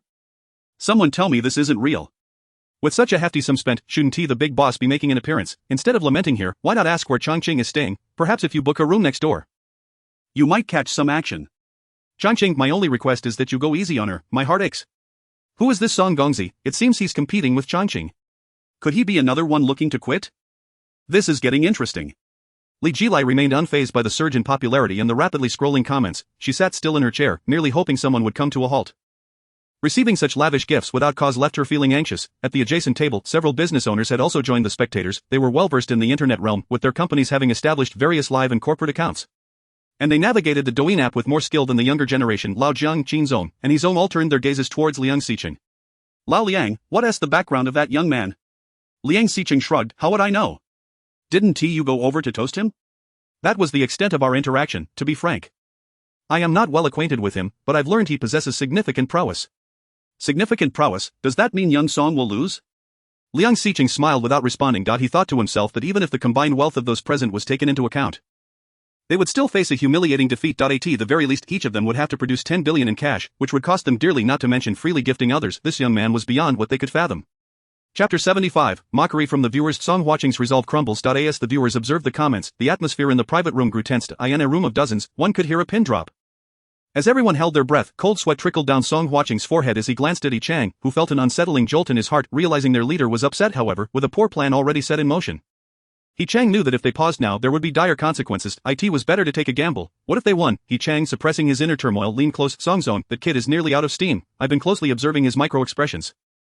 His gaze is wandering, his right hand is pinching his nose, and he occasionally exhales deeply. All these signs indicate he is quite anxious.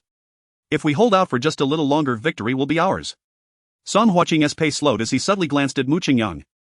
Just as Yi Chang had predicted, Mu was indeed frowning and rubbing his nose, his expression betraying a hint of agitation. Was he truly at his limit? That made sense, after pouring in several tens of millions. Even he was starting to feel the strain, so why would Mu be any different? With this thought, Song Huaqing picked up his pace again. Mu Qingyang was indeed growing impatient. Sending gifts was as monotonous as assembling screws in a factory. Utterly tedious, he was not only feeling the strain in his fingers but was also fighting off drowsiness, were it not for the fact that the gifts sent could be converted into real cash rewards. He would never subject his fingers to such torment. If this high-intensity gifting continued, he would likely be stricken with tendinitis. As he took a moment to glance at the real-time contributions, he realized he had surpassed the pretentious fellow by more than 1 billion diamonds. Shaking his hands and cracking his knuckles, he prepared to take a brief respite, waiting for the next move. Song Huaqing observed as the individual with the surname Mu came to a halt. A smirk instantly forming at the corners of his mouth. As I suspected, this lad is already faltering. Just as he was about to hasten his pursuit, a phone call interrupted him. A quick glance revealed it was the financial director from the branch office. Initially inclined to hang up, he reconsidered, recalling that he had just misappropriated over 10 million in funds. It would be prudent to provide a heads-up to avoid drawing attention from the headquarters. Song Huaqing deliberately tucked his phone into his pocket and casually remarked, "I'm stepping out to the restroom." Once outside the private room, he answered the call. "What is the matter?" The voice on the other end sounded somewhat anxious. "Mr. Song, I noticed that company funds have been transferred to your personal account. Is this action by your own accord?" "Indeed. The transfer amount is excessively large and lacks a specific reason. The headquarters has already called to demand accountability. And I find myself in a difficult position here. Just come up with some excuse to placate them. I will reimburse the full amount later."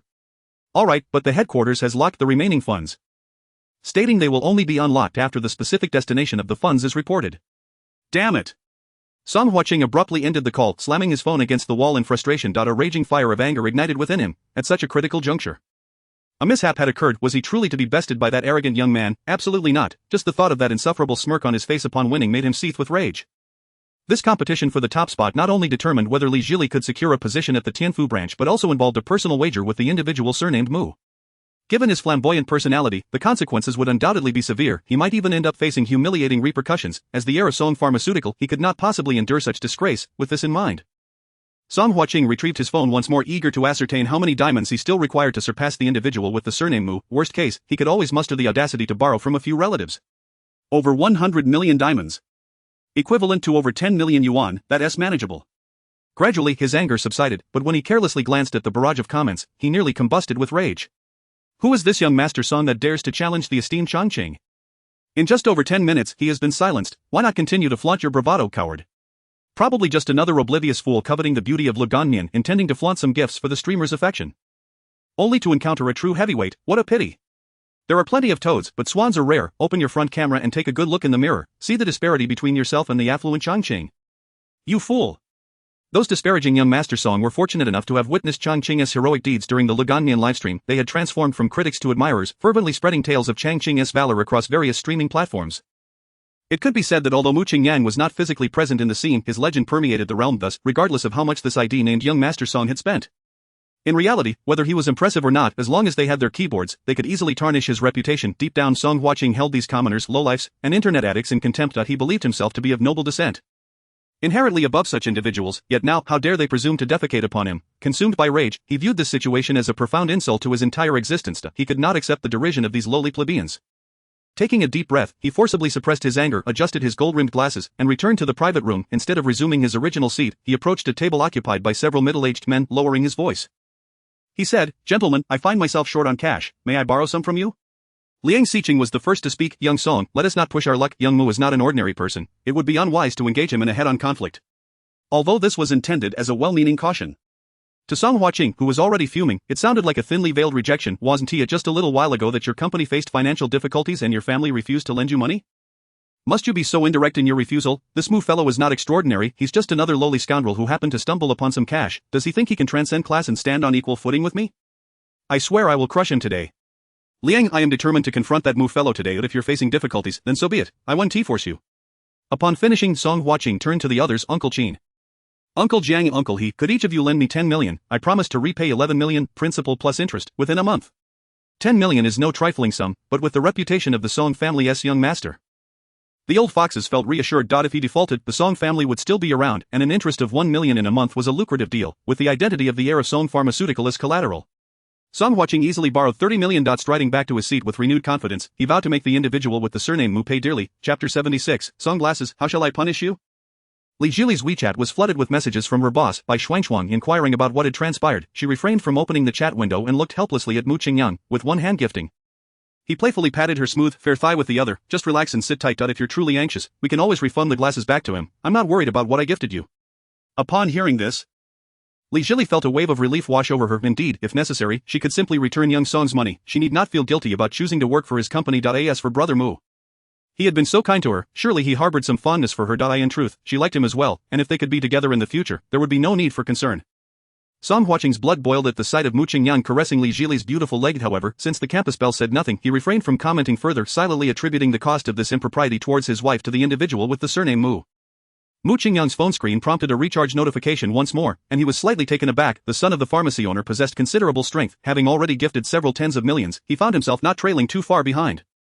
Compared to the likes of Zhao Mengnan and the bar trio he encountered when he first acquired the system, this individual was far superior, yet, this was where it would end. Mu Qingyang, shedding his previous nonchalance, placed his phone flat on the table and began tapping the gifting page furiously with his index fingers. The billions of diamonds began to dwindle at a visible rate, and the live stream displayed Chongqing gifted Kuanping Wanli X.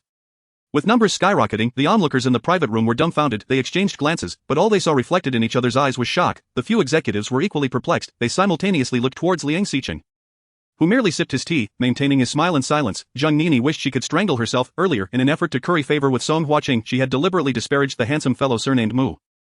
She streamed regularly herself and knew better than anyone what an infinite combo of Kuanping Wanli represented. A top-tier wealthy individual could easily elevate her status with just a fraction of his generosity. This handsome fellow surnamed Mu was far more approachable than Song Huaqing. Had she not been so blind, she would have undoubtedly benefited from the situation. Zhang Nini felt she had missed out on a fortune. He Chang's calves trembled, and cold sweat disheveled his hair. While he lacked other skills, recognizing people was his forte. He had discerned that Song Huaqing was a concealed rich second generation while still in school, which led him to ingratiate himself and secure a six-figure income right after graduation. He once thought this skill would propel his career to new heights, but today, he realized he had miscalculated. Likely, when he opened his eyes tomorrow, he would be facing the wrath of Song Huaqing. Having drained the 30 million he had borrowed, Song Huaqing found himself still in second place, unwilling to give up. He glanced at the real-time contributions. He was short by over 300 million diamonds. Not only had he failed to narrow the gap, but it had widened even further. His confidence shattered. He cast his phone aside and slumped despondently in his chair. Observing this, Mu Qingyang paused, stretching his stiff neck. He quipped, "What's wrong with the pharmacist? Why do you look so dejected? Need a couple of emergency heart-saving pills?" Many were tempted to laugh at this remark, but they all held back. Song Huaqing, feeling utterly defeated, removed his gold-rimmed glasses and murmured, "Consider yourself lucky, my bank card has a withdrawal limit."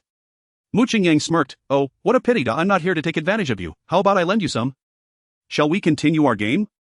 Song Huaqing pondered for a couple of seconds before slowly shaking his head. "This game is rather dull. It holds no interest for me. I'm out." Mu Qingyang shrugged. "No matter, that means you concede. But we agreed on a punishment beforehand, so you, as a man, wouldn't stoop to dishonorable tactics, would you? Boring." As Song Huaqing spoke, he attempted to exit the private room. Mu Qingyang scoffed, "Avoidance is ever so simple. But this livestream has garnered quite the attention. It's possible that one day a well-meaning netizen might uncover your true identity. Soon everyone will know that the heir of Song Pharmaceutical is a man devoid of integrity. Let me think, who would choose to do business with such a person?" Hearing this, Song Huaqing halted, his face darkening as he turned back. "What do you intend?" Mu Qingyang shrugged again. "What can I do? Just adhere to our wager." He Chang still wished to make one final struggle. He abruptly stood up and exclaimed, Brother Mu, whatever punishment you have in mind, I will bear it all for General Song."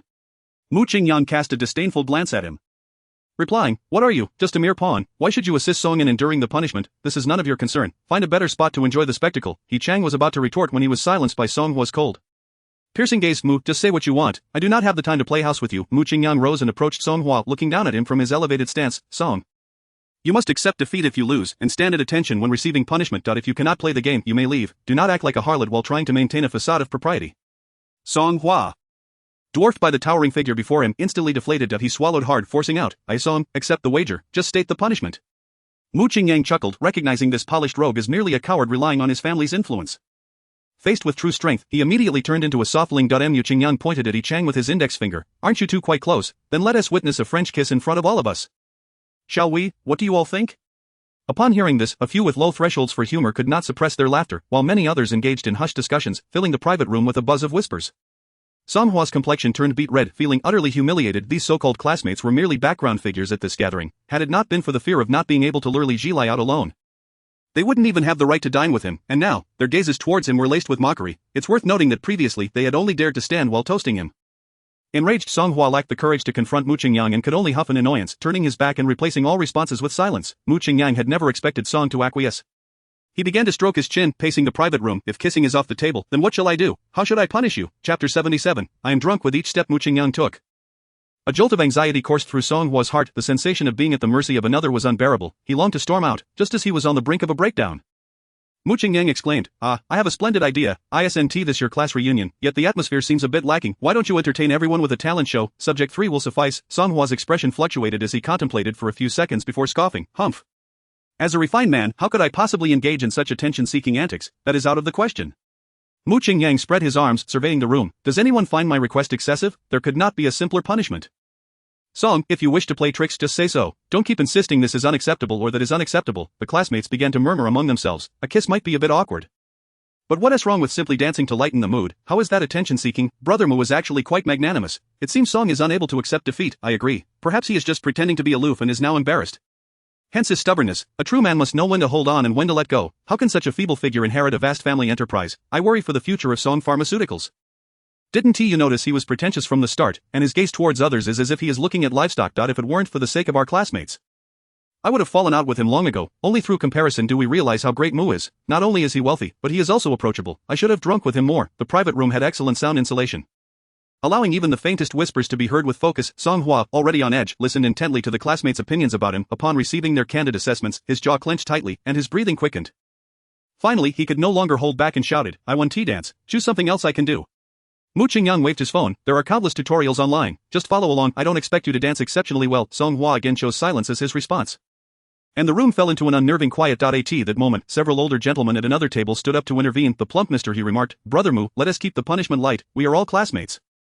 No need to make it so embarrassing. The slick-haired Mr. Qin added, yes, we all navigate Jiangnan City. We should leave some room for each other. Mu Qingyang showed no signs of yielding to the older gentleman, clapping his hands and stating, those are nice words, but if I were to lose to Song, he would likely make me regret it. I ask you all, when that time comes, will you stand up for me?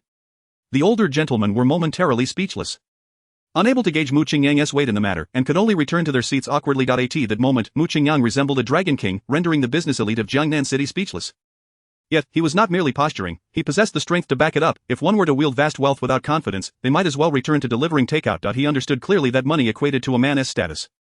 If he could slam the 10 billion worth of licking dog gold down on the table, those older gentlemen would scamper over to call him Brother Mu. This, indeed, was reality. This was his confidence. Li Jilai, sensing the atmosphere growing increasingly tense, recognized that if this continued, it could end poorly. This conflict had arisen because of her. Perhaps only she could diffuse it. Gathering her courage, she stood up, approached Mu Qingyang, and gently shook his arm. Brother Mu, let it go. Just let him leave. Mu Qingyang's stern expression instantly softened into a warm smile. All right, I will heed your words. He then pointed at Song Hua. Be gone, but remember this well. I can let you off once, or even twice, but I am not a horse to be ridden. Stay far away from Li Jilai. Should you harbor any ill intentions again, I can easily put an end to you. Song Hua's face turned the color of liver, glaring at Mu Qingyang with a sinister look. Did Mu Qingyang intend to coddle him? Raising his hand as if to strike, Song Hua immediately crouched down, covering his head, which drew laughter from the room.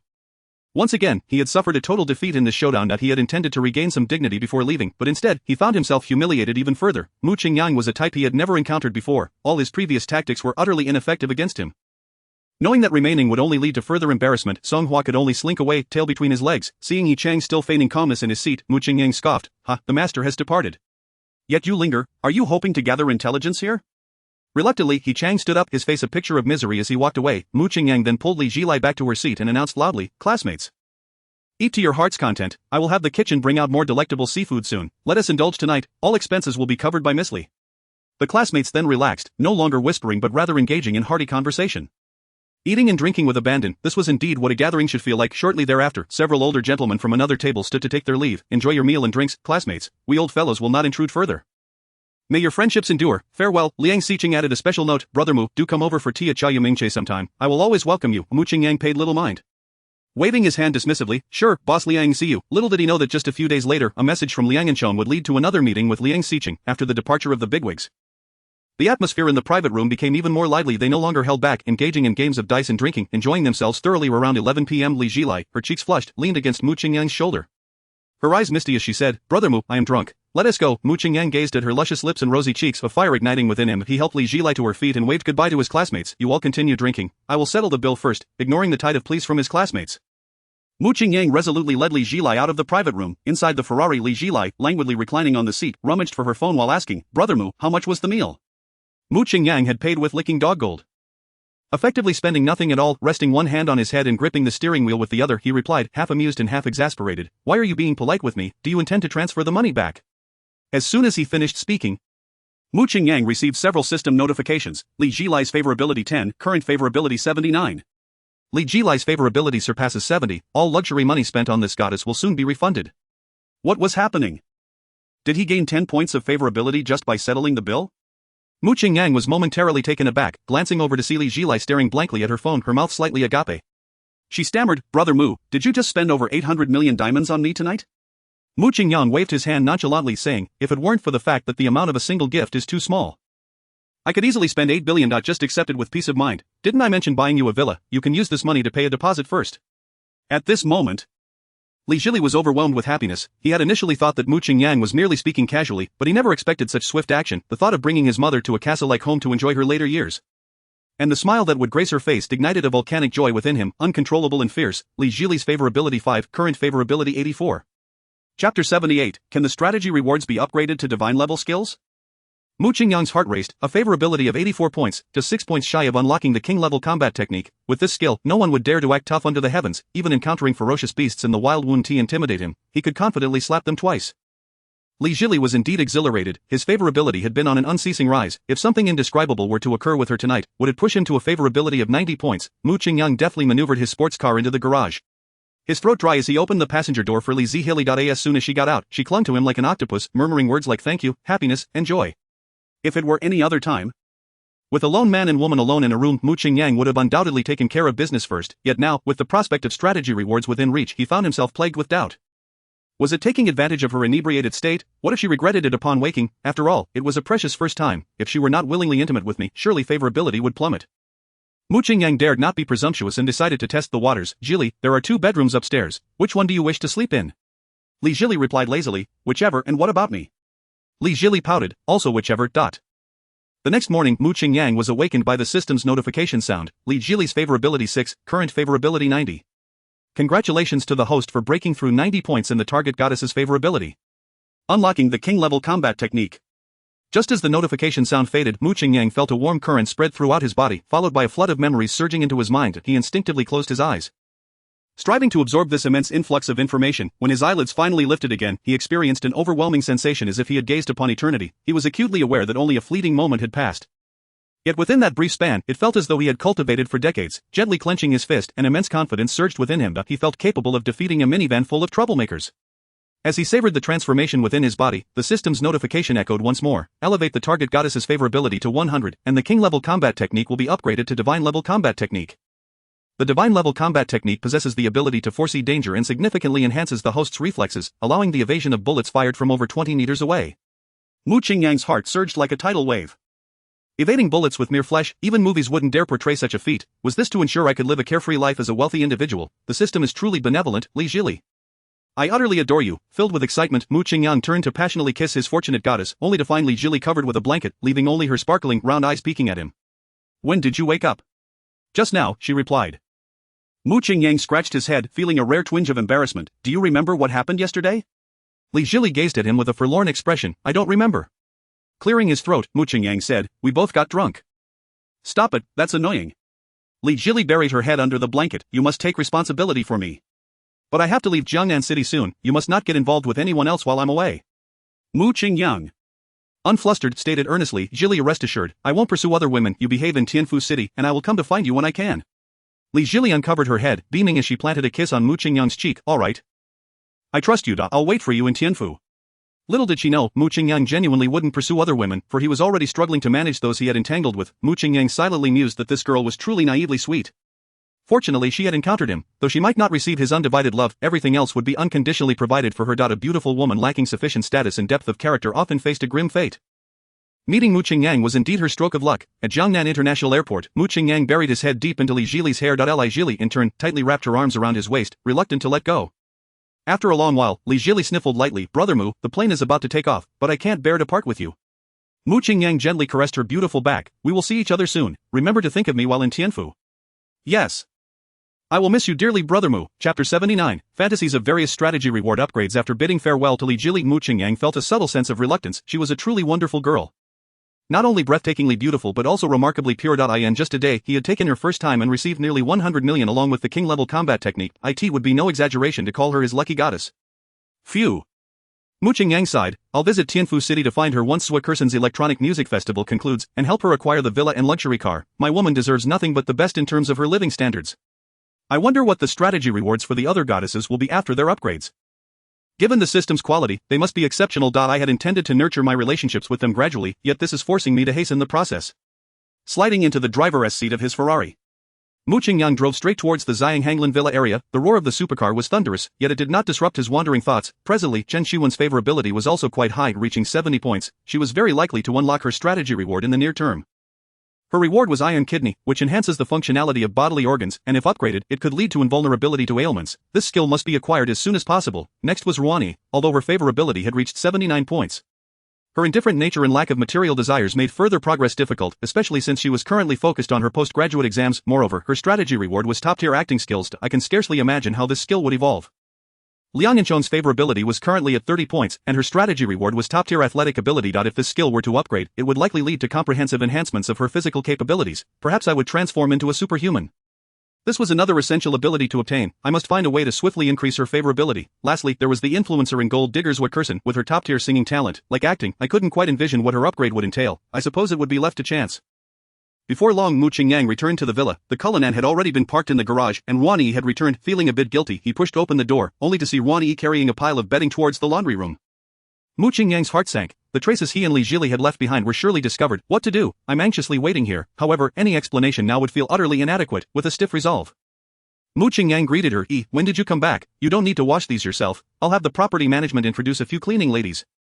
Ruani, as if nothing had transpired, maintained her calm and composed demeanor. It's fine, the laundry room's equipment is quite powerful, just toss it in. And it requires no effort. Let's not bother with a cleaning lady, I'm not used to being around strangers. Mu Qingyang nodded repeatedly. Alright, this villa is yours, you have the final say. Well, I have some matters to attend to and must step out again. You can prepare something for lunch yourself. By the way, have you run out of money? I can transfer you another billion, Mu Qingyang said as he closed the door once more. Returning to the car, Mu Qingyang lit a cigarette, exhaling a thick cloud of smoke in frustration. He shook his head despondently. My mental fortitude is still lacking. I faltered right at the start. If she had scolded me a bit, I could have bantered back, but what I dread most is her knowing everything yet choosing to remain silent. Just like the main wife in a palace drama. After a few moments of feeling down, Mu Qingyang quickly adjusted his mindset. How could a dignified sea king feel insecure? What if Ruani had no objections to my romantic entanglements? Exactly, it must be so, otherwise why wouldn't her favorability decline? With that, Mu Qingyang emerged from his internal struggles, pulled out his phone, and dialed Chen Qiwen's number. In the final seconds of the ringing, the call was finally connected. And Chen Qiwen's cheerful voice came through the receiver. Mugage, what made you think of calling me? Do you miss me? Mu Qingyang chuckled. Of course, I think of you every night, tossing and turning in my sleep. So has my esteemed father-in-law allowed you to come out? Chen Qiwen's tone turned melancholic. Not at all. He insists on introducing me to some bureaucrat as a potential boyfriend, and he says we have to meet tonight. Even if I refuse, it's of no use, it's utterly exhausting. Mu Qingyang shook his head with a wry smile. Am I really so unworthy in his eyes? After all, I am a promising young man earning 100 million a month. Does that not impress him? Chen Qiwen sighed. My father simply dislikes those who engage in business, claiming it's unstable and fraught with risk. But don't worry, Mugage, I've made up my mind not to attend this dinner tonight. I will resist my father to the end. An idea struck Mu Qingyang. You should agree to it. But with one condition. What condition? Just say you'll have lunch with me first. Ah, do you want to meet my father so soon? I think it might be better to wait a while, he really doesn't like you right now.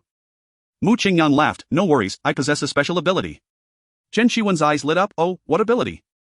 The ability of money. After much persuasion, Mu Qingyang finally convinced Chen Shiwen to present the condition to her father. His confidence wasn't blind, he was firmly convinced money only manifests its true power when transformed into tangible assets, otherwise it remains a bland string of numbers. Since acquiring the system, Mu Qingyang had developed a profound understanding of this principle. In the past, while delivering takeout, he would ponder, what is so great about luxury cars? They all have 4 wheels and can be driven around, right? What about lavish mansions? They merely provide a larger space to sleep in each night. And does size grant eternal life? However, once he genuinely possessed such items, he could only shake his head and murmur, I was indeed superficial. This feeling is truly exhilarating. It is human nature to harbor desires, if they are temporarily absent. It simply means they have yet to be ignited. Chen Shiwen's father, accustomed to a mundane life, would soon learn a lesson he wouldn't forget. In an ordinary 3-bedroom apartment, a charming woman had prepared a lavish breakfast. Chen Shiwen emerged from her bedroom clad in a cartoon-themed nightgown, and even though she looked drowsy and barefaced, her allure could easily outshine 99 of her meticulously groomed peers. At the dining table, her parents and younger brother were already eating. After casually spooning a few bites of congee, she mustered the courage to say, Dad, I can meet the matchmaking candidate tonight, but I have one condition. Her father shot her a glance. What conditions are you proposing? Am I going to harm you? Chen Shiwen pouted, if you don't agree, then I won't go. Her mother intervened, let her express her thoughts. The father scoffed, speak your piece, but I may not acquiesce. Chen Shiwen took a deep breath and boldly stated, you must meet Mu Qingyang for lunch first. No wonder you didn't come out when I called you, you were secretly on the phone with him. Today, I have a rare day off and I have no time to meet irrelevant people. I refuse. Before Chen Shiwen could pout in anger, her brother stepped forward. Dad, can't you be a little more open-minded? I think Mu Gu is quite good, don't dismiss him solely based on subjective impressions. You're toying with my sister's happiness, you're being utterly irresponsible. With such a flattering remark, the father immediately felt flustered. Shiwen, don't speak nonsense, I have a keen eye for people, and you are still too young to understand these matters.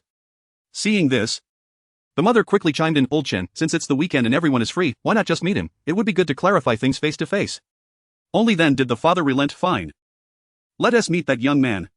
Chapter 80, Mu Qingyang confronts his father-in-law. Zhao Mengnan had been extremely irate these past few days. His younger brother Yuan Peng informed him that the cousin he had seen at the CAF was sentenced to 8 years for attempted murder. The victim was a troublesome village girl, but that little rascal Mu Qingyang had saved her. Upon investigating this incident, Zhao Mengnan discovered that Mu Qingyang was just an ordinary commoner. He was furious. He had lost face twice before this commoner, and both times in front of stunning beauties. He could not let this slide, he would make him pay 10-fold, 100-fold. However, after Mu Qingyang was released from the police station, he vanished without a trace. Zhao Mengnan searched for several days to no avail. He turned his attention to Chen Shiwen. Surely these two conspirators would meet at some point, right? He had already inquired about Chen Shiwen's residence through his ex-girlfriend, who was also Chen Shiwen's close friend. Thus, he set a subordinate to stake out her apartment building daily. Today, he finally received news of her departure. Chen Shiwen drove her Bentley sports car, carrying her family to the upscale restaurant Mu Qingyang had chosen. As soon as Chen Shiwen stepped out of the car, she exclaimed, wow, I heard this Guiyu mountain house has an average cost of over 1,000 per person. I saw it reviewed by a food blogger on Douyin. Today, I'm going to indulge thanks to my brother-in-law. Her father lightly tapped her younger brother with his folding fan. Don't order frivolously, those who do business love to put on a show. But it's all superficial. Chen Shiwen's brother then dashed toward a nearby red supercar. My goodness, for 88 Pista Spider, this is the first time I've seen one in Jiangnan City. Surely this car doesn't belong to my brother-in-law? Chen Shiwen nodded slightly. He is already here, let us go. Guiyu Mountain House featured a blend of modern and classical new Chinese decor, with corridors and courtyards adorned with bamboo and lotus flowers, creating a serene and tranquil atmosphere. After traversing the hall, the 4 members of Chen Shiwen's family arrived at the largest private room in the restaurant, where Mu Qingyang had been waiting for some time. He rose with a smile and greeted them. Hello, uncle and aunt. Chen Shiwen's brother excitedly extended his hand. Hello, brother-in-law, I'm Chen Shiwen's younger brother, you can call me Xiaowen. I've admired you for a long time and am your loyal fan, wishing you and my sister a lifetime of happiness together. Chen Shiwen's brother was promptly chastised with another tap from the fan. Behave yourself. Chen Shiwen's father maintained a dignified demeanor, nodding slightly before taking his seat at the table. Chen Shiwen's mother was much more cordial. She looked at Mu Qingyang with a beaming smile, her eyes filled with approval. What a fine young man. Tall, handsome, and sturdy, he is a perfect match for one. Don't just stand there, come and sit. Yes, of course, Mu Qingyang replied, unabashedly taking Chen Shiwen's hand as they walked to the table. Chen Shiwen's father coughed lightly twice, causing her to reluctantly retract her hand. Mu Qingyang, that is your name, right? When did you and our Wenwen meet? How far has your relationship progressed?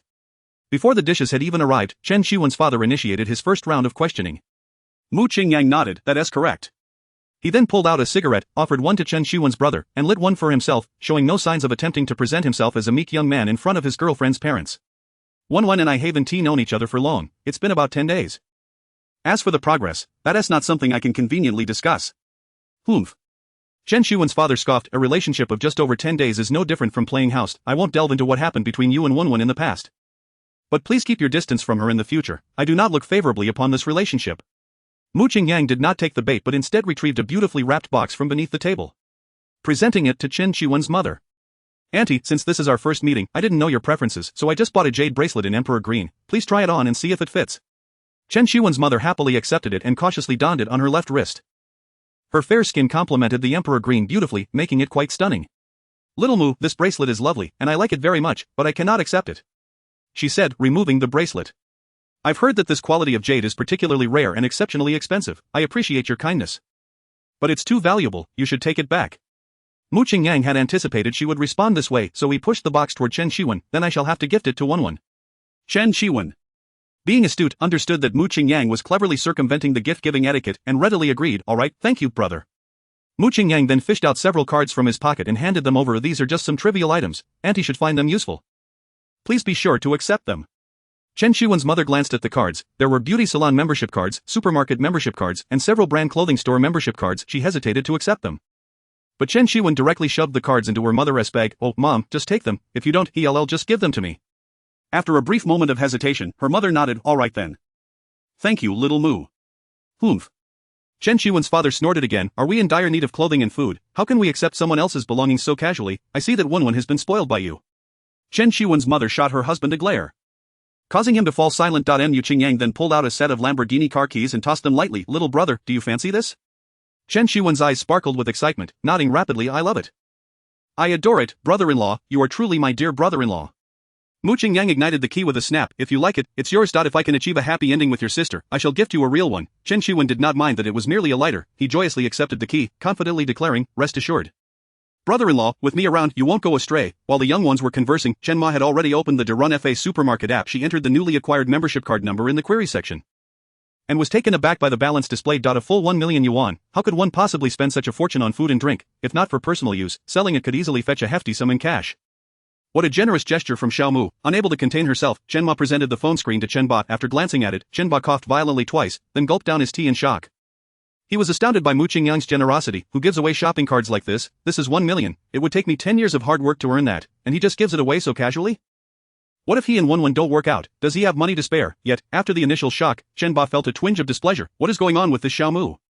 Everyone else received a meeting gift. Why was I left out? Is he harboring some resentment towards me? Mu Qingyang observed everything keenly. Realizing the moment was ripe, he turned to Chen Ba. Uncle Chen, the gift I prepared for you isn't convenient to carry around. Let us head to the venue after dinner. Chen Ba felt a sense of equilibrium. That's more like it. I may not necessarily accept it, but proper etiquette must be upheld. However, he still maintained his elder's demeanor. Let us discuss it after dinner. Chapter 81. Mu Qingyang imparted all the knowledge from the Yishuyan society to Chen Qiwen.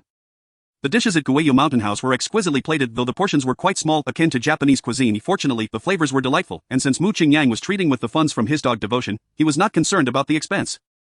So he ordered several servings of the delectable dishes. Chen Qiwen, having eaten to his heart's content, was still not satisfied and requested more from the menu. 5 servings of caviar avocado tartare, 3 servings of fresh Antarctic shrimp, 2 servings of steamed knife fish, and 1 more serving of 9-year crystal shrimp. With the lavish meeting gift paving the way, the dinner was rather pleasant, except for Chen Ba, who maintained a somewhat stiff demeanor typical of his generation.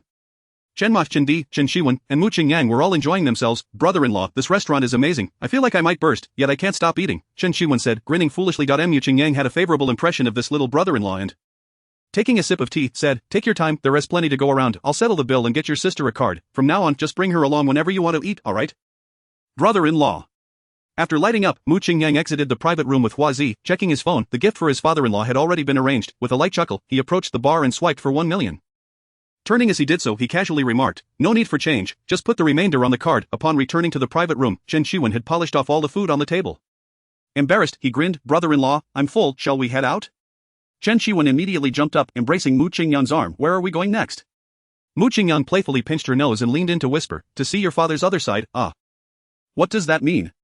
You'll find out when we get there. At the parking lot entrance, Chen Qiwen stood in front of the red supercar, adamant about not moving. Brother-in-law, just let me sit in the passenger seat for a moment. I've loved this car for ages. I can hardly resist the urge to touch it. Please, pretty please. Mu Qingyang playfully swatted his head. If you keep whining, I'll take action. Go drive your sister's Continental GT. Be obedient. I have important matters to discuss with her. Chen Qiwen sulked. What important matters can't wait until we get to the destination? I really want to sit in this car. Mu Qingyang unleashed his trump card. Do you still want that Lamborghini? Upon hearing this, Chen Shiwen dashed off faster than a dog, diving into the white Bentley. Only then did Chen Shiwen, blushing, say, "Brother Mu, your intention is too obvious. My brother is almost 20, he understands everything." Mu Qingyang grinned mischievously. "If he understands, so be it. I'm his brother-in-law. Teasing his sister is only natural. Get in the car." Inside the Ferrari, Mu Qingyang's hand rested on Chen Shiwen's smooth, fair leg. "One, do you want to learn something new?" "I'll teach you." Chen Shiwen had a sinking feeling. Learn, sure." Mu Qingyang had always been generous with Chen Shiwen, thus imparting everything from the Yishuyan society to her in great detail. As they approached their destination, just 1 kilometer away, Mu Qingyang let out a long breath. After another minute of driving, the destination came into view. It was an extraordinarily luxurious ancient-style building, with the plaque at the entrance reading Shishan Yunlu Sales Office. "This is the place." As soon as Mu Qingyang stepped out of the car, Chen Shiwen sprang from a nearby public bench. "Brother-in-law, you drove so slowly. We've been here for ages." Mu Qingyang glanced at Chen Shiwen. "Your sister is slow, she needs more practice." Chen Shiwen, blushing, shot him a glare. "It is clearly your fault." "Okay, I've been trying my best." Chen Shiwen was somewhat bewildered. Who was driving the car then? It's such a waste for such a fine supercar to be in your hands. Not long after, a woman in a professional OL suit and black stockings emerged from the ancient building, the very property consultant who sold Mu Qingyang the Xiang Hanglin No. 1 villa. Her smile was genuine, not at all professional. As she approached Mu Qingyang, she slightly bowed. "Hello, Mr. Mu. It's a pleasure to meet you. Everything has been selected according to your requirements. Please follow me." The consultant gestured for them to enter. Mu Qingyang called to the Chen family. "Let us go. The goods are inside Shishan Yunlu." There was a large lake surrounded by several artificial hills, adorned with precious seedlings, creating a beautifully serene environment. Chen Shiwen looked around. "Brother-in-law, is this a tourist attraction? The scenery is stunning. Just listen to the cicadas and birds. It's perfect for a leisurely stroll." "You truly thought this through." Mu Qingyang was at a loss for words. Could he really praise this? However, he didn't retort. "The scenery outside is decent, but it pales in comparison to what lies within. You'll be even more astonished when we reach our destination." As Chen Ba entered, he noticed the plaque but didn't associate it with buying a house. Ridiculous, given the opulence of this villa area. Any single unit must be worth a small fortune, right? Though Xiaomu was generous, he likely couldn't afford such places. He assumed it was merely a fade of wealth, allowing them to take a look around. Fortunately, he relished the vibrant, fragrant environment and chose not to comment further. After a few turns, the vehicle halted at a courtyard. The property consultant enthusiastically opened the car door. "Mr. Mu, we've arrived at our destination. Please disembark for the tour." Chen Ba and Chen Ma were left in awe, their eyes wide as they exclaimed, there is such a place in Jiangnan City?" Chapter 82. Being a woman of the Mu family means living a blissful life. The property consultant pointed to a cloud-shaped pine tree in the courtyard. This tree is the crown jewel of Huizhou Nursery, boasting a thick trunk and graceful form, conservatively valued in the 7-figure range. Chen Shiwen couldn't help but click his tongue. "That's enough to buy a supercar. What kind of fool would spend so much on a tree?" Mu Qingyang awkwardly pinched the bridge of his nose, ignoring his little brother-in-law. Meanwhile, Chen Ba, fanning himself, explained, "The value is incomparable. Buying a car is for enjoyment, while purchasing a tree reflects one's taste. I have some knowledge of seedlings, and this tree is exceptional in every aspect. It should be worth $1 million. Fortunately, Chen Ba was unaware that this was their own property. Had he known, he would realize that this tree, being a true gem, wouldn't be sold for less than several million. The property consultant smiled politely and led them further into the courtyard.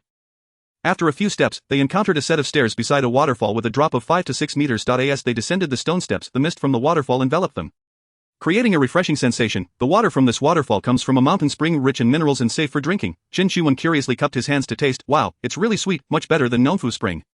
Chen's father nodded with approval. The waterfall cascades down, forming a small stream, with verdant moss thriving within. Occasionally, one can catch a glimpse of the colorful stones gliding gracefully beneath the surface. The scenery appears to be a product of nature itself. The courtyard's design must surely be the work of a master. Connecting the steps is a yard covering nearly 2 acres, enveloping a quaint 3-story building steeped in antiquity. Without waiting for the professional consultant to elaborate, Chen's father began to wander about. "These potted plants are extraordinary. There are true cypress, ancient plum trees, and sweet osmanthus, all rare treasures. The only plant I have ever cultivated is this golden ball, but its quality pales in comparison to these." "Dad, are you referring to those small plants on our balcony? They don't look quite the same to me. These little trees are adorned with golden fruits, while ours are bare." Chen Shiwen tilted her head in inquiry. "Ahem." Chen's father felt a twinge of embarrassment. "The golden ball bears fruit every October, making it quite ornamental, which is why I planted a few. However, our variety is inferior. It's not due to my lack of care." The sock saleswoman swiftly changed the subject to alleviate the awkwardness. "Please follow me. The scenery of the rockery and fish pond ahead is also quite splendid." After walking a few dozen steps, they arrived at a pavilion, surrounded by artificial mountains crafted from typhoon stones, forming a circle encasing a pool of pale blue water. The water was exceptionally clear, allowing one to see the fallen yellow and red pollen at the bottom, while dozens of plump koi, as fat as pigs, leisurely foraged. The sock saleswoman pointed to the variously colored fish. "These are all imported Japanese koi, each worth tens of thousands." Chen Shiwen's eyes widened in disbelief. "What on earth is so expensive? How much does it cost per pound?" Chen's father chuckled. "Not just the fish, even the black pines surrounding the rockery are of $1 million caliber. Whose affluent estate is this, resembling a royal garden? With such a fine house, why is no one residing here?" The real estate consultant responded with surprise. This villa was originally reserved by the developer's CEO for personal use, but shortly after its renovation, financial issues arose, and it has since been purchased by Mr.Mu. Didn't Mr.Mu say he was going to gift it? Isn't it meant for a few of you? Gift? Gift to whom? Chen's father stammered, to whom? To a lady named Chen Shiwen. The property has already been transferred to her name. Ah? Chen's father, mother, and siblings collectively exclaimed. Chen Shiwen nearly collapsed, almost kneeling before Mu Qingyang, brother-in-law. Is this true? Slap me twice if this isn't a dream. Chen's mother pinched Chen's father's acupoint. Old Chen. What's wrong with you? Wake up, don't scare me. Mu Qingyang pulled out a cigarette, lit it, and casually found a stone to sit on. Did I not say I would present a gift to Uncle Chen? Letting you live in this house for the rest of your life is quite acceptable, right? Chen's father immediately regained his composure, shedding the calm demeanor he had during the tour, frantically rubbing his hands and swallowing. Alright, that's fantastic, little Mu, I'm not materialistic, I genuinely appreciate these flowers and plants. Mu Qingyang exhaled a puff of smoke and stood up. Now regarding my relationship with Wenwen, Chen Shiwen immediately jumped in. Grinning, brother-in-law, if anyone dares to interfere, they'll have to step over my corpse first. Chen's father could no longer maintain his elder's composure, smiling broadly at this boy. Qinwen may be a bit unruly, but he makes a valid point. Young people should pursue love freely. I have indeed been a bit overbearing in the past. Chen Shiwen, upon hearing this, was on the verge of tears, burying her head deep in Mu Qingyang's chest, sobbing, Brother Mu, this gift is far too lavish, thank you for everything you have done for me. I adore you so much. Chen Shiwen's affection 10, current affection level 80. Mu Qingyang patted her back gently. As a woman of the Mu family, enjoy a blissful life, you deserve it. After calming Chen Shiwen, Mu Qingyang turned to his brother-in-law. Shiwen, you have quite a knack for flattery, who did you learn from? Chen Shiwen scratched his head. A brother-in-law, this is my first time doing this, perhaps it's just a talent. Mu Qingyang couldn't help but smile. Your sister has quite the talent too, and I like it. He continued, seeing how well you are doing, I'll buy you a 911, I'll transfer the money to your sister. And when she has time, she can take you. Thank you, brother-in-law, you're my idol, I would follow you to the ends of the earth. The sock saleswoman watched with envy. She wanted to ask Mr.Mu if he needed more women. But glancing at his female companion, her confidence evaporated. It's infuriating how comparisons can make one feel inadequate. Originally, selling a mansion worth over 200 million for a handsome commission was satisfying enough, but compared to the recipient of a house, that seemed like a mere drop in the bucket. However, she quickly composed herself and pointed towards the back garden of the villa. Everyone, please continue following me, we have only explored half of the yard. Chapter 83, you're absolutely right, I must be delusional. Ascending a few steps along the left side of the front garden led them to the back garden of the villa. The back garden sloped dramatically, sprawling over an astonishing area, resembling a small hill. The real estate consultant pointed out the ubiquitous layers of stones and yellow wax stones. In decorating this villa, over 2,000 tons of stone were used, transported overnight by hundreds of trucks from the quarry, thus creating an environment that feels remarkably natural. Chen's father grew increasingly satisfied, fanning himself vigorously. He never dreamed he would reside in such a luxurious villa in his lifetime. A property of this caliber was likely beyond even the company CEO's reach. His admiration for Mu Qingyang only grew. It was all because Wenwen had failed to clarify earlier, leading him to misunderstand little Mu for so long. Chen's mother, less concerned with the aesthetics, pointed at a massive tree. Oh, is that a longan tree? Will it bear fruit? The real estate consultant smiled slightly. This is a 10-year-old Julian longan tree, the finest variety, capable of producing hundreds of pounds of large sweet fruits each year, more than your family can consume. Afterward, she indicated another tree. That one is a jabuticaba tree. Its fruits are valued at hundreds of dollars per pound and are exceedingly rare. On the hillside, there are cherry trees, honey peaches, and sunshine rose grapes among various fruit trees, ensuring you can enjoy fresh organic fruits every season. Of course, given the expansive area of the back garden, planting vegetables is also an option. At this moment, Chen's mother felt the same exhilaration as Chen's father did upon learning that the villa was gifted to their daughter. However, she was not yet so overwhelmed as to require Chen's father to pinch her. Nonetheless, her voice trembled slightly with excitement. This is wonderful. I have always wanted a place to grow fruits and vegetables. This is 10 times better than my dream garden. I absolutely love it. Chen Shiwen happily grasped her mother's hand. Mom, this must be carefully selected by Brother Mu for us. He must have put in a lot of effort to gain your approval, so you must treat him well in the future. Of course. Of course. Chen's mother beamed. I have always supported you too. Even without these things, I would treat him well, for a son-in-law is like a son. Mu Qingyang awkwardly pinched the bridge of his nose. He did indeed put in some thought, but it was limited to saying over the phone, find the best one, there's no budget limit. However, none of that mattered, as long as Chen Shiwen was happy. All of this was worthwhile. After all, it was just 200 million worth of flattery, converting to only 2,000 in cash, yet he gained a full 10 points in affection. This transaction could be deemed a win-win. Yet, after a brief moment, Chen's mother began to worry again. With such a vast garden, how can I manage it alone? Even if I devoted all my time, it would be impossible. The real estate consultant smiled politely. You need not worry, this villa comes with a gardener, so you can leave those matters to them. Upon hearing this, Chen's mother's smile became somewhat stiff. Mu Qingyang understood her thoughts and added, no need to fret about finances, I will transfer the funds to Wenwen. He. Chen's mother laughed joyfully. How delightful, little Mu, this house is quite large, why don't you move in and live with us? Chen Shiwen looked at him with hopeful eyes. Brother-in-law, please come, I want to play with you.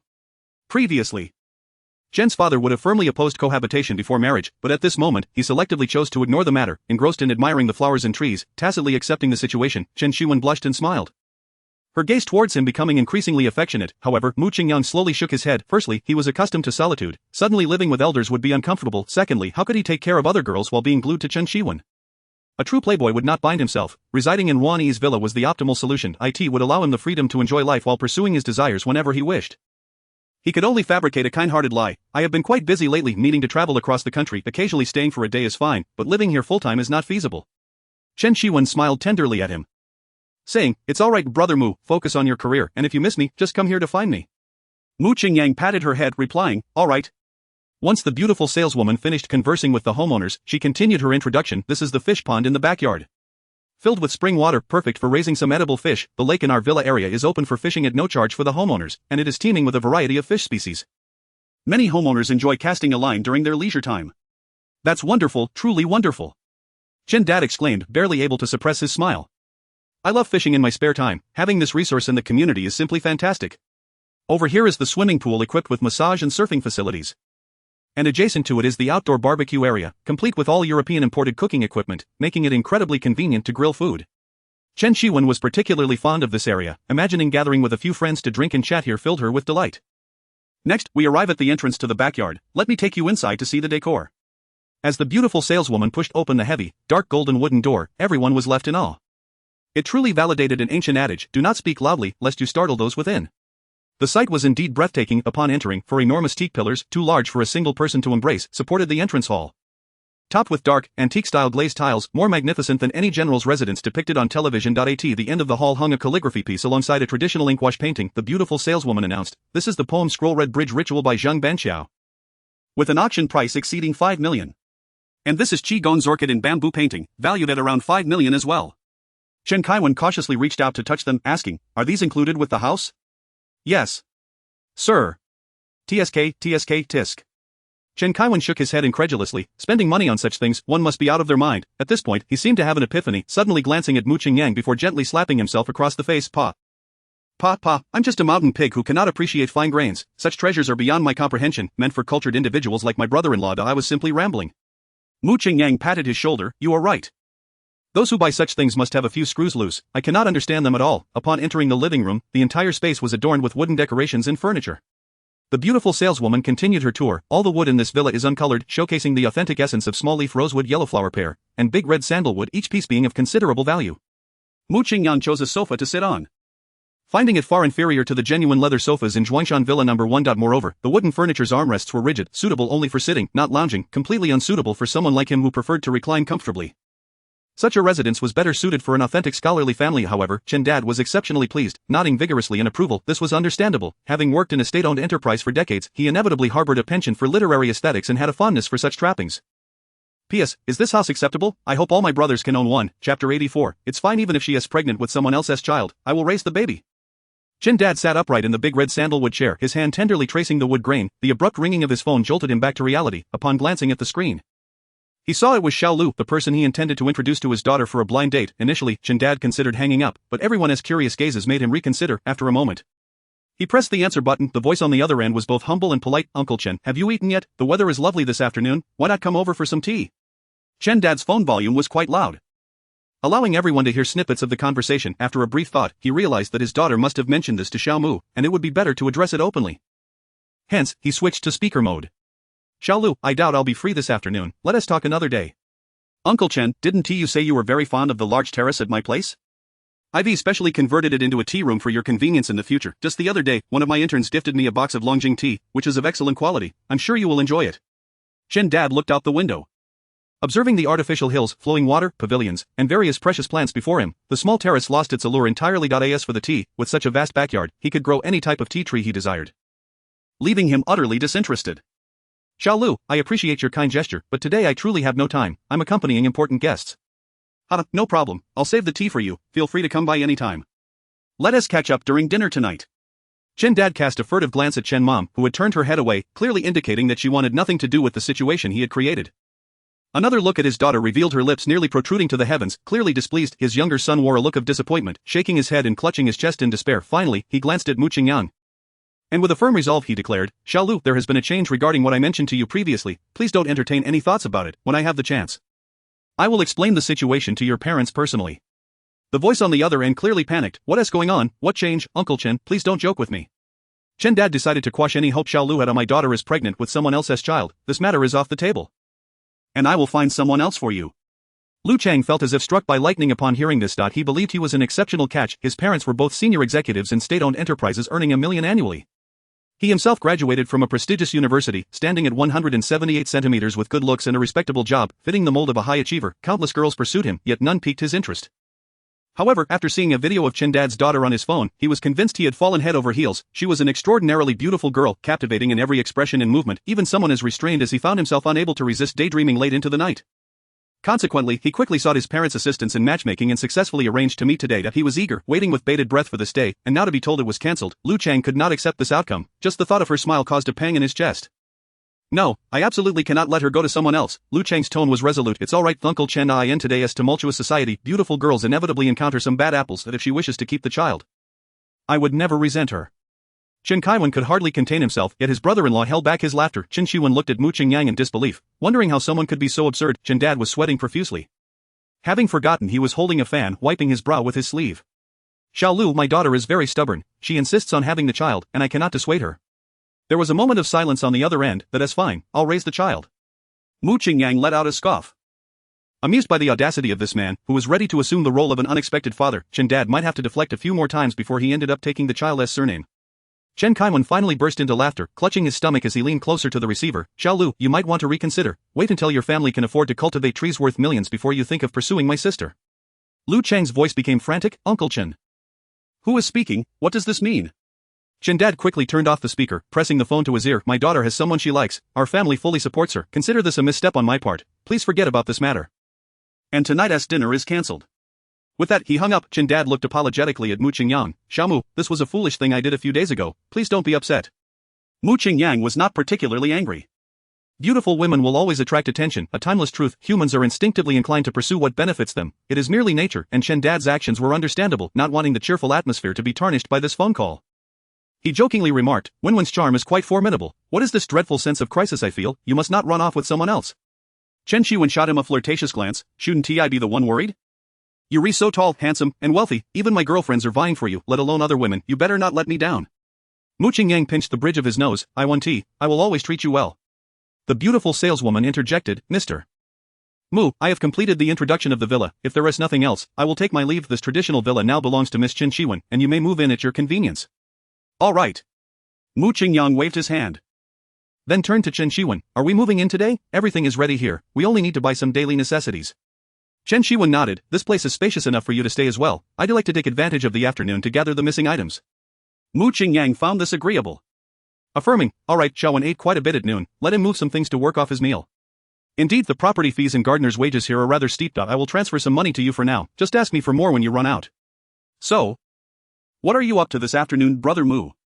"I have a few billion-dollar projects to discuss. I will get in touch with you once I am done." Chapter 85. Does your brother Mu need a warm bed made? Mu Qingyang decided to return to the Camphor Forest Villa for some much-needed rest. Having consumed alcohol last night and engaged in a lengthy battle with Li Zhili, he had just expended some energy in the car.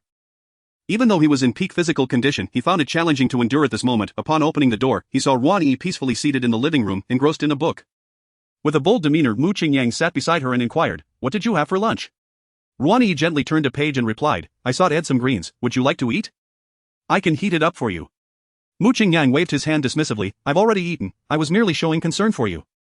Won't you feel bored spending the day alone at home? You could invite friends over." Ruan Yi smiled faintly. "Being alone brings me comfort, though I certainly do not mind spending time with you." Mu Qingyang yawned. Just follow your heart. I'm feeling a bit drowsy and will head upstairs for a short rest." "Do you need me to keep you company?" Ruan Yi's expression was sincere. Devoid of jest, and Mu Qingyang was taken aback. He had expected Ruan Yi to sulk for a few days over the matter of the sheets, yet here she was responding with kindness. Was this an act of repaying kindness with kindness? A flicker of guilt sparked in Mu Qingyang's heart, only to be swiftly extinguished. Gazing at the stunning beauty before him, who had transformed from a village girl into a city enchantress, he felt a resurgence of energy coursing through his body. In one swift motion, he swept Ruani into his arms and strode into the bedroom. On the soft bed, Mu Qingyang's gaze was fervent as he looked at the beauty lying obediently. Ruani's face flushed with embarrassment, exuding an air of being ready for him to claim. As he hastily undid her bindings, Ruani kindly reminded him, "Are you feeling all right? If you're tired, we can wait until tonight." Mu Qingyang paused. He indeed sensed that his body was fatigued. If he could afford a moment to recuperate, that would be ideal. After all, Ruani had fully embraced the idea of their intimate encounter, so there was no need to rush with wealth, time, and a woman at his disposal. He resolved to take care of his health. Engaging in such fervent activities 7 times a night could wait until he had acquired the skills to match it. With that thought in mind, Mu Qingyang nestled into the blankets. He enveloped Ruani's soft form in his embrace, resting his head against her neck. The subtle fragrance mingled with the scent of her shampoo was intoxicating. A gentle smile graced Mu Qingyang's lips as tranquility enveloped him, and soon he drifted into a deep slumber. Meanwhile, Chen Shiwang had completed her shopping for daily necessities. She lay on the large bed adorned with pink sheets. Sending a selfie to Mu Qingyang, "I've finally finished setting up. Does Brother Mu like the room I've arranged?" After a considerable time without a reply, Chen Shiwang assumed he was busy and refrained from disturbing him. She then sent a message in the group chat with her friends. "Today, I am absolutely thrilled and have decided to treat you all to a night of fun at KTV. CC, did you receive some favor from your brother Mu? You seem quite pleased. Huang Fei, good things are meant to be shared. Chiwang, didn't you say Mu Qingyang is incredibly formidable? We should give it a try someday. Tong Tong, has your father finally given his approval for you two to be together? Congratulations, sister, on marrying into wealth. Let the celebrations commence. Chiwang, it's too complicated to explain in a few words. I will share the details when we meet." A black Volkswagen had been parked outside the sales department of Shishan Yunlu. Upon seeing Chen Shiwang emerge, one of the occupants made a call. "Zhao Xiao, the stunning beauty has come out. Should we continue to follow?" The voice on the other end belonged to Zhao Mengnan. "Follow her. Has that commoner Mu come out yet?" "Not yet. He drove into the Camphor Forest Villa area, which has stringent security, so we cannot enter. Forget about him for now. Let's collect some interest from Chen Shiwang tonight. With that annoying guy out of the way, I wonder who can stop me." In a private room at Royal One Business KTV, the 4 girls sang a rousing rendition of "Today is a Good Day." As the song concluded, Huang Fei raised her glass. "Cheers to the most beautiful flower among us who has found happiness with the wealthy Mu, moving into the grand villa. Cheers." Chen Shiwang smiled sweetly, draining a significant portion of her red wine. "Shiwang, you're living in a villa and driving a Bentley now. You've truly entered the life of a wealthy lady. It feels as if we are from different worlds." Tong Tong remarked with a hint of jealousy. "Yes. Indeed, you wretched tycooness wife, I find myself quite envious." CC chimed in. Chen Shiwang set her glass down, responding with pride, "Fear not, dear sisters, even if I have prospered, I shall not forget you. You are all welcome to live in the villa as my personal maids. I shall treat you well." Huang Fei nudged Chen Shiwang playfully, half joking. "Who wants to be a personal maid? Why not ask your brother Mu if he needs a warm bed maid? I could start working immediately if he asks." Chen Shiwang shot her a fierce glare. "Dream on, do not entertain such thoughts about brother Mu." Huang Fei continued to tease, "You might be able to ward us off. But what about the vixens outside? Just think, with a few of us helping to keep Mu Qingyang occupied, would he even have time to stray? My sisters would not compete for his affection. But the other seductresses might not be so accommodating." Cici and Tong Tong, usually quick to defend themselves, chose to remain silent this time, acutely aware of the underlying truth in Huang Fei's words. Chen Shiwang found herself genuinely contemplating the matter. Huang Fei's point, though absurd, held some merit. After a few seconds of reflection, she shook her head, realizing how peculiar her thoughts were. What kind of girl actively seeks to find her boyfriend other women? Fei. No more of these jokes. I will not share brother Mu with anyone. At a barbecue restaurant adjacent to Royal One KTV, Zhao Mengnan and several tattooed men were drinking and feasting on skewers. A chubby man adorned with gold chains exclaimed with eagerness, "Zhao Xiao, where did you find such a stunning beauty? The moment I saw her step out of the car, I was captivated. She is truly exquisite." Fatty. The man who had summoned the chubby one had a face pockmarked like the moon's surface. His brows arched menacingly. "You can forget about that girl. She belongs to the Mengnan brothers tonight, and we only do business for money." The chubby man, unwilling to relent, leaned closer to Zhao Mengnan. Grinning, "Zhao Xiao, you take your turn first, and let me have a taste afterward, alright?" Although Zhao Mengnan had some money, he did not dare offend these men. They were notorious ruffians in Jiangnan City. Known for their violent tendencies, they were only helping him for the sake of money. "Fatty, you can choose any of the other 3 girls, just not that one. After the deed is done, I will throw in an extra 50,000 for you. Deal." The fierce man readily agreed. "I will keep a close watch on Fatty and ensure he doesn't misbehave." Chapter 86, Chen Shiwang is in peril. Past midnight, the 4 girls had consumed 2 bottles of red wine and over 10 bottles of beer and were feeling slightly tipsy. Chen Shiwang glanced at her WeChat. Mu Qingyang still hadn't replied, indicating that she likely wouldn't be engaging in a passionate encounter with him tonight. She felt a twinge of disappointment. Although her body felt heated, she resisted the urge to call him. "Sisters, it's about time. Let's grab some late-night snacks and then head home." As she spoke, Chen Shiwang slung her Chanel bag over her shoulder. All right, you've been glued to your phone all evening. Distracted and absent-minded, without your brother Mu around, you seem lost. Let us go to the seafood stall nearby and feast on some lobsters, treating our little rich girl, Chiwing. Agreed, for the sake of good food. We can forgive your neglect tonight. Zhao Mengnan had already consumed 6 or 7 bottles of beer and was feeling the effects. He pointed at the KTV, shouting, "If those girls don't come out in half an hour, I'll barge in and drag them out. I'll make sure to have my way with them right on the couch." The fierce man scoffed, "Brother Meng, we're living in a lawful society now. We can't act recklessly in front of cameras." "Do you really have the guts?" Zhao Mengnan continued to boast, "What is there to fear? If things go awry, I'll just throw more money at it. I have plenty of connections." Just then, the chubby man excitedly shouted, "They're coming out, those stunning legs and stockings. I recognize them anywhere." Zhao Mengnan's eyes lit up as he turned to the KTV entrance, and indeed, it was Chen Shiwang and her 3 friends. His tent quickly pitched, though the size was less than impressive. The fierce man slammed his chopsticks on the table, exclaiming, "Let us follow them." Royal 1 KTV, situated in the new district of Jiangnan City, saw few pedestrians at this hour. Occasionally, a taxi would speed by, and among the many businesses, only a few late-night eateries still had their signs illuminated. Chen Shiwang and her 3 friends walked shoulder to shoulder along the desolate sidewalk, humming a tune, blissfully unaware of the shadows lurking behind and before them. As they traversed a stretch of dimly lit road devoid of streetlights, several shadowy figures began to close in from various directions. The girls quickly sensed that something was amiss and were about to scream for help. However, the glinting blade in the hand of one shadow silenced their cries. "Who are you? And what do you want?" Huang Fei inquired, retreating with a tremor in her voice. Cici and Tongtong trembled uncontrollably. They had never encountered such a scene and were paralyzed by fear. Chen Shiwen was equally terrified. Aware that these individuals harbored malicious intent, she discreetly retrieved her phone, pressed a couple of buttons, and hastily concealed it in her bag. "Now, whatever I say, you will do," the menacing figure declared, pressing the long knife against Huang Fei's neck. "First, do not make a sound, or my knife will act on its own accord. Second, do you see that vacant storefront ahead? Go inside." The girls dared not breathe, recognizing the dangers posed by these knife-wielding, tattooed men with sinister expressions. Clearly, they were thugs capable of inflicting harm. Reluctantly, the 4 of them obeyed and moved forward. The empty storefront faced the street and was quite spacious, still in its raw state, indicating it had yet to be rented or sold. A nauseating mix of mildew and urine pervaded the air, and in the dim light of the flickering street lamp, they could barely make out a few dried piles of excrement. There were no surveillance cameras, nor would anyone come or go. If they were to be assaulted here, there would be no trace left by the following day, even if by chance someone did find them. There would be no evidence to support their claims. The more Chen Shiwen pondered, the more anxious she became, realizing that if these men dared to wield knives in broad daylight, they were likely capable of far worse deeds. She had already felt somewhat unworthy of Mu Gij, and if these vile creatures were to tarnish her, she would be left feeling utterly degraded. Summoning her courage, she pleaded, "Please let us go, I can give you money." The overweight thug stepped forward with a lascivious grin, extending his greasy hand as he said, "My dear, I didn't expect you to not only be beautiful but also wealthy. What a pity we're meeting under these circumstances. If only it were a different time and place, I would be exceedingly polite and gentle." Chen Shiwen recoiled in panic as the thug advanced. Just when she felt cornered, on the verge of being sullied by his filthy hands, the menacing figure halted the overweight thug. "Fatty, we're here to do the boss's bidding. She is the primary target. Get your head straight." The overweight thug looked disgruntled. "Tiger brother, can't I just have a little fun?" The menacing figure shot him a look. Discreetly gesturing with his thumb behind him, the overweight thug glanced back to see a short and slender figure hurriedly approaching. It was Zhao Mengnan. He spat on the ground, muttering "damn it," and withdrew his hand in frustration. Chen Shiwen quickly grasped the situation and angrily pointed at Zhao Mengnan. "Are you the one behind this? Do you realize you're committing a crime?"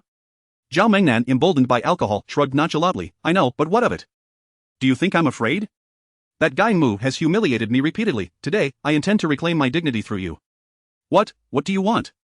Chen Shiwen's voice dropped as she observed Zhao Mengnan's unstable demeanor, fearing that further provocation might escalate the situation. "What do I want?" Zhao Mengnan cackled madly. "Of course, I want you." He then turned to the menacing figure. "Tiger brother, should we knock them out and take them away? Or drag them to a hotel? I'm having a hard time holding back." The menacing figure regarded him as though he were a fool. "Brother Mengnan, our job is simply to take them to a secluded corner for you. You think we de-risk it for your meager 100,000 yuan? Zhao Mengnan, now overly excited, held up his hands in a 10 gesture, boasting, "I'll add another 100,000, just find us a comfortable place." Chen Shiwen was now utterly alarmed, suppressing her fear as she admonished Zhao Mengnan, "This is sexual assault, and the penalties are severe. I advise you not to proceed. I will report you as soon as I get out." "Ha!" Zhao Mengnan appeared unfazed, retrieving a vial of liquid from his pocket. "Do you know what this is? Drink this, and even a stone-cold woman will comply. It has an even stronger effect. It can erase the memories of the past few hours. Perfect for you. Isn't it?" Chen Shiwen had heard of such substances in the news. Many girls had fallen victim to similar drugs. She never imagined she would find herself in such a predicament. Struggling to control her rising panic, she addressed the menacing figure. "How much is Zhao Mengnan paying you? I'll offer 10 times the amount. Just let us go, and I'll transfer the money immediately, with a promise not to report you." Fearing that the thug leader might not believe her, she added, "I swear on my family that I only wish to leave and avoid trouble." The menacing figure feigned regret. "Your offer is indeed tempting. But we must adhere to our principles. How could I survive in this world if I accepted your money? My dear, resign yourself to your fate. After drinking this, your desires will intensify. And you won't remember anything else, just endure it and it will be over soon.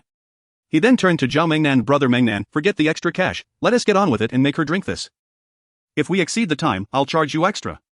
Chapter 87, Despair amid hope. Chen Shiwen weeps bitterly. Zhao Mengnan felt emboldened, yet his courage stemmed from the presence of these thugs.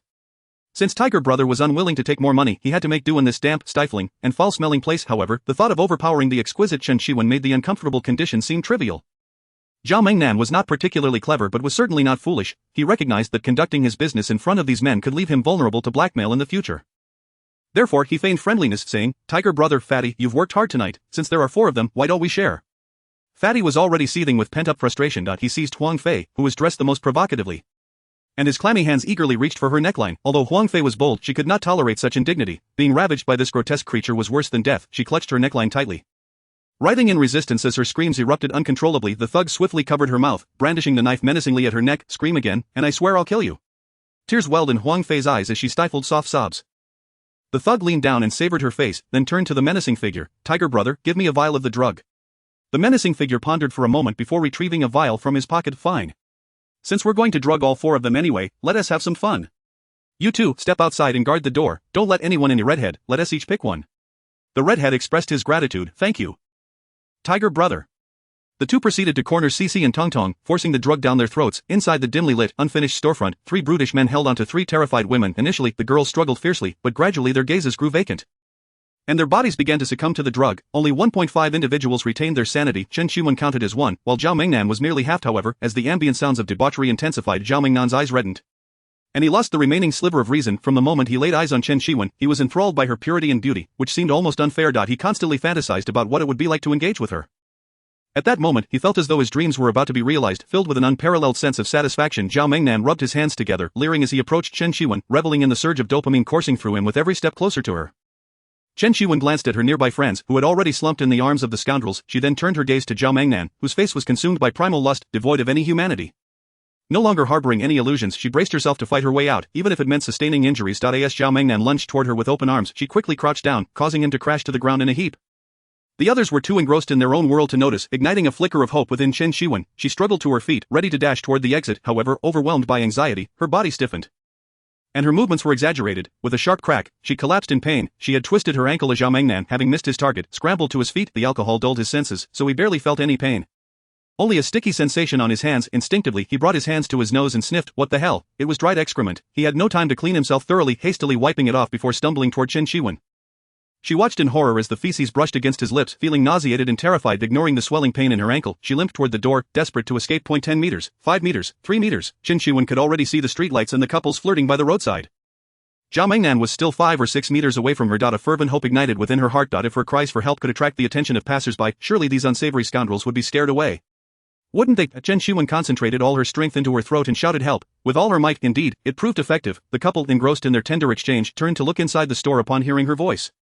Seeing a shadow inside, they approached with curiosity. Chen Shiwen's heart brimmed with gratitude for surviving this ordeal, her eyes welling with tears, yet, just as a smile began to form on her lips, it froze in place.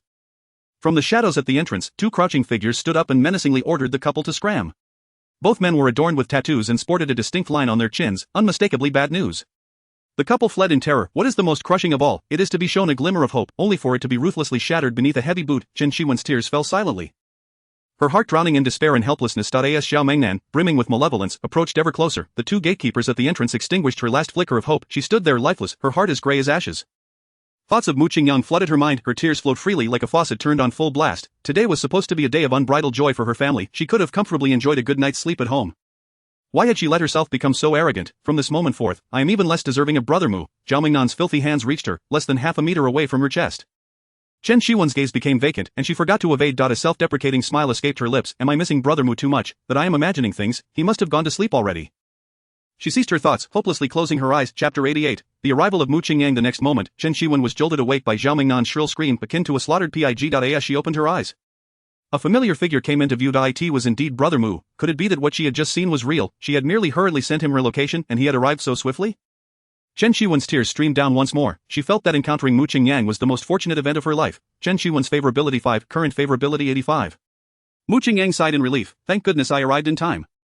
If one had even been touched by this scoundrel, I might have lost control and killed him. After acquiring the king-level martial arts skill, my physical abilities have significantly improved, otherwise I might not have made it in time. Despite this, Mu Qingyang was still seething with rage, grinding his shoe sole fiercely. Ah! Zhao Mengnan howled in agony, rolling on the ground, his body smeared with filth, yet his hands were firmly pinned by a pair of Balenciaga dad shoes. Rendering him immobile, he strained to discern the person above him, but no matter how he craned his neck, he could only make out a blurry shadow, yet that silhouette seemed so familiar. Where had he seen it before? Could it be that commoner Mu Qingyang? Zhao Mengnan's anger flared, his drunkenness slightly dissipating, and he bellowed frantically, "You Mu bastard, let go of my foot, or I swear I'll kill you today." In response, Mu Qingyang kicked Zhao Mengnan squarely in the face. Leaving him bloodied, ignoring the pain, Zhao Mengnan scrambled to his feet and shouted hoarsely towards the door, "Brothers outside, come quick, there's an intruder here, let's all take him down." After shouting a few times, there was no response as Zhao Mengnan's heart sank. He peeked outside and saw two bruised faces cautiously peering in, the very two men who had been guarding the entrance. Zhao Mengnan cursed under his breath. He never expected that the Mu brat not only had money but also knew martial arts, yet he was not overly frightened. Tiger brother and Pao brother were armed with knives. As the saying goes, no matter how skilled one is, a kitchen knife can still bring them down. Today, he was determined to make Mu Qingyang bleed. Glaring at his bloodied hand, filled with resentment, he coldly stared at Mu Qingyang. "Mu, you always ruin my plans. Today, I will reclaim everything I've lost. I will not only beat you into a pulp but also take Qin Shiwen right in front of you, just you wait." With that, Zhao Mengnan turned and rushed toward the location of the fierce Mu Qingyang's blood boiled. He caught up to Zhao Mengnan in just a few strides, delivering a powerful kick from behind. Zhao Mengnan stumbled forward, his pale face hitting the ground with a thud. Writhing in pain, he turned over, his mangled hands cradling his battered face, screaming pitifully. Mu Qingyang paid him no mind, lifting his foot and stamping down hard on him, crushing him twice. "You dare to insult my woman, words alone won't suffice." Zhao Mengnan, already weakened, could not withstand such torment. His vision darkened, and he fainted, stepping over him as one would a dead dog. Mu Qingyang rushed to aid Chen Shiwen. However, Chen Shiwen anxiously cried out, "Brother Mu, don't worry about me, my friends are still inside, you must go save them." Mu Qingyang nodded, turning to head deeper into the store. At that moment, the fierce man and the red-haired one burst out. Upon seeing Mu Qingyang, they aimed their knives at him. "Was it you who caused the ruckus outside? I was having a good time. And now you come looking for death." Mu Qingyang's gaze turned icy, devoid of any emotion as he regarded them. Zhao Mengnan's underlings? Or perhaps, just thugs? Either way, none of you are good people, and today I will rid the world of your filth. The red-haired thug, already irked by the interruption, was further enraged by Mu Qingyang's bravado that he flipped the knife over and swung the flat side at Mu Qingyang with forced eye. In the past, even if Mu Qingyang had dodged, he would have at least been grazed, but now, the red-haired thug's movements appeared excruciatingly slow. He easily sidestepped and delivered a knee strike to the thug's groin. The thug's knife clattered to the ground as he doubled over in pain. Despite his comrade falling, the fierce man showed no signs of fear. His expression grew even more ferocious. Seizing the opportunity while Mu Qingyang was recovering, he swung his knife, aiming for the back of Mu Qingyang's head. Clang! The knife fell to the ground again. The fierce man's wrist twisted at an unnatural angle. Mu Qingyang slowly retracted his right leg from the kick. The fierce man realized he was in deep trouble and attempted to sidestep and escape. However, Mu Qingyang had already spotted the disheveled girls nearby, and he understood all too well what had transpired. There was no way he would let these beasts get away. He delivered another heavy kick to the fierce man's groin, rendering him unconscious. At this moment, the rotund thug finally realized something was amiss. Reluctantly releasing Huang Fei, he clutched a knife and charged at Mu Qingyang. However, with nothing but his bulk and no skill to speak of, Mu Qingyang easily flipped him over with a swift kick, then stomped down hard on him twice. This particular thug was the most addicted to violence, and upon hearing the cries of his comrade, the others rushed out to see what was happening, yet he remained unfazed. After dealing with these lowlifes, Mu Qingyang approached the girls. Noticing their dazed expressions, he surmised they had been drugged. He helped each of them to their feet and ensured they were properly dressed before finally returning to Chen Shiwen. "Have you called the police?" "They're on their way, I reported it. The police said they received a similar call a few minutes ago." Mu Qingyang supported her as they sat down on the outdoor steps. Just as he took out a cigarette, a large van screeched to a halt at the roadside. The doors swung open, and 8 or 9 colorful heads emerged, looking quite young yet exuding an air of delinquency. The 2 guards, who had just been beaten, emerged from somewhere, gritting their teeth and pointing at Mu Qingyang. "That's the kid who beat us. Brothers, let's take him down together." The spirited young men charged at him wielding baseball bats, steel pipes, and nightsticks. At that moment, the distant sound of police sirens pierced the air just as Mu Qingyang prepared to confront them. The gangsters scattered like birds taking flight. How could they leave after coming this far? A bizarre scene unfolded in the open space outside the store. A bare-handed young man pursued nearly 10 armed thugs, swiftly taking them down one by one. Not before long, the ground was littered with their defeated forms. The van, which had arrived packed to the brim, departed empty, with its occupants hastily fleeing without even closing the doors. Chapter 89. Chen Shiwen's favorability. For current favorability 89. The police car parked where the van had fled, and 2 officers emerged. The older one wore a formal uniform, while the younger one was in auxiliary police attire. As the older officer stepped out, he recognized several familiar faces. He pulled out a pair of silver handcuffs from his waist, cuffing them in pairs, then signaled to the auxiliary officer to cuff a few more before stating, "Last time at the Queen Bar, you guys got away. I didn't expect to catch you here today. What do you call this? The law's net is wide, yet nothing escapes its grasp. And now, confess who the other gang you were fighting against is." A young man with disheveled yellow hair. His brow furrowed in anger, pointed accusingly at Mu Qingyang. It was this brat who attacked us. We were merely getting out of the car for some fresh air and without so much as a word. He laid us out, officer, we are wronged. As Mu Qingyang prepared to clarify the situation, several onlookers promptly interjected on his behalf. Officer, this group intended to assault the young man. I witnessed them jump out of the van with a menacing demeanor. Each wielding weapons, they simply lacked the strength and were consequently subdued. These individuals are clearly not upstanding citizens. In the dead of night, they appeared in groups brandishing metal rods, instilling a sense of insecurity among the local residents. They must be dealt with severely. I arrived late and missed the climax. Could someone enlighten me as to which valiant hero, unarmed, managed to single-handedly take down 8 men? It was that handsome fellow. It was absolutely incredible. Have you seen IP Man? It was almost like that. He effortlessly toppled those rowdy fellows, leading me to suspect he might be some sort of martial arts star. The seasoned officer waved his hand dismissively. There's no need for further discussion. The outcome is quite apparent. These individuals armed themselves to assault this young man and were justly subdued in self-defense. Most of them have prior records, and they will face stringent penalties. Who called the police just now? I need to take a statement. From the crowd emerged a couple, the young man raising his hand. Officer, that would be us. What transpired? As we passed by, we heard cries for help. We intended to investigate, but were intimidated away by the 2 guards, prompting us to call the police. Is that accurate? The officer inquired sternly at the man sprawled on the ground. Chen Shiwen, limping, managed to stand. Yes, officer, it was I who cried out for help. She gestured towards the unfinished storefront. A heinous drugging incident occurred within. And my boyfriend has already incapacitated several perpetrators. There are 3 girls inside who have been drugged. The officer called to his assistant. Let's bring out both the suspects and the victims. Chen Shiwen quickly interjected. And no need for the victims. I've already called for an ambulance. They are all unmarried, and having their photos taken would be inappropriate. The officer nodded, retrieving a powerful flashlight from the vehicle, and entered with his assistant to apprehend the suspects. Chen Shiwen, her anxious heart finally at ease, leaned gently against Mu Qingyang's chest, her large eyes blinking curiously at him. Brother Mu, how did you arrive so swiftly? I thought I was hallucinating. Not if you hadn't come. I shudder to think what might have happened. Mu Qingyang's gaze deepened. Perhaps it was some instinctive connection. I had just fallen asleep, yet felt a nagging unease. I picked up my phone to check the time and fortunately received your location. My heart skipped a beat. You never messaged me this late. And the location was unfamiliar, which surely meant you were in trouble. I grabbed my car keys and rushed over. Chen Shiwen's affection level 4, current affection level 89. Upon receiving the notification, Mu Qingyang felt a bit embarrassed as he pinched the bridge of his nose. Indeed, the most effective strategies tug at the heartstrings. There was no mystical connection. He had merely been lounging in bed, playing on his phone after an intimate encounter with Ruan. However, it was true that he had sensed danger and rushed over in haste. A minute later, Zhao Mengnan and 3 gangsters were dragged out like limp dogs. Although conscious, the pain in their groins had not diminished, and they writhed on the ground. The officer retrieved 2 pairs of spare handcuffs from the vehicle. Attaching them to the assailants while calling for backup, the fierce gangster, enduring excruciating pain akin to shattered testicles, managed to sit up, his facial muscles twitching uncontrollably. Almost all his underlings were handcuffed and squatting on the ground. This was the foundation of his street cred. Now he felt utterly humiliated. With a fierce tilt of his head, the gangster gathered his strength and slammed it into Zhao Mengnan's skull. Zhao felt as if his head might split open. The world spinning around him, the red-haired thug and the overweight one, equally incensed, followed suit, striking his abdomen and chest respectively. Yi Zhao could no longer contain himself, and a mixture of bodily fluids spewed forth, covering several gangsters in the process. Furious, the fierce gangster spat a thick wad of phlegm at Zhao Mengnan's face, his back teeth grinding in anger. Zhao Mengnan, how dare you betray me? Weren't you the one who claimed these people were mere commoners without any backing? What is his story then?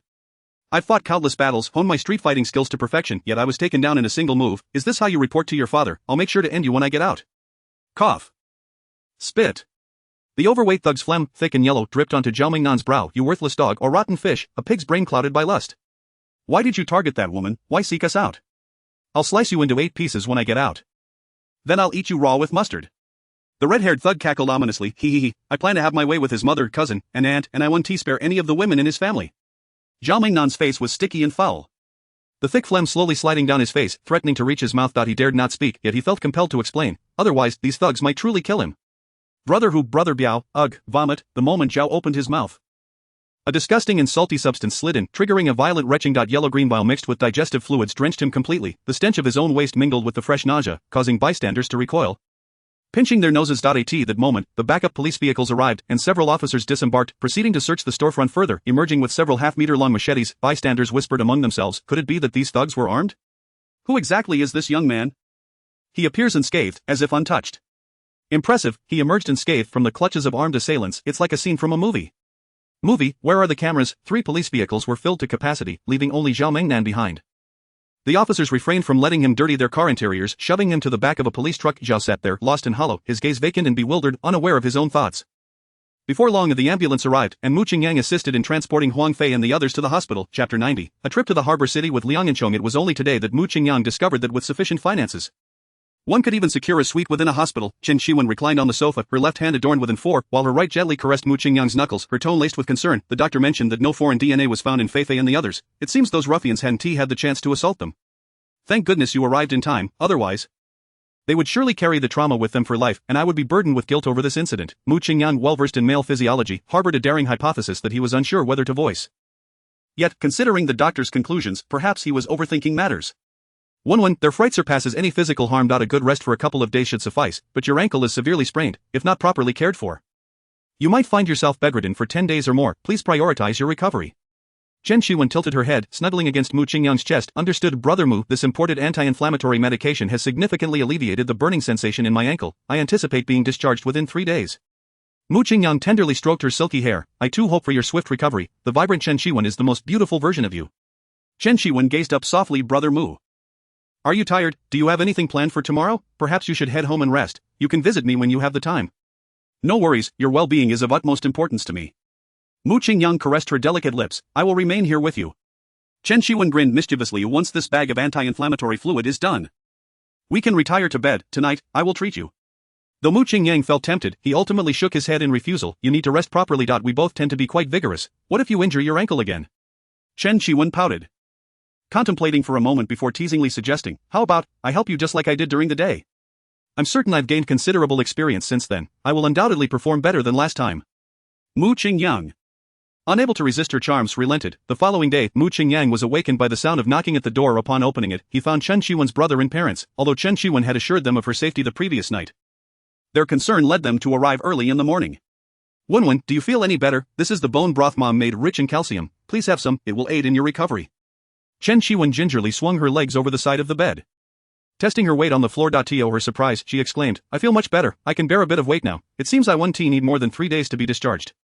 Mu Qingyang was neither adept at nor particularly inclined to engage with his elders, so he simply settled onto the sofa and busied himself with his phone. Ever since he discovered that rewards could enhance his skills, he had consciously sought out women scoring above 90 on social media platforms. To him, the value of any skill post upgrade far surpassed mere monetary gain. Take martial arts for instance. Even if he were to receive no cash back henceforth, he could still earn a fortune by becoming a martial arts superstar.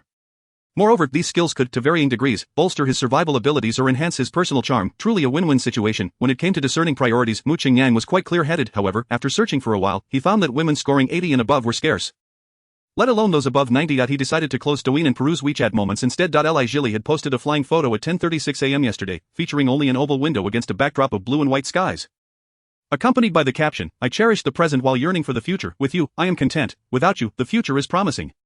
Mu Qingyang promptly liked the post. At 12:05 p.m., Luo Kersen shared a selfie, basking in the sun while eating a box meal in an open space, captioned, countdown, 12 days, my musical cells are already buzzing. What about yours? Mu Qingyang could easily imagine how many likes and comments this post would garner, likely dozens of pages worth. This girl was truly dedicated, pouring both time and money into promoting the music festival, clearly passionate about being a DJ. He clicked on the comments and left a simple word, anticipating. As he scrolled further, he spotted a familiar avatar, a top-tier beauty with blue-green hair, Liang Yanchong. Her reward was exceptional athletic ability, likely to enhance her physique comprehensively upon upgrading, making it the skill Mu Qingyang desired most at present. He had initially planned to boost her favorability soon but lacked a good excuse. Until now, unable to resist, Mu Qingyang read her WeChat post aloud. The new model's landing price is under 10 million. Which fool would spend an extra 20 million to cash out the car? Have they lost their mind? A smirk crept onto Mu Qingyang's lips. I might lose in foolishness, but when it comes to money, I am quite solitary. He found Liang Yanchong's WeChat and typed, that car piques my interest as well. Shall we go take a look? Liang Yanchong replied immediately, rich guy. No matter how wealthy you are, you shouldn't spend like this. Mu Qingyang responded, just browsing, not necessarily buying.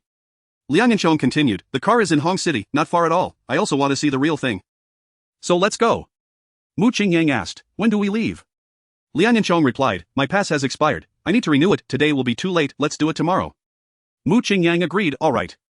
Having lived in Jiangnan City for 25 years, he naturally did not possess a pass, so he needed to hurry and get his documents sorted today. At that moment, Chen Mai turned to him and asked, Xiaomu, when said her ankle is no longer a major issue and wants to go home to recuperate. What do you think?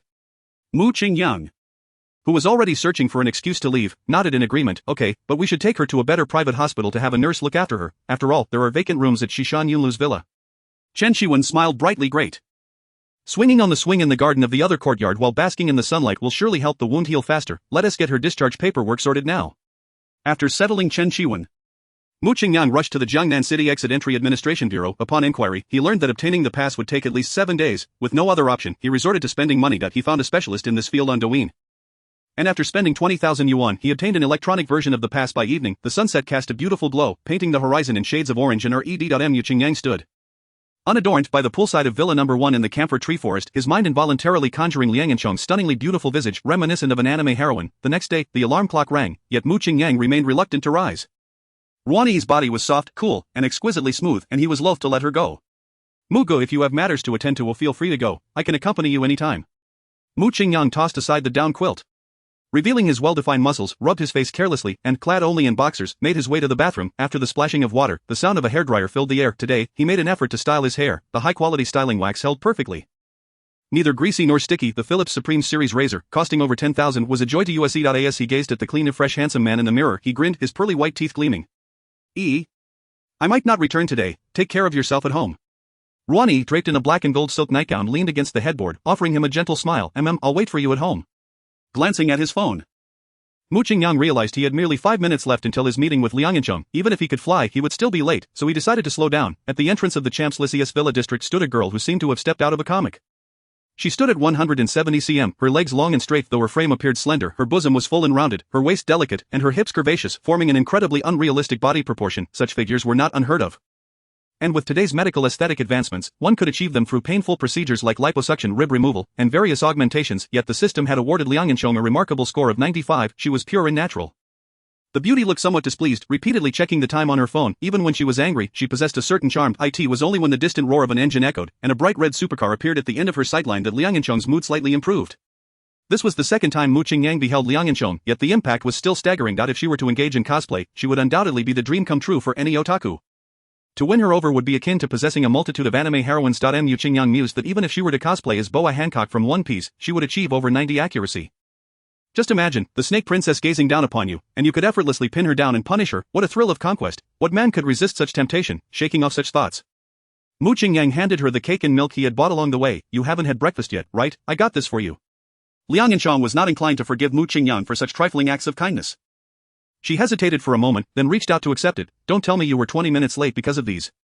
How could I resort to such a lowly excuse? Mu Qingyang replied earnestly while waiting at a red light. A beautiful girl clung to me, insisting she was smitten with me. It took a great deal of effort to shake her off. You must encounter such situations often, right? How unfortunate, Liang Yanchong remarked, scrutinizing him for a moment before pouting. Ferrari 185, long legs, wolfish looks, definitely a magnet for women. I've only ever been pursued by Jiang Haoren. I've never had such troubles. Mu Qingyang smiled slightly at her. Most men probably lack the courage to approach you. The distance is simply too great. Liang Yanchong did not respond. Taking a small bite of the cake with a dainty demeanor, Mu Qingyang swallowed, rubbing his slightly hollow stomach, and tentatively asked, do you think you can eat all this? Liang Yanchong shook the cake. What? Do you want some? Mu Qingyang opened his mouth wide and took a big bite, instantly devouring half of the palm-sized cake. Why is it so sweet? Is it because you bit it? He remarked, licking his lips afterward. Had it been anyone else, Liang Yanchong would have found such an act repulsive, likely slapping the cake onto his face, yet now, it seemed less bothersome. She even thought it could be washed and eaten. Still, she feigned disgust. Ew, it's covered in your saliva now, I don't want this piece. Saying this, she shoved the remaining half back to Mu Qingyang. Delighted, he accepted it, then leaned down to suck on the straw she had used. Taking several greedy sips, he then sighed contentedly. Phew, I was a bit choked just now, this is much better. Liang Yanchong stared at him, bewildered. How am I supposed to drink after that? Mu Qingyang looked puzzled. Can't drink, we've already kissed, it shouldn't matter, right? Liang Yanchong's brows furrowed slightly. But was you paying for it? Nonsense, that doesn't count. My first kiss is still intact, he declared, shoving the milk back into her hands. After taking it, Mu Qingyang savored it slowly, noticing a distinctly sweet flavor. Suddenly, he felt a surge of boldness. And Yanchong, how about I give you another billion? Liang Yanchong stared at him with wide eyes, confused. Why? Mu Qingyang gulped. To test your first kiss. Go away. In the first-class cabin of a Southern Airlines Boeing 747. Mu Qingyang presented his phone to Liang Yanchong, exclaiming, is this the latest model of the Bull? It looks quite impressive. Liang Yanchong nodded in agreement, stating, not only is its appearance striking, but its performance is also exceedingly ferocious. Renowned automotive critic Chen Tongxue was invited to test drive it at the Nürburgring last December, and he had very high praise for this vehicle. Which do you prefer? The 488 Pista Spider, or the new Bull? Liang Yanchong furrowed his brows in contemplation. It's hard to say, but the new model certainly ignites a stronger desire to possess. Mu Qingyang scrolled through the screen, remarking, the Lamborghini official website shows that if you place an order now, you would have to wait 2 years to pick up the car. That's quite a long time. That's why the existing stock is so precious. Currently, there are no cars available in the mainland. The one we are going to see is the first in Hong Kong, while most others are in Europe. Mu Qingyang tucked away his phone and lazily reclined in the leather seat, saying, if you like it, just buy it. Aren't you wealthy? Don't tell me you've spent it all already. Liang Yanchong turned her head away in a haughty manner, stating, of course I have money, but I've invested it all. I am now President Liang. However, even if I had not spent a dime, I wouldn't be foolish enough to pay several times more for this car. That would be utterly ridiculous. Mu Qingyang felt a bit overwhelmed, thinking that spending 1 billion on a first kiss made a few million for a car seemed trivial, yet, he quickly dismissed this notion. The money he spent was doggedly devoted cash aimed at receiving a rebate, and should not be conflated. Nevertheless, it was good news that Liang Yanchong was short on funds. When the time came, handing her the keys with a smack would surely elevate her favorability towards him. Chapter 92, The dogged devotion of 30 million fans. Hong Kong is a renowned metropolis in Huaguo, celebrated worldwide. Although Mu Qingyang had never been there, he had seen countless images online when he finally stepped onto this land. The bustling and crowded impression he had of the city perfectly matched the reality before him. Compared to Jiangnan City, this place was even more lively and sophisticated, yet it lacked the most crucial essence of home. Nonetheless, it was still quite delightful to explore. We are currently situated on the most bustling commercial street in Sim Sha Sui. Just cross the zebra crossing, and we'll reach our destination. Liang Yanchong pointed ahead with her slender fingers. Following her gesture, Mu Qingyang could clearly see the black and gold emblem of the stealthy bull displayed on the glass facade. The green light illuminated. Mu Qingyang extended his right hand, and Liang Yanchong glanced at him before proudly strutting ahead.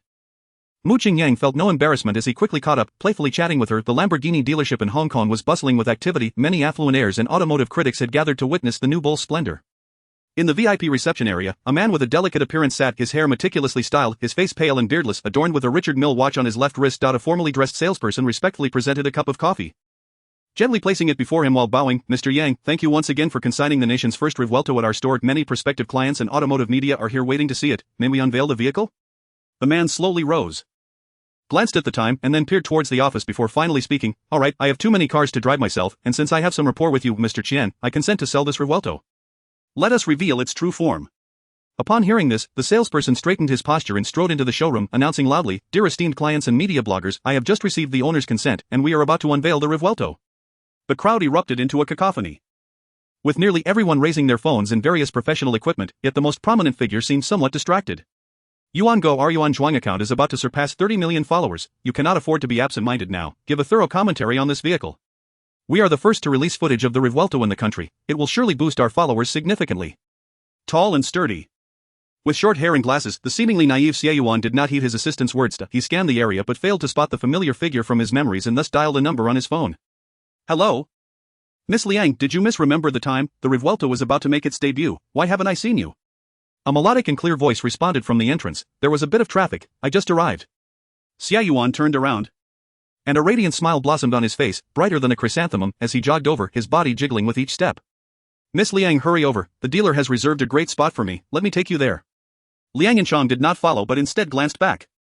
Just then, Mu Qingyang entered with 2 bottles of water. Yanchong, here you go. Xie Yuan's silly grin froze on his round face as he timidly inquired, pointing at Mu Qingyang, who is this? Liang Yanchong unscrewed a bottle of mineral water and took a sip, replying, he is a friend accompanying me to join the excitement. Xie Yuan sighed in relief. Oh, I see, then you both come with me.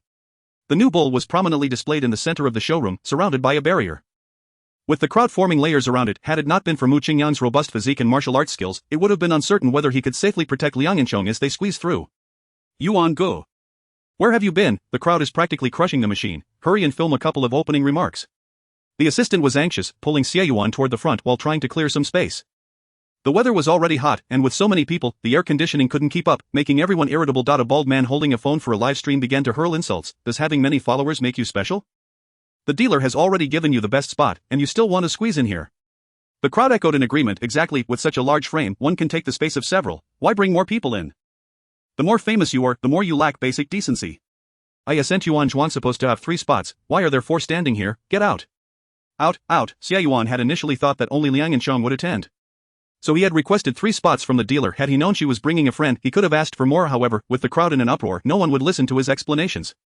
This industry operates on the principle that the larger your following, the bigger your share of the pie, which breeds resentment. Perhaps when interests were not at stake everyone would be polite, but when the opportunity to gain followers was at hand, who would care who you were? Xie Yuan had intended to showcase his status before Liang Yanchong, but now he felt like a rat crossing the street, his pride somewhat bruised. Miss Liang, don't mind them, you just stand here. Even if the boss comes, he won't dare to make you leave. The assistant, growing anxious, suggested, Yuan Gu, why don't you have them wait outside, the noise will ruin the video. Moreover, many people are live streaming, your recent momentum is already significant. And if this gets derailed, it could affect the account. Liang Yanchong found herself firmly protected by Mu Qingyang, not necessarily resistant but feeling somewhat awkward. Following the assistant's suggestion, she said, perhaps my friend and I should step outside, we added an extra person. And everyone seems to have an opinion, it wouldn't be good for you either. Xia Yuan quickly countered, no need, I'll have my assistant wait outside. The assistant was left dumbfounded, what are you saying? If I go out, who will capture the footage for you? Xia Yuan pulled out his phone, I can record a vlog instead. Yuan Gu, the company places great importance on the revuelto video, in such a noisy environment. What kind of vlog can you shoot, don't mess with me. At that moment, 2 car models had already positioned themselves in front of the new bull, holding the edge of the cover. And were about to lift it, the surrounding insults grew louder, with some even pointing their live stream cameras at them. Xia Yuan adjusted his glasses, his voice laced with anger, are you listening to me or the company? If you wish to change, you can do so at any time, is this how you want to proceed? Chapter 93, We are good friends. The assistant, feeling both heartbroken and helpless, shook his head and left with the equipment. Mu Qingyang was not particularly interested in the car viewing, his primary concern was Liang Yanchong's opinion. This girl had quite the fiery personality and was not one to easily concede. However, she had endured a multitude of unfavorable remarks earlier, indicating her genuine desire to secure a good view of the car, which was why Mu Qingyang refrained from speaking further. The impeccably dressed salesperson stepped into the center of the showroom. Gesturing grandly towards the revuelto, now, please welcome the renowned car model Xiao Xiongani ran to unveil the mystery of the new bull. The 2 models pulled back the cover, and the first thing that caught the eye was the 2 striking Y-shaped headlights. Exuding an exaggerated yet technological allure. As the entire front of the vehicle emerged, Mu Qingyang felt its formidable aggressiveness. It resembled a fierce beast lying in wait, captivating the attention of all who dared to gaze upon it.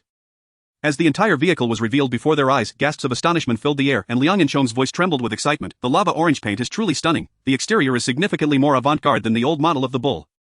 Coupled with its robust power, whether it's for cruising the streets or hitting the track, it's simply marvelous. What a splendid machine. Mu Qingyang remained silent, yet his heart swelled with joy the more Liang Yanchong expressed her satisfaction with the car. The greater his anticipation of the surprise it would bring, he could almost envision the surge in her fondness for it. The salesperson, holding a microphone, passionately introduced, the Lamborghini Revuelto is equipped with a 6.5-liter V12 engine and 3 drive motors, producing a combined horsepower of 1015. It accelerates from 0 to 100 in just 2.5 seconds. Once the introduction concluded, Xia Yuan was the first to be invited inside to experience the car. Instantly, confidence surged within him as he sought to reclaim the dignity he had just lost, smiling at Liang Yanchong. Miss Liang, let us experience it together. Without a moment's hesitation, Liang Yanchong nodded in agreement, sure. Xia Yuan was elated. Feeling his heart race with excitement, he vividly recalled their first encounter at a car dealership in Jiangnan City, where he had been invited to shoot an advertisement for a car dealer and unexpectedly caught sight of her. At that moment, he truly grasped the meaning of stunning as his middle school Chinese teacher had once described. Before leaving, he had shamelessly added her on WeChat, and perhaps due to her status as a prominent internet celebrity, she had not declined. Despite having asked her out several times afterwards, he never received a reply. This time, while filming the first revuelto in the country, he had mustered the courage to ask her out once more. And to his astonishment, she had agreed. Xia Yuan thought to himself, the bull has only 2 seats, being alone with her in such a confined space, could this be considered a date? I must strive to make a good impression in her eyes. He eagerly opened the scissor door for Liang Yanchong, having already prepared his words. However, Liang Yanchong declined, stating she wanted to check out the back of the car with her friends first. Xia Yuan forced a smile, and to avoid awkwardness, he climbed inside, yet, he did not feel disheartened. He resolved to wait inside the car. How long could she admire the exterior? As long as he remained, she would inevitably come to inspect the interior. Mu Qingyang was also quite satisfied after taking a look around the car, particularly the massive carbon fiber rear diffuser and exhaust pipes resembling those of a jet engine exuded an undeniable allure. Rich brother. Are you tempted? Liang Yanchong playfully traced her fingers over the slender tail lights of the revuelto. Mu Qingyang instinctively placed his hand on the exhaust pipe. I believe no man could resist such a magnificent toy. Liang Yanchong winked mischievously. So, will you be placing an order here later? Mu Qingyang nodded. That is indeed my intention. Once the car arrives, may I borrow it for a couple of laps on the track? Liang Yanchong's eyes sparkled with hope. Of course. We are indeed good friends who have shared much. After saying this, Mu Qingyang let out a playful chuckle. Liang Yanchong shot him an exaggerated eye roll. If you bring this up again, we shall sever ties. What does severing ties even mean? Hey, don't go. Xia Yuan half-heartedly recorded a short video before stuffing his phone into his pocket. His mind was no longer focused on that. His gaze remained fixated on the elegant figure reflected in the rearview mirror. Finally, she is coming over.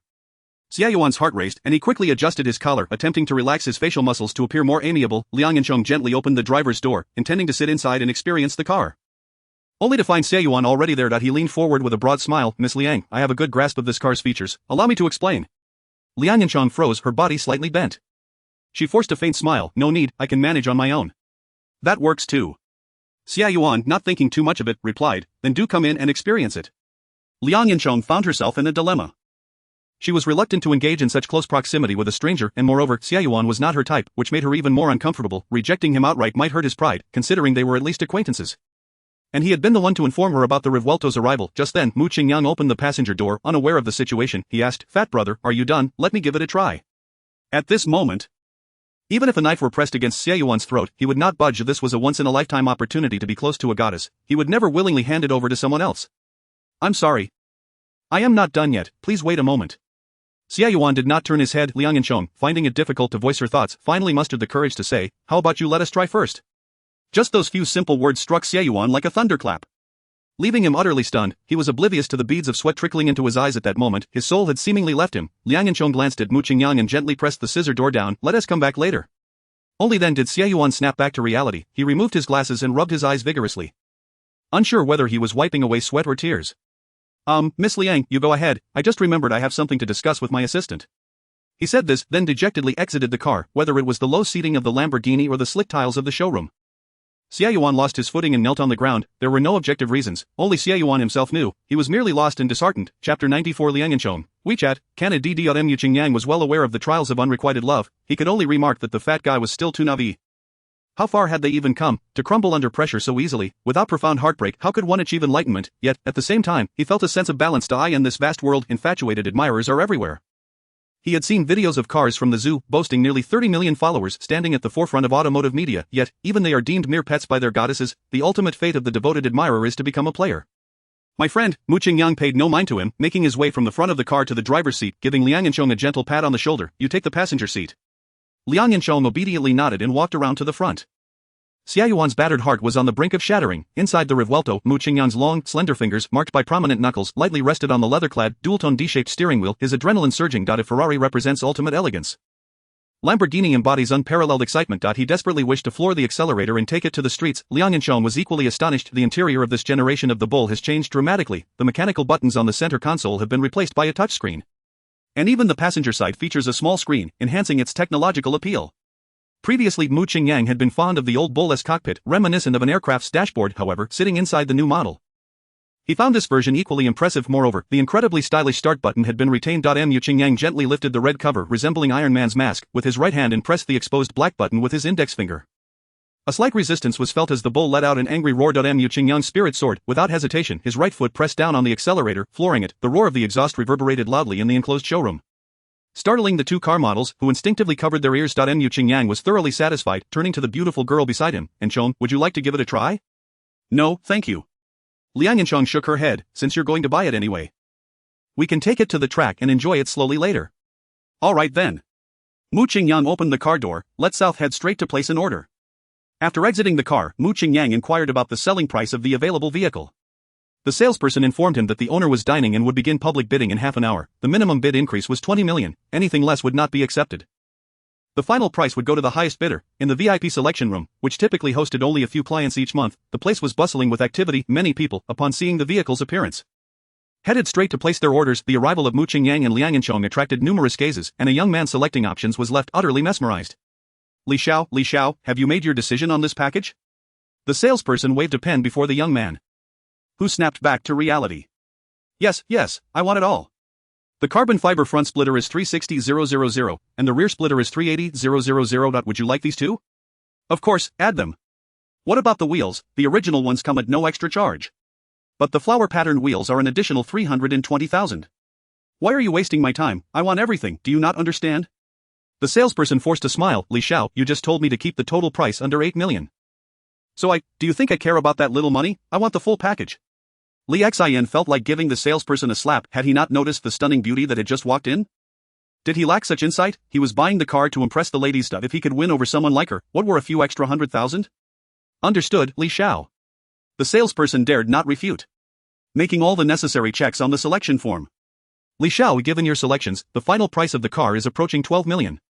Li Xian's leg shook with increasing intensity. His father had warned him that the budget was capped at 8 million. Not a cent more. He understood that this amount would conveniently offset his family's tax obligations. In excess of over 3 million, he could always concoct a scene at home to reclaim some sympathy. But life would be arduous thereafter. Lixin discreetly glanced at Liang Yanchong, instantly resolving his decision. Only 12 million, charge it. The salesperson produced a POS machine. Li Xiao, a deposit of 1 million is required. But there will be a queue for production, with an estimated delivery in the winter of 2026. Full payment allows you to skip ahead of the deposit customers, facilitating a quicker pickup. With a total of just over 1 million to his name. Li Xian had no means to pay in full. His gaze drifted elsewhere as his fingers fidgeted at the tip of his nose. I do have the funds, but my family owns too many cars. So there's no rush. Let's just place a deposit for now. He then fancied himself suave as he tossed a card onto the table. Charge it. The receipt slowly emerged. Li Xian tore it into shreds and flung it into a nearby trash can. With one hand in his pocket, he approached Liang Yanchong, spinning his phone. Beautiful lady, may I add you on WeChat? I'm quite the driver. He punctuated his statement with a rather audacious wink. Liang Yanchong nearly suppressed a laugh. Having been raised in a wealthy family, her circle consisted of the affluent. A pompous young man, shorter than herself and whose financial standing paled in comparison to Jiang Haoran, had no business flaunting confidence. At his level, he might as well be seeking attention in a nightclub. Unfamiliar with her surroundings, Liang Yanchong wished to avoid confrontation and replied coolly, I can't add you. With many eyes upon them. Li Xian felt humiliated and was about to retort when he spat out, you pose so well, but was abruptly shoved aside by Mu Qingyang. Who do you think you are? Mu Qingyang offered no courtesy. Directly insulting his mother, was he trying to make advances on my woman? He must have overdosed on expired Viagra. Li Xian staggered backward, regaining his balance before preparing to rally, yet the fierce gaze of the towering figure before him chilled him to the bone. As if he were being scrutinized like a lifeless dog, he was certain that if he dared to speak back, he would surely face retribution. Li Xian pointed accusingly at Mu Qingyang, his expression laden with significance. You've got guts. He then silently exited the configuration room. The room buzzed with murmurs. Who is this arrogant guy? It's my first time seeing him in Gang City. I don't recognize him either. He must be a country bumpkin from the mainland. Just here for the spectacle. Though Li Xian can be a bit dense, he's still part of the circle. This newcomer is making quite the entrance. Does he intend to make a splash? Whether he is a worm or a dragon will soon be revealed. Li Xian is not one to easily concede. Mu Qingyang paid no heed to the gossip. Regardless of his stature, no one had the right to openly flirt with my woman. That's the rule. He strode over to the configuration desk, produced a black card from his pocket, and pushed it across the table to the salesperson. Configuration sheet, check everything, full payment. Liang Yanchong's favorability 5, current favorability 35. Chapter 95, the Enchantress Su Mayer overall beauty score 97. The salesperson gaped at the bank card. Hesitant to retrieve it. He discreetly glanced at Mu Qingyang. This man exuded an irresistible charm, radiating confidence and elegance, clad in high-end fashion, certainly not one to jest. The salesperson quietly retrieved a configuration sheet, checked every option, and then feverishly inputted numbers into the calculator. Good day, sir. Based on your specifications, the total comes to 13.68 million. Mu Qingyang raised a hand nonchalantly. Charge it. The thermal printer gradually dispensed the receipt. And the atmosphere shifted. Can this man really charge over 10 million in cash? Who is he? Gang City is teeming with hidden talents. This handsome gentleman is clearly no ordinary person, far surpassing that Li Xiao. Heavens! His cold, indifferent demeanor is so striking. What should I do if I fall for him? Me too. Let's approach him together and show him the allure of the gang beauties. But he has a female companion. What is there to fear? What man can resist the charm of two beauties at once? Just as Mu Qingyang prepared to seek out Liang Yanchong, two tall girls flanked him on either side. Hey handsome, want to exchange contact information? Are you here for fun? We're locals and know plenty of interesting spots in Gang City. We can be your guides. The two girls exuded a mature aura, exuding grace and poise, their Cantonese accent adding a distinct flavor. Mu Qingyang felt a flicker of interest and instinctively assessed their profiles. One scored 86, the other 87, both with a handful of romantic encounters. Had Liang Yanchong not been nearby, he would have certainly shown them what it meant to juggle two beauties. Apologies, ladies, but I'm already married. My wife would not take kindly to this. He gestured toward Liang Yanchong. The beautiful girls looked perplexed. Oh, me, well, such a wonderful girl should not be subjected to his antics. She quickly adopted a frosty demeanor and turned to leave. Mu Qingyang, understanding her intent, promptly followed. Yanchong, thank you. Had you not been here, I surely would have erred. I hope you will always be by my side to guide me. Liang Yanchong chose not to respond. I'm off to the showroom to see which unwitting souls are bidding on the nation's first revuelto. With that, she walked away, lost in thought. Deep down, she felt a tinge of disappointment. She had anticipated that after the payment, Mu Qingyang would have her sign the purchase agreement, gifting her the car. Alas, it seemed she had overthought it. Perhaps he was merely here to admire the vehicles, and her imagination had been too vivid. Unaware of the girl's sentiments, Mu Qingyang assumed he had upset her with his good fortune, sheepishly trailing after her. The showroom was now bustling with activity, even more vibrant than the busiest exhibition stands. Two stunning car models posed in front of the new model, continuously shifting their stances as camera flashes erupted around them. Just as Mu Qingyang located Liang Yanchong, the salesperson emerged from behind the car with a microphone in hand. Dear esteemed customers and social media influencers, thank you for your patience. We are honored to welcome Mr. Yang, the first owner of the Revuelto and CEO of Huijiang Industries. A wave of murmurs rippled through the crowd. Huijiang Industries, a company valued at nearly 100 billion, ISNT. The chairman Mr. Yang Jian, who is this CEO? With the surname Yang, he must be a member of the Yang family. After all, the company belongs to them. The CEO is inconsequential. Ordinary people could never acquire the nation's first revuelto. Only large enterprises possess such connections and resources. Perhaps purchasing this car could build ties with Huijiang Industries. Indeed, the outrageous markup likely conceals ulterior motives. Amidst the chatter, a slender, pale-faced man with striking features emerged from the VIP passage. While not particularly tall or muscular, his presence exuded an air of authority. The atmosphere grew tense, the clamor dwindling to whispers. Mu Qingyang turned to Liang Yanchong. Do you know him? The beautiful girl shook her head. An onlooker, Xia Yuan, who had approached unnoticed, offered an explanation. He is the second son of Mr. Yang Jian. It is said he is not well regarded within the family, though the reasons remain unclear. If he is not favored, how can he be the group CEO? Mu Qingyang, unfamiliar with the intricacies of aristocratic families, expressed mild astonishment. Those who are favored join the board, receive shares, and manage family trusts. A CEO is ultimately just an employee. Liang Yanchong replied coolly, that is still quite impressive, isn't it? Xia Yuan chuckled awkwardly. That is indeed the case, after all. He is the CEO of a 100 billion group. Though he may not be favored in the family, he still holds significant weight in the outside world. Mr. Yang, impeccably dressed with not a hair out of place, cleared his throat and took the microphone from the salesperson. I am delighted to meet everyone through the revuelto. To be honest, I have little interest in sports cars, and my purchase was merely a whim. Therefore, I have decided to pass it on to someone who truly loves automobiles. Mr. Yang's voice was remarkably hoarse, reminiscent of a character from a gangster film. Mu Qingyang noted a detail. He frequently glanced toward the office on his right while speaking. What could be so significant to a CEO of 100 billion? Before he could ponder further, someone in the crowd shouted a bid. Mr. Yang, I am very fond of this revuelto and admire you greatly. From what I understand, the final price of this car is 10 million. I am willing to offer 30 million for it. A collective gasp echoed, followed by a buzz of discussion. Liang Yanchong raised an eyebrow. There are indeed many fools. This car isn't a limited edition. And even if it is the first in the country, the markup shouldn't exceed 5 million. Can the title of Huijiang Industry CEO really justify an additional 15 million? It's baffling. Xia Yuan concurred. At Mr. Yang's level, he would only consider the utility of people. Attempting to establish connections through such a trivial purchase is likely a fruitless endeavor. Mu Qingyang had struggled at the bottom for several years and held a different perspective on the matter. There are too many opportunists in this world. There will always be those who refuse to be swayed by fate, and a few who can seize the chance to become wealthy overnight. It's like gambling. Before the cards are revealed, no one knows the outcome. Xia Yuan scoffed. Look at you, a mere pretty boy, spouting words you've heard from who knows where, daring to brazenly critique transactions worth millions. Miss Liang must have been enchanted by his flowery speech. Which is why she has been ignoring me. I must help her see through this man. Liang Yanchong knew that Mu Qingyang's abilities were unlikely to be inferior to that of the person on stage. And she began to doubt herself. Could my thoughts be misguided? Is this car truly of such immense value? Mu Qingyang had merely spoken offhandedly, and while others were still pondering, he had already forgotten his words. However, Mr. Yang frequently glanced to the right, which piqued Mu Qingyang's curiosity. He took a couple of steps to the side and caught a glimpse in that direction, his heart skipping a beat, through the partially ajar wooden door. He beheld half of a face that could bring ruin to a nation. She was nothing short of a mesmerizing vixen, alluring to the core. Mu Qingyang checked her information. Name, Su Meyer.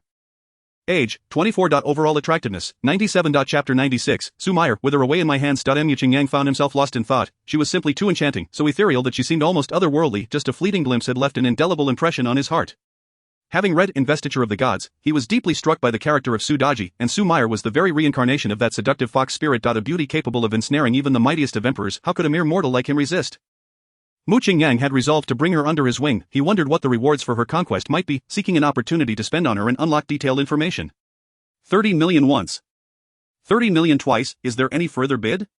The fervent voice of the salesperson snapped Mu Qingyang back to reality, and he cast a glance at Mr. Yang, curious about their connection. 31 million. Excellent, this gentleman has bid 31 million. Is there anyone willing to bid higher? 32 million.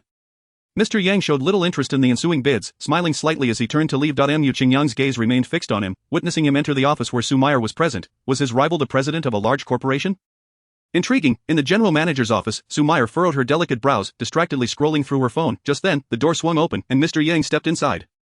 Yang Wei, how is the auction progressing? Even in her downcast mood, her voice was laced with an enchanting sweetness. How many times must I tell you not to call me Yang Wei? Yang Wei's expression darkened, contrasting sharply with his earlier demeanor. Should I call you Wei Gu then? Bang! The office door slammed shut with a resounding thud. Slap! The sound of a crisp slap echoed. Su Meyer gently touched her face, already accustomed to such occurrences. You wretched woman, if you dare to speak out against me again, you will perish alongside your deadbeat father. Ha! Su Meyer scoffed disdainfully. We are husband and wife. Do you expect me to address you as President Yang? My title is perfectly fine, you are simply too sensitive. Yang Wei grasped Su Meyer's pointed chin, his voice growing hoarse. Don't think I'm unaware of your thoughts. Remember, I am your family's benefactor. Without me, your entire family would be reunited in prison. Su Meyer met his gaze defiantly. As a return for your generosity, wasn't I married to you by Su Jianming? Humph. Yang Wei flung her face away. Turning his back to take a deep breath, born into a wealthy family, he had always been clever and well-behaved, adored by his parents. However, when he was diagnosed with congenital impotence at the age of 10, his demeanor changed drastically. Wealthy families place great importance on lineage, and thereafter his father's affection for him plummeted, while his older brother, who was favored far less, was groomed as the heir, although he had enjoyed a life of luxury for 30 years. Yang Wei felt profoundly unbalanced, especially when faced with a stunning wife like Su Meyer, yet unable to consummate their marriage. His emotions reached a boiling point. Why grant me everything, yet take away the most crucial thing? There should be limits to jest. Yang Wei struggled to regain his composure and turned to ask, did you agree to marry me knowing I was ill? Su Meyer smiled gently, exuding charm. And if I did? Yang Wei grinned. Very well. Then let your unparalleled beauty wither alongside me. He. In the exhibition hall, Liang Yanchong gently tugged at Mu Qingyang's sleeve. What brings you here alone? Mu Qingyang shook his head. Nothing much, just pondering a few things. How much has the bidding reached? 35,710,000. Why is there still a leftover 1,000? The price has become somewhat inflated. Everyone is bidding cautiously. Mu Qingyang raised his left hand. 40 million. The salesperson's voice trembled with excitement. This gentleman has bid 40 million. Is there anyone willing to bid higher? Xia Yuan nearly burst into laughter. Is this person a fool? Seeing everyone else bidding, he joins in, but even showboating should have its limits, right? To raise the stakes by such a large amount. If it sells right away, I wonder how he will exit the stage. 41 million. The new bidder was a portly middle-aged man, looking anything but someone who would drive a sports car. Mu Qingyang understood, this was the so-called speculator. He intended to gift this car to Liang Yanchong, which could be settled using licking dog funds. Even if Principal Wang showed up today, he would have to bow down. 50 million. Mu Qingyang spoke casually. Attracting countless curious gazes, the salesperson's breathing grew heavy. Selling this car would yield a 10% commission for marketing and promotion. From that, he would earn a 3% cut, equating to 150,000. He stammered, 50 million, is there anyone willing to bid higher? Xia Yuan could no longer contain himself, covering his mouth as he chuckled internally. He was elated. Someone adding a bid of 41 million was already a lifesaver.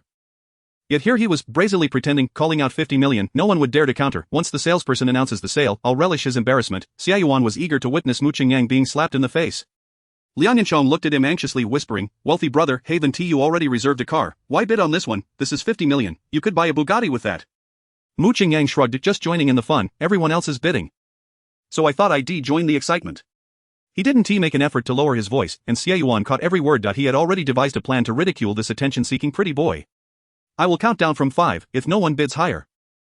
This revuito will be sold for 50 million. 5, 4, 3, the man who had just bid 41 million hesitated, turning to scrutinize the composed Mu Qingyang for 2 seconds before finally lowering his hand.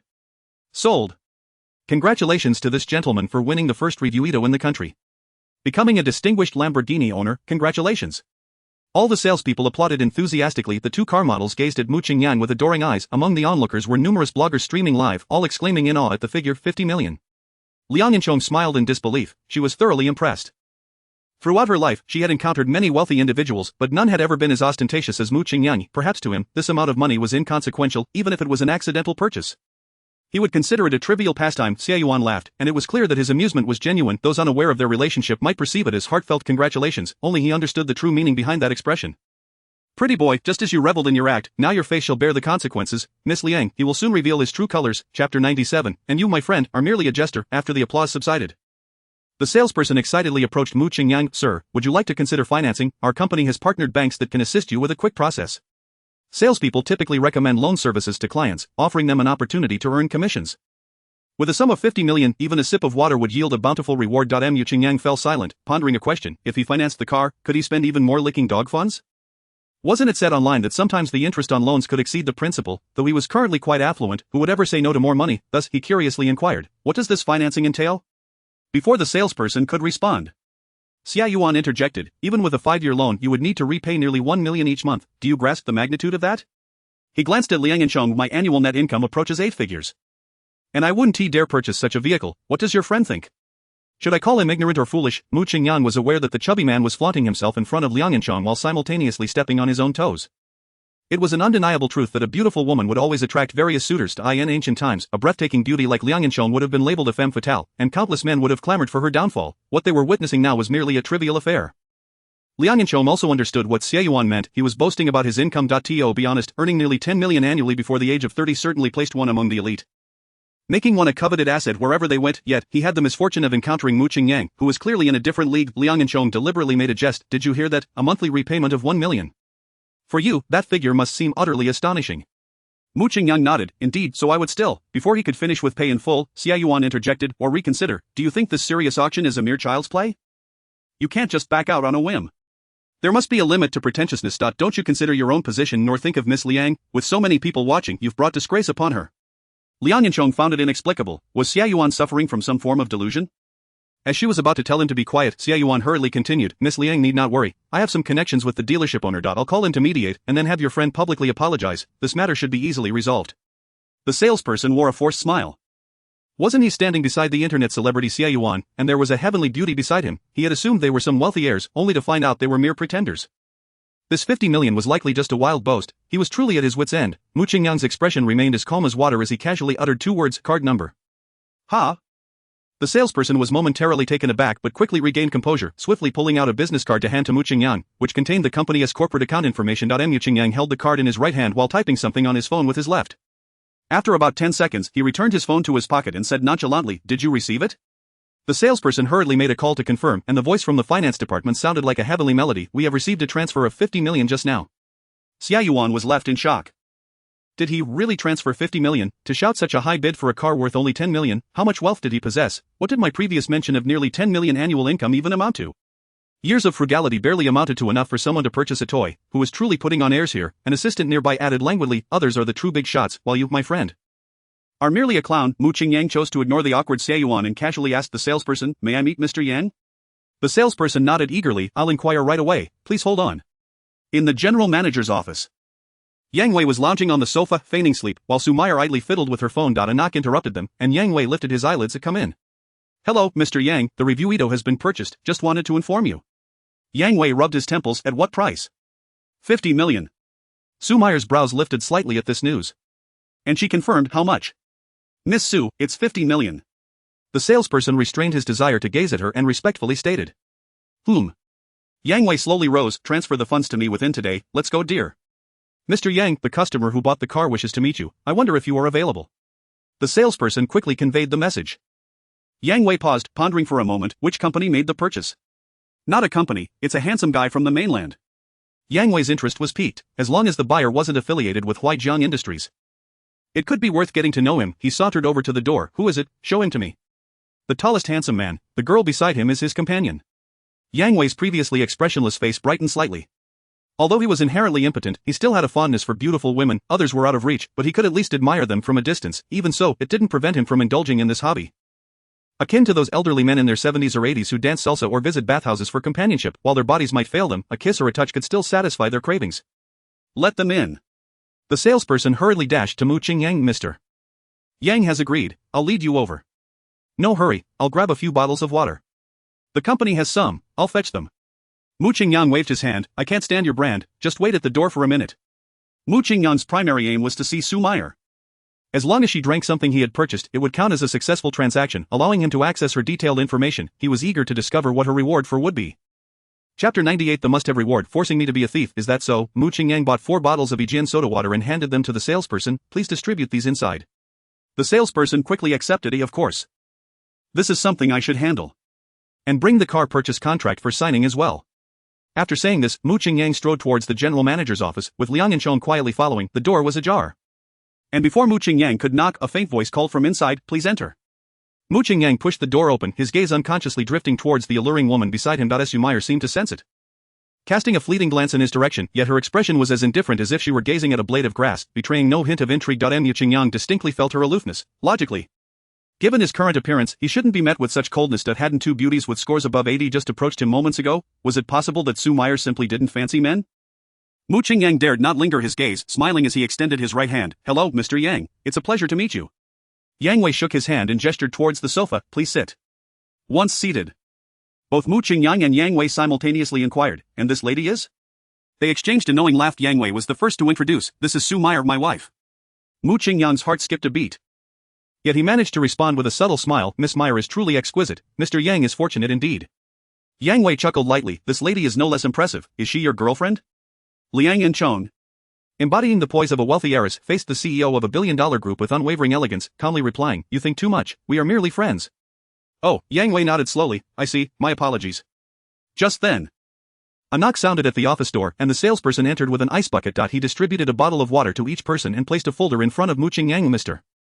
Mu, as per your request, here is the contract."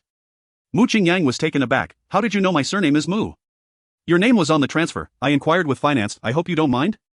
Mu Qingyang waved his hand, "Just write it up, I'll sign at the end." Out of the corner of his eye, Mu Qingyang continued to discreetly observe Su Meyer, who delicately twisted the cap off the bottle and took a small sip. Instantly, several lines of information appeared before him. Name, Su Meyer, age, 24. Occupation, finance, height, 172 cm, weight, 50.5 kg, affection level, -10. Overall attractiveness, 97. Reward, adrenaline, unique consumable effect, 1 breath remaining, full health revival. Her height perfectly matched his, and her weight was just right, slender where it needed to be, and curvy where it should be. But what was this affection level of -10? Even with strangers, the initial level is usually 0, right? Why was she so dismissive of him? The most incredible part was this reward. 1 breath remaining, full health revival. Does this mean that as long as he wasn't instantly obliterated, he could endure any injury and still manage to rise again? What kind of divine consumable was this? Could it be infinitely used after evolution? If he obtained this reward, could he confidently declare, "Go ahead and shoot me. Su Meyer, even if I have to grovel, I must raise your affection level to 90. Mr. Yang, I truly am not a thief, but I apologize, Mr. Mu, Mr. Mu?" The salesperson's voice pulled Mu Qingyang from his reverie. He blinked forcefully. "Is it ready?" "Yes, please have a look. If there are no issues, please sign in the lower right corner." Mu Qingyang handed the contract to Liang Yanchong. "Please check if there are any problems." Liang Yanchong pushed it back directly. "I have the least patience for this. All this text is making my anxiety flare up." Mu Qingyang neatly arranged the contract in front of her, "Then just sign it." "But Liang Yanchong was momentarily stunned. "Me?" Her heart began to race. What does Mu Taheo mean? Could it be that he intends to gift me a car? Surely this must be a jest. This is a substantial sum of real money, 50 million, purchased with great consideration. How could one so casually give it away? "We are not at that level." Mu Qingyang nodded. "What do you think I came to Gang City for?" Liang Yanchong's delicate face flushed instantly. It was not merely shyness, it was a blend of astonishment, surprised excitement, and other emotions. Had he already resolved to buy this car for me when he sent me a WeChat message yesterday? Why is he being so kind to me? I had no prior acquaintance with him. After all, this is only our second meeting. Could it be that he has fallen for me at first sight? No, that cannot be. A man of his caliber must surely have a penchant for every woman he encounters. Perhaps he is already captivated by that alluring woman. The last time he spent $1 billion just to kiss me is the best evidence of that. He intends to wield his wealth once more. Might he propose some peculiar demands this time? Nevertheless, I truly adore this car. It seems he has struck gold with this one. Liang Yanchong feigned humility. "Oh, is that really appropriate?" Mu Qingyang deliberately licked his lips. "If you feel uncomfortable, you could compensate me as you did last time. In your dreams." Liang Yanchong swiftly signed her name with a flourish. "Unless you add another 950 million. Liang Yanchong's favorability 25. Current favorability 60. Mu Qingyang was elated. Just 10 more points of favorability would elevate it to 70, unlocking a cashback of over $1 billion. This is a windfall. This trip to Gang City is indeed a lucrative venture. Yang Wei felt a twinge of annoyance at being so blatantly ignored. After all, I am the president of Huijiang Industries. Who wouldn't bow and scrape in my presence? Am I invisible? He couldn't help but interject. "Does young Master Mu have business with me?" Mu Qingyang, in high spirits, patted Yang Wei on the shoulder. "Your car is splendid. I have decided to befriend you." Yang Wei sensed something amiss in that statement. After a moment's contemplation, he realized the implication. In the online world, such a statement often alludes to complimenting someone's wife while seizing the opportunity to get closer to this fellow after Su Meyer, and so brazenly vocal about it? How intriguing. Su Meyer harbors a deep disdain for men. Even if I were to gift her to you, you would still be unable to win her over, however, since you have initiated this. Do not blame me if I make a move on that beautiful girl. Chapter 99. Achieving a favorability of 70. Just as served. Yang Wei gently removed Mu Qingyang's hand, his tone inscrutable. "I do not engage in casual friendships. But this young lady is the second owner of the review Ito. We are somewhat faded, so it would be reasonable to get acquainted." With that, he pulled out his phone. "May I have your contact information?" Upon realizing the implications, Mu Qingyang was taken aback. Is he attempting to steal a march on me right before my eyes? How uncouth. He promptly rose and approached Su Meyer, extending his phone. "Shall you scan me, or shall I scan you?" Su Meyer glanced at him with her enchanting fox-like eyes, not adding. Her response mirrored Liang Yanchong's refusal to Yang Wei, cold and distant. Yang Wei let out a bitter laugh as he tucked his phone away. Mu Qingyang shrugged. "In that case, there is nothing more to discuss, Yanchong, let us depart." The Lamborghini Review Ito glided out of the Gang City showroom, its eye-catching exterior and roaring engine drawing the gaze of countless onlookers. Mu Qingyang gripped the steering wheel with one hand, observing the incessant flashes of cameras outside, and sighed. Is this the so-called buff of being the first in the nation? The value obtained through markup is primarily in this aspect, isn't it? At this moment, even if a depressed individual were to sit in this car, it could instantly cure them. This is nothing short of a self-esteem annihilator. Mu Qingyang turned to Liang Yanchong. "Shall we head straight back to Jiangnan City?" Liang Yanchong shook her head vigorously. That would surely ruin the suspension. Let's call for a tow truck later. We should take a flying taxi home instead. Indeed, a car like this is not suited for long-distance travel. Mu Qingyang nodded. Then where shall we go now? Let us just wander around. Since we are in Gang City, we must try the street food before we leave, right? I just checked the flight information. There are direct flights to Jiangnan City throughout the day, so we should certainly be able to return. Mu Qingyang grinned. If we can't return. That's fine, I can accompany you for a couple more days. Oh, Liang Yanchong replied with disdain. Don't think I don't know what you're thinking. Disgusting. Mu Qingyang gazed at her long fair legs, swallowing hard. What do you take me for? We could book a double room or even a presidential suite with separate rooms for each of us. Liang Yanchong scoffed. I wouldn't dare share a space with you. A man who adds another's wife on WeChat right after meeting is surely desperate. Ha, it was Yang who added you first, alright, I merely wished to annoy him. Do you not fancy his wife? Mu Qingyang remained unfazed, shaking his head resolutely. Not at all. Swear it. I swear. Never mind. Liang Yanchong swatted away Mu Qingyang's hand as he attempted to gesture. Even if you do like her. It's of no consequence, she wouldn't be interested in you. And you have no interest in Yang either. I am not at a loss.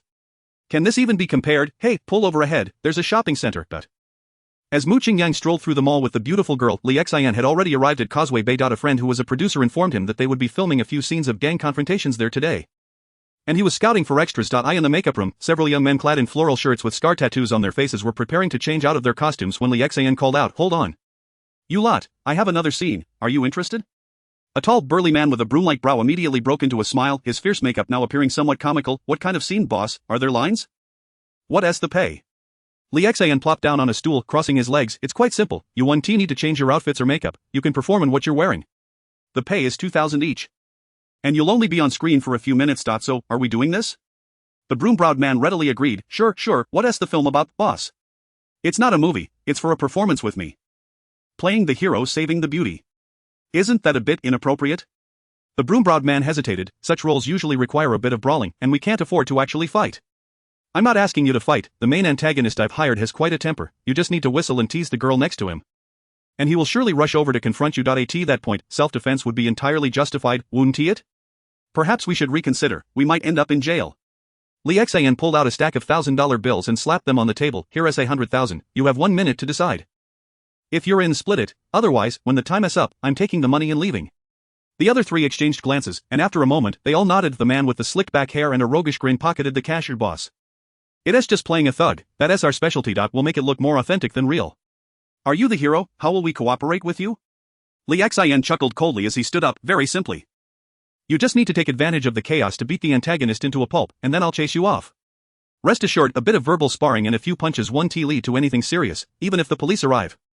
It will only cost a few thousand in medical fees. And after you all finish fighting, I'll be the one left to deal with the aftermath, right?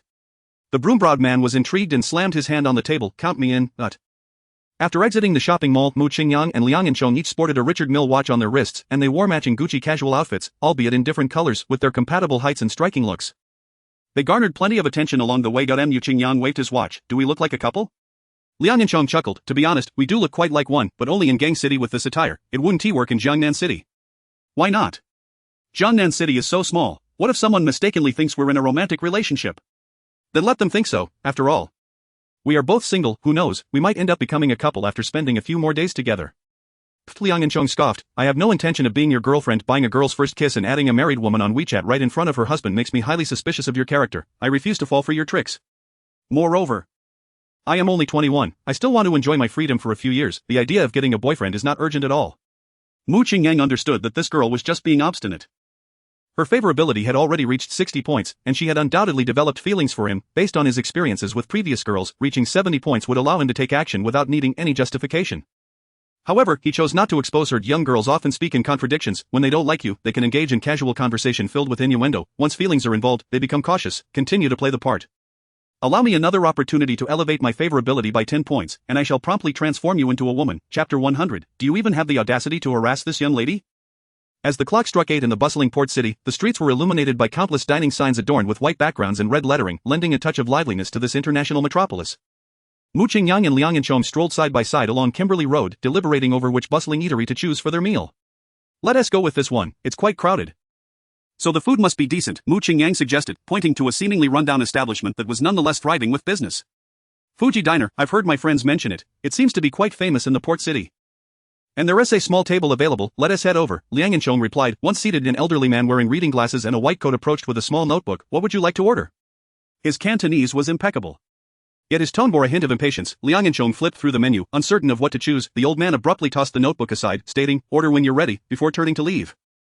The service was utterly lacking, however. Mu Qingyang remained unfazed, swiftly jotting down several dishes: fried clam balls, typhoon shelter crabs, crispy pork knuckles, and roast goose. Every move made by Mu Qingyang and Liang Yanchong was closely observed by a young man enjoying an ice cream nearby. He pulled out his phone and made a call, and shortly thereafter 4 individuals swaggered into Fuji Diner, none other than the extras Li Xian had recruited. With a broom-like eyebrow, one of them surveyed the crowded establishment. Then staggered over to the table beside Mu Qingyang, spat on the ground, and kicked a stool leg. Hey shorty, don't you know this is my designated seat? Get lost. A frail young man, sipping kanji, glanced up briefly but chose not to respond. The oily-haired thug exclaimed, slamming his palm on the table, didn't you hear my brother Crow speaking? I told you to scram. The weak young man scoffed, tch, have you guys watched too many gangster movies? Trying to act tough with me, brother Crow, I'm still Chen Haonan here. Your damn tattoo is peeling, and that scar patch is clearly glued on. Who are you trying to scare? The oily-haired thug quickly glanced back. Relieved that the target hadn't noticed them. If it weren't for the noisy atmosphere of the diner, they might have been discovered in less than a minute. The broom-like eyebrow was flustered. Their usual role was merely to fill in as extras. Without even speaking a line, and they had never encountered such a situation. If they couldn't follow the boss's instructions, they would have to return the money. 100,000 was no small sum. With each person set to receive 25,000, no one desired to relinquish what was already within their grasp. After an awkward pause, the broom-like eyebrow suddenly had a brainwave and leaned in to whisper something to the short guy. The short guy's eyes brightened, and he asked, is it true? The broom-like eyebrow flashed some cash from his pocket and then shouted, you go over and speak to him. The short guy eagerly followed him around the corner. 2,000 bucks to buy the spot. Hand it over, the broom-like eyebrow demanded, tossing 2 bills to him. Scream a couple of times. The short guy complied with a few sounds that resembled laughter, as the broom-like eyebrow retreated from the diner. He pointed at the street corner, cursing, I told you not to be blind, next time I see you, I'll beat you. Upon settling back at his table, the broom-like eyebrow took a few bites of the dishes and downed the remainder of his drink before leering at the oily-haired man, Bozy. The girl at the next table is absolutely stunning, she has got me all stirred up. The oily-haired man turned his head to look, deliberately raising his voice, brother Crow, she is simply a gem. I'll get her over here to toast with you. Mu Qingyang and Liang Yanchong were thoroughly enjoying the food at the diner, engrossed in their meal, completely oblivious to the sudden appearance of the few individuals. The oily-haired man intentionally unbuttoned 2 buttons of his flashy shirt, revealing the tattoo of a bloodied wolf's head beneath, and swaggered over to Mu Qingyang's table, nonchalantly declaring, beautiful lady, our big brother greatly admires you and invites you to join us for a drink. Come with me. Mu Qingyang merely glanced up before lowering her gaze, lacking any interest in engaging with him. Liang Yanchong didn't even lift his head, choosing to ignore him altogether. The oily-haired man was taken aback. This was not the reaction he had anticipated. The man's lack of response was utterly unexpected, let alone a confrontation. He turned to glance at a table in the corner, where Li Xian was glaring intensely in their direction. The oily-haired man could sense the boss's displeasure with their performance. And he returned to his seat, whispering to the broom-like eyebrow about what to do next. Brother Crow, what should we do? Provocation isn't working. Let us take the plunge, just go ahead and touch that beautiful lady. I refuse to believe the main antagonist can hold back. Are you getting ideas just because she looks good? The broom-like eyebrow's face flushed, I'm just trying to wrap this up quickly so we can unwind at the Charming Street, if we're late. There won't be any technicians left to choose from. Alright, I'll let you enjoy this golden opportunity, but you'll need to take a cut of 10,000 off your share. Deal. Let us get to work. Just as Mu Qingyang picked up a pig-ass trotter, several more individuals encroached upon their table. The oily-haired man pointed at Liang Yanchong, brother Crow, this girl isn't giving face, you should speak to her yourself. The broom-like eyebrow was so nervous he forgot his lines. Seeing the girl up close made him realize just how breathtaking she was. Such a beauty was seldom seen even on television, and the fantasy goddesses he usually imagined paled in comparison to her. Had he not taken this role, he would never have encountered such a stunning woman in his lifetime. The broom-like eyebrow felt his throat dry, thinking to himself, surely just a touch wouldn't be considered harassment. Right, it wouldn't even amount to a disturbance, even if it caused a scene. Wouldn't the boss cover for him? If he could just graze this beauty, this trip would be worth it regardless. This was a once-in-a-lifetime opportunity that he could not afford to miss. With that thought, the broom-like eyebrow mustered his courage and grinned, little girl, you're not showing any respect for brother Crow of Copper Loaf Bay. Do you want to continue enjoying your time in the port city? Come on. Have a drink with me, and I'll take care of you while you're in the port city. He reached out to grab Liang Yanchong's arm. Mu Qingyang let out a sigh. Setting the pig-ass trotter down, and with astonishing speed, she seized the broom-like eyebrow's wrist, twisting it gently. A sharp crack echoed, followed by a scream akin to that of a slaughtered pig, before the broom-like eyebrow could utter a plea for mercy. A beer bottle suddenly shattered above his head, sending shards of glass flying across the table. Mu Qingyang turned to see a burly man with a bare torso brandishing the broken bottle against the broom-like eyebrow's throat. You filthy scoundrels dare to harass this young lady? Get lost. In less than a minute since approaching, the broom-like eyebrow found himself with a dislocated wrist and a bleeding head, utterly stunned and frozen in place. The other 3 accomplices dared not even breathe.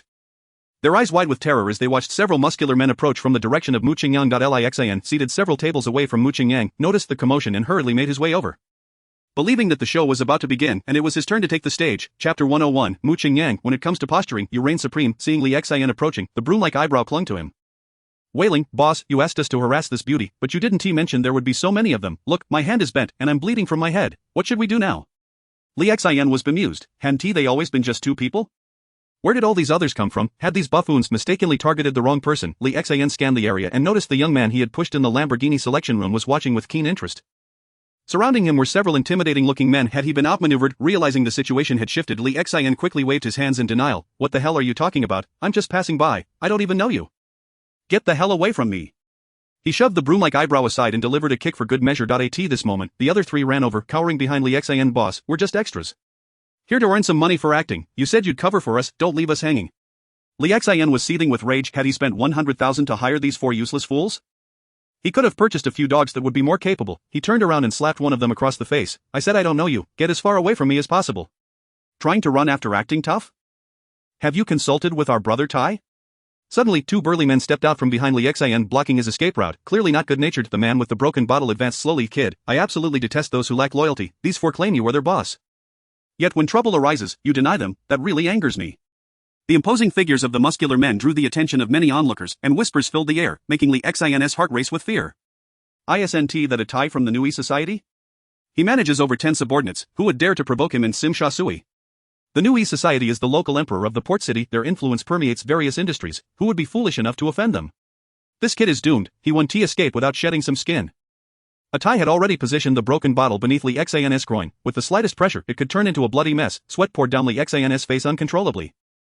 His legs trembling without his consent. The Cine Society is acutely aware of the precarious balance between the underworld and the legitimate world. Even a mere petty leader is not someone he can afford to provoke.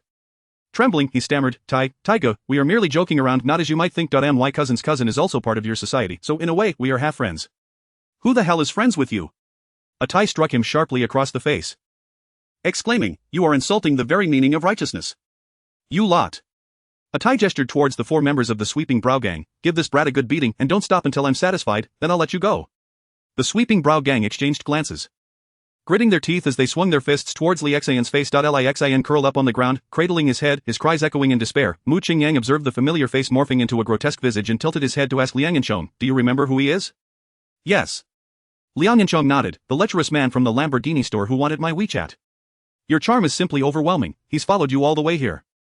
It seems he intended to play the hero rescuing the damsel, but his plans have been thwarted by those burly fellows. Fortuitously, we encountered some good-hearted individuals, otherwise, with their numbers, we would surely have been at a disadvantage." Mu Qingyang chuckled, "They may not be good-hearted, perhaps they share the same intent." Liangchong looked puzzled, "What do you mean?" Mu Qingyang nodded towards the approaching figures, "Just wait and see." A Tai ordered two of his lackeys to guard the Sweeping Brow Gang while they continued their assault, insisting they must beat their victim for a full 10 minutes before releasing them. He then returned to sit unceremoniously at Mu Qingyang's table. "My dear lady, I apologize for the fright you experienced. Had I not intervened, who knows what might have transpired. However, this is fate. Let us raise a toast to destiny." Liangchong replied coldly, "I do not drink." A Tai remained jovial, "No worries, who begins life as a drinker? We all have our first time, allow me to guide you through yours." With that, he attempted to force Liangchong to drink. Hearing this, Mu Qingyang's temper flared. What did he mean by "let me take care of your first time"? This brute had already earned himself a beating for that alone, not to mention his insistence on forcibly making Liangchong drink. Mu Qingyang grasped the brute's wrist firmly, causing the man's lewd grin to freeze in place. He glared sideways at Mu Qingyang, demanding, "Let go." Mu Qingyang flashed an innocuous smile, gradually increasing the pressure. The brute, despite the pain coursing through his wrist, remained silent, his gaze turned venomous as he gritted his teeth and asked, "Kid, who is she to you?" The Cine Society has rules that encourage its members to punish evil and promote good, but forbids any illegal activities or bullying of citizens. Violators face expulsion. If these two were indeed a couple, his previous actions had crossed a line, leaving him speechless. If they were merely friends, he would ensure this kid regretted ever being born. Mu Qingyang grinned, revealing a set of gleaming white teeth. "Friends? What of it?" "Ha!" The brute laughed as well, but his mirth was laced with malice. He beckoned with his other hand, and several bare-chested thugs immediately surrounded them. Liangchong, anxious, watched Mu Qingyang, her small hands clammy with sweat. "Don't provoke them, let's leave." Mu Qingyang remained silent, offering her a reassuring glance. "Leave? Where to?" The brute yanked his wrist forcefully, but it remained unyielding, amplifying the pain until beads of sweat trickled down his forehead. He glared at Mu Qingyang, squeezing out a few words through clenched teeth. "I'll count to 3, you better let go." Or else, 1. Mu Qingyang regarded him coldly, showing no intention of releasing his grip. Whispers of pity circulated among the onlookers. Is this guy insane? Doesn't he know that the group leader of the Cine Society? He doomed. He must be a tourist, trying to impress the girl in front of him. He's gotten in over his head. He'll surely regret this. My heart aches for that handsome face. In 3 minutes. It will look just like that pig's head over there. 2. The brute continued his count. Mu Qingyang stood up, shielding Liang Yanchong behind him, scoffing. Hurry up, can you count any faster? My pork knuckle is getting cold. He then turned to Liang Yanchong, who was visibly anxious, and joked. Do you believe he'll be lying on the ground foaming at the mouth within 30 seconds? If it takes longer, I'll eat an Oreo.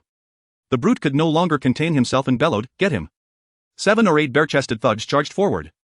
But within 10 seconds, they were all sprawled on the ground. After dispatching the worthless scum, Mu Qingyang delivered a swift kick to the brute. With a resounding thud, the brute fell, resembling a slab of meat being struck on a butcher's block. A closer look revealed white foam seeping from the corners of his mouth. Among the crowd, a quick-witted observer asked, Hey handsome, that was only 10 seconds. Mu Qingyang winked playfully. The remaining 20 seconds are for my MVP highlight reel. With that, he leapt into a dance, mimicking the signature moves of Koan Koan.